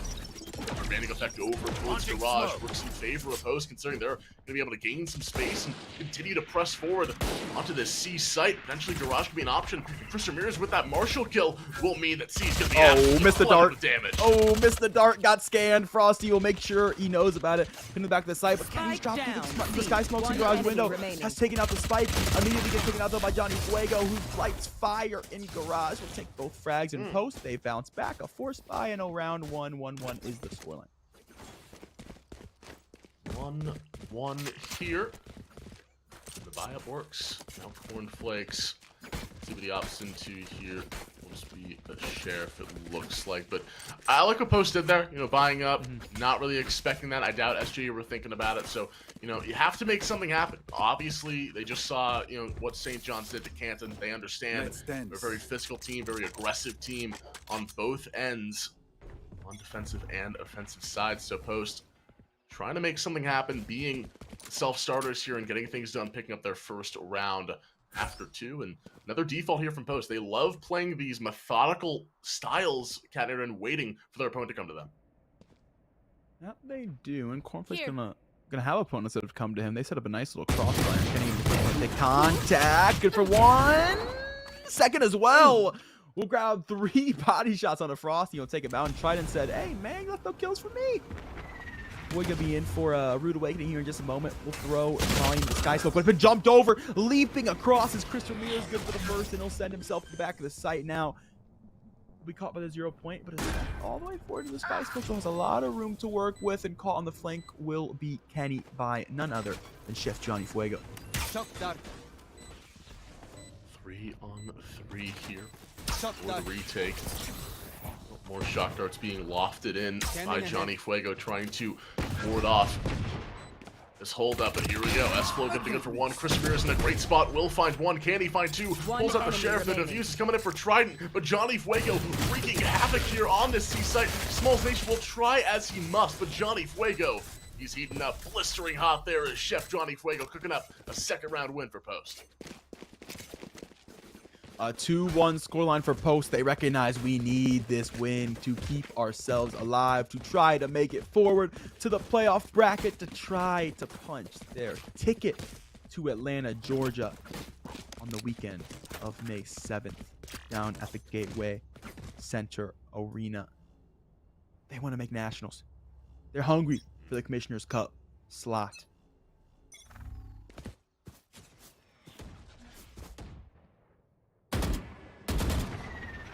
And mid have been the MO for Post throughout this game so far in the first 3 rounds, and the same thing. Owl Drone will be used. S-Flow will shoot it out for a brief moment. Bullets in the chamber will have to reload and look to go back. More shock darts being flown in here by Johnny Fuego, really making it difficult for any defensive scheme to be crafted for St. John's. And Post now in a great spot here. That Owl Drone will spot one to force Johnny Fuego away. It's going to be a wall bangable situation, but on the kill. Kenny? Controller DC, big dog. Yeah, DC. No, that is unlucky. Trident will take one. Try to sneak their way into the A site, caught by the trademark, and that's a good use of the utility there for the defense side. I think Small Face will find.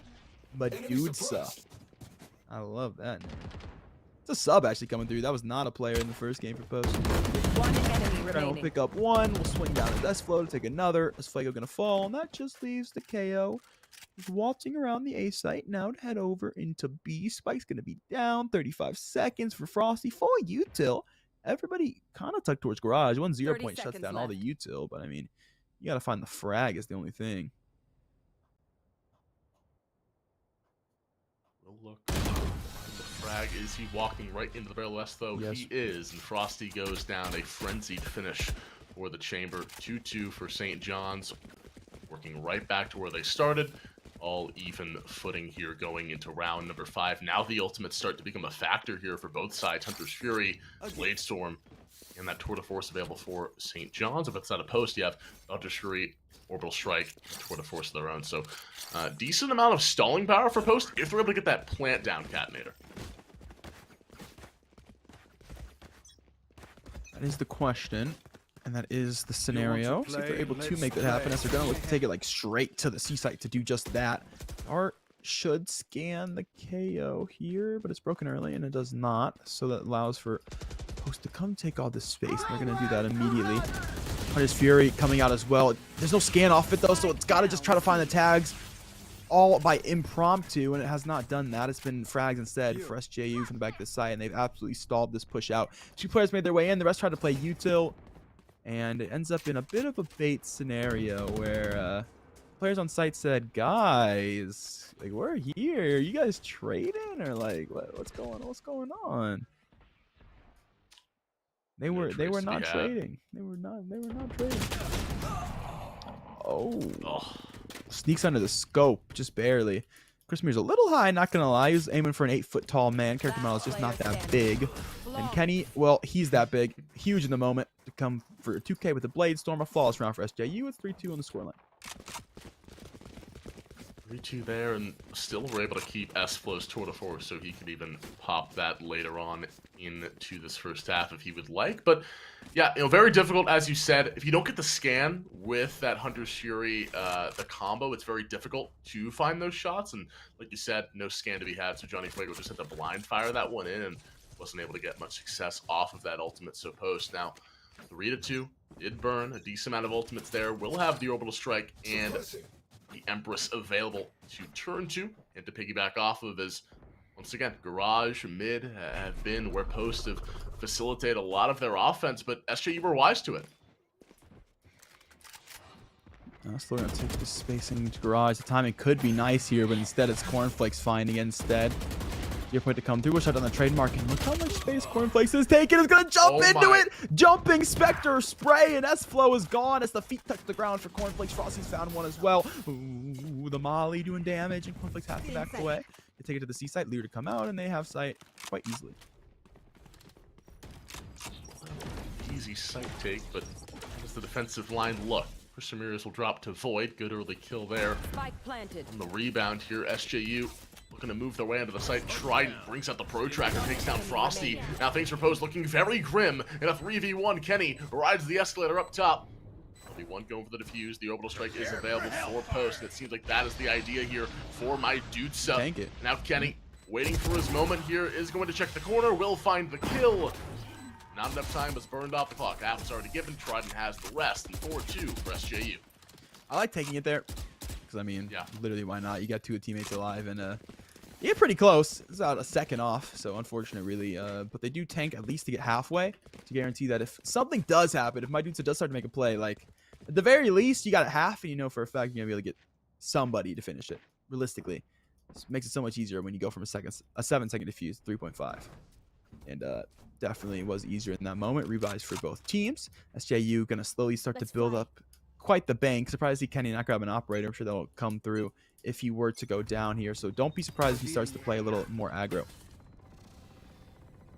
A double operator on Haven is so difficult to play around. You have one over towards C long, one over A long, and it makes it difficult for post to find a way in. But we'll see if that does become a factor, as A will be the target. Chef Johnny Fuego check. Good trade over Cornflakes. Can they continue this onslaught over towards A? It seems like the answer is no. They're going to look to go through long, but already they're in a pretty difficult spot. Kenny right between the eyes, can't find the kill. Good trade back for Frosty.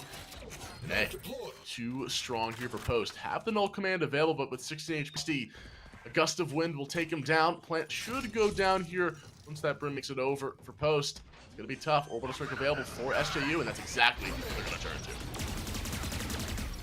to. Looking for the wall bangs through the backside of heaven. I've never seen that in my life. Well, they see good flash to come out though. Wood will get one, Smalls the other. Great pop flash out of heaven. A teammates, everybody getting involved in more ways than one. 5-2 is going to be your scoreline. SJU, little bit of unstable footing starting out the map, but now, man, they are firm as a rock. And no op. Rock hard foundation, Kenny. I'd say. Oh man, no op here for Kenny, so we'll just stick with the Vandal. 5-2 here. Tour de Force will be popped for S-Flow to try to gain some space here with this weaponry he's got, and he will be able to spot some players. Will he find the kill? He does. Cornflakes drops, dissipates off of Haven. S-Flow, good for 1 with that Tour de Force. Can he make it 2? No TP available to go back off of. And that early pick is going to do so much for SJU already in the opening round. Boy, gonna grab one early. SJU, even more benefits to be had. They've already stuck up a lobby. The trademarks, look how far in they are, man. You just give them a few space, and if you're dead, I mean, you can't use the trademark anyway. So now going from around, none of the other trademark's gonna matter at all. Trident will take yet another. Look at a swing for 3. It has 3 indeed. 6-2 as Suffolk will push that A lobby and absolutely dismantle the eco. And we saw this from SJU, playing on the defensive side against Canton. They loved to take space and really just play inside of your spawn. So for SJU, nothing too crazy there, and they're back to another situation. Just gonna be a full buy the economy, living lavishly. Catnator is SJU right now, and they have a null command 100 to play off of just in case things go south. And for post, potentially there's a way you just completely rush onto one side, but they haven't really done that. They've played through mid, through garage a majority of these rounds. Ooh, the little wall bang from slow early has not caught any damage. So things all good for now. Eager to come out, under all this smoke utility, taking the bullets, but has taken the space to go with it. Trademark gonna be popped early. Hunter's Fury somehow has missed this, man. The fragment, something finally has to ground Cornflakes. There's only so much space you can make, man, and he will be stunning out. I mean, Cornflakes, they kind of go with everything, but like you put water in it. Right. I mean, come on. Well, this is soggy, kind of weird. Jets on top of the box here. The chamber is not going to check this. They're going to have no idea over towards A main. They've walked through. The trigger display from Kenny going to be there. Doesn't spot a second player. We'll take the frag. Finish that one off. Yes, it happened all in the mini-map. In the meantime, there's 3 players here sitting towards lobby. Spike is going to just sit on the outside of grass. They don't really have anywhere to go. They haven't won anything. They lost C. Cornflakes, I mean, arguably was kind of too far for you to do anything off of the space they created anyway. Same story with the Chamber, who is always, of course, that lurk agent. They're the Sentinel, so they're trying to look for something. Didn't find anything, and that is now an awkward scenario for Post, who said, okay, we'll take the Chamber. Chamber, please find something. Save us from the round, and he could not do such a thing. So now they have to go see long and hope for the best. Smalls Nation has instantly broken the dart. He'll pop flash this out. They got to get the site. Oh, massive flash. We'll find all 3. Smalls Nation lines them up like dominoes. S-Flow comes in just in case. Flawless for SJU. Tremendous flash there for Smalls Nation. and catapults SJU into a 5-round lead over Post. 7-2 here. And you gotta use these ultimates now or never. I mean, Frosty, Cornflakes, that's the combo. Just null command Empress. You just gotta get onto a site. Use those smokes, use that aggression, and just make SJU sweat a little bit.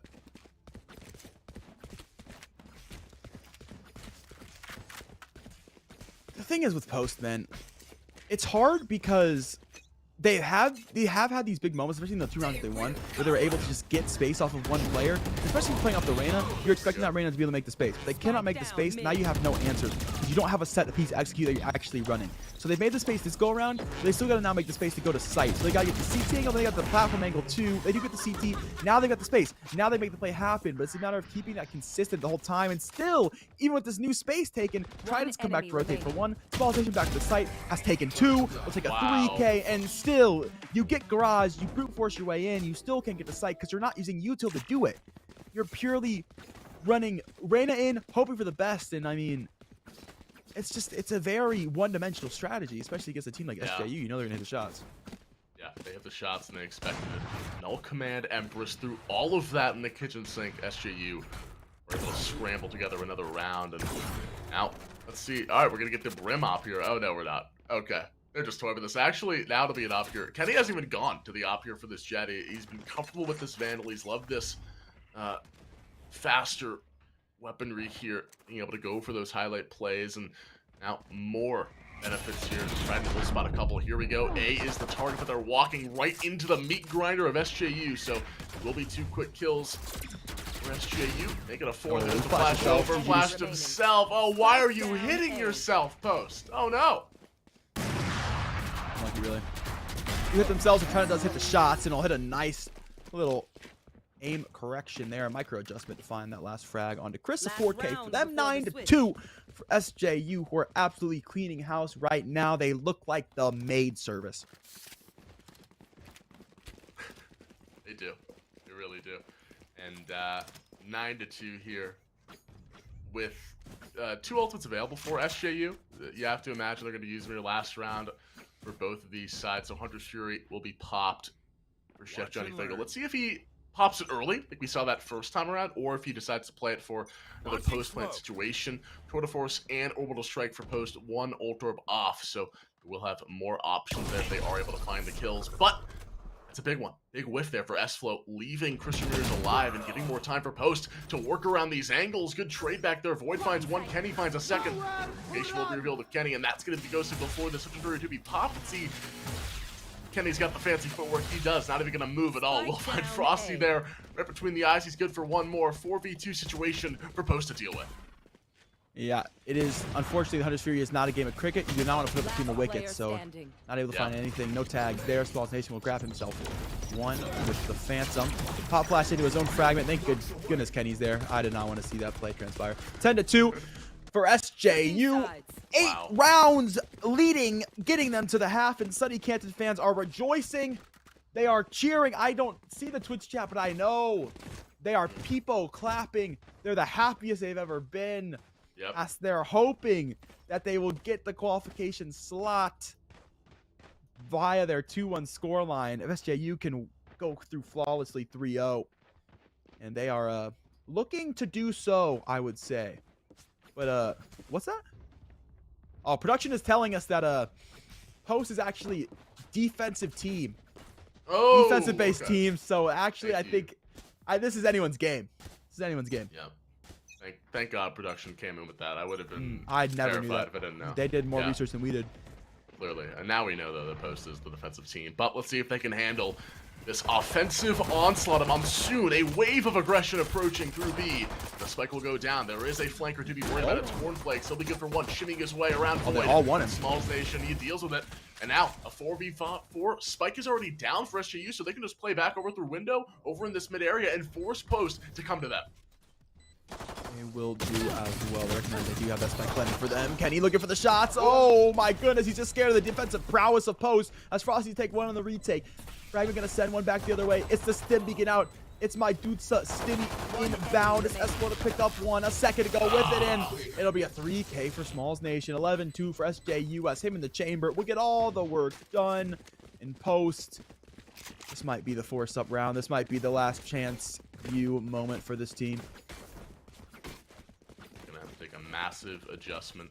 It's gonna have to take some sort of miracle. Someone's PayPal has to be exchanged, and 11-2 is the scoreline for SJU. You're gonna see Smalls Nation. He'll buy up here, go for that Phantom. Really has been feeling himself, and you can see, Kenny has been leading the charge, 16-8, but everyone has been getting involved, and Void, he's just playing a role. He's got those stims ready. He's just farming assists. He does not give a damn. C is completely exposed, and, well, SJU don't know it, but they're going to soon find out. Oh, they stuck through Garage. They stuck through Garage for free through the smoke. Go. They tried to make a shorty play, and they got gunned down. No. I love the play. I love the strategy, but oh my goodness, St. John did not care one bit, and they're not done. Kenny to run through CTs, picked up another. Not going to run through Garage. The Brimstone doesn't know what's going to hit him. Check behind you. He does, but it doesn't matter. It's a 3K for Kenny. He's now going to tailwind the CT, or Void will take it before he can. It's 12-2. It's match point post.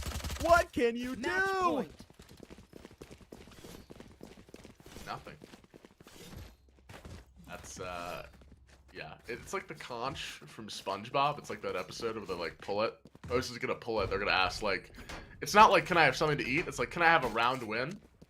And it's gonna say no every time. And that's really been the idea here for Post. They're trying their best, but there's just no, they're just getting outplayed, outmatched, outskilled, and potentially this is the last round here for Post.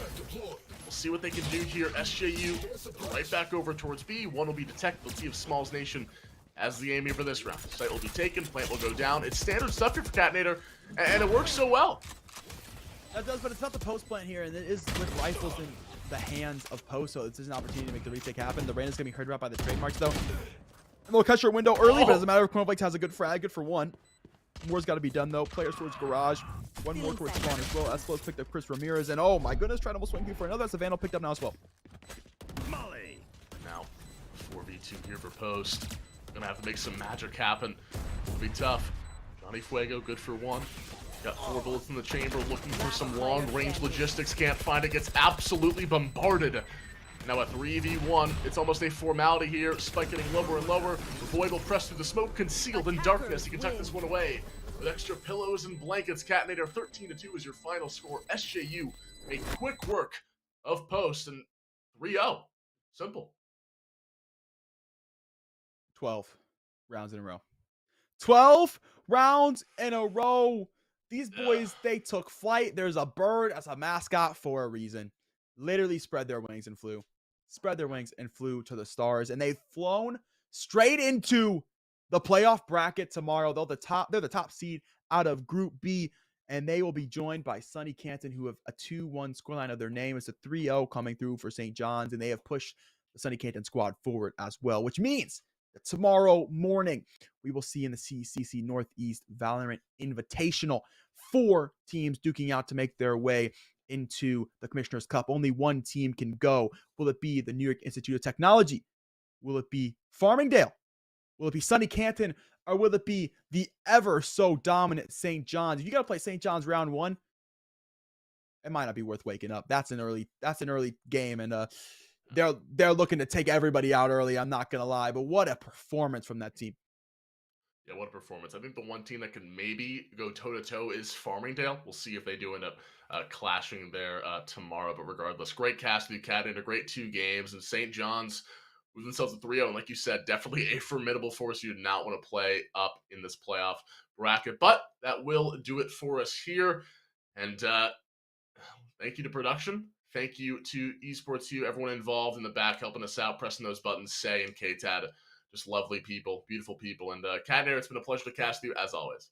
Yes, sir. An absolute pleasure. But guys, the party, it does not stop just yet for the CEC Invitational. We're headed over to Poly Hype after break. We're headed to Rocket League. There's more action on the way. And of course, day number 2, the playoffs take away tomorrow. But Rocket League group stage, it's got to come first. So make sure you're sticking around if you do like to see cars hit balls. And we'll see you tomorrow. Have a good one.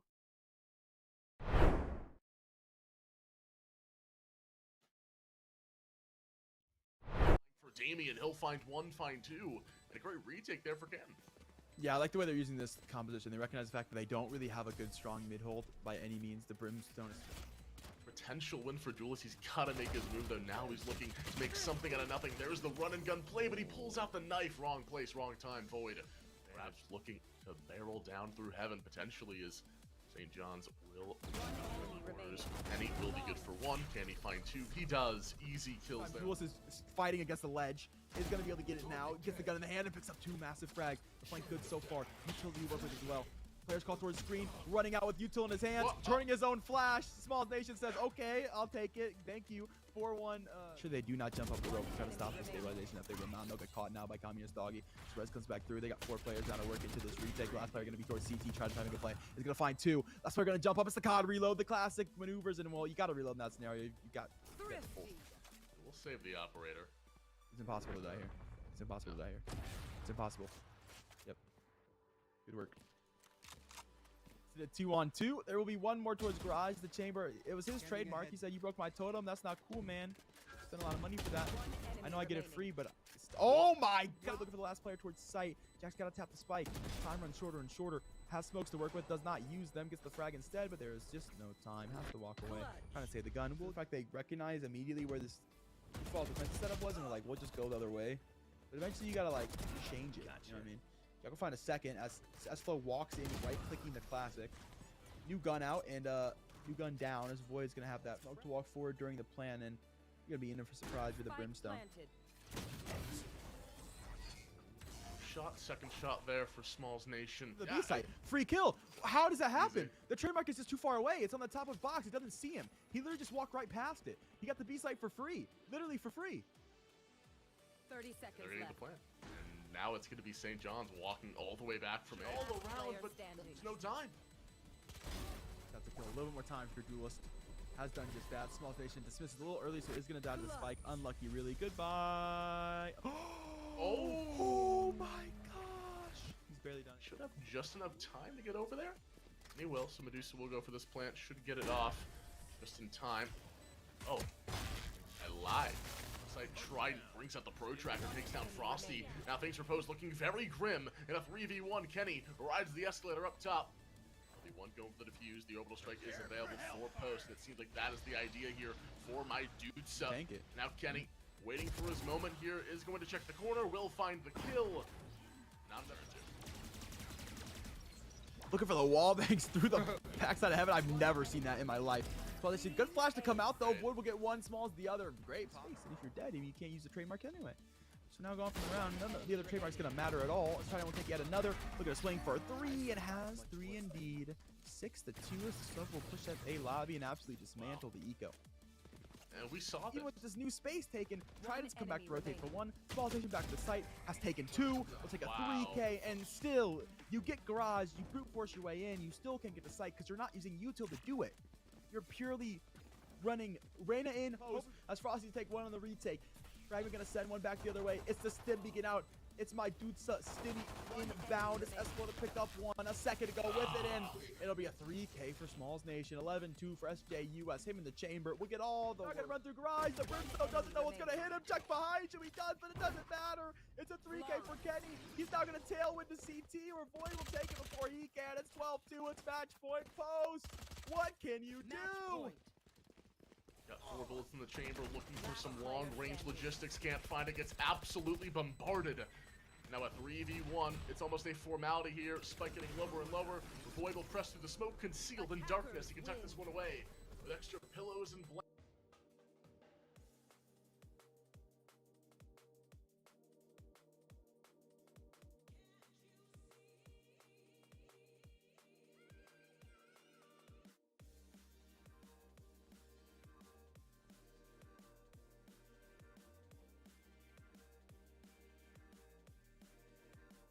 Is going to finish them off. Vic defeats Jonazy Go without dropping a single stock, and No is going to tie things up between SUNY Farmingdale and Adelphi Esports. That was a lot closer than I was expecting there. That was very, very close to Jonah being able to take another stock and, you know, a 101 percentage. Yes, No went a little bit too aggressive there. I think at the very end, you could see the drop down going for one of those spikes, and you're just like, I'm not sure if that was necessary, but it was showy and it was flashy, so well done there. Of course, now you get a fresh start over, right? You're right back to where you're usually starting out here. It's going to be 3 stocks apiece, and, You now know that you're going up against a dark pit. It was well played, though. I'm very, very excited to see what else can come out here. It was on Yoshi's story because, again, it's a rough scenario to go with. You had a lot of the primary dark.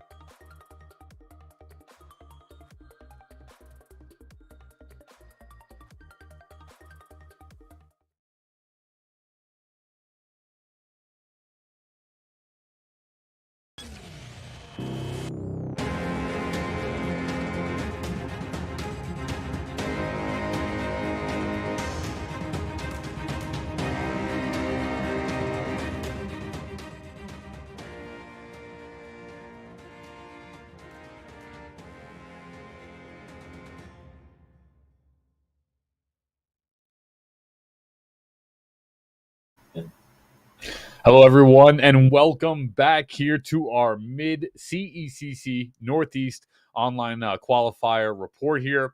I'm Paulie Hype. Will be your host once again throughout this amazing virtual tournament. Thank you all so much to the CSMG staff and Esports U staff that have been putting this fantastic qualifier on for everybody today. So we just completed Valorant, and as I take a look here at the updates, I'm taking a look at the seeds. From Group A, it was Farmingdale State at 1 versus NYIT at 2. Those will be the seeds going into tomorrow. No surprise there. Both 1 and 2 in the region. We saw them play it out earlier in the week on Esports U. So no surprise from Group A.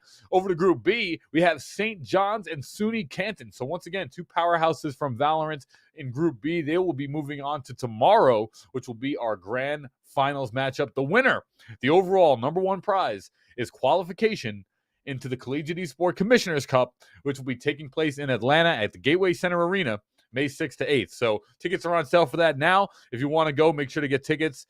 Really awesome event. You guys are going to love it. But that'll be May 6th to 8th in Atlanta. Coming up next, though, we do have Rocket League. So it's time. Let's have our quick little moment of hype. Rocket League is coming up. Our first match is going to be Champlain University versus Post University. All these New York schools definitely hitting a soft spot for me, being from New York. But without further ado, let's throw it over to our two Rocket League casters, Hell Monkey Man and FBI Tugboat. Over to you guys.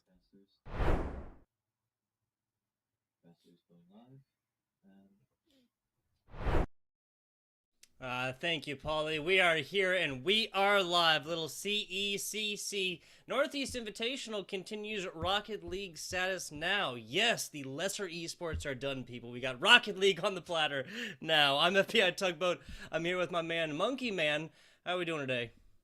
You know, it's a fantastic Saturday. I didn't think that I'd be able to find this much talent, you know, in front of me on a weekend. But here I am, here I are, and you guys don't have to go very far to be able to get out of the office and find some awesome competition, especially with a bracket just filled with it to the brim from this Northeast region. Oh yes, we're talking about a lot of talent here, Monkey Man.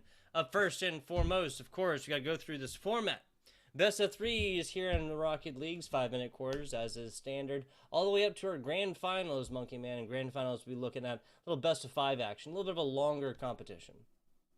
It's a bit of a stack. You have to go through double elimination, and we're going to see at least half, maybe even more than half, definitely more than half of that stack today. There's going to be 11 matches of our total, I think, of 14-ish throughout the entirety of this. And of course, you want to make it as easy as possible on yourself here, Tugboat, because if you go down to the lowers, even though it's still best of 3, the path is so much longer. Just make your time easier. Get 4 out of the way, win the championship. It's easier said than done, right? I guess. Exactly. No. Hey, for some of these teams, it'll be easier said than done. For one of these teams, though, they'll be using today to punch that ticket on in to sunny Atlanta, Georgia. Yes, the live competition coming on in here. Once again, the winner of today, the top of these 8 teams, double elimination bracket.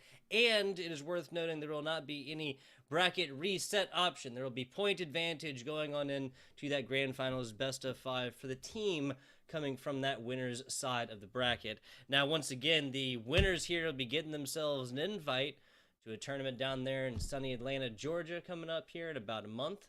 And at that point, teams will be in the run to make some money, Monkey Man.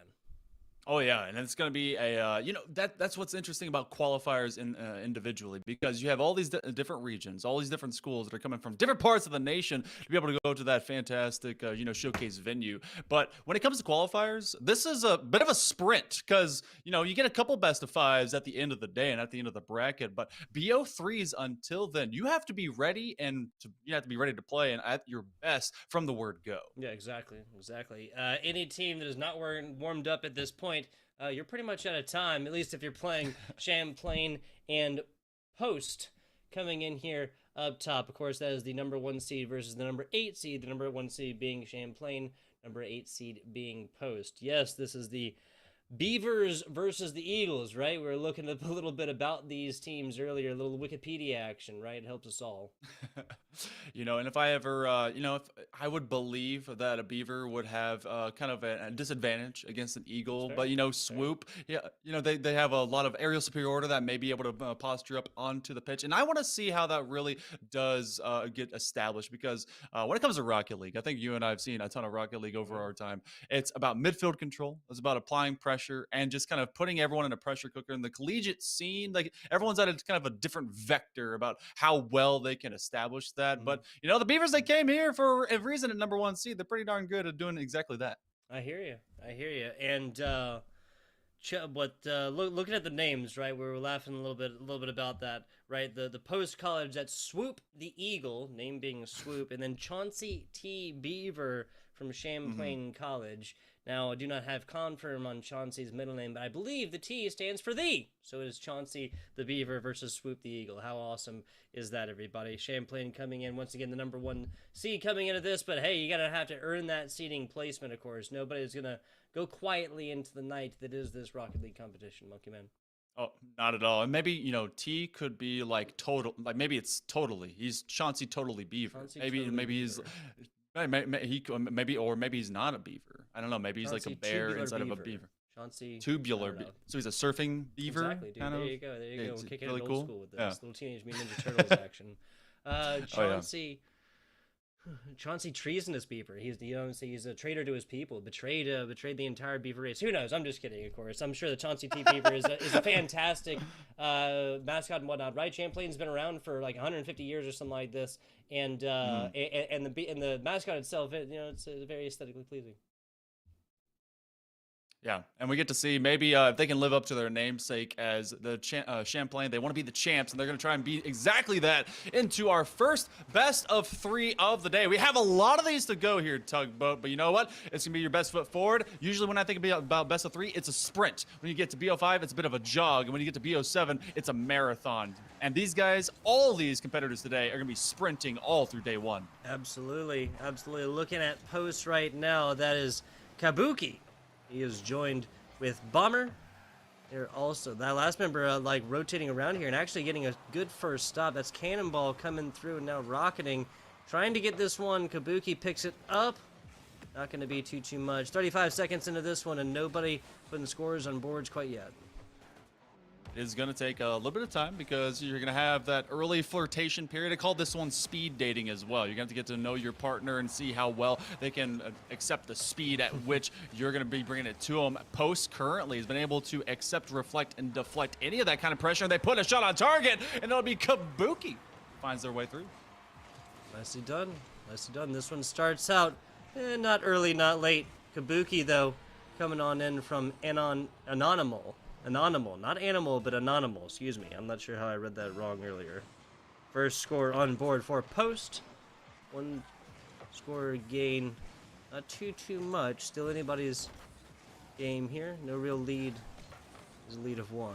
Over to the right side. Can't quite get the angle on top of this one. Tries for the second little bounce play. Bino gets there just in the nick of time. Not a particularly fast defense, but not one necessary there, Monkey Man. No, not really. No, they've been able to kind of see all these well-telegraphed shots, and most of these have been kind of in open space. So give a lot of credit to Post, though, forcing Champlain to have to answer with at least a respectable and well-balanced defensive rotation. But they've also left a lot of backline gaps. This is going to be another chance. Anonymal, B-D-D-D, if you want to add it to the end of that. It seems to kind of fit his name. He's going to drop it on the beat. I love it. I love it. Minute 45 into this one. Takeaway across the middle. That's something that Post has not had a problem with so far. Champlain not really able to get a whole lot going offensively. This has mostly been Post at offense. Humphreys, stop across the top. That's going to be a bad redirect if you're a fan of Post. Trying to get on top of this one. That's Origin. And something on the side. Humphreys gives him the business. Anonymal getting in front of Bomber, unfortunately. Bomber just not able to get to this one, and the offensive onslaught continued until a nice shank play on this left side that redirected completely. Now backboard, another pit, up and over. That's going to be the third shot attempted for Anonymal. The second one made in. You know, I wouldn't think that this one actually had a chance, but because of the loft and Humphreys was just kind of stuck about, 5 or 10 feet too far in his own net. I'm not sure if that's a measure or unit of measure in this game, but you know what? We'll take it. And because of the loft and because of the opposite side placement that it went to, it caught him off guard. And even though it was slow, it was exactly where it needed to go. Slow and where it needs to go. We'll call it low as well, as Kabuki puts up the third shot, second goal in. This one, the quickest goal on broadcast here today. Not necessarily the fastest speed-wise, but the chronological resource that it takes up, the time that it takes up. That's the fastest, or quickest one right there, excuse me. Post up 3-0. Are we surprised right now? Well, I mean, sometimes these sprints kind of flop over, but like it's 3-0 in a hurry for the 8th seed. Yeah, not even past halftime, barely, I should say. And Post is doing everything they need to. Yes, numerically, this is an upset situation thus far.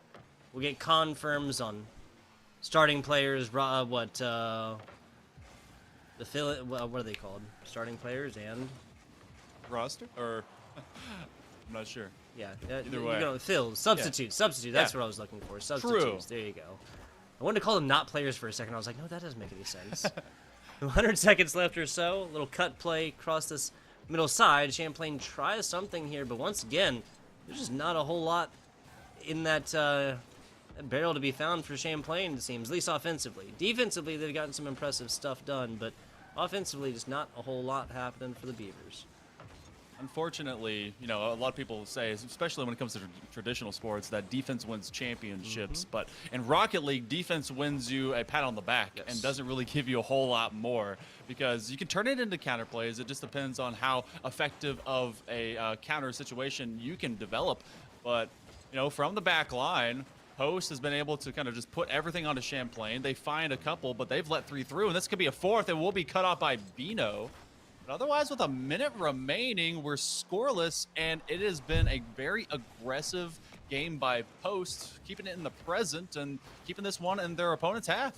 Yeah, no, I can definitely agree with you there. We'll get numbers at the end of this one, but I can guarantee you the vast majority of shots on. Yeah, especially looking at Bino with 6 defensive saves.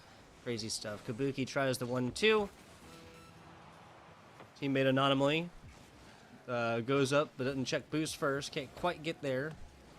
Plugging it off the middle. This is a Post offense that has categorically changed last 30 seconds or so. We'll see this more times here. They know that this is a best of 3. The full-on break your leg sprint that Monkey Man was talking about. No marathons, no jogs here.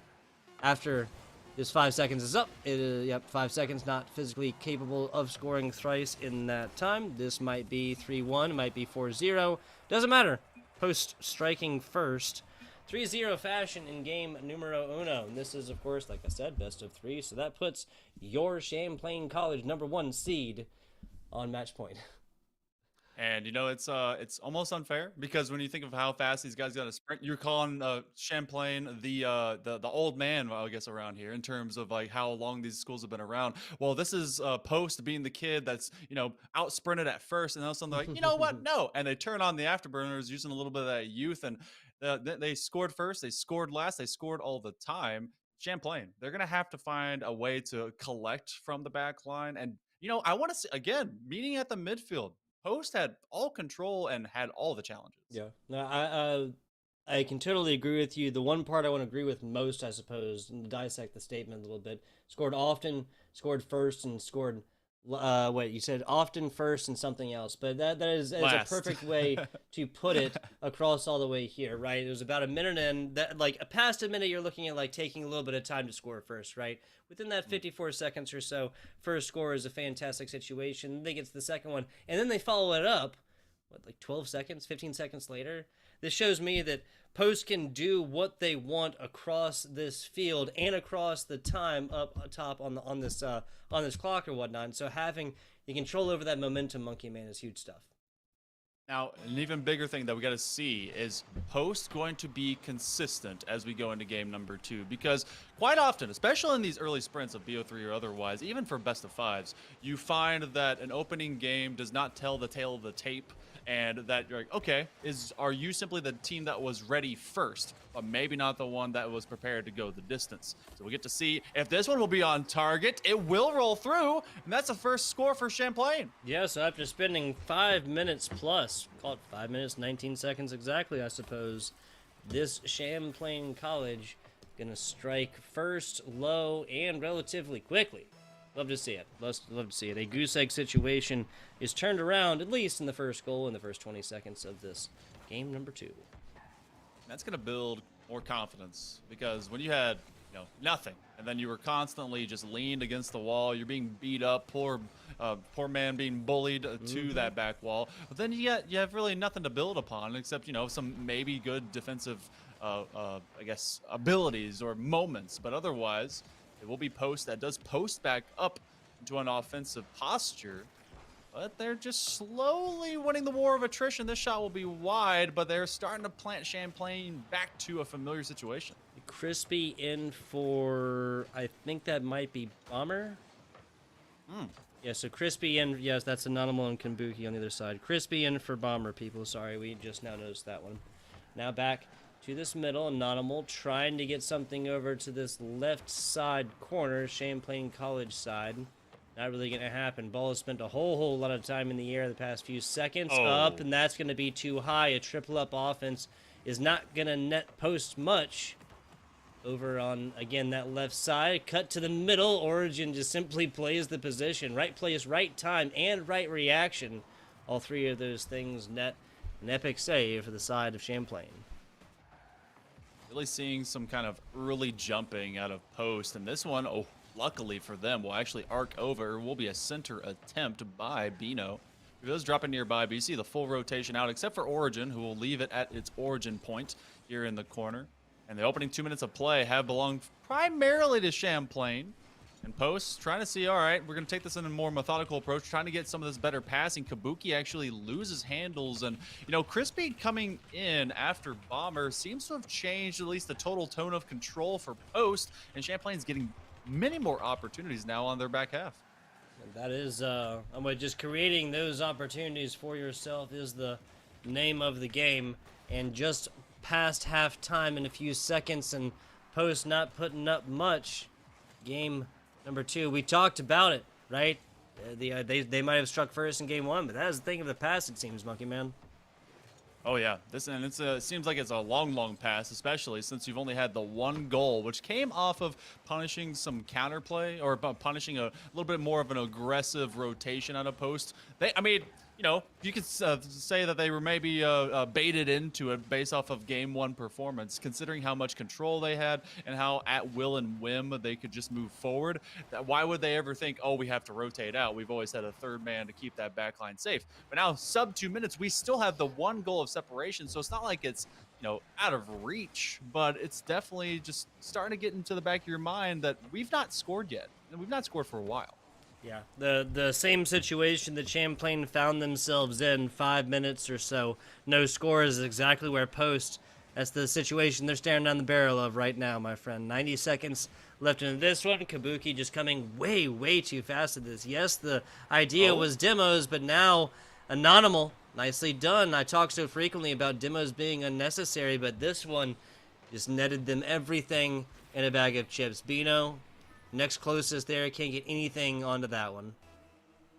And now we find ourselves in a very, tenuous situation. If you're the side of Champlain, you've had control, but you didn't build upon it at all. No extra goals to be had over the course of more than 3 minutes of play, and you've allowed post to tie it up. It is match point, and they can take advantage of this, and it's just going to go through from open space.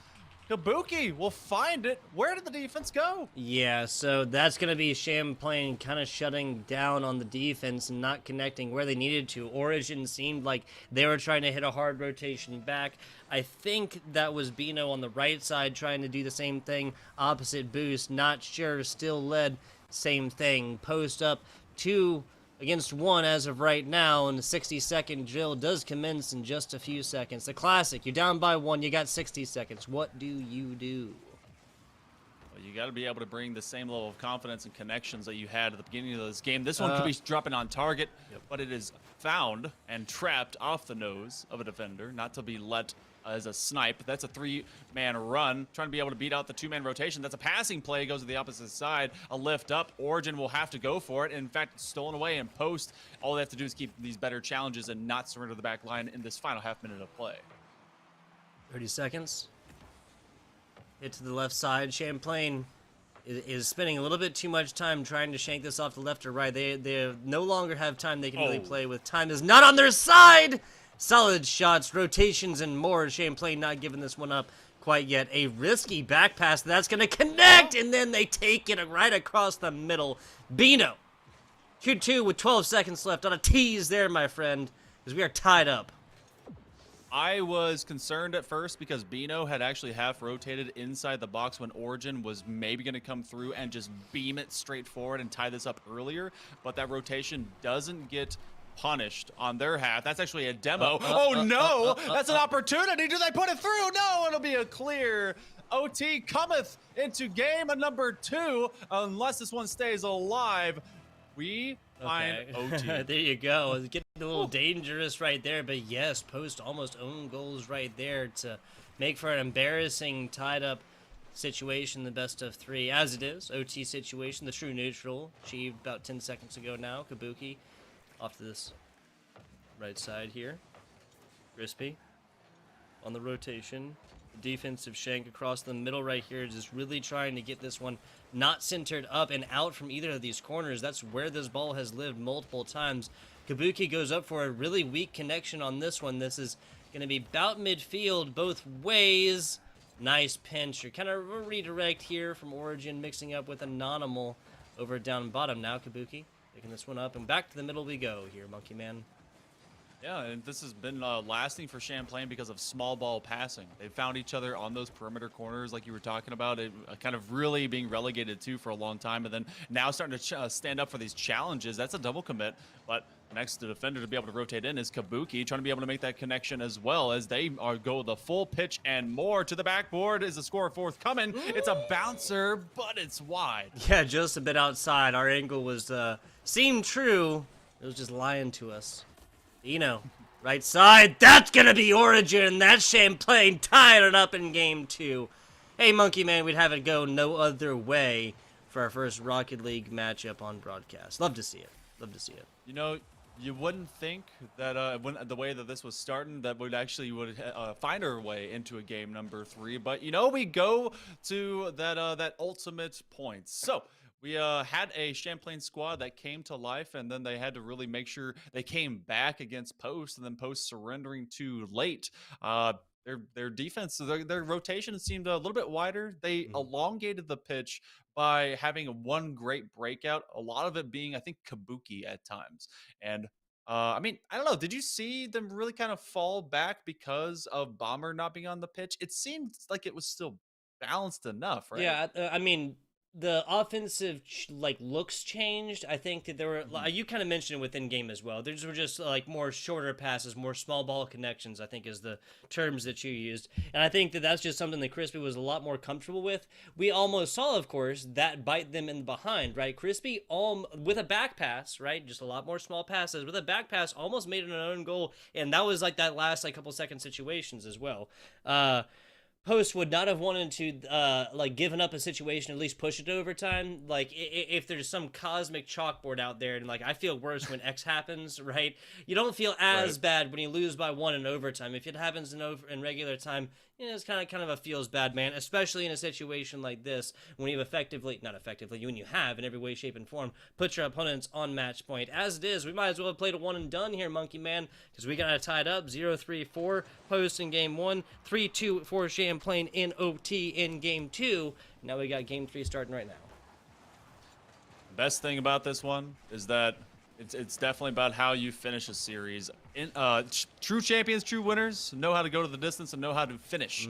Because it's not, if we went just by how game 1 was, you would have just had me in your corner. I was a big Post fan at that point, saying, you know what, this is over. Champlain didn't come to play, but instead they definitely have. Oh, did he save the shot? I think he did. I think Origin actually, in his attempts to get out of this corner, kind of got caught up a little bit. Swishing out in for Crispy, who is in for Bomber, by the way. and just that bad timing, honestly. Like there's no amount of communications in the world that really helps out with this one, especially once you burned it all offensively to get there, right? Nothing left in the tank.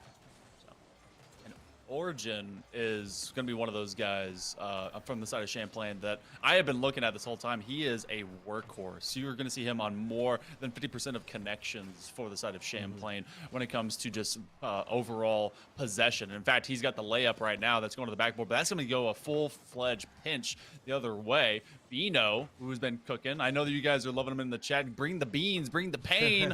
And he's trying to bring some extra gas into Champlain and trying to be able to get this from the corner. That's a great pass back, and that's going to be a bowling shot by Humphreys. There you go. I have to say, this is still a great look from Bino, simply realizing that teammate has this. That's a really bad angle, right? Like, what he's coming into, and he's actually actively turning, is not really getting a whole lot of forward momentum.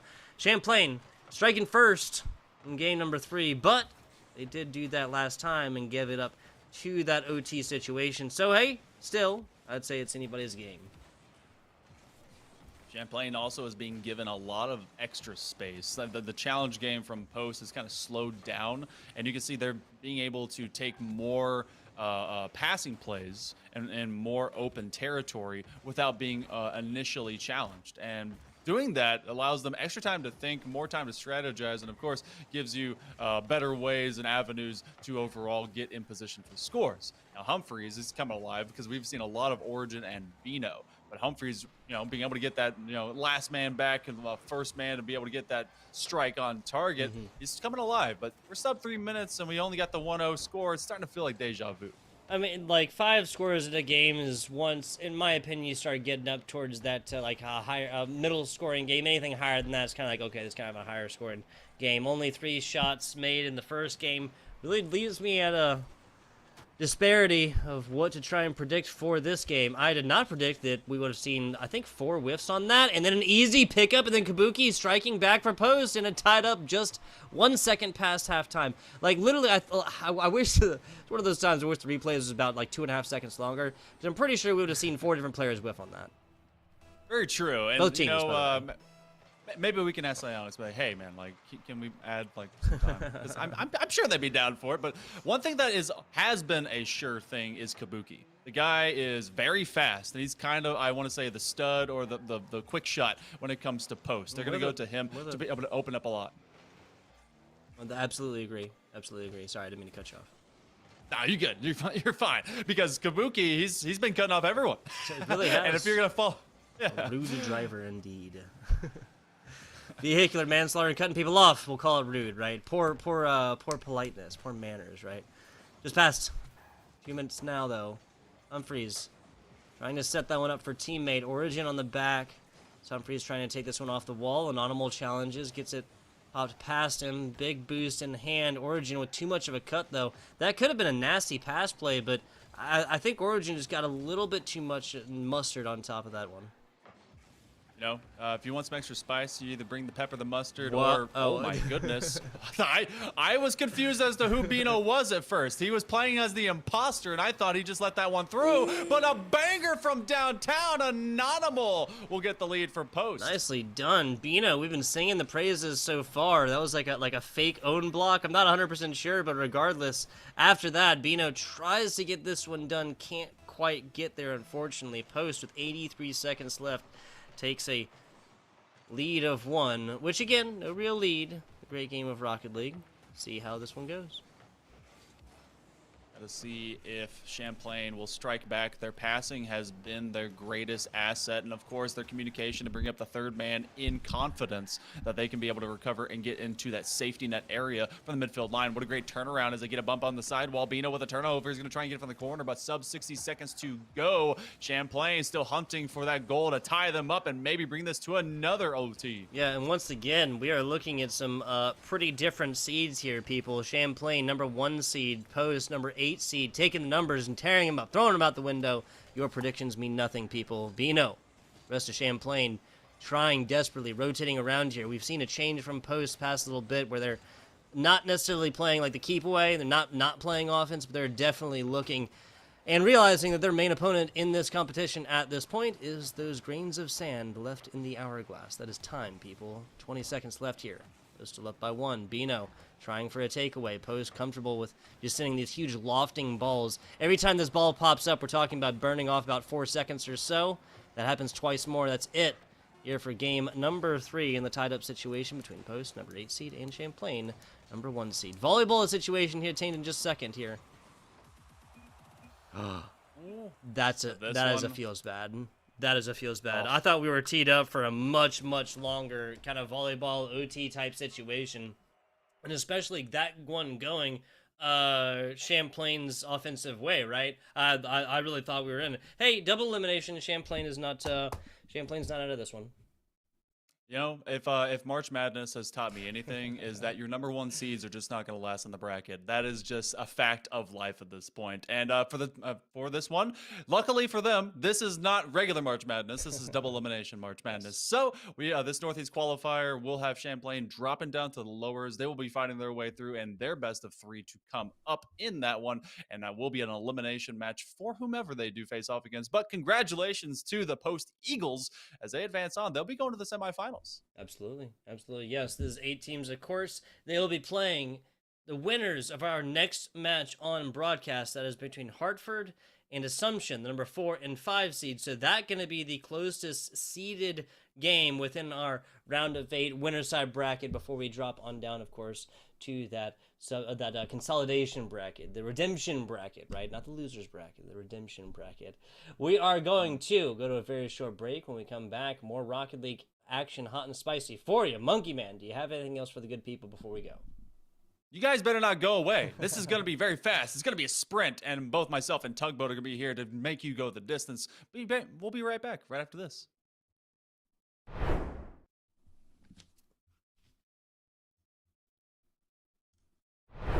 Bringing it to him. Post currently has been able to accept, reflect, and deflect any of that kind of pressure. They put a shot on target, and it'll be Kabuki. Finds their way through. Nicely done. Nicely done. This one starts out not early, not late. Kabuki, slow and where it needs to go. We'll call it low as well, as Kabuki puts up the 3rd shot, 2nd goal in. This one the quickest goal on broadcast here today. Not necessarily the fastest speed-wise, but the chronological resource prepared to go the distance. So we get to see if this one will be on target. It will roll through, and that's the first score for Champlain. Yeah, so after spending 5 minutes plus, call it 5 minutes, 19 seconds exactly, I suppose, this Champlain just coming way, way too fast at this. Yes, the idea was demos, but now Anonymal, nicely done. I talk so frequently about demos being unnecessary, but this one just netted them everything in a bag of chips. Bino, it is match point, and they can take advantage of this, and it's just going to go through from open space.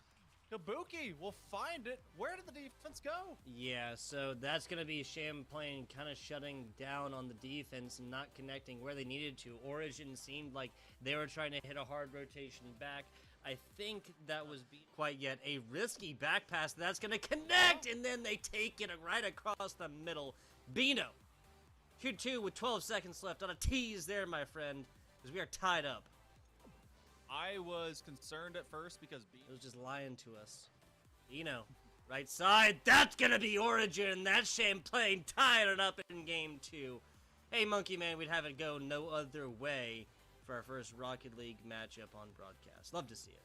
Pass into Champlain, and trying to be able to get this from the corner. That's a great pass back, and that's going to be a bowling shot by Humphreys. There you go. I have to say, this is still a great look from Bino, simply realizing that teammate has this. That's a really bad angle. I did not predict that we would have seen, I think, 4 whiffs on that, and then an easy pickup, and then Kabuki striking back for post, and it tied up just 1 second past halftime. Like, literally, I wish it's one of those times I wish the replay was about like 2.5 seconds longer. But I'm pretty sure it was at first. He was playing as the imposter, and I thought he just let that one through. But a banger from downtown. Anonymal will get the lead for post. Nicely done, Bino. We've been singing the praises so far. That was like a fake own block. I'm not 100% sure, but 3 in the tied up situation between post number 8 seed and Champlain number 1 seed. Volleyball situation here attained in just a second here.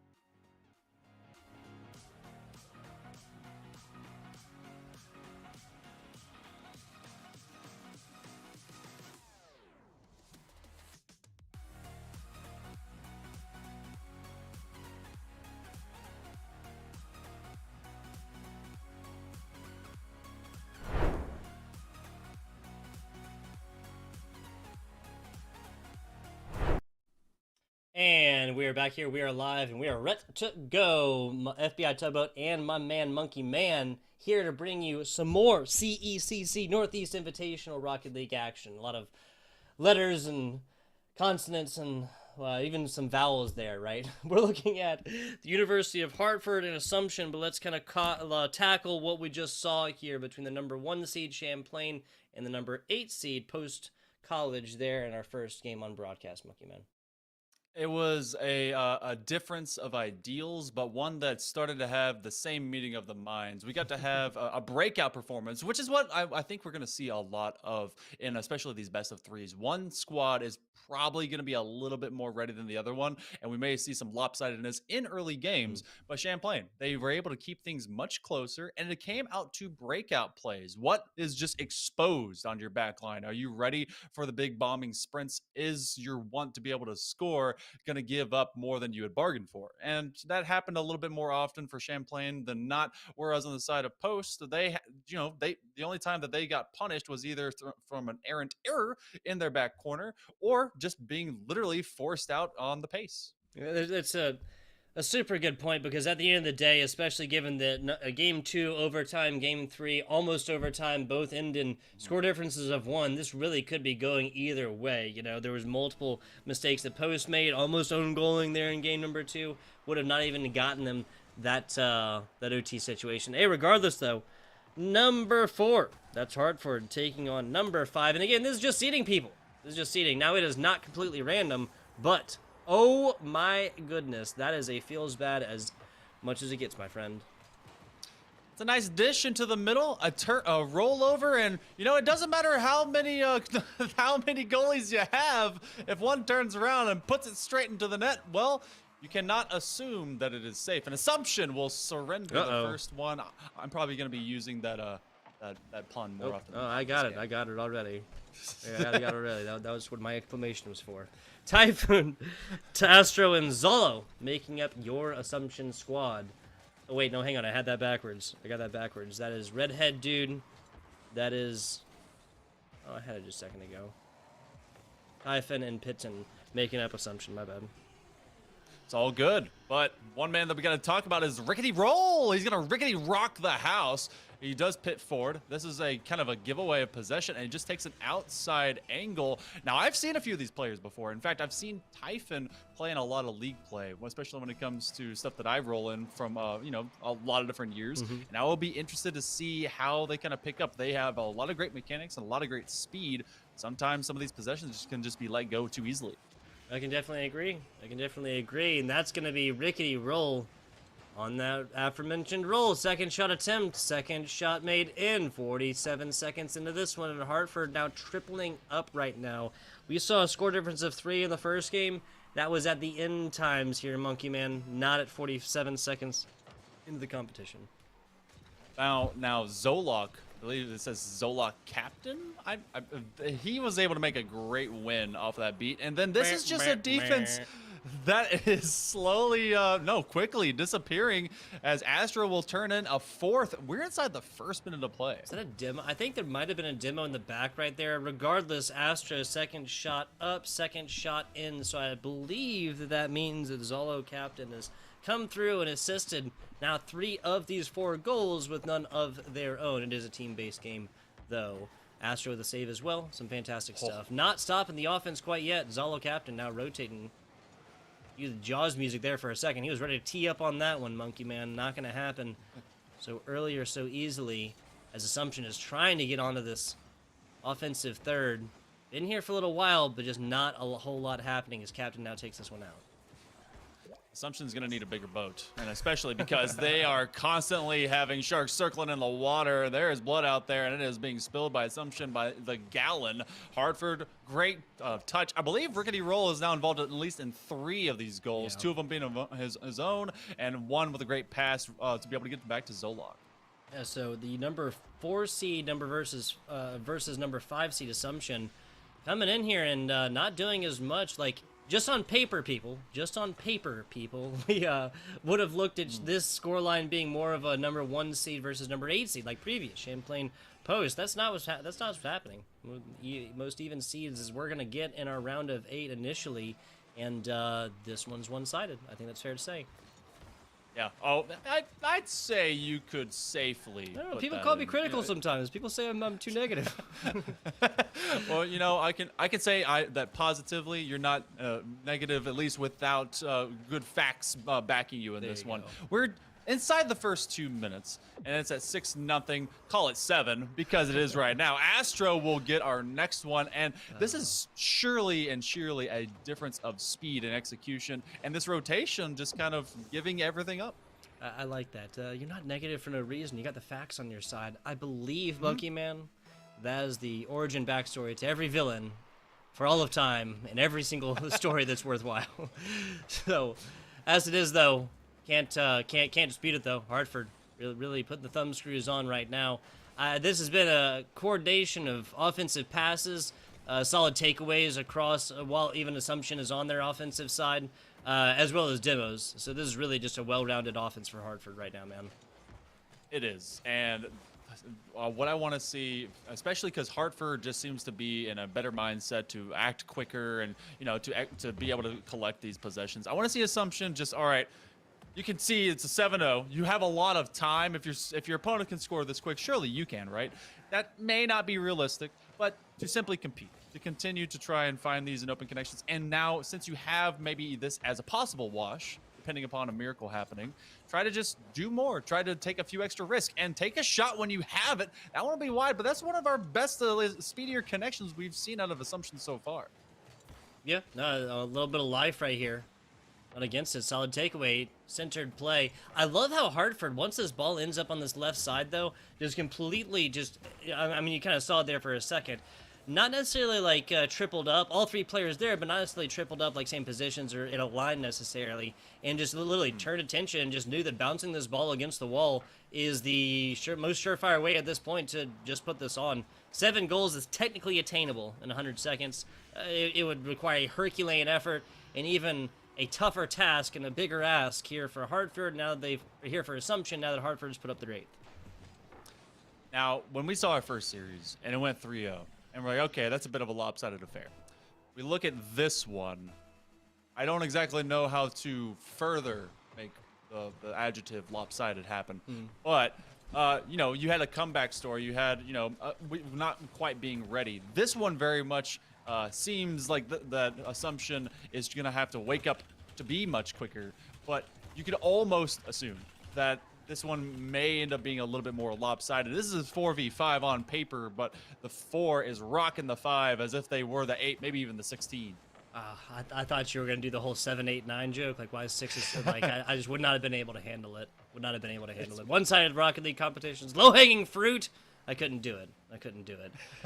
I mean, well, that we have for later in the bracket. 6 and 7 may play each other. You know, that could be a thing. And then there'll be a whole pun based on the 8th seed. I'm not sure if I can take it. I'm sure the post could, because of course they did do a little bit of work against that first seed in game number 1. But yes, this game 1 from this BO3 done and dusted. Ain't gonna happen. Calling it now. Average of 5 seconds per goal just for Assumption. Not gonna happen. As it is, I've said it before, I'll say it again. The most important part of this game is the conversations that Assumption is going to be having between themselves, coaching staff, and more in about 35 seconds. You know, for about 30 seconds, right? For that break in between game. Whatever those communications yield will determine whether or not game 2 will be also a very one-sided affair, or if Assumption will come back, tie it up, even by a single goal, and look at a game 3 situation. Too many times, I think, and this is, you know, maybe a coaching moment or a coaching bit of characteristic they can bring to it. Too many times whenever Assumption is trying to come out of their own corner, they're losing the possession almost immediately, and because of the forward lean of Hartford, they're able to kind of capture it and punish in a moment's notice, which is, you know, unfortunate, but it happens. And you have to be ready for a team that is going to execute much quicker on your own back half than you are. We see a 10th? No, not quite. But we see 9 very much so throughout the entire 5 minutes of play. Maybe 1 in 0 second time. Do they want to go for that massive 10? They are playing for this roll 1. It's actually chipped up, but it will be Assumption that says no. Hartford takes it 9-0 in game number 1. Man, oh man. Yeah, the school out of Connecticut, right? Hartford, Connecticut. Yes, West Hartford, Connecticut. That is the Hawks. Yes, Howie the Hawk. Flying high indeed here, Monkey Man. Game 1, 9-0.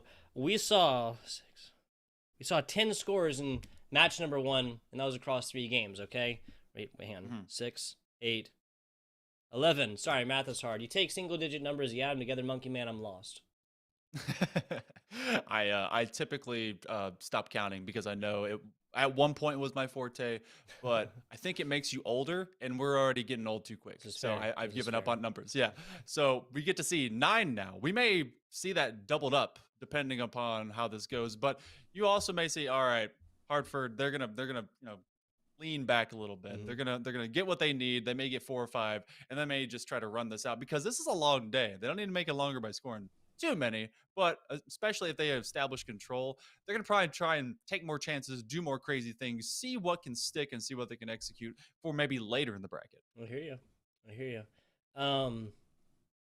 Looking at, once again, the most important part of this and the opportunities for Assumption to come back are the discussions based on as of right now. You kind of broached the topic a little bit as well. I think that Hartford really got away with cheating up on these balls like a whole lot, just simply taking more space than they should have been allotted. You know what I'm saying? They're taking a few extra steps off of first and never really tried on it, never really contested from the pitcher, right? I think that's something that Assumption can pay attention to here, whether that's demos, whether that's takeaways. If Hartford tries that, and definitely early as well, something you can turn attention to from Assumption and turn it into points. And one thing that if they can just get it cool, calmed, and composed, or, well, poised, will be defensive rotation. And this is another great challenge. You were talking about Hartford not getting punished for having that forward step. The third man already goes up. He beats out 2, and Astro will get the first. I think Astro got the first one in game 1 as well. Yeah, I believe that was Astro first, then Rickety Roll, Zolo bringing it up in the end. But, you score 9 times across a game. I think at that point it's almost hard if everybody doesn't get at least 1, right? It's difficult to achieve that unless you're really, really trying. True. And so I guess there something you that. go. Let's go. Okay, Typhon. I've been waiting on Typhon to be able to stand up to this, and this was actually a great put up, a nice setup. And Typhon decided, you know what? We gotta send the house and. This is a much better situation inside the first minute of play. We got it tied 1-1. That's the kind of connections I've been waiting on for him to do. Exactly. And that was just simply the result, passes into points, man. We say it all the time. Assumption now, goose egg game 1. That is not the situation they find themselves in. Game number 2. Pit Cop tries, challenges this one, gets it passed, and actually going to be having position on this on the second tie. Coming up, solid block. Astro can't quite get a good angle on it, but Zolo Captain is still trying over on the side. That's a little bit too high, and nobody on the follow-up. Now Assumption trying to bring this one out, but again, dude, Rickety Roll rotations, man. The Rickety Roll rotations. Everybody on Hartford really popping off when it comes to being where they need to in those specific times. Rickety Roll is so fast. He's, I think, probably one of the most quick-witted when it comes to his overall just finding the ball, finding the possession, and finding a chance. But a great save by Pit Cop, and Typhon will climb the ladder. It's going to be Rickety Roll that bounces it, but it goes too high. The crossbar under fire. So says all of Assumption's roster.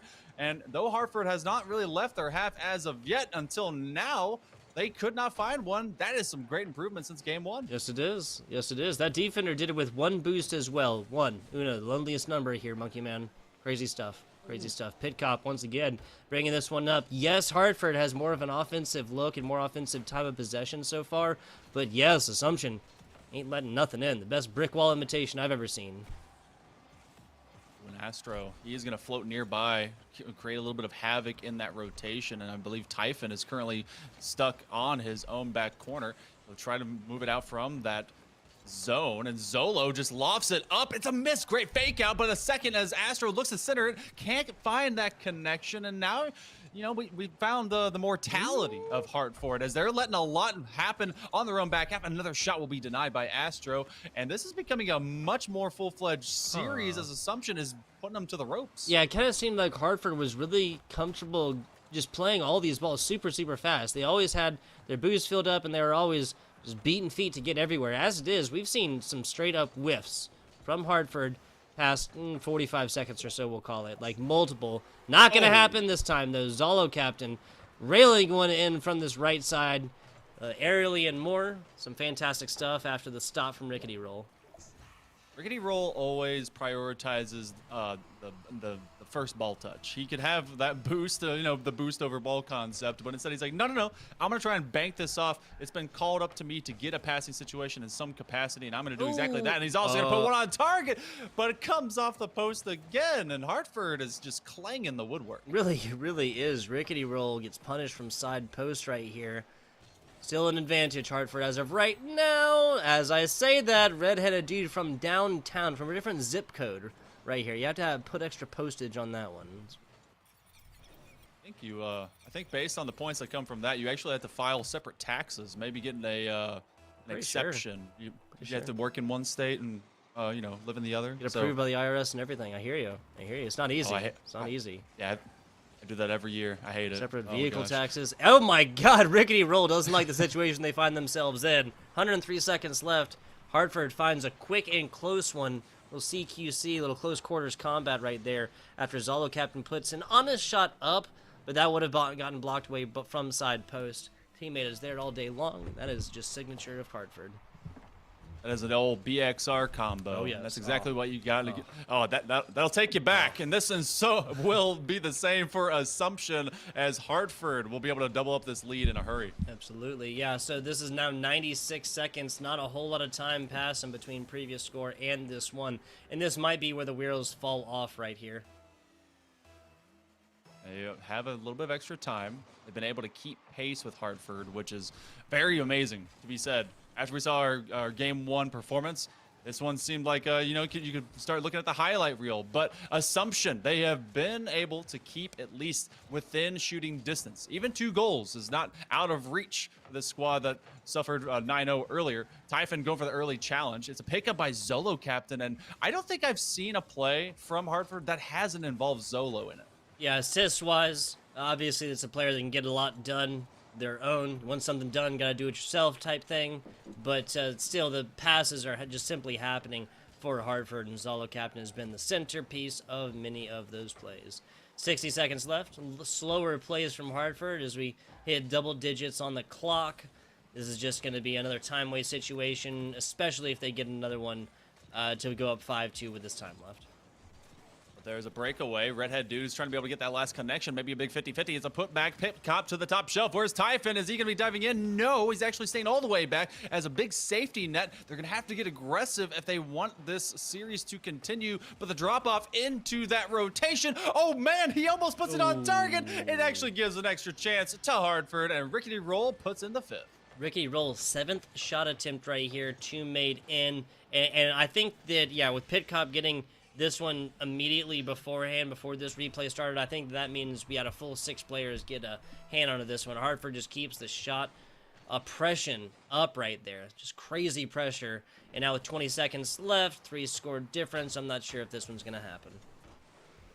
Be very interesting if it could, and, the could, maybe it will not be a would or should, as this one has not hit any wood like it was before. Hartford is able to sure up their accuracy, get within the woodwork, and at 6-2, this one can go from pencil to pen in the statisticians' books, and I think we're ready to go to the semifinals with Hartford at the helm. Absolutely, yeah, might be 7-2, might be 6-3, result gonna be the same, and this is gonna be Hartford into this best of 3.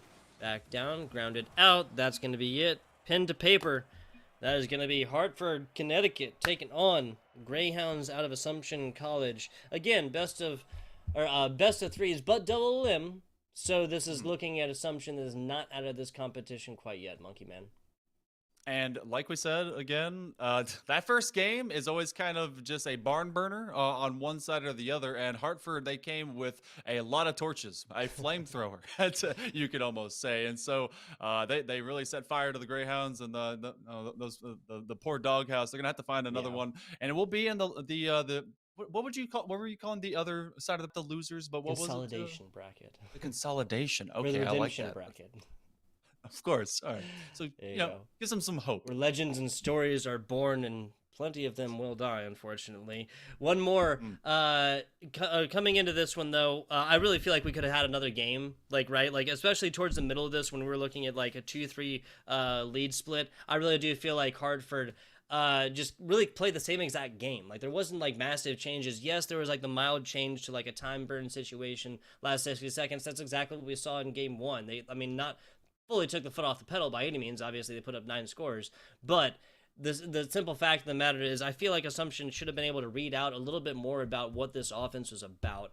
Kind of read that out a little bit more, get some demos in there. That's something we didn't really see too much of here. And after a certain point, my opinion, you got to start throwing a lot against the wall and just see what sticks, because the simple fact of the matter is the Hartford offense did not, the Assumption offense did not get exactly what they needed to across game 2. Got some, but not what they needed to, and nothing there in game 1. With that, though, short break, other games coming up. Monkey Man, anything else? I will be very surprised and pleased to see what will happen in that semifinal later on between Post and Hartford. But we have a lot of matches before we get there, Tugboat. We got at least a couple more here in the quarterfinals. Absolutely. Short break. Back with you guys in a bit. Don't tune away here from the CECC Northeast Invitational.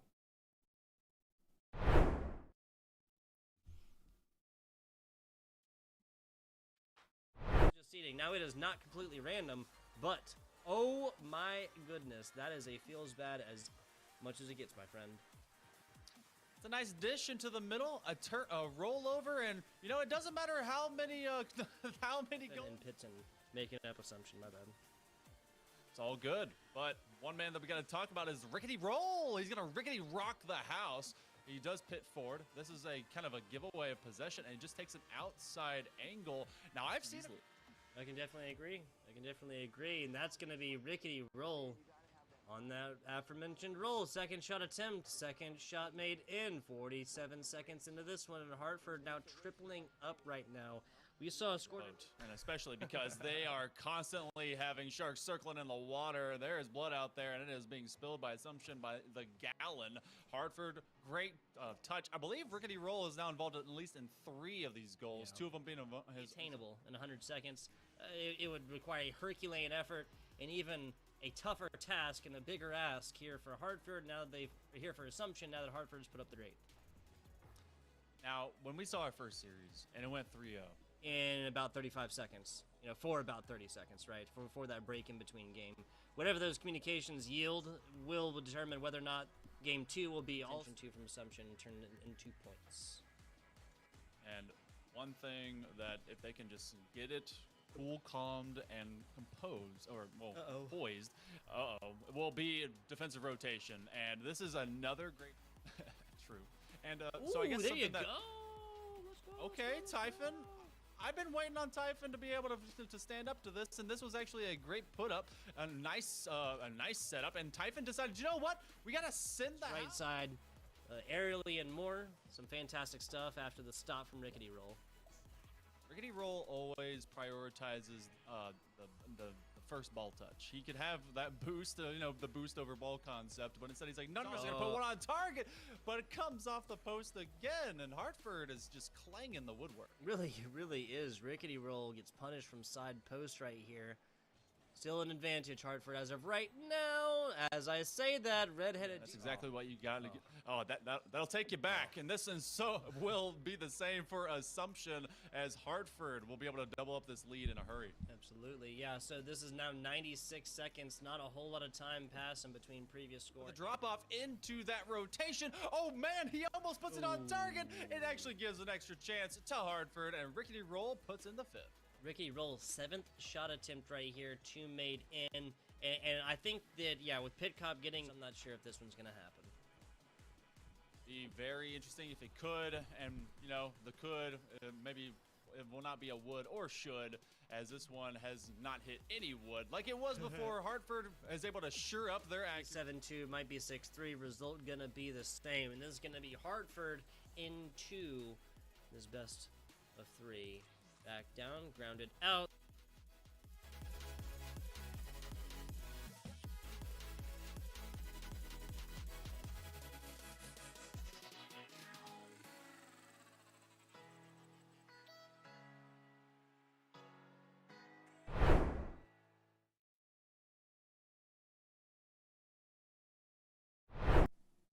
Hello and welcome back. A short break. It was indeed. We keep our promises here. Honesty is #1 policy here at the CECC Northeast Invitational. We just saw Champlain College and Post do battle in match 1. That was a barn burner that went down to that game 3 within our best of 3. Is a little bit of a different look between Hartford and Assumption. We got the New York Institute of Technology taking on Pace.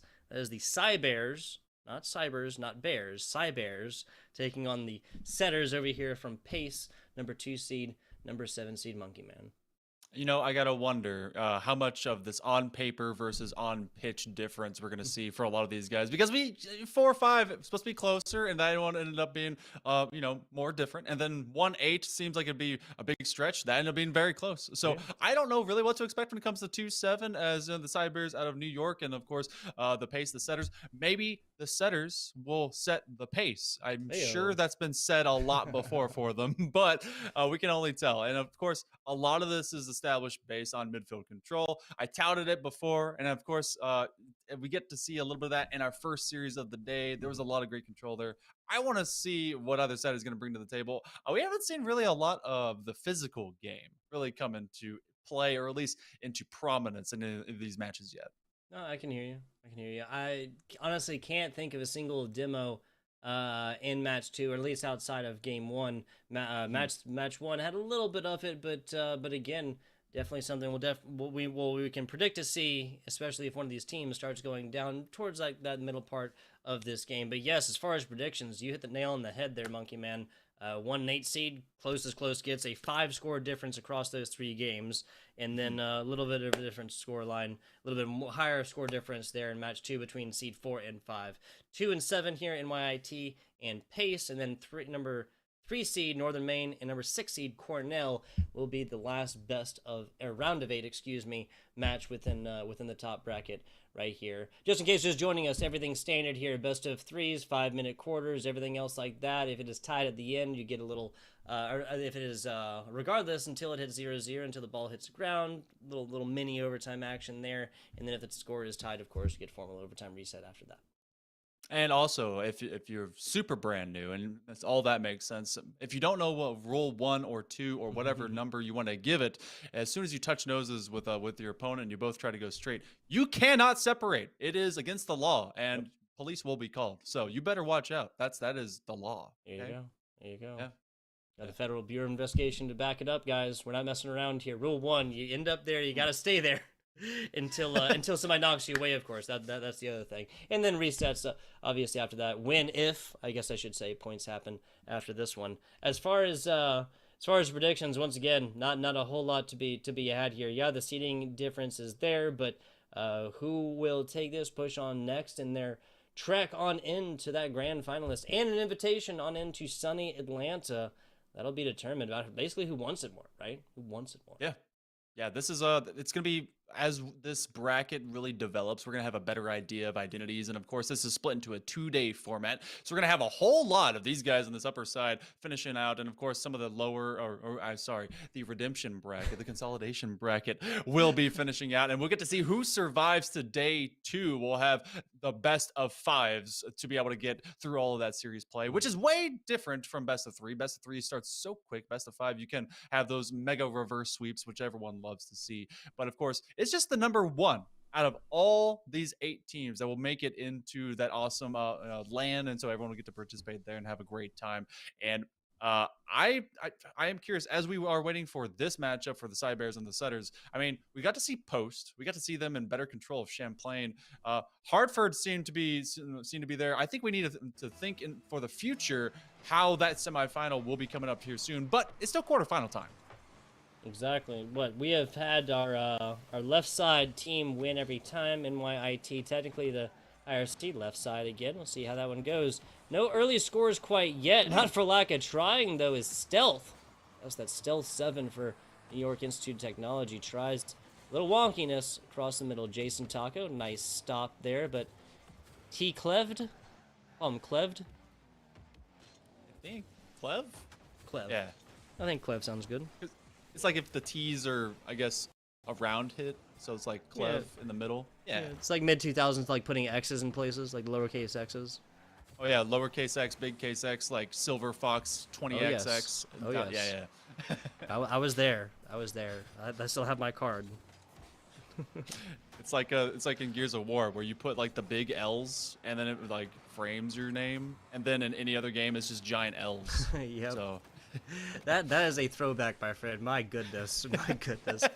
A fantastic real. esport indeed, Gears of War is, but Rocket League action. No scores quite yet. We've seen some decently fast scores, like 7 seconds, 12 seconds, things like this, and we've seen one that happens about minute 5, but minute 15, minute 17 now, going to be our longest score on board, if it even happens soon. Shot across the bottom, and that's one across the bow from Clev, as Pace going to be striking first on this one.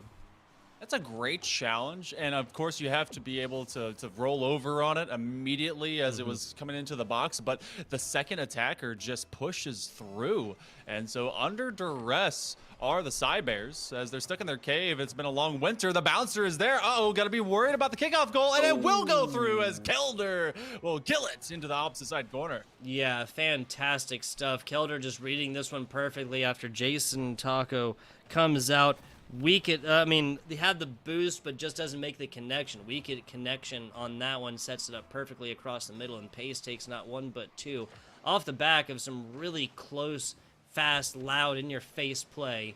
Right up over there, Reborn Slays putting this one across the side. Good rebound back out from this NYIT squad. Not really allowing this one to chill too long next to this source of danger.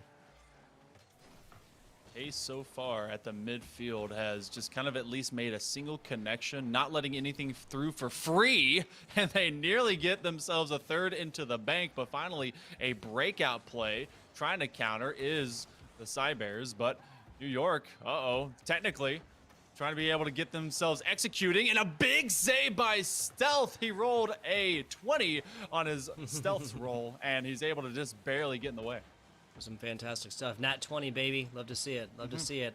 Shot across the bow. Clev setting this one up, taking it across the middle. Going to be glad that nobody was able to connect and meet him there, at least offensively. Stealth meeting defender, sending it back on over just past halftime now. Jason Taco coming up for it, gets a look at it, but that's it. Maybe a smell of it even, but that's it. A front row seat to Clev. Oh, no. Well, that was about as open net as we get so far in this competition. I know that he was needing a little bit more either directly behind the ball or outside angle, but that does feel bad. But Kelder gets it back. Hey, the man brought his protractor, found an angle, and just says, you know what? I'll get it for you, Clev. Yeah, geometry is never my strong suit. Kelder doesn't seem to have that problem. Perfect shot right here. 63 miles an hour as well. Pretty fast. That's going to be like 108 kilometers per hour, I think. 110 maybe. Not 100% sure. Regardless. About 2 minutes left onto this one. A 3-0 lead. Kelder almost puts up the fourth right there. Open net situation. There's the demos that we wanted. Up to it. Dancing now. That's going to be Stealth that likes the Mamba. This is maybe a dance that they weren't ready to they maybe weren't dressed for. I know that if you do the tango, that you have to wear some cool, more frillier stuff. And then if you do the Mamba, cool. I think so, right? You have to, like, it's always like a, no, wait, maybe that's a salsa. I don't know. Yeah, I think it's a salsa. Okay, yeah, I don't traditional dance. Garb. Yeah, not 100% sure. Not much of a dancer myself. Cut and rug, though. That's Kelder. 6th shot attempt, 3rd shot in. Doing everything in a bag of chips for Pace's offense right now. But hey, we're just on pace to... Oh, my goodness. We're on track, okay, excuse me, to make the same situation happen in this 3rd match on stream. Champlain was the team that put up the goose egg in game number 1. Assumption put up goose egg in game number 1 in their matchup. Now, this is NYT staring in the barrel. Similar situation. 80 seconds away from it, in fact. Not for lack of trying. Not for lack of trying by any means. But, yes, that is now the 5th for Pace as Reborn slays. I'm going to say that's Reborn slays. I kind of used right there instead of the L. Classic stuff. We're gaming out here, man. We are gaming. It's got to be. And it's also on Syned, so you know he did that on purpose. Yes. So, it's, yeah. But it's interesting that the wider the margin is when it comes to the seeding, that the greater the opening game is in difference and also an advantage to the lower seed. So it doesn't always tell the same of what it's supposed to maybe be in by the end of the series, and I fully expect NYIT to come back into this in game number 2. This one seems to be well in hand for the setters, and I'm kind of sad you didn't use that other, because you said to set the pace, but you know, if we're on track, you could have done that for the Greyhounds, but hindsight 2020. You're right, I know, actually. yes. Yeah, you're right. Yeah, you're right. Oh well. It's all good. Oh well. We'll get better puns up here for both Pace and NYIT coming in for the rest of this game. Gotta say, it will be a fast game too if NYIT does not connect. The fact of the matter here, Monkey Man, is that just from play, I can see that NYIT knows what to do. This is just cleaning up of the edges situation. There's been multiple kind of mishaps here. A triple up defense right now. This is a perfect situation. This is a problem that can be cured by simple communications. If Rebound Slays doesn't get here, I was gonna say, if Rebound Slays doesn't get this, then that won't really have been the punishment of the mistake that NYIT just committed. I think this was technically an own goal. Yeah, technically an own goal from Stealth, but you still play these balls regardless because that's a true angle. So, you know, technically an own goal, but it was going in regardless, so it doesn't matter. You still play these all day. NYIT, I think this has been the best team that we've seen so far get put out in the 3-0 fashion, right? They have done everything they need to, is just connecting right here, and multiple times. I think the nerves might be getting to them here in this first game against Pace. It's interesting. I thought they were gonna I thought they were going to immediately mess with the thing I would say, but it's interesting that our first game of every series we've seen so far be a shutout, regardless of who it's been and who it's been against. Pace, they're gonna set the pace right now as they go 7-0 in game number 1, and kind of like what you're saying, it seems like they can't execute. We've seen some great passes. We've seen some counterplay moving downfield, but they just were caught in the midst of chaos. Like, how much of that was just confusion and them kind of leaping on top of each other, and Pace just knowing how to come out on the more advantageous side of confusion? Yeah, and within the chaos and whatnot, at least towards the middle of this game, there's a perfect way to put it, just chaos, just straight up mayhem and disorder across the middle part of this game. Coming out, this was, I mean, what, a minute 17 or something like that before first score, and then the second one gets racked in immediately after that. I'm not sure if it's nerves, not sure if it's not being warm, not sure if it's the breakdown of comms, not sure if, you know, maybe even little flack back and forth from these players. Whatever it is, I know that New York Institute of Technology can come back and at least make Game 2 a lot more competitive, but hopefully, I really want to see another comeback, another Game 3 type situation right here. NYT has shown that they can do it. It's just about putting pedal to the metal. It's just about, like, really, you know, putting the skills to the test on this one and coming out on top. And communication, the best news right now for NYIT is that the communication is the biggest problem right here. And there's also the easiest thing to fix as long as you have 3 players that are willing to do it. I fully expect NYIT to balance out this overall competitive atmosphere because, you know what, when you get to about 4, maybe even 5 goals to nothing, you're like, all right, it's all right. We're gonna see what we can get, and otherwise GG go next. Let's move on. It's a elongated garbage time. We see that sometimes in short terms. Well, sometimes it can be longer if you know that it's done, and you start trying to see what you can get. But if your rotation is suffering, you're like, all right, everyone, let's just reset. Let's calm down. Let's move on to the next game, and that's what we're doing right now. Game number 2. The Psy Bears down 0-1. They want to be able to get back into that Game 3 atmosphere if they can. But Pace, again, already on offense. Yeah, the setters bit hard, bit well in the first game there. 7-0 for them. Looking to strike back here is NYIT. The simple fact that they have kept this scoreless thus far and now getting on the offense is a fantastic look. They just simply have to coordinate on this. Yeah, so, oh man, this is the same kind of thing, dude. Look, we had an offender come up, put up a ball, and then both of his teammates on either side of this defensive half right here. It just tells me they're too scared to get scored against and not too aggressive in the offensive half. But fearless. Oh my God. What a pinch. What a putback by Clev. Is able to find this one straight off the backboard. It came off of a booming pinch between 2. He's like, all right, that's set up between the goalposts, and I'll finish that off. It's one of those situations. If I'm Clev, I just almost want to like look up the Rocket League rules. Like, a ball can't demo me, right? No matter how fast it's going, a ball can't demo me, right? Right, people? Okay? Because that was just looking dangerous, right?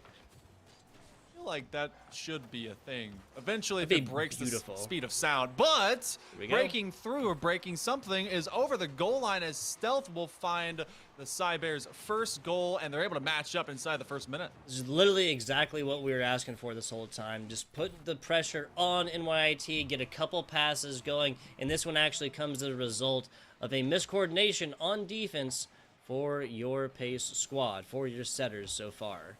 See how this, if it continues, would love to see it on the next. Regardless, though, we're not going to have a double goose egg situation in game 2. That's again another mental kind of bit of resilience that helps you just survive. You can get one, you know you can get multiple, and that actually will be an off-pace double commit as the setters are able to keep this one in the back half. Oh my goodness, Kelder is a workhorse, trying to be that same kind of connection point. That's on the top 90, and it takes a big defensive effort by Stealth to make sure it doesn't go through. Nicely done. Nicely done. The shot connecting there, but NYIT immediately snap to on the defense and get this one taken care of. Back on over to it. We have not, well, we called it earlier. I've not seen many demos in here. I think we've seen 2 so far. Basically none.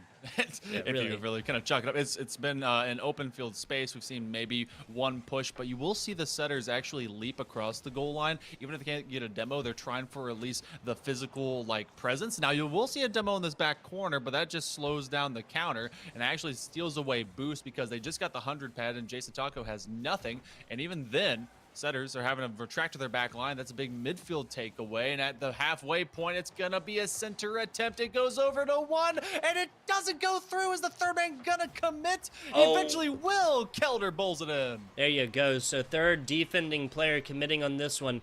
First one bites up at it on his attempt. Stealth tries to get on top, but then Dibbles, I think, was assuming that Stealth was going to be able to get a better rebounding hit on this, an angle that sends this far left. Not 100% sure. 7 seconds outside of halftime, and it's going to be Dibbles showing up for NYIT. The last defender there, this time blocking it away. It was Stealth that got absolutely Goomba stomped. And just getting enough of it. Reborn will be able to get this one on target. And this comes out from the outside angle. Just in a great position as Stealth gave it away, and you can't, unless you have a very long shovel. Jason Taco was just a bit too far out of reach to dig that out. Yeah, an extended mid or something like that. Past halftime, pace increases that lead to 2. Once again, NYIT not going to go quietly, not going to put up the second goose egg here in game number 2. They are at match point, though, and they definitely know it. Just trying to play with a little bit more aggression, and I think they could tie this up plus some very easily. Stealth will force the rotation out of Clev, and this is a rare situation for them to find the setters in on their own back half. Heals to the grindstone, but that's a secondary effort as Jason Taco ends up actually redirecting in the other direction. Oh no, good golly, it goes into a passing play to his opponent, but then Dibbles sees if he can turn it right around. That was a great touch, great possession. They still have great defense on the side of Paste, and they will all recover, and they'll stand strong in front of the Cybears. I think it's a bad run. Does get there, slows it down. Doesn't get a huge rebound on this one. No, swooping angle off to either side. And that's going to be still bouncing around in front of NYIT's goal. Able to keep up the pressure. Pace has Clev over. Clev gets under it in a nasty, wonky play. Does get bounced up to Reborn Slays. And now the thumb screw is really put on. That is one of the nails in the coffin here. NYIT has got couple head spaces of air left. They got to know it. 87 seconds left on this. 77 seconds left on this, excuse me. Well, how many nails does a coffin require? Do we have an average? I would think at least 24, right? That's a lot. Okay. I mean, 2 on either side. Or is that a little? We're talking about a live body here, so. Okay, true. They are. It's gonna try and beat its way out. Okay, it's not just. It could be a zombie, but this could be the living dead that are the Cybears. They have a little bit of life left in them, but they're trying to be a little bit faster. Maybe some World War Z style zombies as they're all running in. They're on top of each other, and this is an attempt, and it'll be a big save from the backboard. Does Jason Taco go forward again as this goes to the perimeter? You talked about it earlier, about 4 seconds on average for these to be lofted into the sky, and that is burning time off the clock. Yes, it is. Not a whole lot to be had there towards the end as well. A solid look for NYIT, but that is done and dusted. Putting this across the middle, very dangerous, but Kelder got demoed a couple seconds earlier and is not there to get something done. Fast, shrieking plays here for NYIT, but now with this getting out and away from Dibbles, I think that's just going to be too much time wasted. Doesn't land on this one. Oh. Lands on the second. Oh, no. Yeah, Jason Taco takes this. 12 seconds left. The dream is dwindling, but still alive. That is not gonna happen. 4-1, might be 4-2, might be 5-1, doesn't matter. Pace is gonna be taking it into near best of threes. They were able to go fast. They were going quick. They set the pace, set the tone, and set themselves up for a 2-0 victory to get themselves into the semifinals for this bracket. And again, I mean, a little bit different and diverse have been our outcomes based on seeding. But again, that is simply paper, and the pitch will tell the tale. And this was a lot better control. Cybears, they're going to have to come out of hibernation after a little bit of extra cooling off from this game. But it was the setters that just came with a game plan to challenge early and often. Yeah, early and often, that really was the name of the game. There's so much offensive pressure there. Obviously, going up, and the what I think scores like 5, 6, and 7, and game number 1 came towards the end of this one. So up until that point, there's still options, there's still hope and whatnot. Unfortunately, NYIT just wasn't able to get a whole lot done in that game 1. There was that goose egg situation, not happening in game 2 though. So that's something NYIT, the New York Institute of Technology, can take with them on into that consolidation, the redemption bracket. We'll be going to a short break when we get in the next match. That is Northern Maine taking on Cornell in another relatively closely seeded matchup. That's number 3 seed Northern Maine taking on number 6 seed Cornell. Monkey Man, do we have anything else for the good people before we go to a very short break?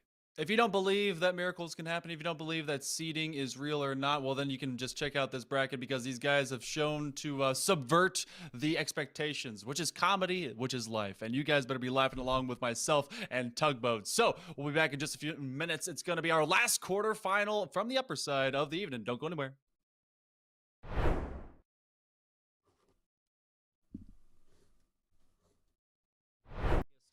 Score on board, if it even happens soon. Shot across the bottom, and that's one across the bow from Clev as Pace gonna be striking first on this one. That's a great challenge, and of course you have to be able to. It's been a long winter. The bouncer is there. Uh-oh, gotta be worried about the kickoff goal, and it will go through as Kelder will kill it into the opposite side corner. Yeah, fantastic stuff. Kelder just reading this one perfectly after Jason Taco comes out. Or either directly behind the ball or outside angle, but that does feel bad. But okay. Kelder gets it back. Hey, the man brought his protractor, found an angle, and just says, you know what? I'll get it for you, Clev. Geometry is never my strong suit. Kelder doesn't seem to have that problem. Okay, yeah, I don't traditional dance. garb. Yeah, Not 100% sure. Not much of a dancer myself. Cut and rug, though. That's Kelder. 6th shot attempt, 3rd shot in. Doing everything in a bag of chips for Pace's offense right now. Not for lack of trying by any means. But yes, that is now the 5th for Pace as Reborn slays. I'm going to say that's Reborn slays. I kind of used right there instead of the L. Classic stuff. We're gaming out here, man. We are gaming. Right, you could have done that for the Greyhounds, but hindsight 2020. You're I right, know, actually. yes. Yeah, you're right. Yeah, you're right. Oh well. It's all good. Oh well. We'll get better puns up here for both Pace and NYIT coming in for the rest of this game. Guarded by Simple Communications. If Rebound Slays doesn't get here, I was gonna say, if Rebound Slays doesn't get this, then that won't really have been the punishment of the mistake that NYIT just committed. I think this was technically an own goal. Yeah, technically an own goal from. Oh my God! What a pinch! What a putback by Clev, is able to find this one straight off the backboard. It came off of a booming pinch between two. He's like, all right, that's set up between the goalposts, and I'll finish that off. Eventually, if it breaks the speed of sound, but breaking through or breaking something is over the goal line, as Stealth will find the Cybears' first goal, and they're able to match up inside the first minute. This is literally exactly what we were asking for this whole time. Just one, and it doesn't go through. Is the third man gonna commit? He eventually will. Kelder bowls it in. There you go. So 3rd defending player committing on this one. First one bites up at it. On his attempt, Stealth tries to get on top, but then dibbles. It was Stealth that got absolutely Goomba stomped. Oh, and Wait. just getting enough of it. Wait, Reborn will be able to get this one on target. And this comes out from the outside angle. Just in a great position as Stealth gave it away. As Clev over, Clev gets under it in a nasty, wonky play. Does get bounced up to Reborn, slays. And now the thumbscrew is really put on. That is one of the nails in the coffin here. NYIT has got a couple head spaces that happen. 4-1, might be 4-2, might be 5-1, doesn't matter. Pace, going to be taking it into your best of threes.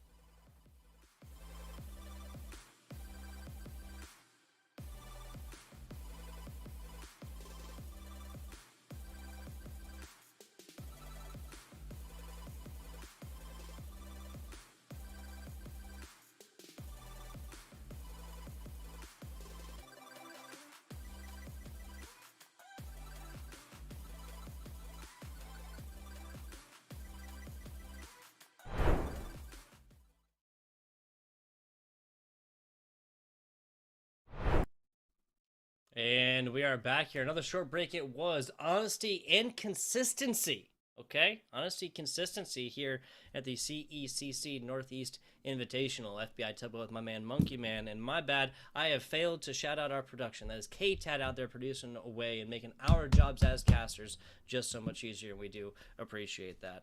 Monkey Man, do the good people a favor and run through what we have seen today and what we are about to see next on stream.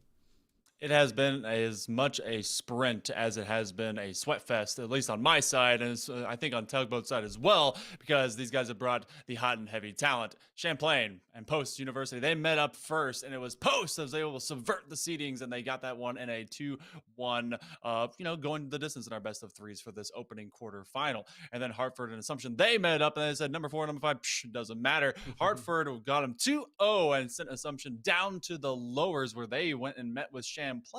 And while we were going and having that this quarterfinal just before, it was actually Champlain that had 2-0. And then NYIT against Pace, they were able to not set the pace, as Pace, the setters, took that into 2 over the Side Bears. We go into our fourth match in a hurry, very quickly. Northern Maine and Cornell, and it's Cornell on the board like, whoa. Yeah, that's hands down fastest score on broadcast so far. That is the Rams for Cornell College, purple and white over here, getting it done versus the Northern Maine. That is Falcons. Wow, so we have had Eagles, we've had Hawks, and we've had Falcons already. It is a zoo. It is. I think we're living on a mountain. Verifiable zoo. Verifiable zoo. The most interesting thing I would say is that we have not repeated any of these mascots so far. We've got Side Bears, so a bear. We've got dogs or setter. Oh, well, I guess greyhounds and setters are pretty similar, right? Kind of, but they both are like pointy canines. They both dog. They both They dog. both. They both dog. They both doge. Yeah. I guess you could say that about the Hawks, Eagles, and the Falcons as well. They're all true. I don't know. Birds of prey. I don't know. They are. It's a lot. It's a lot of like mountainous-ish animals, which makes sense. We're in the Northeast. These guys all from this region. They're all trying to be able to make it to Atlanta, to the big show, to the big stage if they can. Classic. So got to bring the best animal. Those in the Northeast trying to make it to the Southeast. Tell me if you heard this story before. I'm just kidding. Coming in from I just moved to Vegas from South Carolina, so I can't really say too much 'cause I don't even live down there anymore. Shot across the bottom. This ball has lived down there, speaking of, for quite a while. Fezif for the side of Cornell, the Rams here. Now it's not Hosh picking this one up. We call him Hosh, but it is quite evidently not Hosh, so. I wonder who is Hosh then. If they're not Hosh, I don't know. Must be a terrible person to make it worth your gamer tag to clarify that's not you, right? unless Hosh is like a state of mind, maybe, Okay. It's an ideal, it's a philosophy. The Hoshness. They don't want it, which would be so cool. I think I'd want to be the Hoshness. There you go. That sounds really cool. Yeah, right. It does. Real. You get to wear the puka shell necklace. You get to have the upside down visor, the popped polo collar. That sounds like the Hoshness. Brother, sign me up. Sounds awesome. Sounds like a Saturday, and that is today. Wilder down bottom. A little bit of play down here. We saw some demos getting involved earlier, and Wilder picks that one up. But I think that did kind of keep them from having the solid sightlines on it. Not 100% sure. 100% sure. This is not Owl, that's Owl's bro. Owl's brother. Shots over, trying something. It's going to be Fezif that gets the ball from there. Little win action on the 50-50 once again. Now not Hosh. Down bottom, shot there. A little bounce in action from Flux. And that'll be the second for Flux. It's 2-0 at 2:22. They only could be better if there was another 2 on the board, but so far Northern Maine has been not able to do too much when it comes to the offensive side. They've rotated out, and Cornell rotates right back in as the Rams will ram one forward. And that was a great bouncer. Good placement to put it behind the last defender. Yeah, so once again, dear viewer, in case you're just joining us, Champlain Post, Hartford Assumption, NYIT Pace, the losing team did put up a goose egg in game number 1. If that theme continues, we will see Northern Maine try as they might, but not getting anything done. Looking to break the mold and challenging them so here in Northern Maine. You got 2 minutes to do it. It was a very close game. Nobody's victor in this one quite yet. And nobody wants to get put on match point quickly going into game numero dos. Not Hosh. Go ahead. Oh no, I was just gonna say that topper that Not Hosh is using is actually my buddy. Is his luckiest topper. So it's the good luck hat. So maybe Not Hosh has good luck in his back pocket. Oh man, Not Hosh almost has that one sing true as Owl's bro does flap the wings and get up to this one. Northern Maine not going to be dropping the third quite yet. 90 seconds left. Soon enough, have that classic 60-second situation. You're down by 2. What do? Still 20 seconds before that, though. Oh, and that is a bit of a double commit. I wish they'd staggered that approach because the defense had basically vacated save for 1 on the side of Cornell, and that was one of the best opportunities for Northern Maine to pounce upon. But instead, they now surrender space and time. Flux. Oh, that's about 50% of the way in. He's already had 2. He's looking for his hat trick. Yeah, fantastic stuff, and way to keep the offensive pressure alive. Seriously. Cornell has had some solid shot attempts. All of them been blocked away. Northern Maine, some sweeping plays to get this ball out, but nothing has happened so far. That's not quite on point. A bounce back to the middle. A solid defensive collect here from Northern Maine. Zef is looking for just 1 extra option, and that's mostly just to burn extra time, and it's a bowler! My goodness, Flux! He's scored in the exact same spot twice, and he's shot in the exact same spot a couple times thereafter. I think he only knows how to go to that one little area on the net, but that's the only place that they've needed to put pressure on because Northern Maine otherwise has had to really defend it and send the whole house. Flux in a one-on-one. Does he take the hook shot? A big fake out, and that'll burn enough time off the clock every single game to this margin with 1 extra attempt remaining. Has been a shutout. This one has been the lowest scoring of them all, but it still renders the same result. It has. That is a very, very good point. Dear viewer, in case you are joining us in match number 1, Champlain and Post, the number 1 seed drops drops a 0, drops a goose egg in game number 1, right? Comes through and does take game 2 in overtime situation, but the lower seed comes through and then puts it up and after that one. Some fantastic stuff on that. Now we're going to be looking at Northern Maine, at least starting that same type of situation. I think that the point that you made is the biggest thing to really pay attention here, is really where we need to shift our attention to, right? The fact that this is the lowest scoring goose egg situation, it almost seemed like destined, right? For one team to put up a 0, not get a goal, even for not for lack of trying by any means, multiple shot attempts and whatnot. Not like one team just had complete time of possession, the other one did not.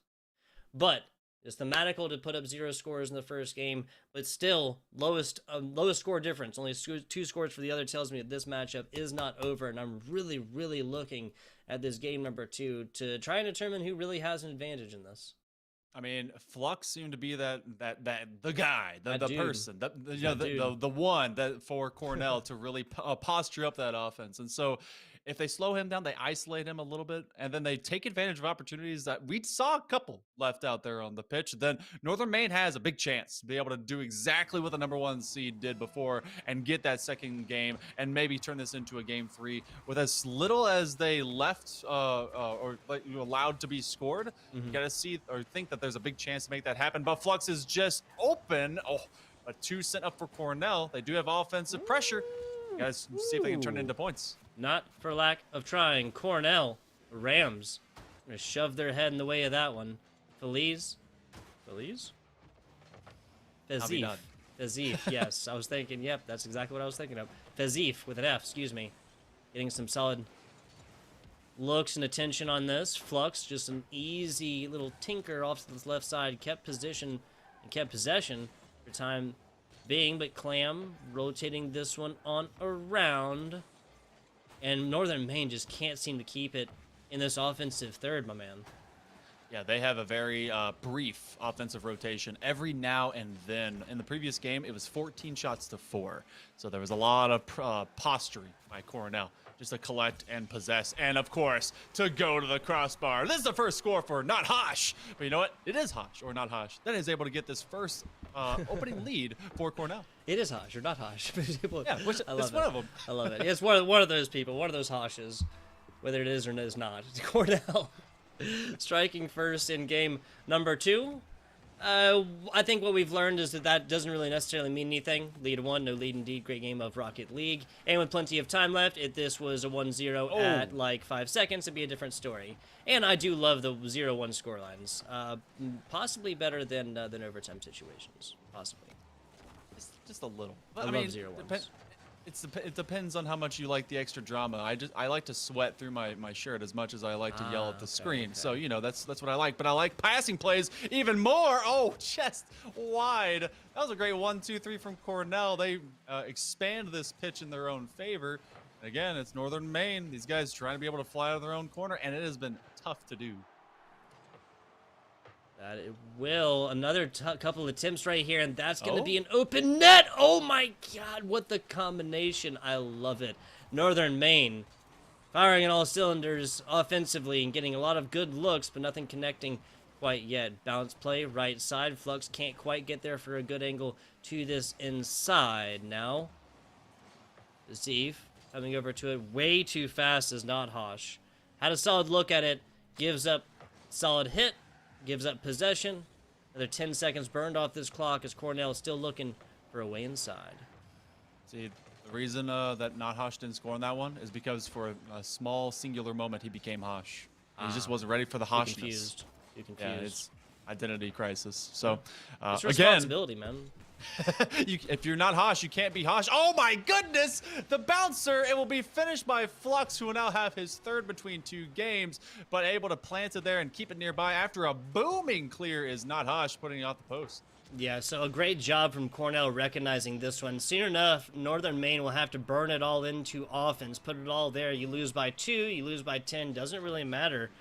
I would be honestly surprised if we end another 0-2 scoreline, and that would be the first time that the losing team puts up a goose egg in game 2. But really, Cornell's defense is just showing up even more so than their offense right now, Monkey Man. They are, and Northern Maine, they've had some great, just clear opportunities to be able to at least advance, get some steps running in a better direction, which is not being stuck on your own goal line. But they've also found a very feisty group of Rams. Is it a group of Rams a herd? Rami. I don't know. I have no idea. Ramesses. There you go. Rams? Just Rams? But not like... That's like the verb, you know? That wouldn't make... Yeah. But like, it's not like, you know, like a march of penguins. Wait, do they call a bunch of penguins a march? I think you're saying that because of the documentary, right? True, yeah. The exact documentary. Yeah, yep. True. Third score here for Cornell. What was I? Oh, yeah. Are you looking up penguins? Yeah, it's just Rams. Yeah, it's just Rams, yeah. That's what I figured. It's not almost too correct, though, you know? So. Yeah, true. Okay. Northern Maine. Show that head. Let's see it. If he gets slapped down, who cares at this point? Put it all into offense eventually. Wild. Bring this out. Not 1, but 2. Gets past. Looking for another. Picks up a little bit of boost on the way there. And back and forth. And Clambake puts it up. But Fiziev says no. Not today. Not in my house, friend. Wow. And it's going to go the other way. It's going to get turned in. Not Hosh is going to get a third. And by the way, I looked it up as well. A group of Rams can be a herd. It can be a flock, which is weird. It can also be a mob. And they have been mobbing all over the Falcons this entire time, and they had to do it to be able to get that defensive stop. And, you know, that backbreaker is the heartbreaker. It could be what is going to ultimately break the resilience of Northern Maine. Mob of Rams. Mob of Rams. I can't help but thinking about big group of Ram going to extort some Union folk or something like this. I'm not sure. 5th score now for Cornell, as that is probably the 24th. I think we said the 24th nail in the coffin. It's at least one away, because you're within what? You got to score one every 9 seconds, and it's been tough to do. Actually, it's been not happening for the past 10 minutes. Yeah, really, no, that's fair. time. That's fair. Yeah. I would really like to see Northern Maine put up at least 2. I'm not even gonna say 1. 1's just that constellation. I want to see 2 right here. Honestly, I would love to see a 5-run tie, but that ain't gonna happen. Northern Maine has spent the last 45 seconds doing what I kind of alluded to, like putting it all into offense, really trying there. There's no reason normally for 2 players to have played ball like that. Normally there would have been a player back. Doesn't matter. This game might have well ended at 3-0 or so, because that's about where scoreline-wise we've changed Northern Maine's offense into a different look. And because of this, we'll be finding ourselves in redemption time down in the quote-unquote other portion of the bracket. So, this is good for all squads that give themselves an extra chance to go did you down. Otherize the other bracket? I did wait, otherize. I said it. Okay? Oh my god, I said it too. Oh my god. Cut the broadcast! Quick! I know we have a delay. 3 seconds left here. Cut the line. Cut the line. There you go. Okay, Taz, over here, hacker. I'm in. All right. Oh man, but That congratulations. is a special time. Time. Cornell, they'll take it though. Between 2 games, 8-0, and they go for the perfect sweep. Yeah. Perfect as it gets. Now, interesting stuff. Not actually the most points score, even with score difference wise, that we have seen across 2 games, right? We just saw that was a score difference of 10 for Pace in the previous, and that was a score difference of 13 Hartford Assumption, given that we had 15 scores on in Assumption for Hartford and Assumption put up 2. So still, even though we get 2 goose eggs, score difference lowest, and I still feel like, especially game 1 between Southern Maine, Cornell, between the Rams and the Falcons, that this was a more even-handed look. But once again, I believe we have lower seed taking this. Yes, the establishment has no idea what they're talking about, man. The lower seeds reigning supreme here in the round of 8, guys. Yeah, you got to. We're here to subvert expectations, and you got to be able to believe in yourself. It doesn't matter what people label you. You got to live for yourself. Free and be thinkers, free. man. Yeah, we're out here setting our own path, and that's what happened with Cornell. Now, when we look at this, you remember what we were talking about? Why is 6 afraid of 7? Because 7, 8, 9. I'm ashamed. And that's what we're going to get to see maybe happen, because That's Cornell really will have to play actually, against Pace. Yeah. And then, of course, on the other side, the only upper seed able to take their position was Hartford. And so they'll be playing against Post. We get to see after a upcoming break what we'll have going to the semifinal between these 2 just before we get there. Which one's going to be the more interesting matchup, do you think?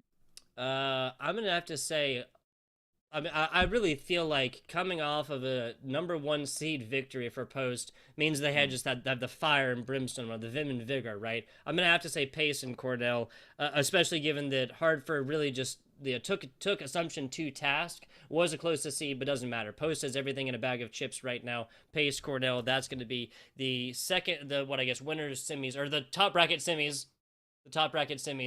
That's going to be looking at a way closer scoreline. Yeah, I think that'll be really cool to see like what kind of breakout offense will move between both these squads. But I want to see, because Post did go the distance, and they traded back and forth. They know how to play a close game, and Hartford took control. So Hartford's gonna be put on that notice of, hey, here's a squad that's ready to go. So it's a tale of different ideals and who can be able to post up quicker. And again, it's all best of 3. So will we have a game 1 that is a goose egg that could soon be seen?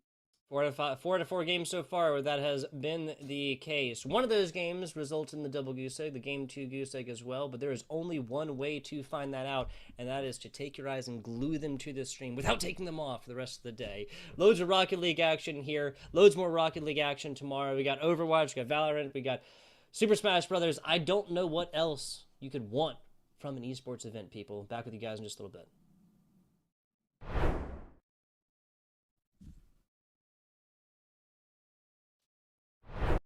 Nice. The setters took that into 2 over the Side Bears. We go into our 4th match in a hurry. Very quickly, Northern Maine and Cornell. And it's Cornell on the board like, whoa. Yeah, that's hands down. Yeah, now not Hosh. Down bottom, shot there. A little bounce in action from Flux. And that'll be the second for Flux. It's 2-0 at 2:22. They only could be better if there was another 2 on the board, but so far Northern Maine has been not able to do 2. Flux in a one-on-one. Does he take the hook shot? A big fake out, and that'll burn enough time off the clock. Every single game to this margin with 1 extra attempt remaining has been a shutout. This one has been the lowest scoring of them all. That's the 4. So there was a lot of posturing by Cornell just to collect and possess, and of course to go to the crossbar. This is the first score for not Hosh, but you know what? It is Hosh or not Hosh that is able to get this first opening lead for Cornell. True, yeah, the exact documentary. Yeah, yep, true. Third score here for Cornell. What was I? Oh yeah. Are you looking up Penguins? Yeah, it's just Rams. Yeah, it's okay. just Rams. Yeah. 5th score now for Cornell, as that is probably the 24th. I think we said the 24th nail in the coffin. It's at least 1 away because you're within what? You got to score 1. A 5-run tie, but that ain't gonna happen. Northern Maine has spent the last 45 seconds doing what I kind of alluded to, like putting it all into offense, really trying there. There's no reason normally for 2 players to have played ball like that. Normally there would have been a player back. Doesn't matter. Cut the line. There you go. K-Taz over here, hacker. I'm in. All right. Oh man, but that congratulations. is a special time. That is a special time.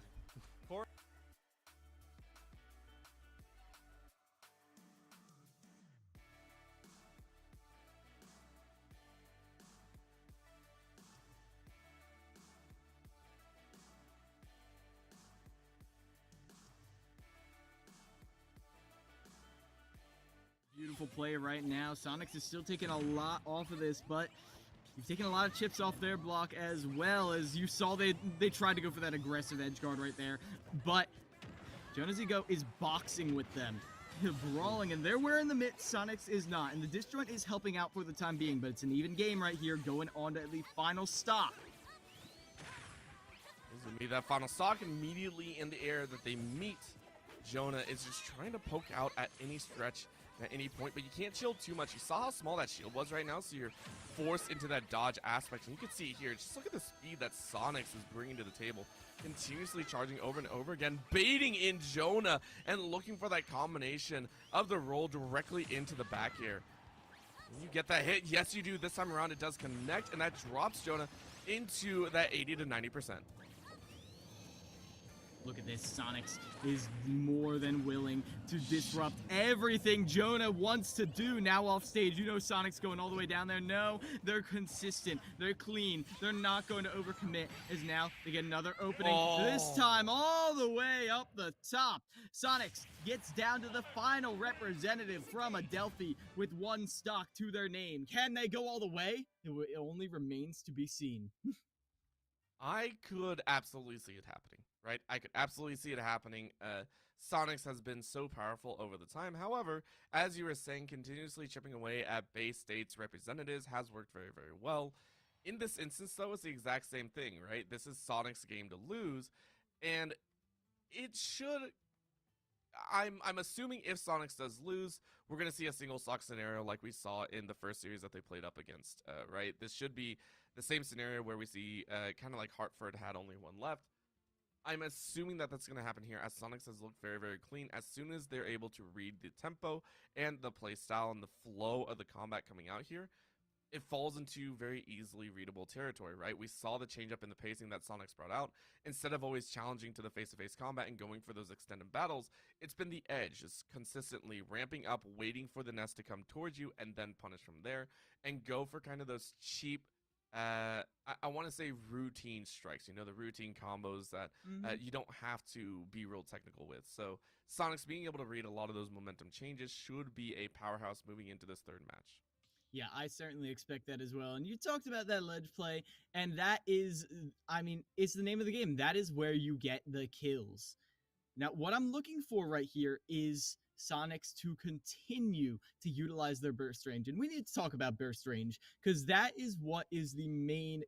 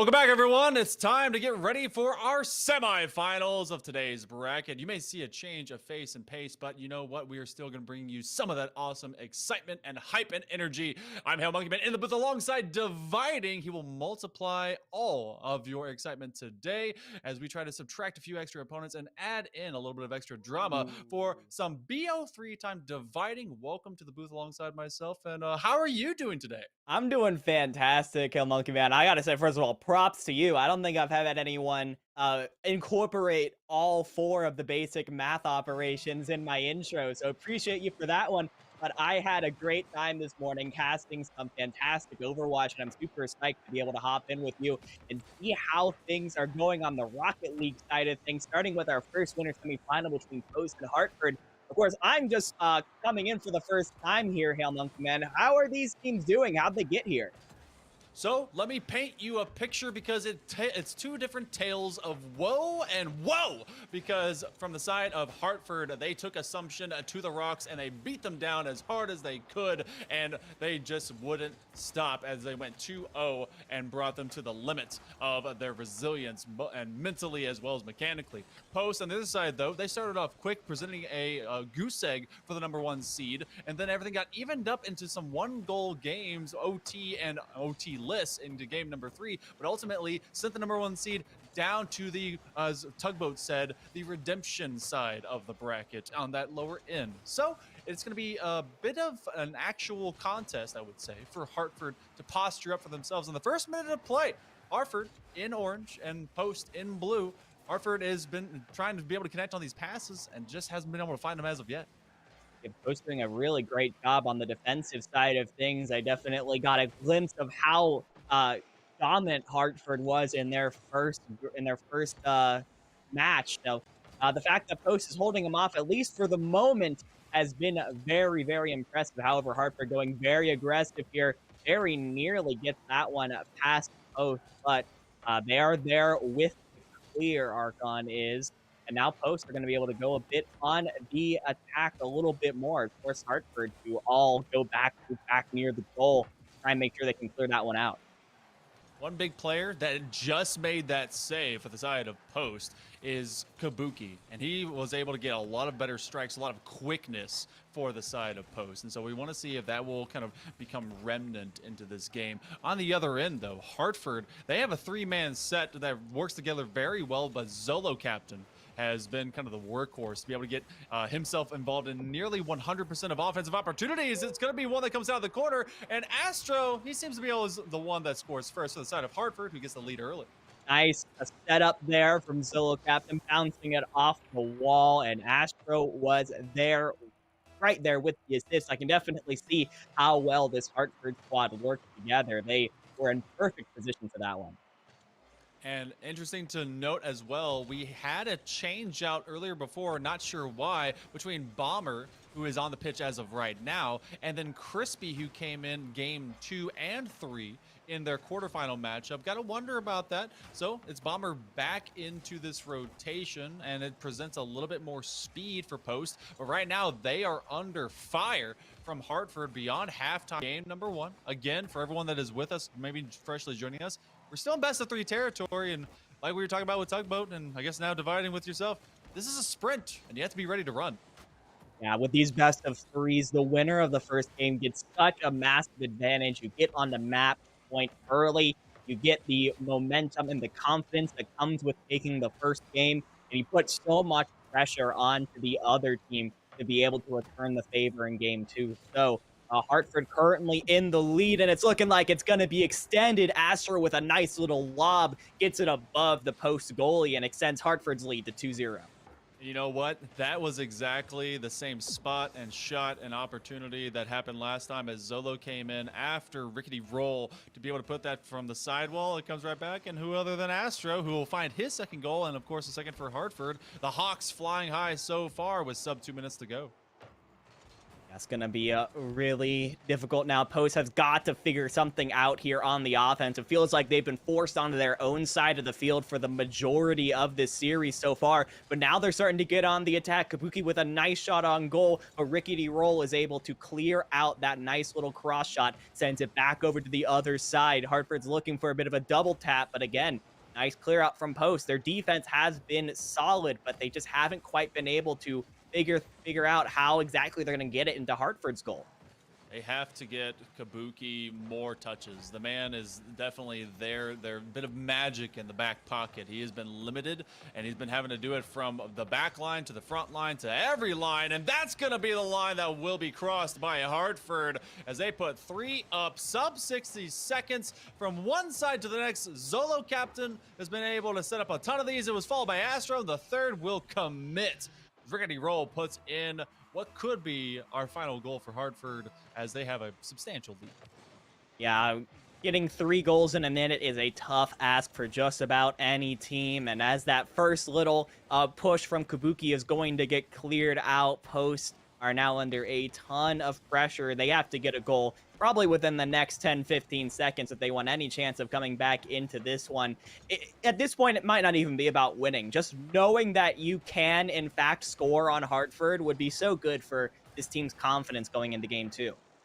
And I gotta tell you, we've been watching this. The first game for every single quarterfinal, all BO3 again, by the way, were shutouts. Guess where we are right now? Shutout territory. Yeah. So another BO3, another shutout, possibly to be put on the books with 10 seconds to go, trying to be able to change history and turn it into maybe a big mystery, but instead it will be elongated possessions out of Post that turns into nothing. Hartford put on the pressure, and they put on the plays, and they put on the pace that it must be met later on, and they will be 1 up now on match point before we head to game number 2. Nicely done from Hartford. And honestly, I was actually pretty impressed with the Post defensive side there on that map. They only giving up 3 goals in a 5-minute game is respectable, especially considering how often Hartford was scoring in their quarterfinal matchup, but it just came down to the offense. It felt like they spent most of the game sort of trying to keep Hartford out of their goal instead of trying to mount an attack of their own. So in your opinion, what does Post have to change here in game 2 in order to get themselves some more offensive firepower? If they are ever going to make it down the pitch, they're going to have to get around the initial crazed attack of this 1-2-3 headed Hydra that comes in out of Hartford. They're unafraid. They're wickedly unafraid of putting in the second man, the third man, especially bouncing off the perimeter wall and then going for those extra shots. If they're going to be able to do this, they have to collect and then they have to interject and overcome. They have to find that clearance available, and Kabuki has a lot of that on his shoulders. I didn't see anything from Anonimal, which, we thought his name was Animal, but it's Anonimal, and he seemed to be pretty anonymous in that game. Didn't really get to see him even take a single step for the most part, and it's going to be the clearance game. But with such pressure, you're looking for the counterattack. I want to see them start early in that game before they get locked into their own half again before game 2. Yeah, and it's tough, especially if you are Post to not try and get tunnel visioned onto one particular player. Because you're right, it does seem like it's kind of the signature move of Hartford right now to get Post focused on one player, and then they just bounce it off the wall, and then boop, the next player is right there with the assist, and oh no, there it is again. Rickety Roll with the assist from Zolo Captain is going to put it in early here for Hartford. 10 seconds in, and Post is already down. And again, we see the trade out. They're trying to see who is, I guess, your better overall squad. And Bomber apparently wasn't it. This is the second time now at the game 2 marker, be it a win, be it a loss, that Post has pushed Crispy in and Bomber out. And they're like, okay, so what's our identity? And, maybe this is going to be the trade up and trade out that will be the trade in for some points. And they've already got a better attack going here. Yeah, nice little push, forcing Hartford back into their own goal. But now Zolo is going to... Nice little move to get the ball past Crispy, but unfortunately the angle just wasn't quite there for a clean shot on goal. The ball bouncing back and forth right now, which is already a bit of an improvement from Post, but maybe going in a little bit too quickly. Zolo Captain just barely misses high, and Post is going to be able to clear it out. feels like we should be at a 2-0 margin, but Zolo has to be a little bit more accurate, and so beyond the first minute of play, Post has put up a little bit more speed that was definitely missing from before. Kabuki will collect, has a bit of boost to work with. Looking to be able to get this nice aerial drag. He's going to go to the backboard, but instead we'll find a defender to delete and be yeet and maybe deplete this defense. But instead, it becomes a turn the other direction. To the ceiling we go. Kabuki, one more touch. It will loft forward, but Rickety Roll will find it easily. Yeah, but it seems like Hartford are maybe a little bit drained on the boost side of things right now. They got to make sure that they are rotating those corner boosters enough as the ball just meanders its way towards Post's goal. And there is Rickety Roll with the push there. And again, the alley-oop from Hartford just gets it off of the crossbar there. And Rickety Roll is right there for the assist. Talking about the alley-oop, that was an alley-oops on the defensive rotation as two men go into that corner side zone, and this one could be punishable from the kickoff as well. They will be able to get Kabuki up in time, but it's been a bit more panicky from the side of Post and than what they'd rather be able to post up with. As the counterplays now from Hartford, they've made these longer, booming swaths of space. And the second man, the third, will be able to commit. Rickety Roll cannot find his third. Already hunting for that hat trick. Yeah, I mean, may as well at this point. Hartford in a very strong spot. One game away from moving on to the winners finals, and 2 minutes and 45 seconds with the lead would get them there. They just got to make sure at this point. I mean, honestly, if you're Hartford, you don't necessarily have to get too offensive. And my goodness, Astro from across the map, I think was going for more of a clear than anything else. But I mean, look at this beautiful arc, just gets it right above Crispy, and Hartford goes up 3-0. That's one of the best shots I've seen out of Post today, and sadly it was on their own net. But yeah, definitely they caught the third man lurking up just a little bit too far, and in that no man's land, well, it puts you looking over, trying to tip it with your fingertips, but there's no control with it when you do that. And instead it turns into a stylistic shot on the wrong net. 220 and less. Post still has not been able to do much more than hope and wish and pray for a goal. This will be Kabuki, who's looking for the double tap. That's a soft one, and it ends up going off of the same team. Maybe for another double tap the other way. No read to be had. But Hartford clears out any threats. Still is keeping Post scoreless between two games. Yeah, it seemed like Post was going for a bit of the Hartford special there, bouncing it off the wall, trying to set it up for the teammate. But it just seems like Post can't quite pull that off quite as cleanly as Hartford can. Bit of a power play opportunity, though, as Kabuki's gonna get the demo onto Astro here. But they have to do something with it. Hartford playing extremely defensively, and it is just ironclad here, Hail Monkey Man. They just can't get past it. It is the Iron Curtain and is being drawn on a play that maybe had 3 acts in it, but only 2 will be needed to tell the story if Post is ever going to be able to get their main character involved. Crispy, he has the first touch, will not be able to find a second. Kabuki will turn around. He's got a one-on-one. If he can be able to flick it over, he does! Ooh. A little bit of life for Post as we get to the last minute of play or nearby for Hartford and their lead. What a beautiful little flip from Kabuki there. Some incredible ball control coming out from the star Post striker.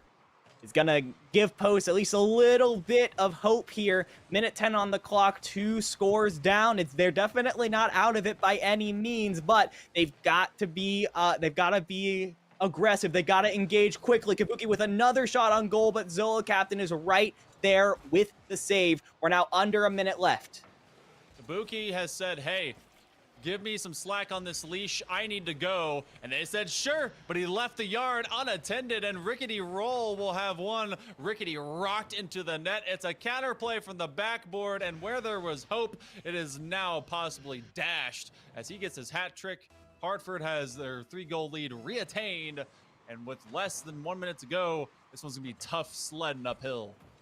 Yeah, it's going to be really tough here now for Post. It seems like a trip to the loser's bracket is all but assured at this point. Trying to get 3 goals in 40 seconds is going to be extremely difficult. The more time Hartford is able to take off the clock just by having possession of the ball, the more pressure is going to be put onto Post here. They did manage to sneak one by the Hartford defense in this second game, which is an improvement over game one, but it seems like Hartford, they're going to try to go for a fifth, and they get it. Zolo Captain gets that one in. And it seems like Hartford are all but assured the winners finals berth at this point.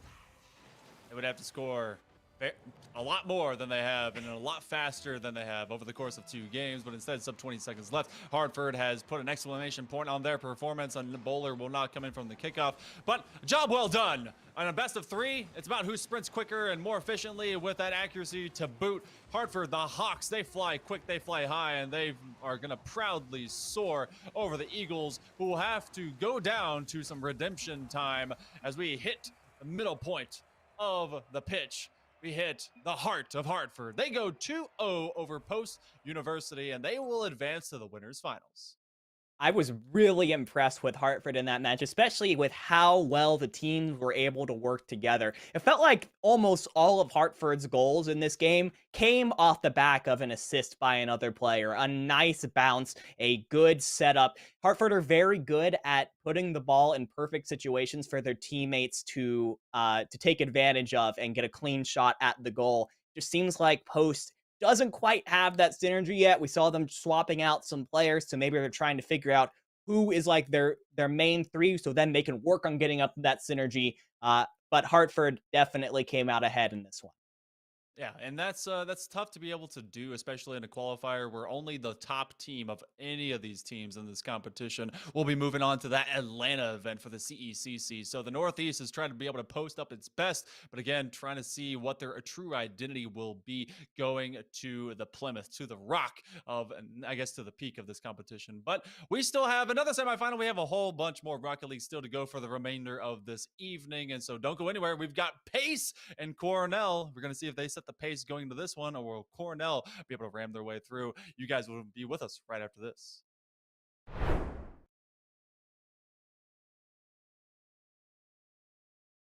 Been kind of the workhorse to be able to get himself involved in nearly 100% of offensive opportunities. It's going to be one that comes out of the corner, and Astro, he seems to be always the one that scores first for the side of Hartford, who gets the lead early. Nice setup there from Zillow Captain. Found other team to be able to return the favor in game 2. So Hartford currently in the lead, and it's looking like it's going to be extended. Astro with a nice little lob gets it above the post goalie and extends Hartford's lead to 2-0. You know what? That was exactly the same spot and shot and opportunity that happened last time as Zolo came in after Rickety Roll to be able to put that from the sidewall. It comes right back, and who other than line to the front line to every line, and that's going to be the line that will be crossed by Hartford as they put 3 up, sub 60 seconds from one side to the next. Zolo Captain has been able to set up a ton of these. It was followed by Astro. The third will be a big mystery, but instead it will be elongated possessions out of post that turns into nothing. Hartford put on the pressure, they put on the plays, and they put on the pace. Bounce it off the wall, and then boop, the next player is right there with the assist. And oh no, there it is again. Rickety Roll with the assist from Zolo Captain is going to put it in early here for Hartford. 10 seconds in, and post is already down. Make sure that they are rotating those corner boosters enough as the ball just meanders its way towards post's goal. And there is Rickety Roll with the push there. And again, the alley-oop from Hartford just got to make sure at this point. I mean, honestly, if you're Hartford, you don't necessarily have to get too offensive. And my goodness, Astro from across the map, I think was going for more of a clear than anything else. But I mean, look at this beautiful arc, just gets it right up. In a second, Kabuki will turn around. He's got a one-on-one. If he can be able to flick it over, he does! Ooh. A little bit of life for post as we get to the last minute of play, or nearby, for Hartford and their lead. What a beautiful little flip. Kabuki has said, hey, give me some slack on this leash. I need to go. And they said, sure, but he left the yard unattended, and Rickety Roll will have one. Rickety rocked into the net. It's a counterplay from the backboard, and where there was hope. In the second game, which is an improvement over game 1, but it seems like Hartford, they're going to try to go for a fifth, and they get it. Zolo Captain gets that one in. And it seems like Hartford are all but assured the winners finals berth at this. They fly quick, they fly high, and they are going to proudly soar over the Eagles, who will have to go down to some redemption time as we hit the middle point.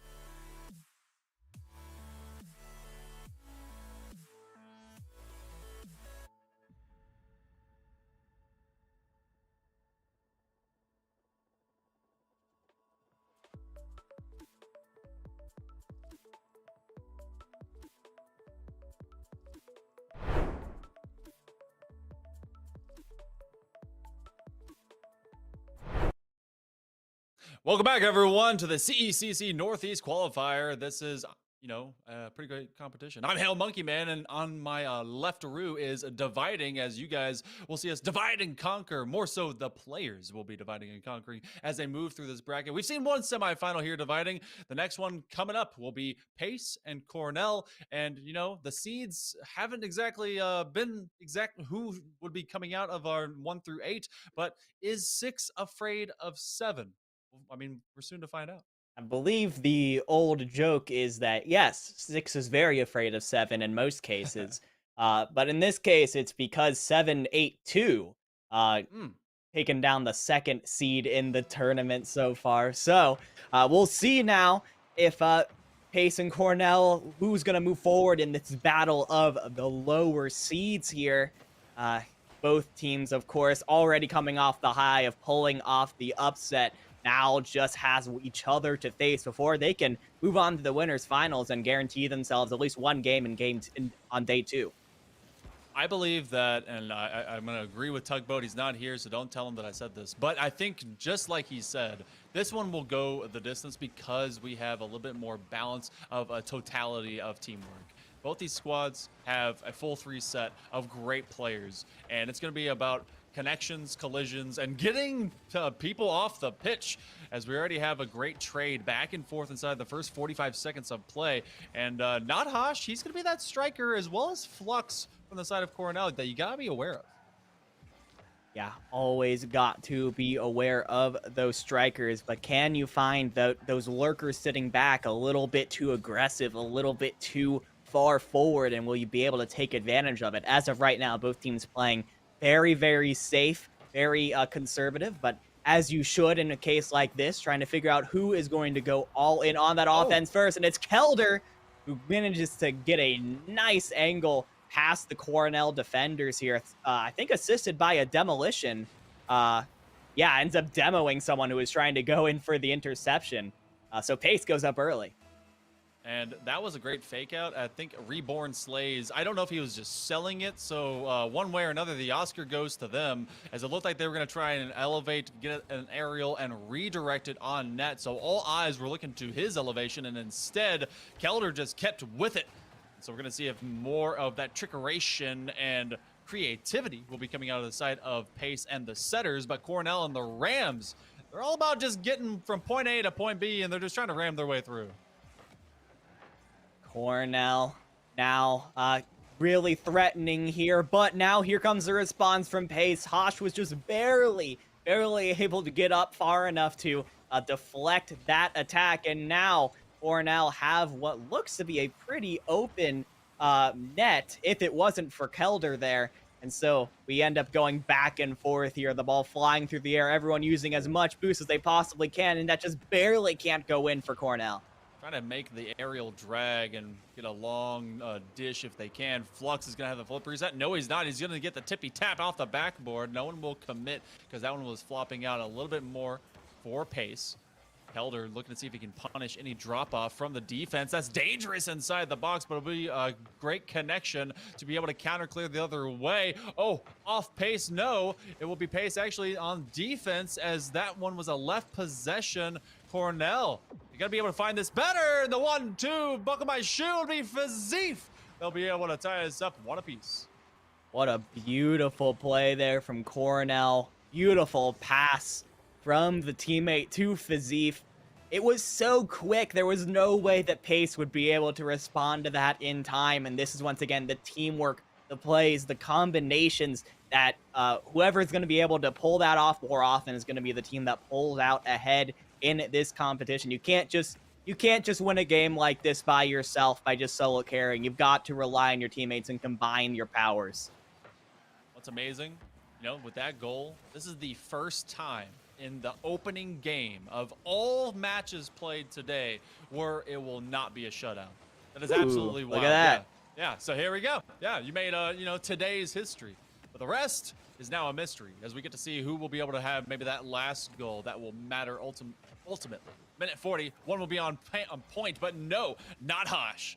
Be able to connect just in the nick of time, and we're going to approach that 90 seconds of play. Oh, and what a beautiful assist there from not Hosh to Flux, off the goalpost into the goal. And again, it was so quick. There was no way that TLC was going to be able to get up high enough in time to be able to deflect that one. Cornell with 2 very good teamwork-based goals in a row has now taken the lead after going down 0-1 to start. And it's been 2-0 lately in that row. Oh, maybe a third. Will they press it in? Oh, the third man overflies. He's trying to be able to play off a reaction from the defender. With a minute 15 coming up, Pace has not been able to keep up with the pace that they've set before. It was very speedy at first, but Cornell has been a little bit more concerted with their collection and possession moving on in. A minute of play remaining here, dividing, and Cornell, they postured up for a great offensive push. They just cannot get too aggressive too late. Yeah, Cornell, at this point, I would be thinking to try and be a little more defensively minded. Just make sure that you don't overcommit. Make sure you always have someone in the back. Again, something like that might happen. Kelder just might be able to get the perfect angle as the goalie was, again, just trying to clear it out, but not Kosh was caught getting a little bit too overzealous, going a little bit too far forward, and could not get in for the save. We are now tied up with 45 seconds left. One great thing that Cornell had been able to do is that every single time the initial attack occurred, they had a second man much closer and nearby to be able to at least put that one off target if it were to be a counter clear. And everyone was basically T-posted up to be able to, you know, just allow that one boom the other direction. So less than a half-minute play to go. Reborn Slaves trying to make a pass play. He has no extra options. It does go across the box. That's going to be Clev that will be there. But no, it's Kelder who has now point man responsibility, goes to the sidewall. That will be coming out to the midpoint. Maybe a rally to be had by Cornell if they can push this over. Not Hosh to Flux. It's gonna be a shot on target. It'll be not Hosh, who definitely is on target. What a beautiful play in the clutch from Cornell. Now just 4 seconds left and all of the pressure is on Pace here. They've got to try and get this in with the initial kickoff, or else it will be Cornell taking the first game here. And with the deflection here, it's going to take some incredible aerial abilities. And there's the save from Flux. That's all but going to end it as Cornell gets it to hit the ground just barely. There it is. Cornell take game 1. They get the match point, but it was a very close game. Very hard fought from both sides. And again, like you said, the difference was passing plays. We got to see some counter plays and some big aerial moments. I mean, I think both definitely were scored by Kelder. They were on long boomers and maybe a pickup from the midfield that was a bit of a fake out that Reborn Slaves was able to win my Academy Award for them. But otherwise, I think we've seen Cornell be the more holistic team, and it definitely shows being able to get this in a 3-2 win. Yeah, absolutely. It seems like at this point, Post is relying a little bit more on those individual plays while Cornell are trying to find those passing plays, those combination plays a little bit more often. And it's working out for them more often. When they get it to work, it is so incredibly quick and agile to watch. And I mean, that's for me, casting the game for Post who's trying to play against it. I mean, what do you do when all of a sudden you're focused on one person, then all of a sudden the ball flies across the field to another player and you can't react in time and it's already in the goal? I mean, you gotta hope that you already have your teammates in a better position to be able to like safety net into that one. Like you said, you can't do it all yourself. Some players can, but they're also pros, and we're in collegiate, and there are some pros in collegiate, and some of these guys, maybe they aim to be able to do that at that next level, which would be amazing to be able to see any of them do. They're so far on the side of Cornell, they have posted up, hey, this is about a great team. This is about a great program. This is about a squad of Rams that are going to mob together, which I didn't know if you knew, dividing. Me and Tugboat, we looked it up. A group of Rams can be called a mob. So, yeah, it's weird. Yeah. Incredible. Yeah, cool. Well, maybe the mob will be able to rush into the not grand finals, the winners finals with a win here in game 2. But of course, Pace is going to have something to say about that one. An open goal early for them, but luckily Flux is there just in time to shut the door on the goal. They're gonna, I think, get the clear out here, but Pace is still on the attack. Cornell Are they the GOATs? Everyone wants to be the GOATs. Well, these guys are trying to be able to the personification of exactly that. Big clear opportunity is Reborn Slaves will make a connection on the behind that ball. And Kelder, who's, you know, been able to put a couple of the goals very much necessary in that early game. He was not able to collect it as Not Hosh does. And that is a sprint. That is on a dime, and that's in the top 90. Beautiful play from Not Hosh, just getting in the perfect position. I don't think that was really a purposeful assist. It was from so far away from Flux, was just trying to get it towards the Cornell goal, but it's all about the angles, and Hosh found the perfect angle to get us back, get Cornell back into the lead, back into prime position to try and finish this off in 2. But of course, Pace, they're not going to go down quietly. They're going to get this clear and try and put on an attack of their own. As soon as they do that, though, because Cornell has been knocking on the door of a goal for a little bit now. Depends on how much longer Cornell can last without having a whole lot of boost, and a big transition like this will give another chance to Reborn Slays. He actually pops it away from Clev. The third man, they'll commit, and we got a tie at 1. Kelder, good communication. It was a bit of a wonky play, bit of an off-pace pass as he overcuts Clev, but it's Kelder with the pace to be able to put pace, tie it at 1. And Kelder has shown this improv ability so much throughout this series, and it has been so cool to watch Kelder just make plays out of nothing, out of what was honestly probably a misplay from the other side. And oh no, I think of maybe a little bit of a misplay there from the Cornell defender. Ended up kind of flipping out of the way after kind of dinking the ball right towards Reborn, and now Pace has the lead. Fazif, he realized from the kickoff, all right, I got to connect with this. Oh, it's up. That's bad. And you kind of panic because you don't know if a defender, or an attacker rather, is already coming from that kickoff rotation. And so you flop your way out, and that leaves basically a wide open door. And that's going to be Pace that takes 2 in a row, and maybe trying to work for a third. It's a drop-off. Kelder opting for what could have been a bump play. Well, we're just still inside the first 2 minutes in game number 2 as Pace pushing Cornell back and making them work for it this time around. Yeah, absolutely. Pace now in the driver's seats in this game. They have the lead, but they did have a lead at one point in game 1 as well, and Cornell were able to fight back from that one. So as the ball bounces off the wall once again, Cornell's looking for the follow-up, but this time Pace is going to be there to blow up that assist play. And here comes maybe the third man here. Flux is going to try and get a shot off, but Kelder is there with the save. Cornell trying to set up another play here. Centers the ball, but there's no one from Cornell that's able to follow up on it. Pace should be able to clear this one out pretty soon, but, I mean, Cornell, they keep trying to make these plays. I mean, we saw 4 of the 6 players stop for a moment, all stare at the ball and go, how are we going to handle this? And it stayed in that left side corner for a long, long time. And so the party has now been busted up, and this one's busted out. Oh, it's a big save from the woodwork that will bounce. And Pace, they continue to put on shots, force the Rams to collect their herd and just try and defensively recover. And now this is going to be a counter clear the other direction. Flux is that mechanical mastermind that you get before the side of the Rams, who tries to open up more unique advances, but they've all been shut down for the most part. Yeah, the Pace defense has been solid here, even though Cornell has been pretty relentless with their attack. The ball has spent a lot of time on Pace's side of the field, but we just keep seeing save after save from the side of Pace, but not this time. Hosh just bounces it over the defender and ties it up. This one was, I believe, yes, it was Clev coming up too far. Kelder recognized that Clev had vacated the net, and he tries to make an open space backflip just to get some kind of connection, but not Hosh. My man's like, that's an open net. I'm taking that one. And so he does. And so 2-2, under 90 seconds left, and Pace has allowed the Rams to get to match point, as well as now maybe that silver to golden goal territory.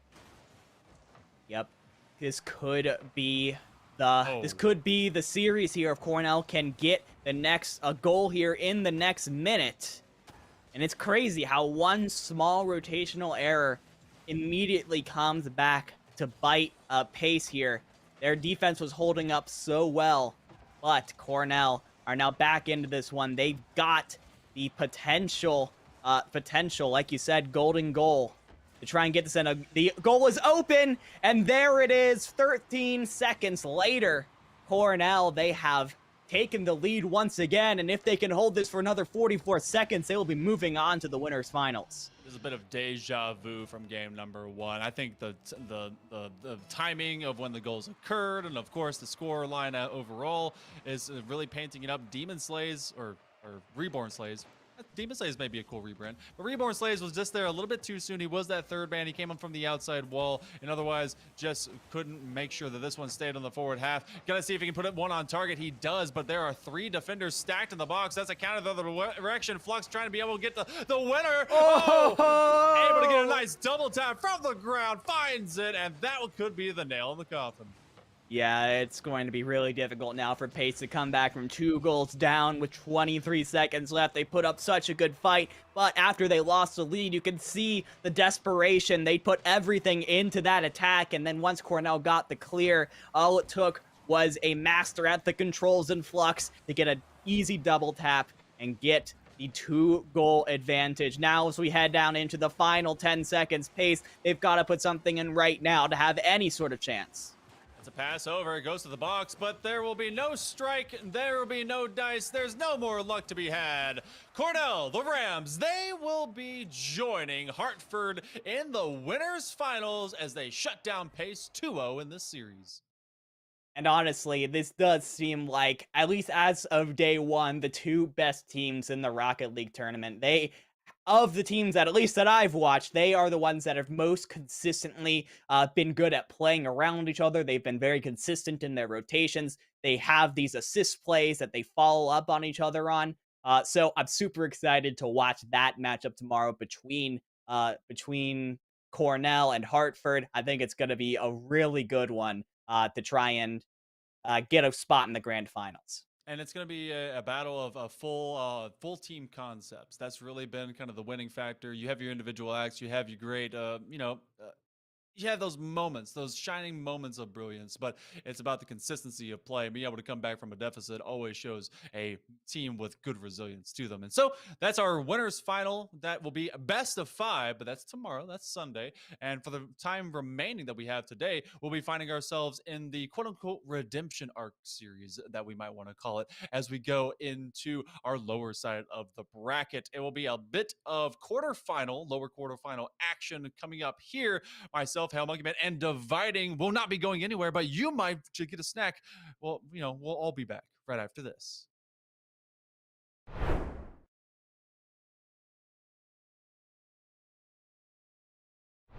But as you should in a case like this, trying to figure out who is going to go all in on that offense first, and it's Kelder who manages to get a nice angle past the Cornell defenders here. I think assisted by a demolition. As that one was a left possession, Cornell. You gotta be able to find this better. And the 1-2, buckle my shoe, will be Fazif. They'll be able to tie us up one apiece. What a beautiful play there from Cornell. Beautiful pass. Just in the nick of time, and we're gonna approach that 90 seconds of play. Oh, and what a beautiful assist there from Not Hosh to Flux off the goalpost into the goal. And again, it was so minded. Just make sure that you don't overcommit. Make sure you always have someone in the back. Again, something like that might happen. Kelder just might be able to get the perfect angle as the goalie was, again, just trying to clear it out, but not caught. Cornell, if they can push this over, Not Hosh to Flux. It's going to be a shot on target. It'll be Not Hosh, who definitely is on target. What a beautiful play in the clutch from Cornell. Now just 4 seconds left. Here's the save from Flux. That's all but going to end it as Cornell gets it to hit the ground just barely. There it is. Cornell take game. Been able to put a couple of the goals very much necessary in that early game. He was not able to collect it as Not Hosh does, and that is a sprint. That is on a dime, and that's in the top 90.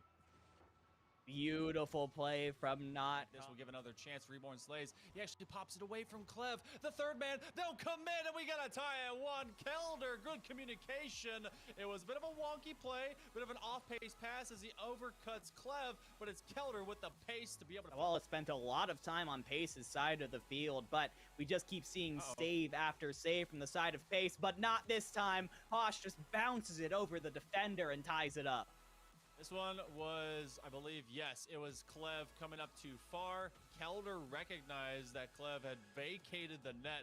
And goal to try and get this in. The goal is open, and there it is. 13 seconds later, Cornell, they have taken the lead once again, and if they can hold this for another 44 seconds, they will be moving on to the winners finals. There's 3 defenders stacked in the box. That's a counter the other direction. Flux trying to be able to get the winner. Able to get a nice double tap from the ground. Finds it, and that could be the nail in the coffin. Yeah, it's going to be really difficult now for Pace to come back. But there will be no strike. There will be no dice. There's no more luck to be had. Cornell, the Rams, they will be joining Hartford in the...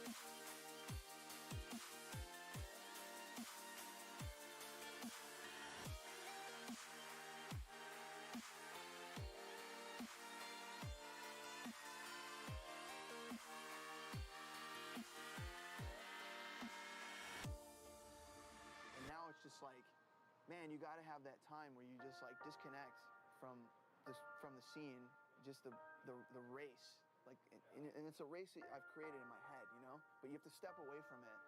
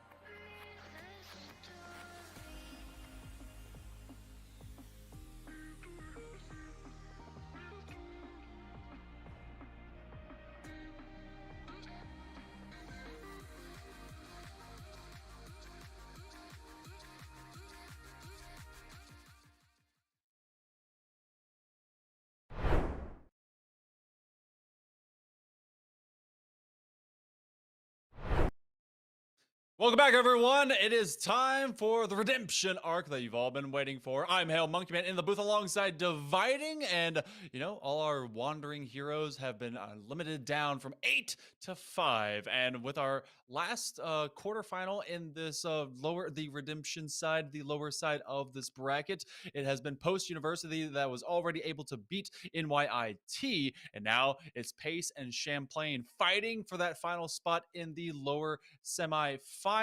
And we were talking about this upcoming storyline. Maybe you guys can Divided, you could highlight for the guys at home what could potentially happen going to this lower semifinal. Yeah, absolutely. Of course, if Champlain is able to get the win here in this quarterfinals, it will be them going up against their boogeymen, the round one team that beat them and sent them to the lower bracket in the first place. They would have a chance to get revenge, but first they've got to get past Pace, who has immediately just dunked the ball right past them on the kickoff. Look at this follow-up here from TCL.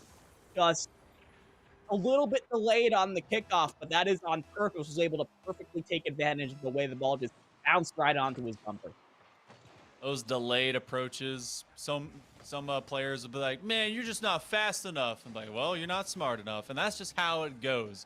You take advantage when you can. We have not seen Champlain for a minute because they were in our first quarterfinal in the upper side. And since then, they've been trying to grind their way through.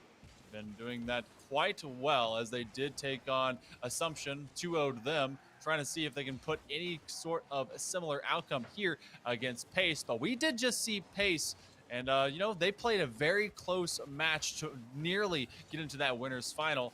And on their back foot, they find a big clear. This one's on target and will be saved at the last second. Yeah, nice defense there from Champlain. All of them just rushing back to the goal, but maybe got in a little bit too far. Oh my gosh, this save from Origin just barely gets that out of the net, and Champlain will be able to clear it out of their half of the field for now. But nice rotations from Pace here. All three of them very quickly getting back over to their side of the field. Ball now meandering over to Champlain's side of the court, but neither team has really been able to set up one of those big goal plays right now. It's just kind of been hanging around the corners of the goal as Reborn can't quite get a solid contact on the ball that they were looking for. Pace has got to be trying to punish that open back line, and they're going to do one here as Kelder puts it on with Pace, and that is a great bit of focus. Grabs that back boost, gets it past the midfield line, and wada bing, wada bam, inside, and top shelf it goes. If Pace ends up getting past Champlain here, surely we will see Kelder all over the scoreboard here. Was clearly the most explosive player of the team as far as an individual level in their last winners semifinal matchup, and almost instantly makes their presence known here in this losers semifinal matchup. Champlain now has been shut out after first 2 minutes of this first matchup.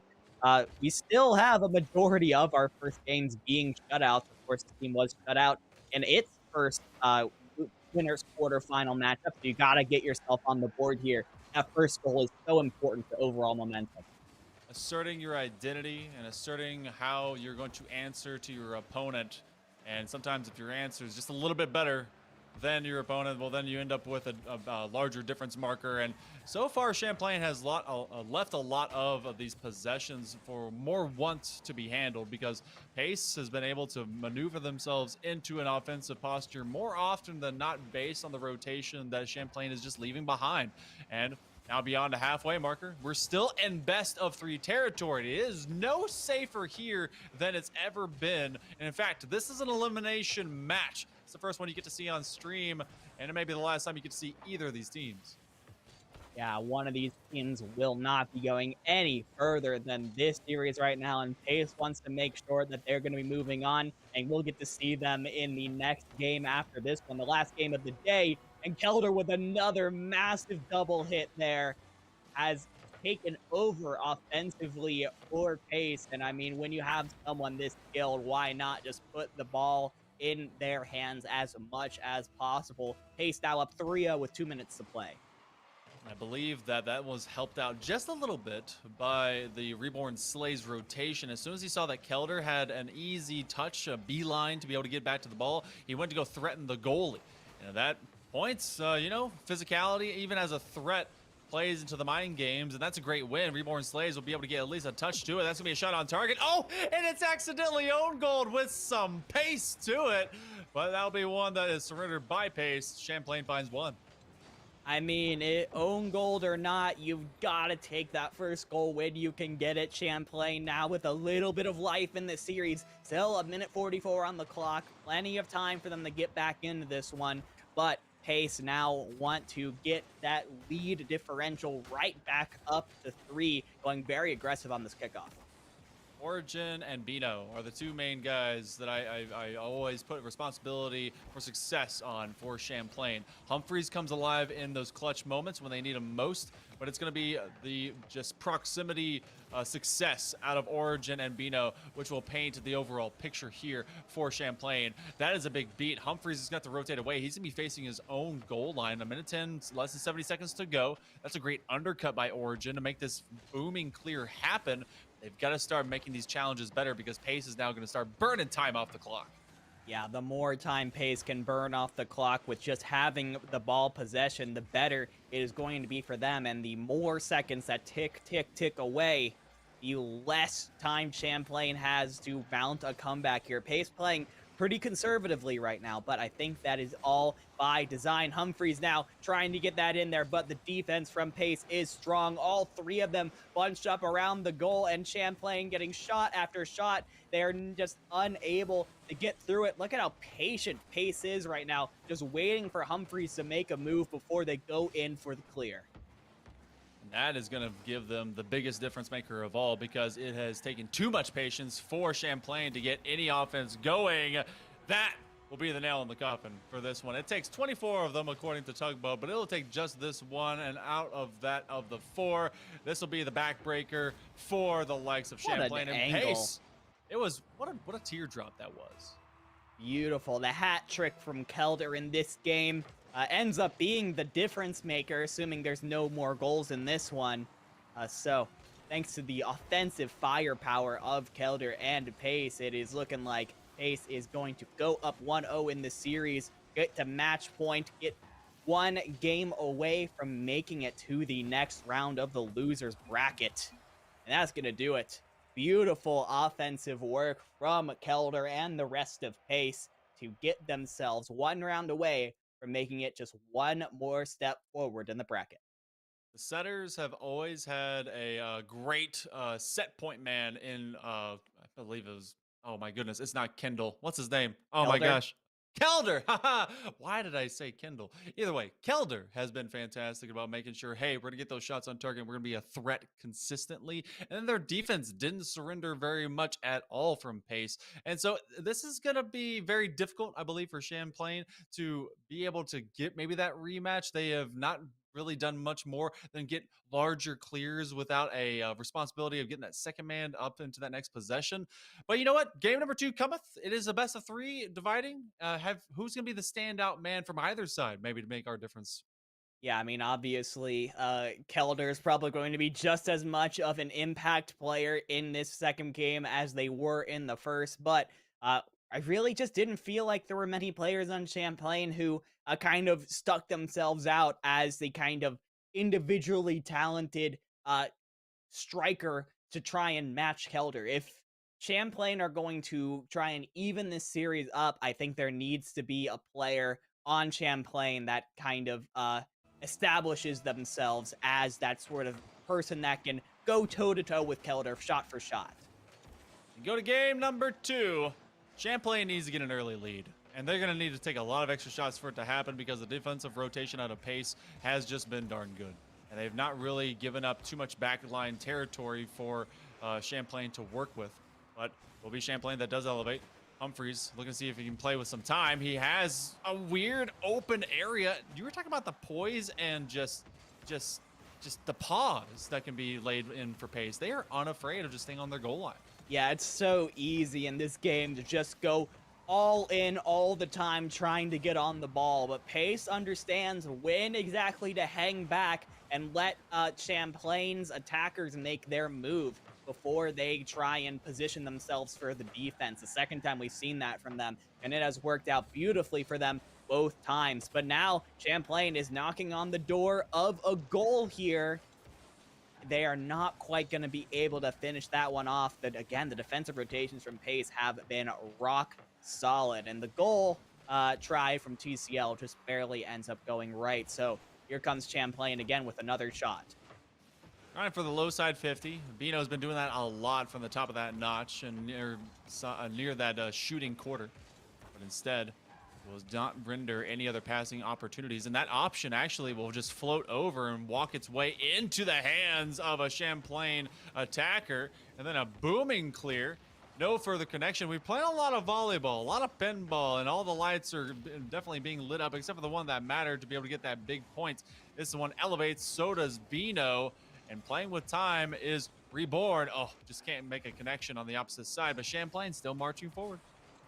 Yeah, I mean, Champlain has had possession of the ball for the most part in this game. Pace is playing pretty defensively, but it is working out well for them so far. 3 minutes left on the clock, and Champlain still has not figured out how to get a ball just past this defense. This might be a decent shot here, but it looks like Pace has just enough boost to be able to get back and clear out the ball. Now it's Kelder with some nice flip resets, trying to get this onto Champlain's side of the field, but just seems like the other members of Pace are not quick enough to keep up with them. Feels as well that Champlain may eventually overrun their stay on offense. I mean, they've been able to posture up and they realize, okay, we've been here, we got to win the war of attrition. But when you start sending every resource possible to include your personnel, you may end up with an open back line. And they've had a few different times. The difference here is that their challenge game has been really good. The third man will cut up, but it'll be wide. Humphreys with the initial attack was unable to find any kind of connection. Oh my gosh. Pass, and it just couldn't find under the crossbar, and that's a win. Oh, but the dribbling will not find Quarter on the goal line. Oh my gosh, my heart is pounding here. They is so close on both sides, but we're still 0-0. The save from Kelder is going to clear the ball out from the goal. It was a solid shot from Origin, but the defensive rotations from Pace are once again there. But this time around, oh my gosh, Kelder there just in time once again. This player is everywhere right now for Pace, saving, scoring, doing whatever this team needs.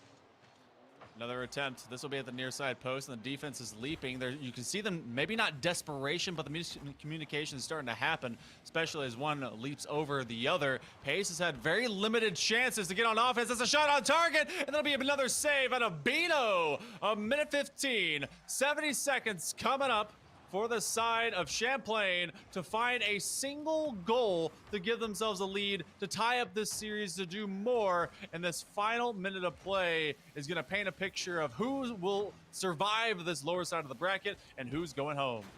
The pressure just keeps building as both teams putting shot after shot on goal. Each one seems to be closer than the last, but the defenses are just barely holding up on both sides. Reborn slays with a nice save from the shot on Vito. There's a shot, and Kelder is once again there just in time to clear the ball out. Champlain putting shot after shot. I feel like they've had 15 shots on goal at this point. It's actually insane how many chances they've had, but the defense from Pace has been huge. And here it is from Kelder. The double shot has broken the tie with 28 seconds to go. They get one big clear. They have everything they need, and it's the bump onto Origin. He was in position. Champlain has been able to receive everything, send it back, and get back to offense, but Origin getting smackarooed inside the box with under a half minute to go. That could be it. Pace trying for a second, and they will be defended for now. Yeah, this is the last really good shot here for Champlain. They've got to figure out a way to get past the Pace defense right here, right now, with 10 seconds left on the clock. The last bastion, and they do it! Origin bounces it off the crossbar, and now with 9 seconds left, we're tied up again.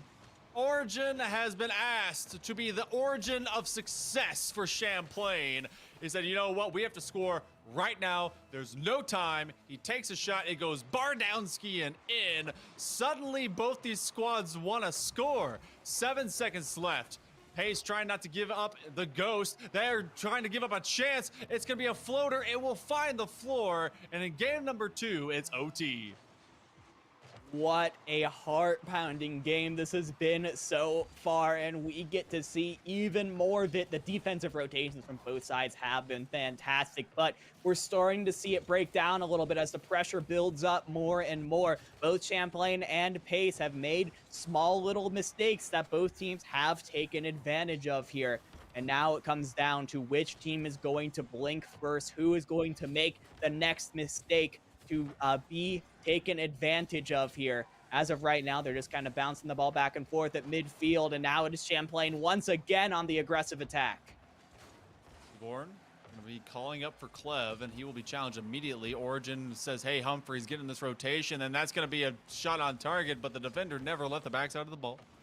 So Bino, even with that high strike, it'll be an attempt. It'll be on target. It'll float in!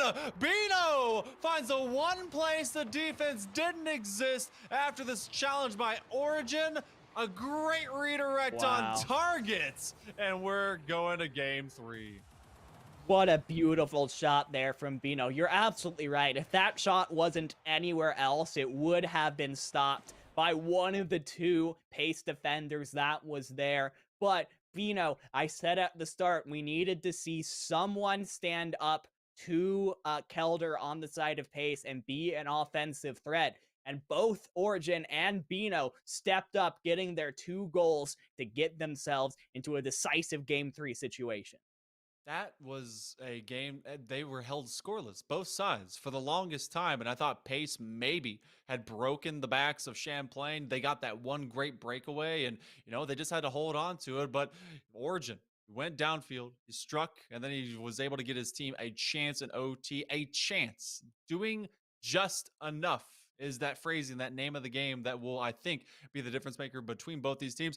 We go to game number 3. This is only the second time this evening that we've been able to see any team, any set, any match go the distance in just best of 3 territories. So, dividing from what you've seen and how close Champlain has been able to respond here in game number 2, do you make a wild bet as to who's going to be able to take this one in this final game? Yeah, I feel like now the pressure right now is on Pace. It seemed like they were very successful with the Kelder individual attacks in game 1, but they adjusted to it very well in game 2. Kelder had several opportunities to try and get those goals, try and get those double hits, but they were much more aggressive, being right on top of that main striker, making sure that he couldn't do exactly what they wanted. And then Champlain were able to push through again. So Pace either has to get Kelder back into those positions to succeed, or someone else has to show up as a second threat that Champlain has to worry about. Champlain found so much success by being the aggressor and limiting Pace's opportunities up on the offensive side on the pitch. They have to do that a lot more, just like you said, to keep Kelder from finding his footing and finding his rhythm. Because otherwise, they may be able to get right back to work. There's been a lot of volleyball. This kind of play has given historically a chance over to Pace, even better. A shot on target will be fended off, and it zooms right to the other side of the field completely. Yeah, we are going back and forth extremely quickly, which means both teams are desperately driving around trying to refill their boost meters as much as they possibly can to get back to flying. Now a minute off the clock, and this volleyball game continues right now. It is Pace currently who are on the attack, but Champlain, they get the early clear, and Reborn just barely gets there in time in front of Humphreys to save the goal. And now we're in an open goal situation. Bino is the only one there to beat, but the air hit just goes over, a bit of an overshot, and Pace is going to end up on the defense again.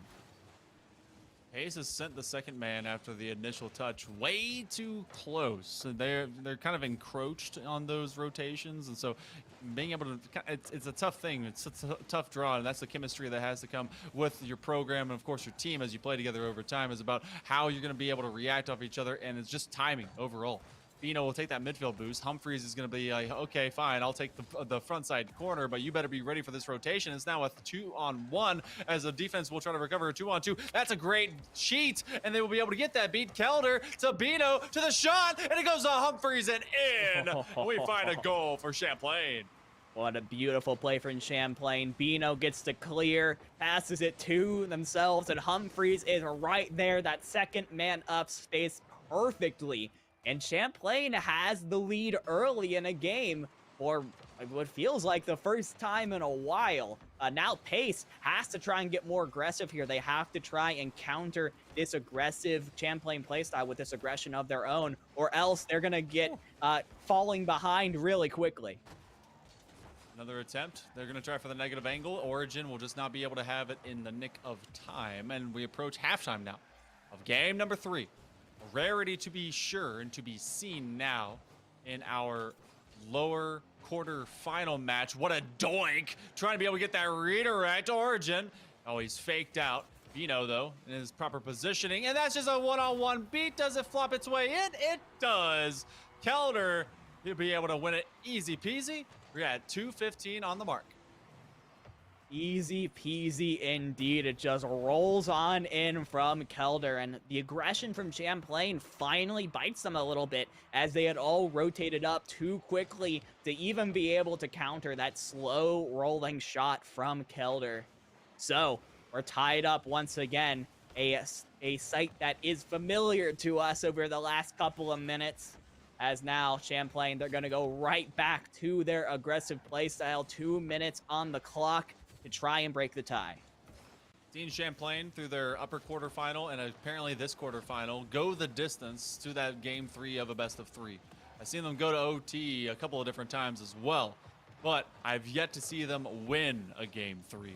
Now that's only 2 instances, so my sample size is small, but they allow a lot of these progressions to occur at a pace, and their opponents, trying to be able to get that bump play and clear the net would have been reborn and would have been huge. A handoff from Bino to Origin that goes to the sidewall instead, but minute and a half and now less. And Champlain, they're no longer chasing their tails, and they're trying to force the setters to chase after them.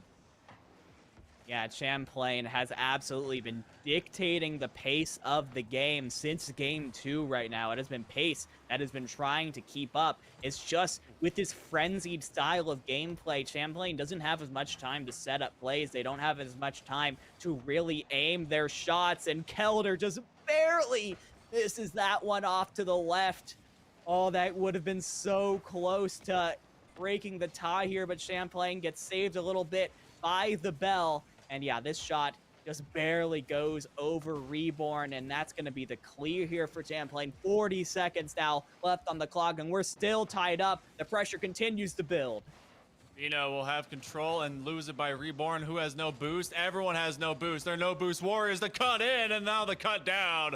Kelder is the MVP of pace. He's going to be the guy that will save them, if anything. It's going to be a huge clear to be able to get another opportunity as their main striker. The second comes through. The third is too far back. It's a one-on-one trying to take the cut shot. No. Seconds to go between OT. That'll go from the midfield line. 4 seconds remaining. Reborn trying to make sure not to give a second chance. It will be at 0 seconds. We go to the backside goal line. They're not going to kill it. They're going to keep it up. They will go to the low corner, and we're in overtime again. Tied 1-1. One of these teams will move on. The other, their competition is over. It could not get any more pressure than this right now.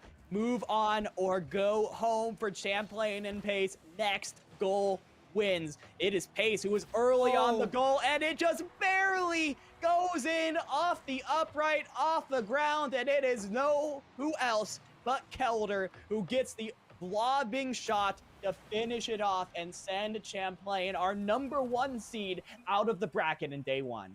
Pace just had to put one on target and pray, and trying to get to it, Bino was just out of reach. There was so much hope from Origin for him to be able to make that connection. If that ball had been able to bounce a second time to that goal line, you may have been able to flip forward into it, and we could still be playing. Woulda, coulda, shoulda, and the what ifs are gone. And so is Champlain. Pace will now be going into our lower semifinal matchup, dividing. Did we get the right squad? That one ended kind of weird. Yeah, it did end up kind of weird, but in the end, it just seemed like Post was just barely able to come out ahead, thanks in no small part to Kelder, but to the other members of Post as well, to be able to set Kelder up for success. So, we are nearly at the end here, Hail Monkey Man. We have one more Rocket League match for the day for the CECC Invitational. It is I believe, the 4-letter P teams, which is going to be fun for us as casters to go through. It's going to be Post versus Pace coming up after this.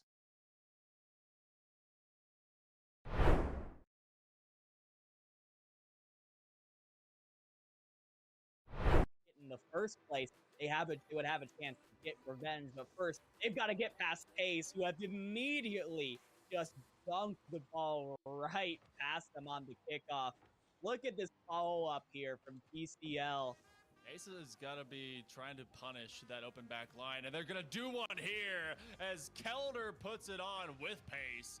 And that is a great bit of focus. Grabs that back boost, gets it past the midfield line, and what a bing, what a bam inside. Moving on, and we'll get to see them in the next game after this one, the last game of the day. And Kelder with another massive double hit there has taken over offensively for Pace. And I mean, when you have someone this games, and that's a great win. Reborn Slaves will be able to get at least a touch to it. That's gonna be a shot on target. Oh, and it's accidentally own gold with some pace to it.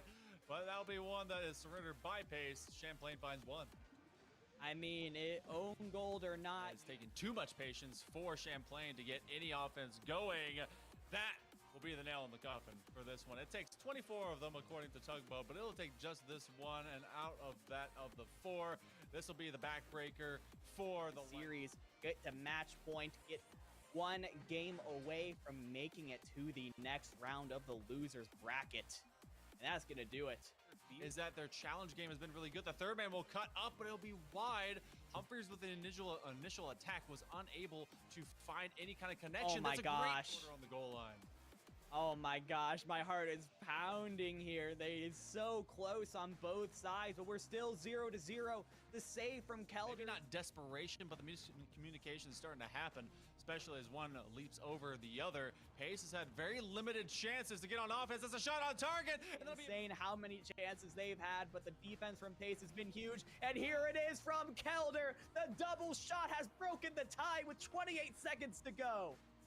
They get one big clear. They have everything they need, and it's the bump on top. Got a way to get past the Pace defense right here, right now, with 10 seconds left on the clock. The last bastion, and they do it! Origin bounces it off the crossbar, and now with 9 seconds left, we're tied up again.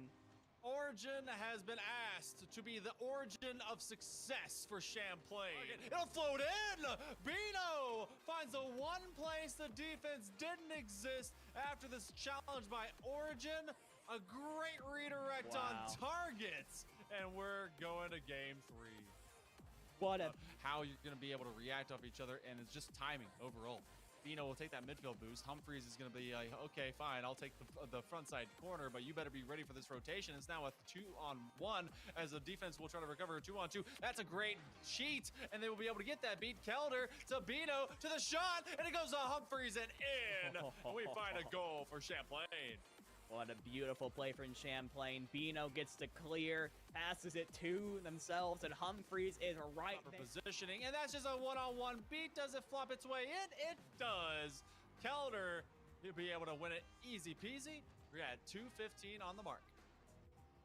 Easy peasy indeed. It just rolls on in from Kelder, and the aggression from Champlain finally bites them a little bit at the goal, and it just barely goes in off the upright, off the ground, and it is who else but Kelder who gets the lobbing shot to finish it off and send Champlain, our number 1.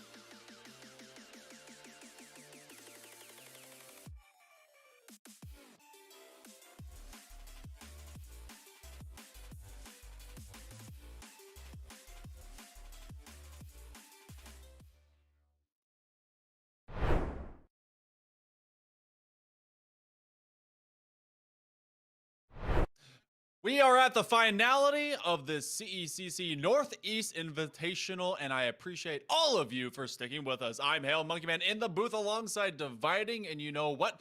We have seen a heck of a lot of talent, and we're down to the final marker of competition this evening. After Pace was able to take down Champlain, they popped the champagne, but they can't have too much bubbly too soon, as they still have one more opponent to go in Post University. It is a semifinal here down in the lower side of the bracket. The redemption arc nearly complete for one of these squads, but Dividing, based on what we've seen out of Pace, can be able to post up and take them on.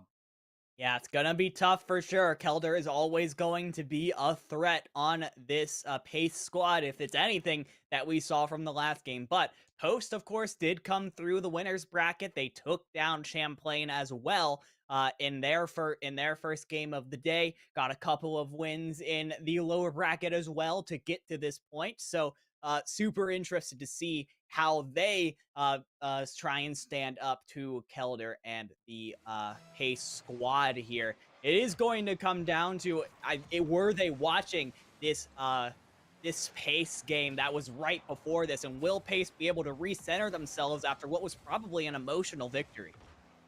And one thing that is for sure is, as well as Post was, they've decidedly gone with Crispy as their main guy. And Kabuki, though, is going to be the main guy. He is that frontline striker that can be able to collect anything that is given to him and turn it into magic. This one, magically, goes in top 90 and will be the first score for this best-of-3 series. Yeah, such a well-placed shot from Kabuki. Was a little bit subdued in the first match that I watched of them, but making their presence known early on in this series. Post really trying to secure themselves a top 3 placement here, which is what you will get by winning this best of 3. Now Pace got to go right back on the offense here, try and get Kelder in the best position possible to get one of those crazy double taps that he is known for.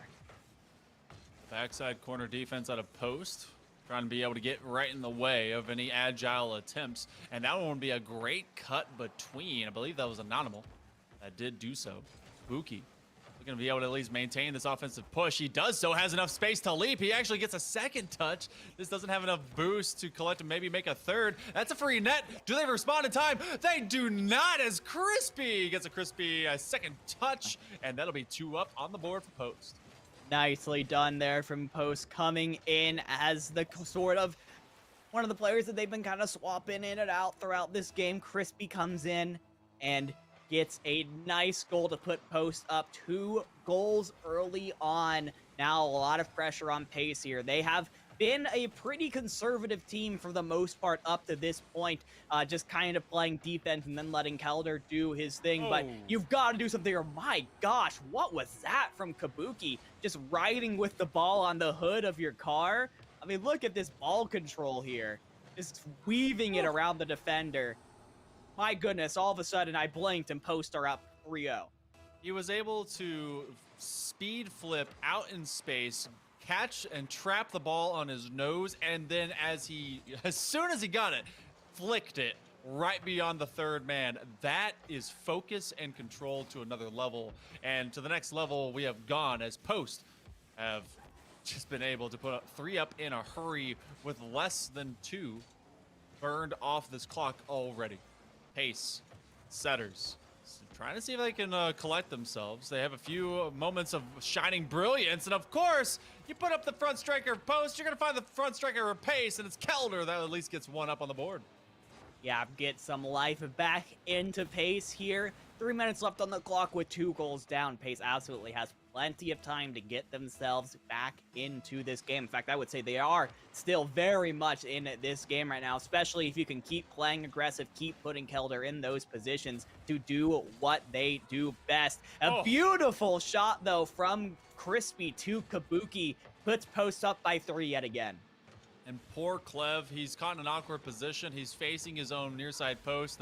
The near side defensive men had actually come out too far to try and see if he can catch the bounce. Well, it was super confusion and it was super effective out of Crispy. Makes a great pass, awesome focus, by Kabuki to stand up strong. Kelder, lots of time looking for a flip reset. He hasn't been able to really put a few of the, too many of those up tonight, as he's been having to play a lot quicker. Can't really develop those mechanics, but over the course of this game, they're going to need a lot more of that to happen. Yeah, Pace are quickly down by 3 with under 3 to go, and let's make that 4. This time it's an animal that gets in on the action here. It was, once again, one of those clears, but Pace had gone aggressive here, gone all in trying to get a point on the board here, get within 2. Now all of a sudden 4 down. We're barely in halfway through the game. I don't want to say Pace is out of it just yet, but it is very quickly slipping through their fingers. They're playing for day 2. They can feel it. It's one best of 3 away, and tomorrow we're going to have only best of 5s. Oh, but Reborn, he will slay this shot, and at least gives them an extra opportunity. It's Kelder with a great 50-50 win. The challenge is there. From the kickoff, they find some magic, and that's a great bouncer to catch the defender off guard. Yeah, great stuff there from Pace. That's 1 goal on the board, but they need a whole lot more with triple 2s still on the clock. This has been a furious scoring game, by the way, mostly from post, but we're still barely halfway through the timer, and we already have 7 goals. One of the highest scoring games that I've had the pleasure to cast so far today. Reborn Slays gets right in on an animal, though. Is going to get the demo down, get Post down a member for the moment, but will quickly be able to respawn and get right back into position as Post back on the attack. We won't be able to find any of that extra time or magic. Instead, it will be a great clear. You're talking about there still being plenty of time, and they're not out of this game. Yeah, that is very true, except for a big 50-50. It bounces. It goes yard, it goes post to post, coast to coast. Oh, and this one just turns into a beamer the other way. That's so unfortunate there for Pace. They were playing super aggressively. All 3 members were so far forward, trying to get something done, as you probably should when you're down 3, but an unlucky bounce just goes the way of Post. And now, with 1:30 on the clock and down 4, it's going to take some sort of Herculean effort from the Pace members to try and work their way back into this one. 80 seconds left on the clock, of course. Works out to about a goal per 20 seconds at the moment. It's going to be a tough one. You would think that the feeling of what Pace was doing in terms of their offensive before that huge clang the other way was, they were actually in a little bit better control. And that's one of those that you just can't give up. And they do get one back. Kelder able to force another through, and it's off of a defensive vacation. As actually a bit of a miscue on that attempt right there, and that's just a giveaway. Yeah, still on pace here. 58 seconds left, 3 goals down, still. Goal per 20 seconds here for Pace to get themselves back up to a tie. But they've got to try and get themselves a little bit more time. The double hit just isn't quite there for TCL. So Pace is now going to have to let Post take possession of the ball real quick, as that one gets right by Crispy, but just a little bit off that one. Oh my gosh, Kabuki is there just in time with the rotation. I was very close to getting a 4th on the board for Pace, but now 30 seconds left on the clock. Pace, they need to get a goal right here, right now, and that demo should do it. Yes, Kelder will get the finisher right before Kabuki is able to get there. So Pace now back within 2. We are at a sweat fest, and if we didn't have that other one, it would have been within 1, but we have 10 goals between these 2 squads. Pace is coming alive late. It is doable, but will it be done? 11 seconds per goal. You got to be able to at least get one very, very soon, and then hope and pray that you can get something off of something from the sky. It's a fake out. It's a bouncer. Is it going to go in? It does not. The defense stands up as Kabuki makes his home on the goal line. Trying to be able to fake out the next possession. Not going to happen. And all the hope and all the magic will go the other way. Post says no. Not going to happen. You could have just let the game end there, Post, but you just had to put the stamp of authority on the game, the 11th of these 5 minutes, and that's probably where we're going to end up. 4 seconds left on the clock, and as the kickoff goes off, just sort of careens towards the edge of the map, We are down to 0. And yeah, Pace is just going to go ahead and let that fall. Go next for game 2 with your tournament lives on the line, because Post stands up when they need to the most to get themselves a map 1 victory. Man, when you're that far ahead, and I get that it's a lot, don't start just getting lazy with your communication, because you definitely say, all right, I'm going to do like something with this, or I'm going to do what. No. This is a squad that can definitely score, and you have too many good strikers, especially their frontline man from the side of Pace, to really, give them too much. And that was within a magical distance of two goals at the time to be able to get that one tied up. So complete the series. Get game 2 done if you are Pace. But Post, actually, yeah, the other direction, Post. But if you're Pace, you now know you have the firepower. 11 goals didn't happen on accident. Oh, absolutely not. And it seemed like over the last half of the game, Post honestly didn't put in very many goals on like necessarily like fantastic plays on their part. It was a bouncer that careened off the opponent in a very odd way. It was a couple of goals that came in off of Pace playing a very aggressive all-in sort of play style. I think that Pace could absolutely take them off guard here and potentially get ourselves to a decisive map 3. But it all starts, of course, with this start of the game. I think Pace needs to put the pressure on early, get the first goal. Oh, and we actually have a trade out by the side of Post. They have brought in Swish 4K. So Swish will be joining us. I don't know if this is part of their starting roster, if they feel like they can just be able to get some extra repetitions in. That's a very ballsy thing to do. Maybe I don't know where this player really sits among them, but they've actually pulled them in instead of Crispy. But it's Kabuki that is still here as the main veteran for the squad. Beautiful play from Anonymous to Kabuki there. You could tell they were just on the same wavelength with where that ball was going to go, and Post once again up early here. It was Crispy in the last game that was mostly setting the balls up for Kabuki to try and strike it in. It looks like this time around, Anonymous might be the one that's going to be taking up that role. And Anonymous, he's been consistently here with Kabuki as well, as they've gone between Bomber, Crispy, and now Swish to really take up this third man position. So Post is taking chances, especially as they're looking to be on defense, but Reborn, he takes a chance, he dives forward, and he takes advantage of this defensive flop as Kabuki could just never collect. Yeah, it looks like maybe a little bit of some cold coming in from the sub, as Swish and Kabuki kind of end up colliding a bit. Don't actually get the rotation they need to try and get the save here. So Pace, they tie it back up very quickly, only a minute into the game, and looking like we might be looking at just as high scoring of an affair as before, if this first minute was anything to say about it. I want it to go like 10 to 10. Please make it happen. I want to be on the edge of my seat the whole time. And Clev trying to keep this defender on the edge of his, but Kabuki turtles up and then peeks out at the right time. Clev will be in backwards rotation. Reborn slays as well until the initial touch then comes from Kelder, the main man with the plan that's always been able to stand forward and give Pace a chance. We are now more than a minute and a half into game number 2. Post trying to get one on the board, but they just can't break this tie.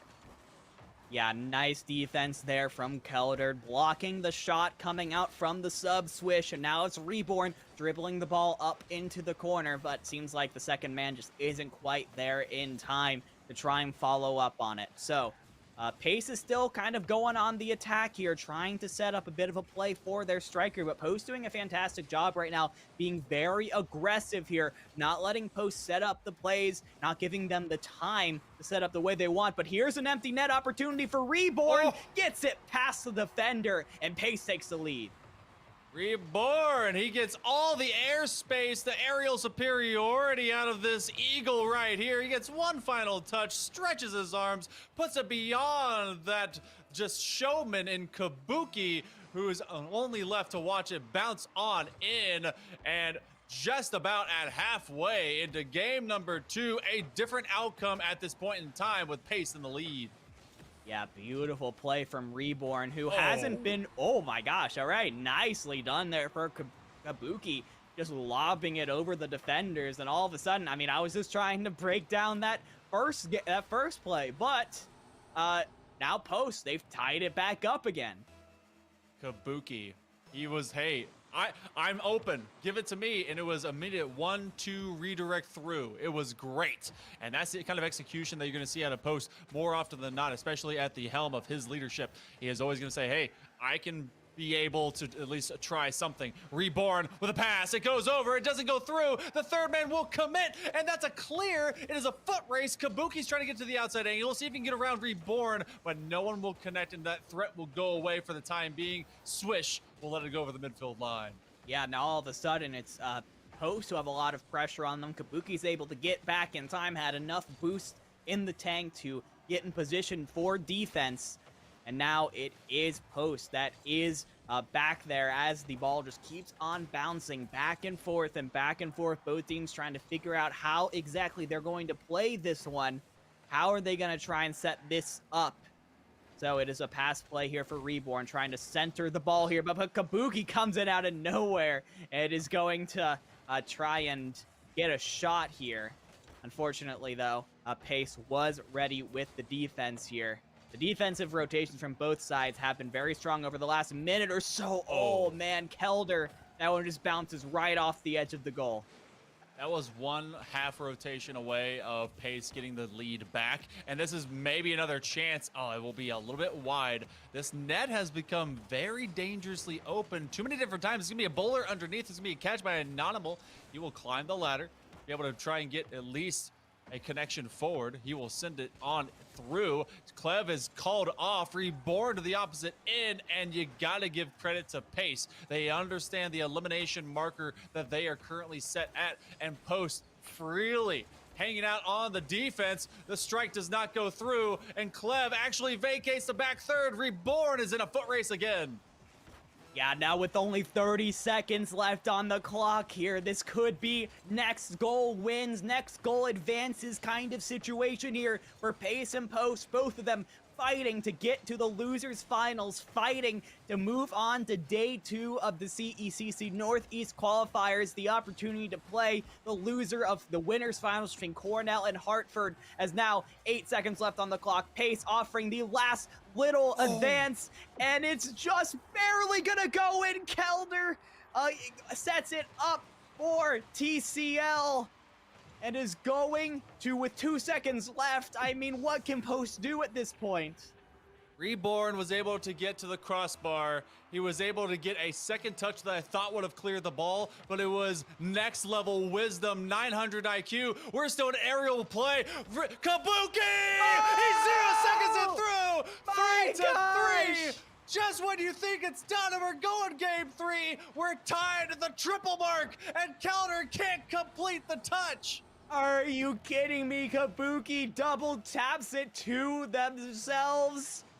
You just gotta give it to your star player sometimes, and Pace are left dumbfounded. They've got to recover quickly because Post could end it right here with one more goal. Pace fighting to take it to a game 3. TCL from his own back line. He will be finding a demo, but he doesn't find the ball, and as Anonymal will climb that ladder in a hurry. Swish came in fresh, but they came in cold. They're now burning hot. He'll be able to deliver it into the box, and Post will have to posture up on their own defensive half. Going up for the early challenge. Anonymal, he'll tumble forward. He will not find much more than that, and these possessions are just being challenged. Pace realizes in this awestruck, dumbstruck, shell-shock moment, they have to recover, and they seem to have done so well enough. Yeah, doing well now as we approach a full minute here of overtime. Sudden death situation here as Pace has a pretty solid opportunity here. Just one person to beat, but they do get beaten as Post is going to let the ball sort of bounce up and down, try and set things up. You get the demo onto the main striker, Kelder. This is a good opportunity for Post to try and clear things out now, but Pace is keeping up the aggression even when down a member, and now it's Reborn who gets a demo onto Kabuki, and now sets up Anonymal and Swish. The 50-50 ball in the air goes the way of Post, but does not quite be on target for the goal.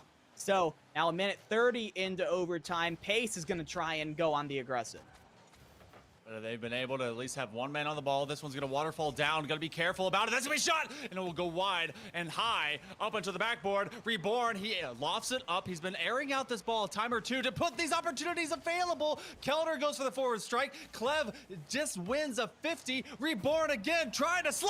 There and it he does. is. We're heading to game number 3, sub 2 minutes into OT. The last game of the day, and it could not get more exciting here, with Post and Pace clearly fighting after a long afternoon stretching into the evening of Rocket League. You could tell both these teams are so energized. They want this so incredibly bad, and it's all going to come down to who is going to come out on top in this last game. Now I'm really curious here on the side of Post. Are they going to swap out that third member yet again? I wonder about the trade out in the first place, because Crispies was doing fine. Maybe they thought they had a lot more control than they really did over the first time they played Pace in that game number 1. I'm not exactly sure what the mentality was, unless it was just repetitions or whatever they were trying to do. But it definitely set this a little bit different. They set themselves up weaker. And Pace, these guys gotta help me out. They gotta help themselves out. Lost focus in that final second. 0 second time is magic, but you have to put a game away. Come on, make it easier on yourselves. Yep, absolutely had to. And now, especially after a long day of fighting through the losers bracket, going through sprint after sprint after sprint, the mental fatigue has to start to set in here. The communication probably starts to break down. Both these teams obviously want it. The emotion going into this game is absolutely probably going to affect the rotations here. Who is going to keep it together enough to be able to take advantage of the other team's mistakes? Because, I mean, just based on everything going up in this one, I can't imagine there isn't going to be a fair amount of mistakes from both sides. Oh, it's bound to happen, but it's going to be able to, who will take advantage of those and who will just do better to have their star player strike better and more. Kabuki is going to be that one. It's Bomber. We bring in Bomber. Okay, so they had opted in for Crispy before to start things off. Bomber usually had been that starter and then replaced. Now he comes in this this ultimate game that comes into our finality. There is no more games after this one tonight. You've got premium bonus Rocket League, and inside the first minute of play, Pace is putting the work to the woodwork of Post. Yeah, it's crazy how you've had a different player come in for every match of this best of 3, but at this point, all the pressure comes in on the current squad, the current Post squad, which includes Bomber, to try and set things up for their striker, and that's a pretty good opportunity there, and that's gonna be Kabuki putting it in thanks to the assist from one side, the demo from the other, opening things up for Kabuki to get a nice angle shot, just slipping that right past the defender, and Post takes the early lead. Reborn had to go as fast as possible, and he knew he was in correct position, but good placement shooting as they were given that outside angle by Kabuki. He had enough time to be able to place his mark, and so it'll be Post that does start off on top, and they start with Kabuki going all in on these touches, getting the heck out of dodge. Is a player from Pace as the defense is just trying to recover, get their wits about them, and see how they will posture up to go against Post. But Post is not giving them a chance. What a big demo by Bomber. Nicely done, but now you gotta follow up on it as Pace, they don't care that they're getting demoed. They're gonna keep on going on the attack, put Kelder in the best position possible. But unfortunately, ends up getting cleared away here from the stout defense of Post. But, that was so close. Off the corner, off the other corner. Pace can't get it to go. And now it's going to be cleared out once again from Post. Maybe a bit lucky there, but I mean, I think a little bit of luck probably comes into these kinds of games. It does. I mean, it's all based on physics. It's all math, so it's all on purpose. But also, you gotta think those posts are stingy. You got those DLC posts that allow you to roll things in easily, and those two are just not paid for in kind. Kabuki will put this on target. He's going to go for the challenge, and Kelder will be able to get one for free, and Reborn's going to be his option. He'll actually come up first, trying to get over to Clev. That's a low side 50-50, and they got to be able to get back in a hurry because all three were pressed up over the midfield line. That could be a give back. That's a shot on target, but it's fended away. We have only one goal scored so far, and Post is hanging on to the lead. Okay, Pace will score it for them. Okay, why not? There's two. Oh, that's actually really tough here. A brutal mistake here from Pace trying to clear out the goal, and TGL just goes ahead and taps it right in for Post. That is going to be a tough one to recover from mentally, but Pace has to do it. An early goal from Reborn would be a nice way to recover, but the save is there for Post. 2 minutes now left on the clock. We're more than halfway through this ultimate game, and Kelder is able to get the goal. The all-consistent striker on Pace is able to get them back within one. Kelder doing the work that must be done, and Post overrunning themselves. They're getting a little bit too quick about how fast they have to get these clears out, cutting that lead in half, cutting us down to just 2 minutes remaining for any of this to go either into an OT or regulation end one way or the other. Post, they couldn't clean it up, even though with a miraculous 0-second goal in game number 2 to get this into a 2-0 run. That'll be a shot. It'll be saved by Kelder. Who else? Who else is going to be the stud that may lead Pace the distance but Post?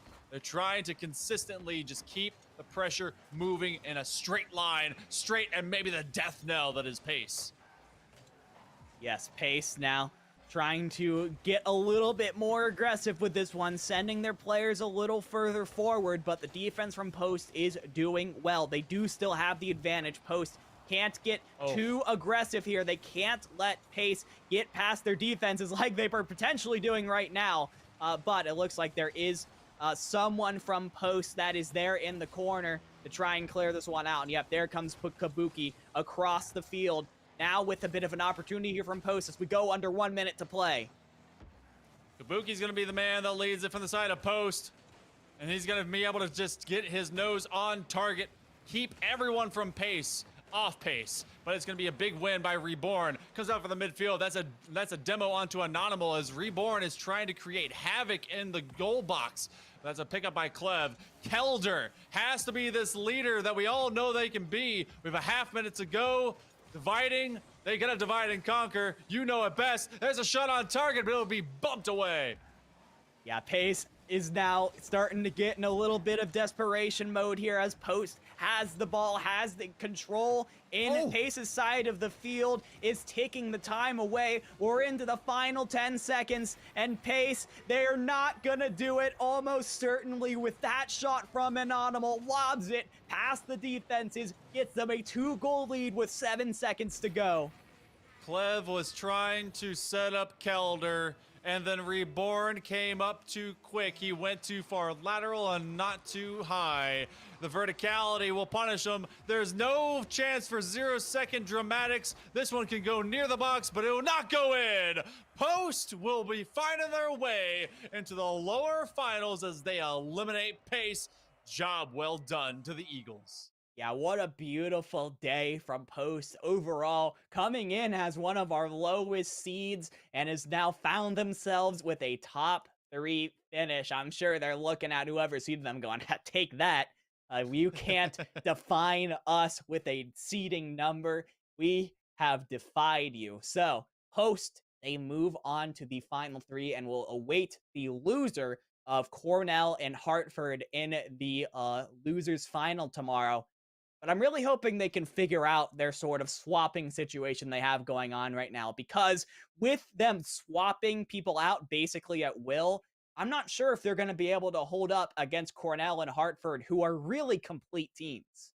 Yeah, they have their identity of who they want to play with, how they're going to play with them, and nothing's going to change that. Unless there are, there's other B squad, C squad players that are available, but No, this is their starting teams, and this is a reason why they've been so successful because they know who they are and they go out on the pitch and they do work well. Hartford and Cornell will be a fantastic winner's side matchup for their final, and of course, one of them will be able to get their grand final ticket punched, and if the winner of that will be able to face off against Post, who maybe being able to survive this night and be able to move on. They're gonna have a little bit of extra coaching, extra time for their program, figure out who will be that starting factor, but it's anyone's guess how it's going to be. Dividing, it was awesome casting with you this evening, and thank you for coming in for Tugboat, and did a great job. Yeah, it was a ton of fun, of course. Thank you for sort of guiding me through the more nitty-gritty of Rocket League that I'm not quite as familiar with. I just shouted when something cool happened, so that's just kind of my job.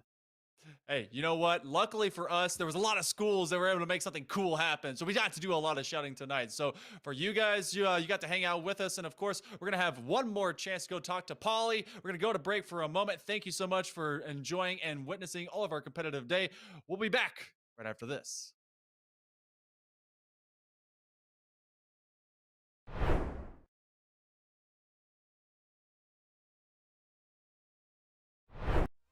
They've decidedly gone with Crispy as their main guy. And Kabuki, though, is going to be the main guy. He is that frontline striker that can be able to collect anything that is given to him and turn it into magic. This one, magically, goes into boost to collect and maybe make a third. That's a free net. Do they respond in time? They do not, as Crispy gets a second touch, and that'll be 2 up on the board for Post. Nicely done there from Post, coming in as the just kind of playing defense and then letting Kelder do his thing. But you've got to do something. Oh my gosh, what was that from Kabuki? Just riding with the ball on the hood of your car. I mean, look at this ball control here. Just weaving it around. They can collect themselves. They have a few moments of shining brilliance, and of course, you put up the front striker Post, you're gonna find the front striker of Pace, and it's Kelder that at least gets 1 up on the board. Yeah, get some life back into Pace here. 3 minutes down by 3 with under 3 to go, and let's make that 4. This time it's an Animal that gets in on the action here. It was, once again, one of those clears, but Pace had gone aggressive here, gone all... Best of 3 away, and tomorrow we're going to have only best of 5s. Oh, but Reborn, he will slay this shot. And at least gives them an extra opportunity. It's Kelder with a great 50-50 win. The challenge is there. From the kickoff, they find some magic. Ooh, except for a big 50-50. It bounces. It goes yard. It goes post to post. Coast to coast. Oh, and this one just turns into a beamer the other way. That's so unfortunate there. A little bit better control. And that's one of those that you just can't give up. And they do get 1 back. Kelder able to force another through, and it's off of a defensive vacation. As actually a bit of a miscue on that attempt right there, and that's 30 seconds left on the clock. Pace, they need to get a goal right here, right now, and that demo should do it. Yes, Kelder will get the finisher right before Kabuki is able to get there. So Pace now back within 2. We are at a sweat fest, and you know, it's not gonna happen, and all the hope and all the magic will go the other way. Post says no, not gonna happen. You could have just let the game end there, Post, but you just had to put the stamp of authority on the game. We're going to end up 4 seconds left on the clock, and as the kickoff goes off, just sort of careens towards the edge of the map, we are down. I don't know where this player really sits among them, but they've actually pulled them in instead of Crispy. But it's Kabuki that is still here as the main veteran for the squad. Beautiful play from Anonymous to Kabuki. Third man position, so Post is taking chances, especially as they're looking to be on defense, but Reborn, he takes a chance, he dives forward, and he takes advantage of this defensive flop as Kabuki could just never collect. Plays, not giving them the time to set up the way they want, but here's an empty net opportunity for Reborn. Gets it past the defender, and Pace takes the lead. Reborn, he gets all the airspace, the aerial superiority out of this to a different outcome at this point in time with Pace in the lead. Yeah, beautiful play from Reborn, who hasn't been, oh my gosh, all right, nicely done there for Kabuki. Just lobbing it over the defenders, and all of a sudden, I mean, I was just trying to break down that first play, but now Post, they've tied it back up again. Kabuki. He was, hey, I'm open. Give it to me. And it was immediate 1-2 redirect through. Seconds left on the clock. Pace offering the last little advance, and it's just barely gonna go in. Kelder sets it up for TCL and is going to, with 2 seconds left. Next level wisdom, 900 IQ. We're still an aerial play. Kabuki! He's 0 seconds and through. 3-3. Just when you think it's done and we're going game 3, we're tied at the triple mark. Shot, and it will go wide and high up into the backboard. Reborn, he lofts it up. He's been airing out this ball a time or two to put these opportunities available. Kelder goes for the forward strike. Clev just wins a 50. Reborn again, trying to slay. There it is. Does. We're heading to game number 3, sub 2 minutes into OT. The last game of the day, and it could not get more exciting here with things up for their striker, and that's a pretty good opportunity there, and that's gonna be Kabuki putting it in thanks to the assist from one side, the demo from the other.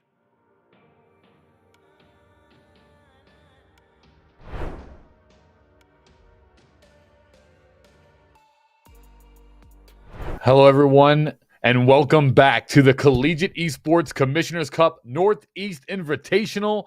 That concludes day number 1 here on Esports U and Esports U2. So to round out Esports U before we head on out, once again, congratulations to all the teams that competed in today's event. We really appreciate you guys. There have been some absolutely spectacular matches across this entire tournament so far this weekend, and we're just getting started. So tomorrow, join us back here at 10 a.m. EST for day 2 finals. As we take a look now, it's going to start out with a Valorant match, Farmingdale versus SUNY Canton, which is promising to be great. Our first Overwatch match of the day on Esports U2 will be Bay State versus Champlain.